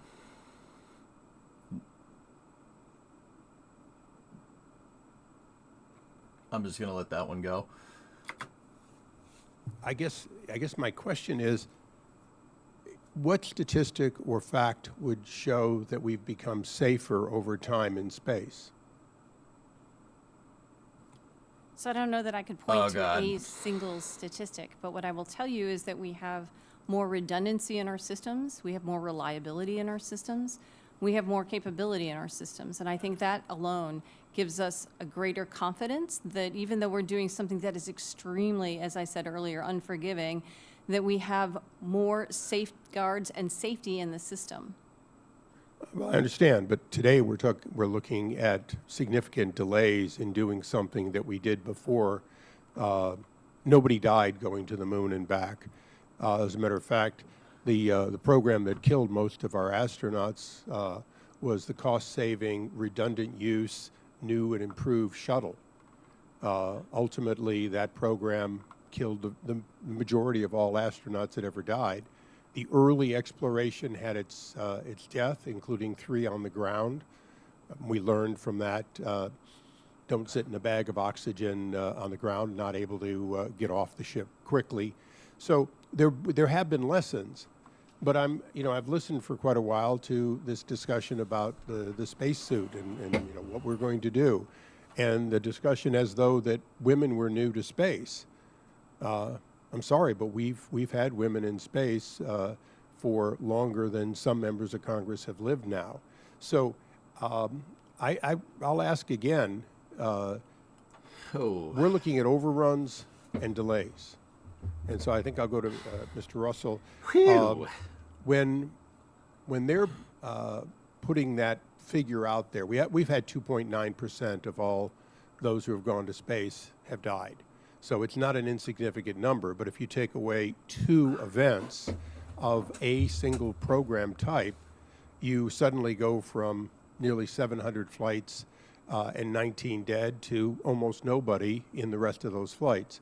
So when we're looking at the cost and delivery, are we in fact looking at Artemis looking for new solutions to things which have already been solved?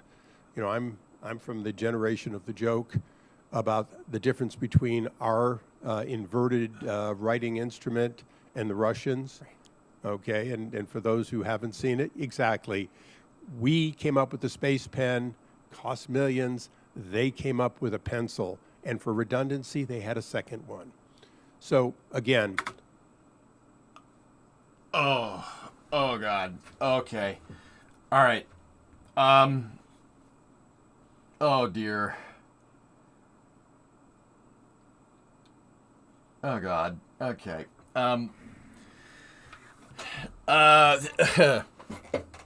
Okay, I understand the analogy that he's trying to say.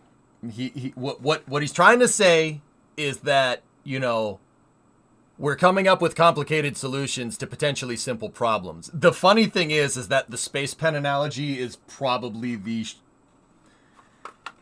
the worst. That is the worst way to describe that problem. I don't think that what he's trying to get at is potentially wrong. There are simpler ways to do what we're trying to do. Like the Apollo program the Apollo architecture is arguably a much simpler architecture to get to the surface of the moon. Lot simpler systems, lot simpler basically everything to get to the surface of the moon, right? It is. But, he's saying, why don't we just do that instead of, why are we trying all these new things? Why reinvent the wheel? Now, I kind of agree with what he's saying. However, the pen analogy is probably the crappiest analogy ever.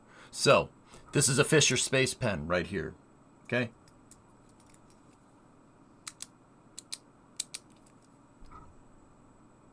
How long did you say the fuse was? No, this is a Fisher space pen. This is the pen that he's talking about. We paid Fisher millions of dollars to figure out a pen that could write upside down and write in zero gravity. Because a ballpoint pen, a regular ballpoint pen, needs gravity. You need the ink pushing on the ballpoint to get the pen to write correctly. Now, we paid a lot of money to come up with this, right? And the Russians just use a pencil. At face value, that analogy seems very applicable. Why the hell didn't we just use a freaking pencil? Why did we pay millions of dollars to develop a freaking pen that you could write with in zero gravity? It makes no sense, right? Other than the fact that a graphite pencil emits graphite shavings, and graphite shavings inside of your life support system can really break them and make them not work. Yeah, that's why the Russians switched to a grease pencil instead. Yeah, there's that. Graphite dust floating around in your spacecraft. Graphite being highly flammable is a really stupid idea. Just pointing it out. So, yeah, we developed a pen for millions of dollars to make sure that our astronauts don't Apollo 1 themselves again. Yep, not that Apollo 1 was the astronauts' fault in the first place. I contend to say that was a design decision fault. That's what happens when you don't listen to your astronauts for feedback on how to use the capsule that they're going to fly around in. But also, yeah, graphite dust is explosive, and that being in your life support systems is probably not a good thing. Yeah. So, I get what he's trying to say. That is probably the worst analogy ever. That's such a terrible way of explaining that. It's kind of funny, actually. Yeah, this doesn't leave any residue. There's no residue. That's why we developed this. That his other question was pretty good. I get, once again, I understand the gist of it, but whoops.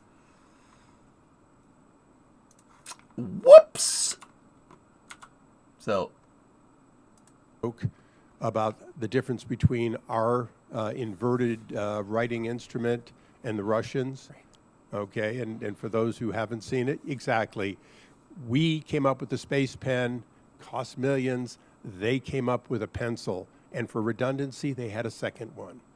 So again, as we're looking at firm fixed pricing and predictability of time, should we, in fact, push NASA to accomplish the mission with the highest level of reuse of technology, or should we allow them to continue to say, but we're exploring all kinds of new technology, which inherently brings in, at least in my examination, Chris, right? It brings in risk assessment of new technology. One only needs to look at the Boeing Max and ask the question, is there anything that new about a 737 going 34,000 feet?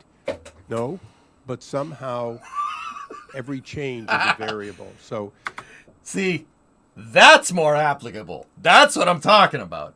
That's much better. That's a much better way of explaining it.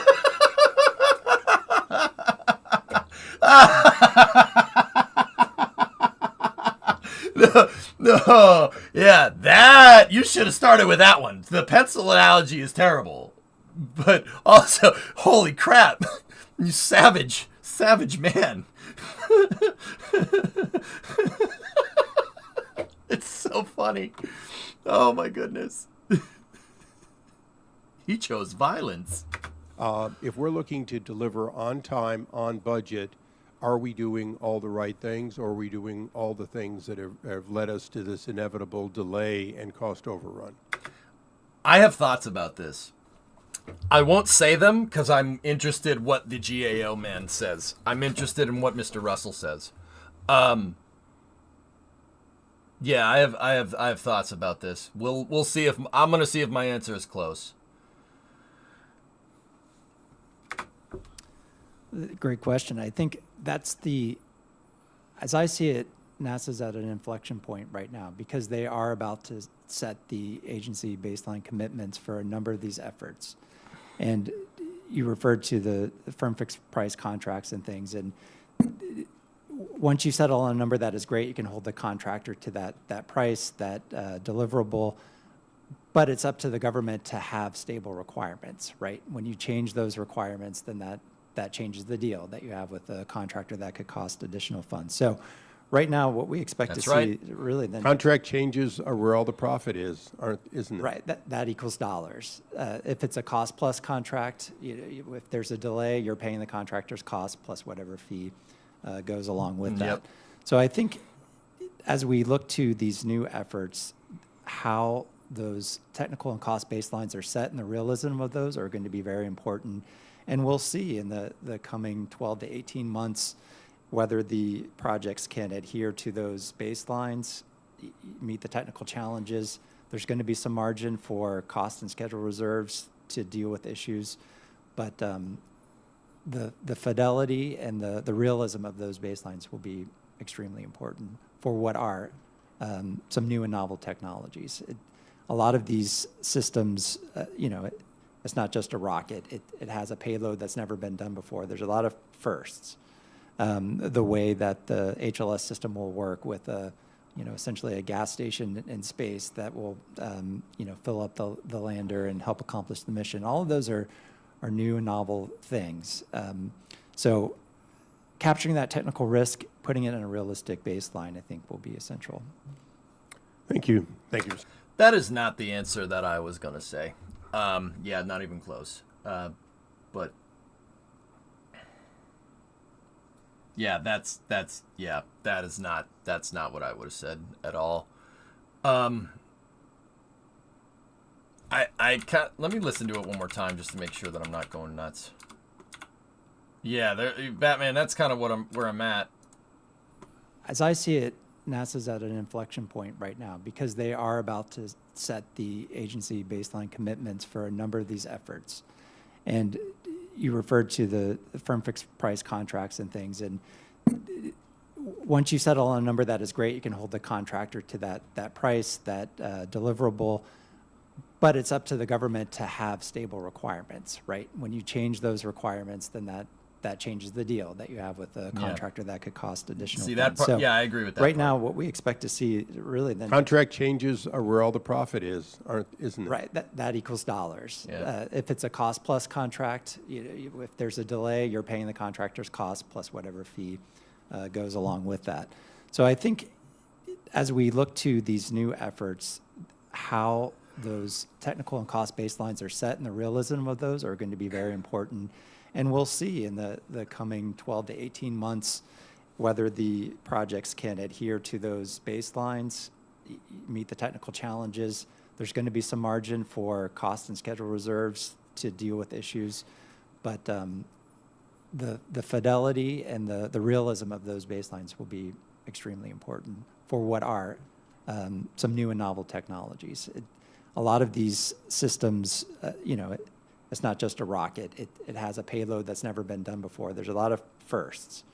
The way that the HLS system will work with a essentially a gas station in space that will, fill up the lander and help accomplish the mission. All of those are new and novel things. So capturing that technical risk, putting it in a realistic baseline, I think will be essential. Thank you. Thank you, Mr. Chairman. Yield back. Gentleman yields back.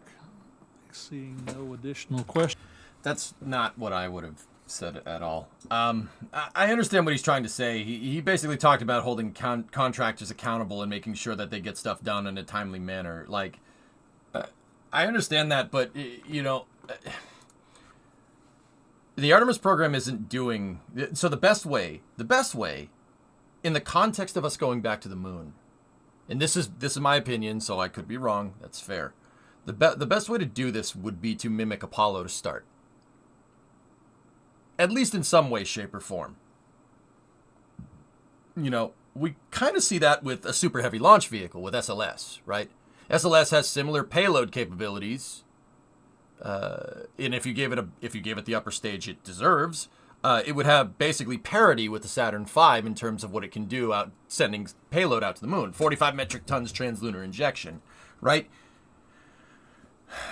However, I think a case could be made for basically making LEM 2.0, right? Basically just make a new version of the Apollo architecture using SLS instead of Saturn V. I think there's a really big case to be made there. However, that doesn't innovate anything, does it? Right? Why are we just going to do a repeat of the same thing? That makes no sense. Well, first of all,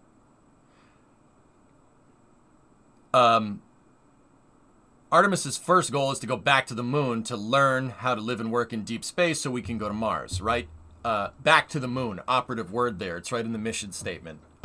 Probably starting where Apollo left off would probably be a good idea. Now, with that being said, that gets you a good baseline. But you're not going to know where the innovation lies with going to the moon based off of, let's try to do something a little bit different than the Apollo program. I don't think that's going to work. I don't think that would work that way. I don't think that's a wise decision, right? Because how can you innovate off of a program using an architecture that you're not even using? How can we say we're doing it better than Apollo if we don't have something that's modern to compare it to? Like, how can you say that a 2017 Dodge Charger is better than a 1970 Dodge Charger without having a 1970 Dodge Charger to compare it to? You know what I mean?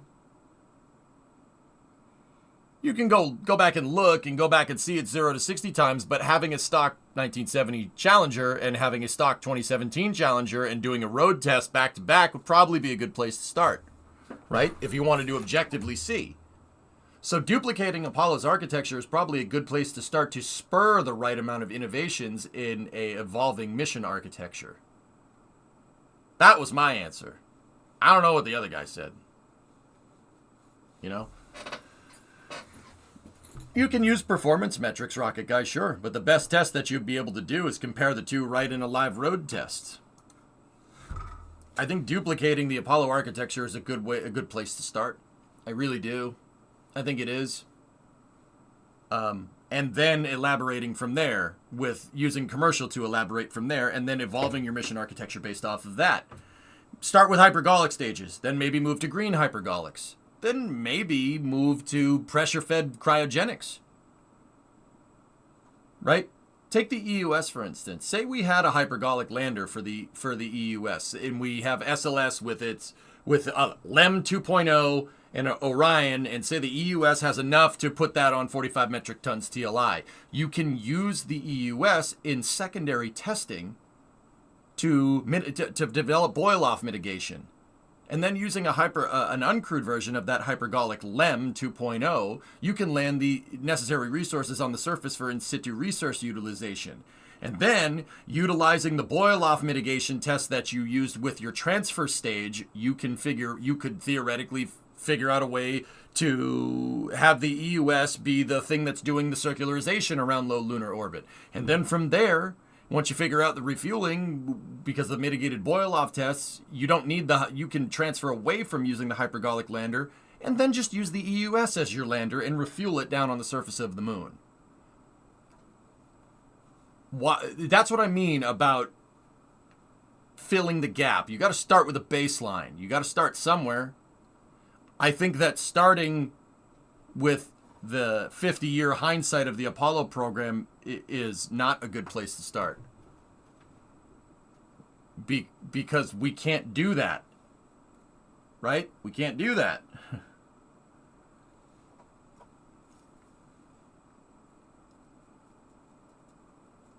The Apollo mission plan. Let's say one vehicle, lunar orbit rendezvous, Richard. It doesn't have to be an exact version of it, right?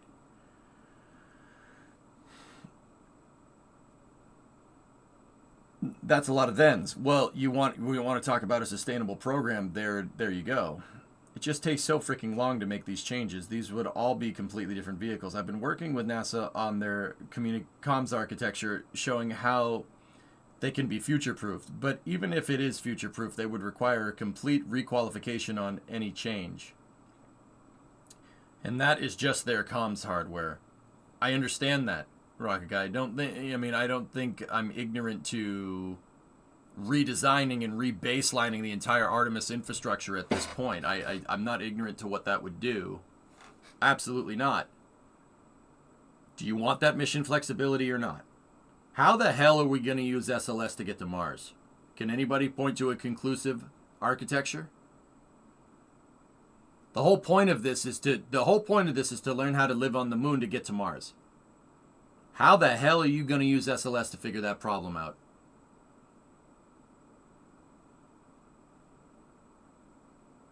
No, you mean starting with Apollo.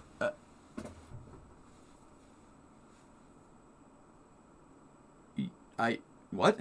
What are you talking about? They would have to build a large transfer vehicle through multiple launches.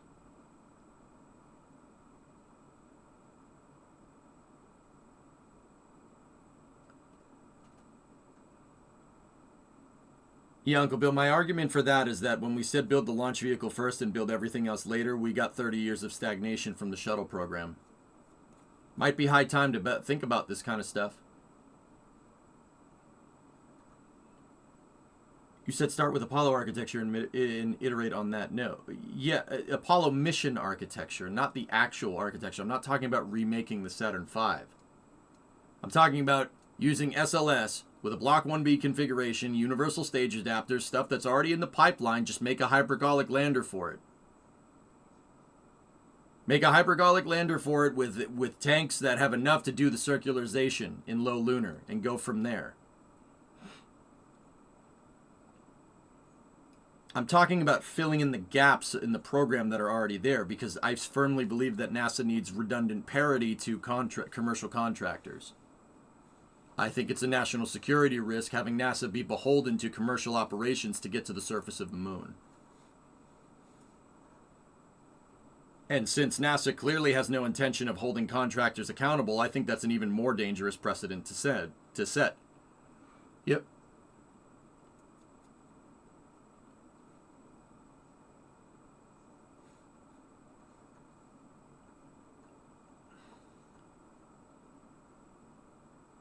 Basically, when something is built, you need to think about a replacement then. Overlapping programs create flexibility in architecture and development, and end up flatlining the budget, which looks good on the books, right? Now, the individual program budget should not be flatlined. That's how we ended up with SLS in the first place.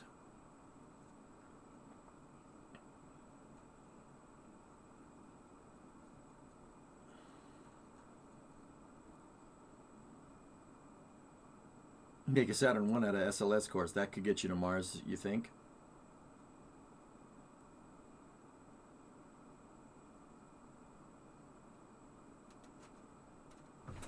Yeah, sure. Yeah, you do that. No. So that's what I mean. We need a hypergolic landing solution to start off. Basically pick up where Apollo left off, I think is a much, much better idea. Because now you know what you need to elaborate on. What we seem to think we can do is just move right to fully cryogenic landing systems. Okay. Yeah, how's that working out?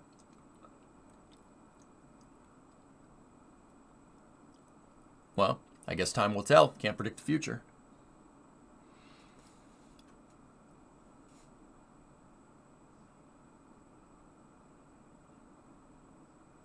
You thought it over and secretly want it. Hell no. No way. Why the hell would I want that? You're taking all the good parts about SLS, the SRBs, and throwing it out the window. Why would I want a bunch of second stages glued together?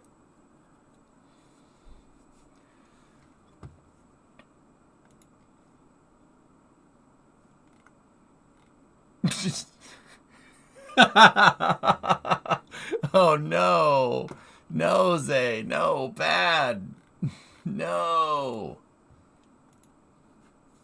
Just a little insight that I've recently had on Artemis. It seems so frazzled. In certain areas, it seems like NASA wants to keep the old in some places inflexible of change and then go for the whole new things in other areas, also inflexible to other architectures.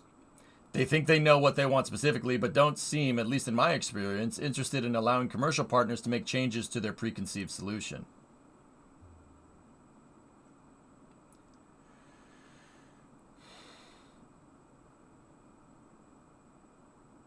There's an old adage: amateurs practice until they get it right. Professionals practice until they can't get it wrong. NASA seems to be acting like the former at the moment.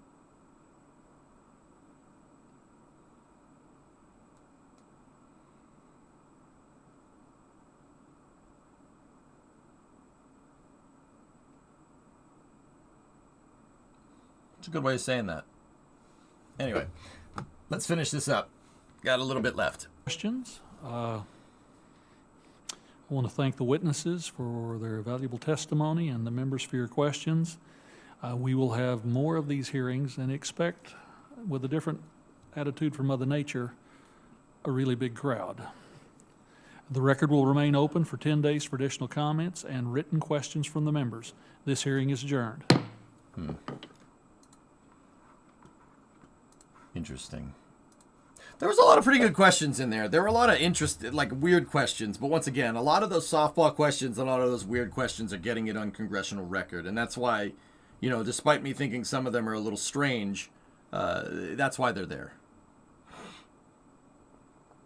Send a comment. My comment is basically I agree with everything Mike Griffin said in his report. I agree with everything he said.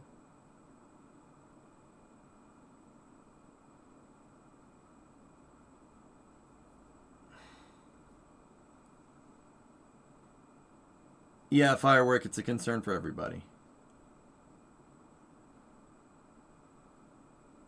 Make them play KSP for an hour. I should send in my comment. Yeah. I think Mike's right. Rocket Guy, did you... Here. This is a little bit of a long link, but Rocket Guy, I would invite you to look at this. Yeah. It's pretty good. It's by Mike Griffin, my boy. I don't know him, but I really like what he has to say about space.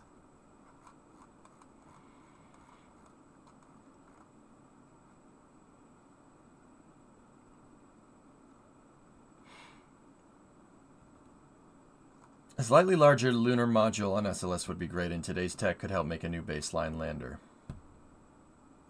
I should give it a look to see for show.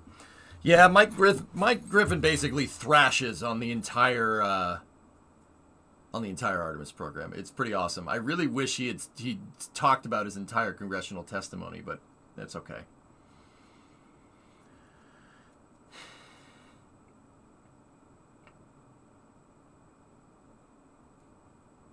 Just buy a couple Starship booster stages, strap them to the sides of SLS, boom, Mars. Yeah, sure. Anyway, good meeting. Fun.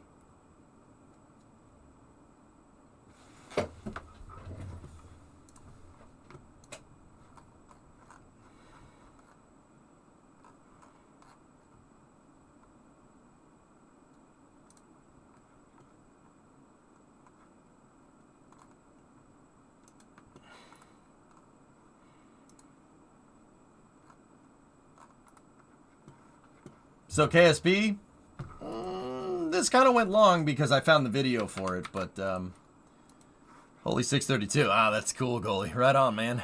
Right on, right on. What is this? Let me see. What do you got here?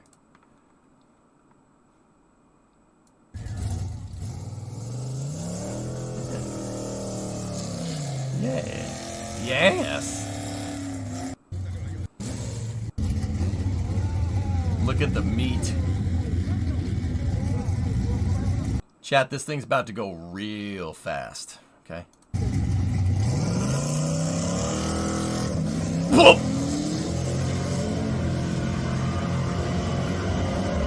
154 to the 60.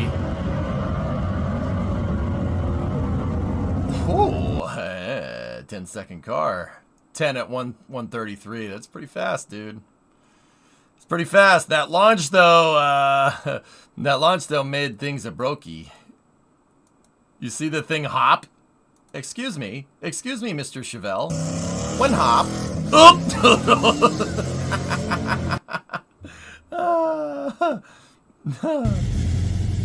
It would have gone faster if it didn't jump in the air. Yeah. 154 to the 60 foot though is pretty quick. Or was that reaction time? Is that one reaction? Yeah, that's pretty good. But yeah, the hippity hoppity is no good. Is that a galaxy in the far lane? I don't know. Let's see. Let me take a look-see. I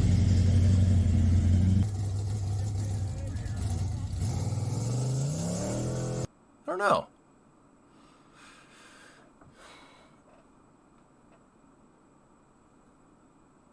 It said 154 from the start. Okay, that was reaction time.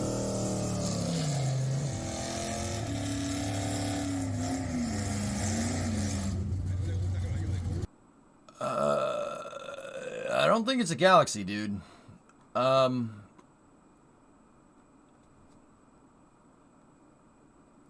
looks like a Belvedere, like a 67 or a 68 Belvedere, if I had to guess. Yeah, here, I'll show you.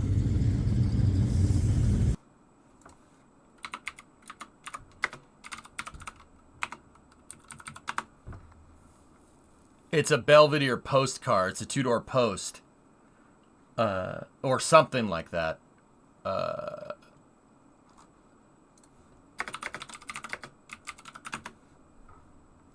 Yeah, see? There you go. Nice. Still got it.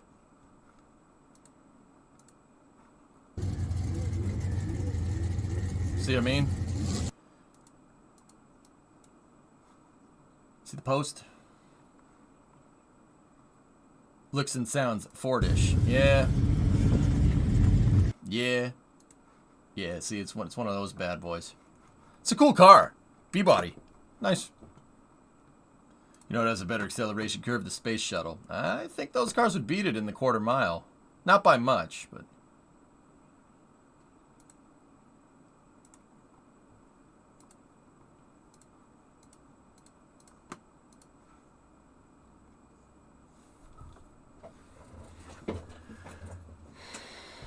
Best solution we're likely to get is some sort of long-term storable emergency return vehicle to cover the immediate return coverage gap.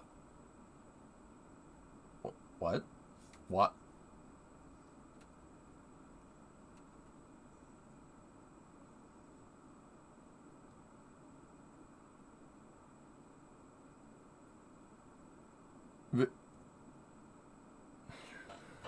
Yeah, I know. Anyway. Yeah, I was thinking Mopar 2, even if I couldn't lock in the model. Yeah. Easiest to do without radically changing everything else. But you're introducing a new spacecraft into that. If you're introducing a new spacecraft, might as well introduce a lander. Okay? Just putting it out there.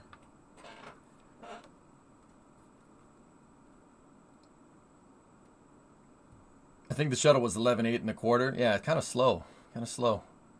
Slow. Instantaneous reaction time, though. I agree with you, but I'm also looking at Rule 8 influence.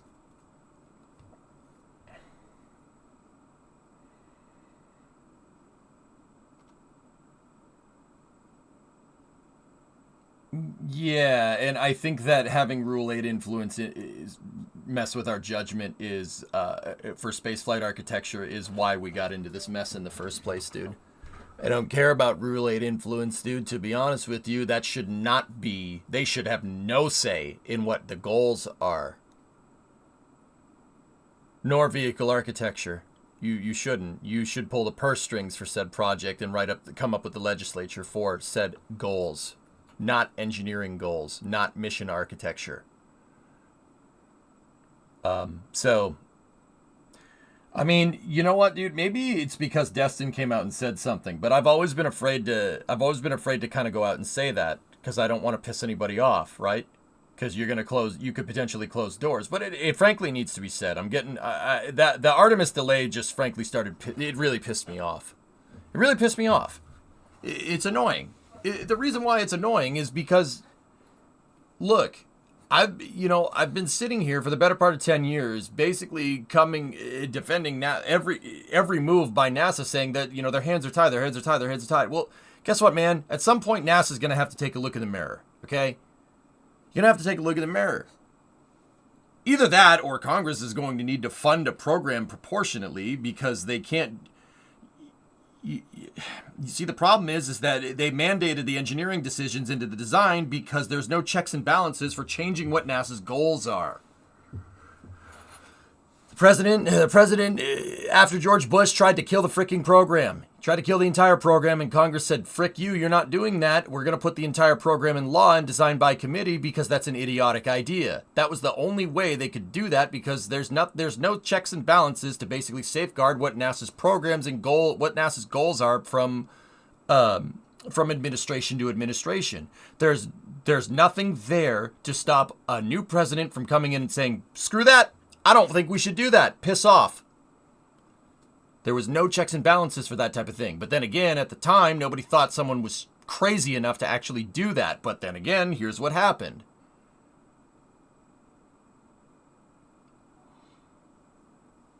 It's not Bill's fault, Willie. Absolutely not. Bill is actually kind of the reason why NASA still has an in-house space program. The problem at this point is that this design by committee design is we're already there, we're already building it. So if we, for instance, baselined it and said, "Frick it, we don't need SLS, we don't need anything," you're instantly going to put thousands of people out of a job instantly. And guess what? Just because you want to come up with a new space program doesn't mean those people are coming back. That's exactly what happened when they canceled Constellation. You don't cancel stuff that's flown. That's idiotic. But also simultaneously letting a rocket that was designed by committee. Dude, if SLS was designed by committee and had goals to build a lander and go back to the moon and it got you all the way to the surface of the moon and back when they built it, I don't think I'd have any problem with it. I'll be honest with you. The fact that it's designed by committee on a rocket that is purposefully, from its baseline configuration, just designed to put an Orion capsule in a distant retrograde orbit at best is not sufficient architecture for what we're trying to do. It's at odds with the program. It's at odds with the program's goals of returning to the moon and returning sustainably, right? That's been the argument that everybody's had at the same time. But canceling SLS would be stupid. That would be a stupid thing to do. Because then we're just going to be out of luck for the next 10 years. You think NASA's going to put astronauts on Starship anytime soon during a launch? Absolutely not. No way. I don't think even SpaceX wants to do that. Right? This is why my argument has always been take the part. We have open gaps in policy here for NASA to be able to fill in the rest of it. Congress is not going to be against building out the rest of SLS's architecture to get all the way to the surface of the moon. That's why duplicating the Apollo program using SLS as your launch vehicle is a really smart idea, because it keeps those systems in place. All we got to do is just make some minor corrective actions, and those minor corrective actions will slow us down over time. Absolutely. Anytime you rebaseline stuff, sure, but I'm not entirely sure that that's better or worse than just waiting around for the Artemis program to actually accomplish something. We could either get there with our kind of fragmented architecture using Starship and then, Blue Origin National Team with SLD after that. And maybe that gets us a launch a year for the latter part of this decade, maybe. Or we could rebaseline our architecture now. Rebaseline it now, not have a lunar landing till the end of the decade, and have an architecture that affords 4 to 5 launches a year. And then the 2030s, we build out a moon base. By the time the Chinese even try to get there, we'll have a city on the freaking surface. Just saying.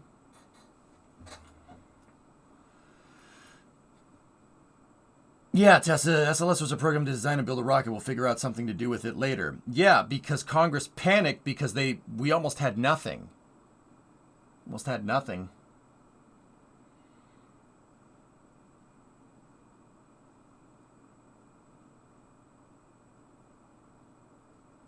The problem is that I'm not sure funding can be shared. Public-private funding deal is possible.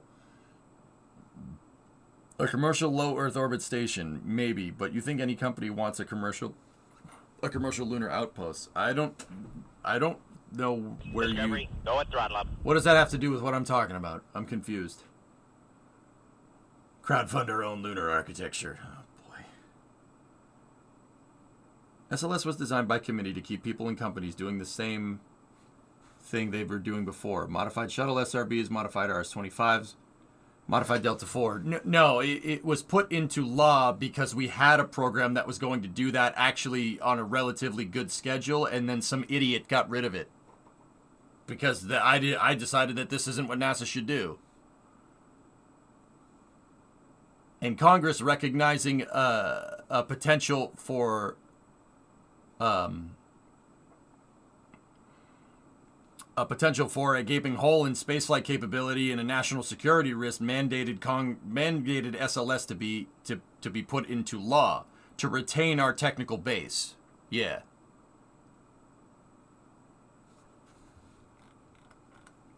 It's almost like we had a program a couple of years before that we decided to cancel that did everything that Artemis does, everything that Artemis set out to do, but actually better with a comprehensive mission timeline.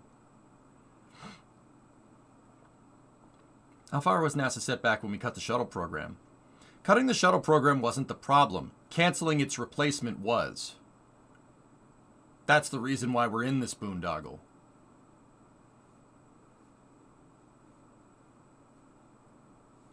The executive branch controls NASA's goals, Willie. That's all I'm saying. Specifically, the advisory committees to the advisory committees to the executive branch. Not every president's going to be a spaceflight nutcase. You know what I mean?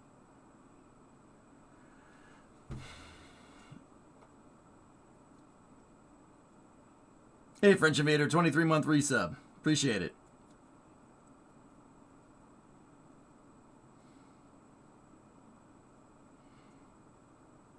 Anyway, we've been going for a solid 10 hours. I'd say I'm good to go. I think I've gotten over the hump of whatever was keeping me down. I think we did okay, dudes. Anyway, I hope you guys enjoyed today's spaceflight discussion. There was a lot of interesting stuff to be discussed there. But anyway, I'm gonna head off to sleep. Now tomorrow we got 2 launches on the books. We have the Axiom 3 mission, which is a crewed launch, the 3rd commercial mission to the ISS. We have AX3 at 4:49 p.m. Eastern time. It did scrub. It was supposed to launch today. And then there's a Starlink at 11 after that. I think we'll play KSP tomorrow. We'll play KSP tomorrow going up to the AX3 launch and then probably after that. Launch right after Peregrine's funeral. Yikes. Good stuff. Love the streams. Keep it going. Learn a lot. Yeah, no problem, dude.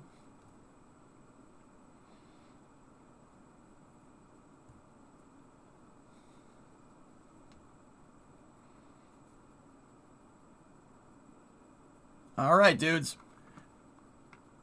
Who we rating? I don't know. Let's take a look.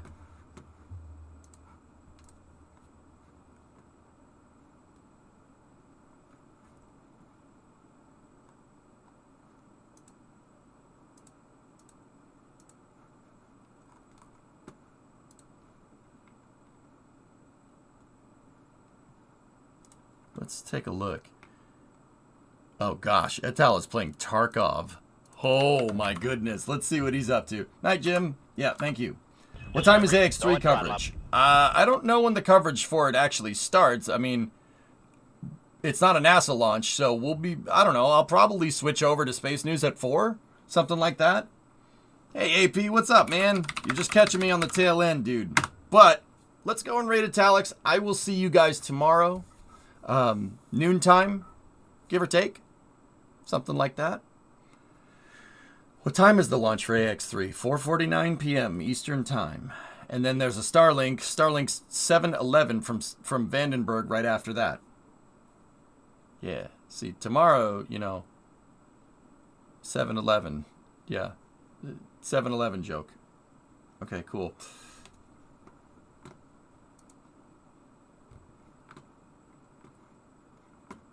All right. Anyway, dudes, go see what Italics is up to. I'll talk to you guys tomorrow. Thanks for watching. Have a good night.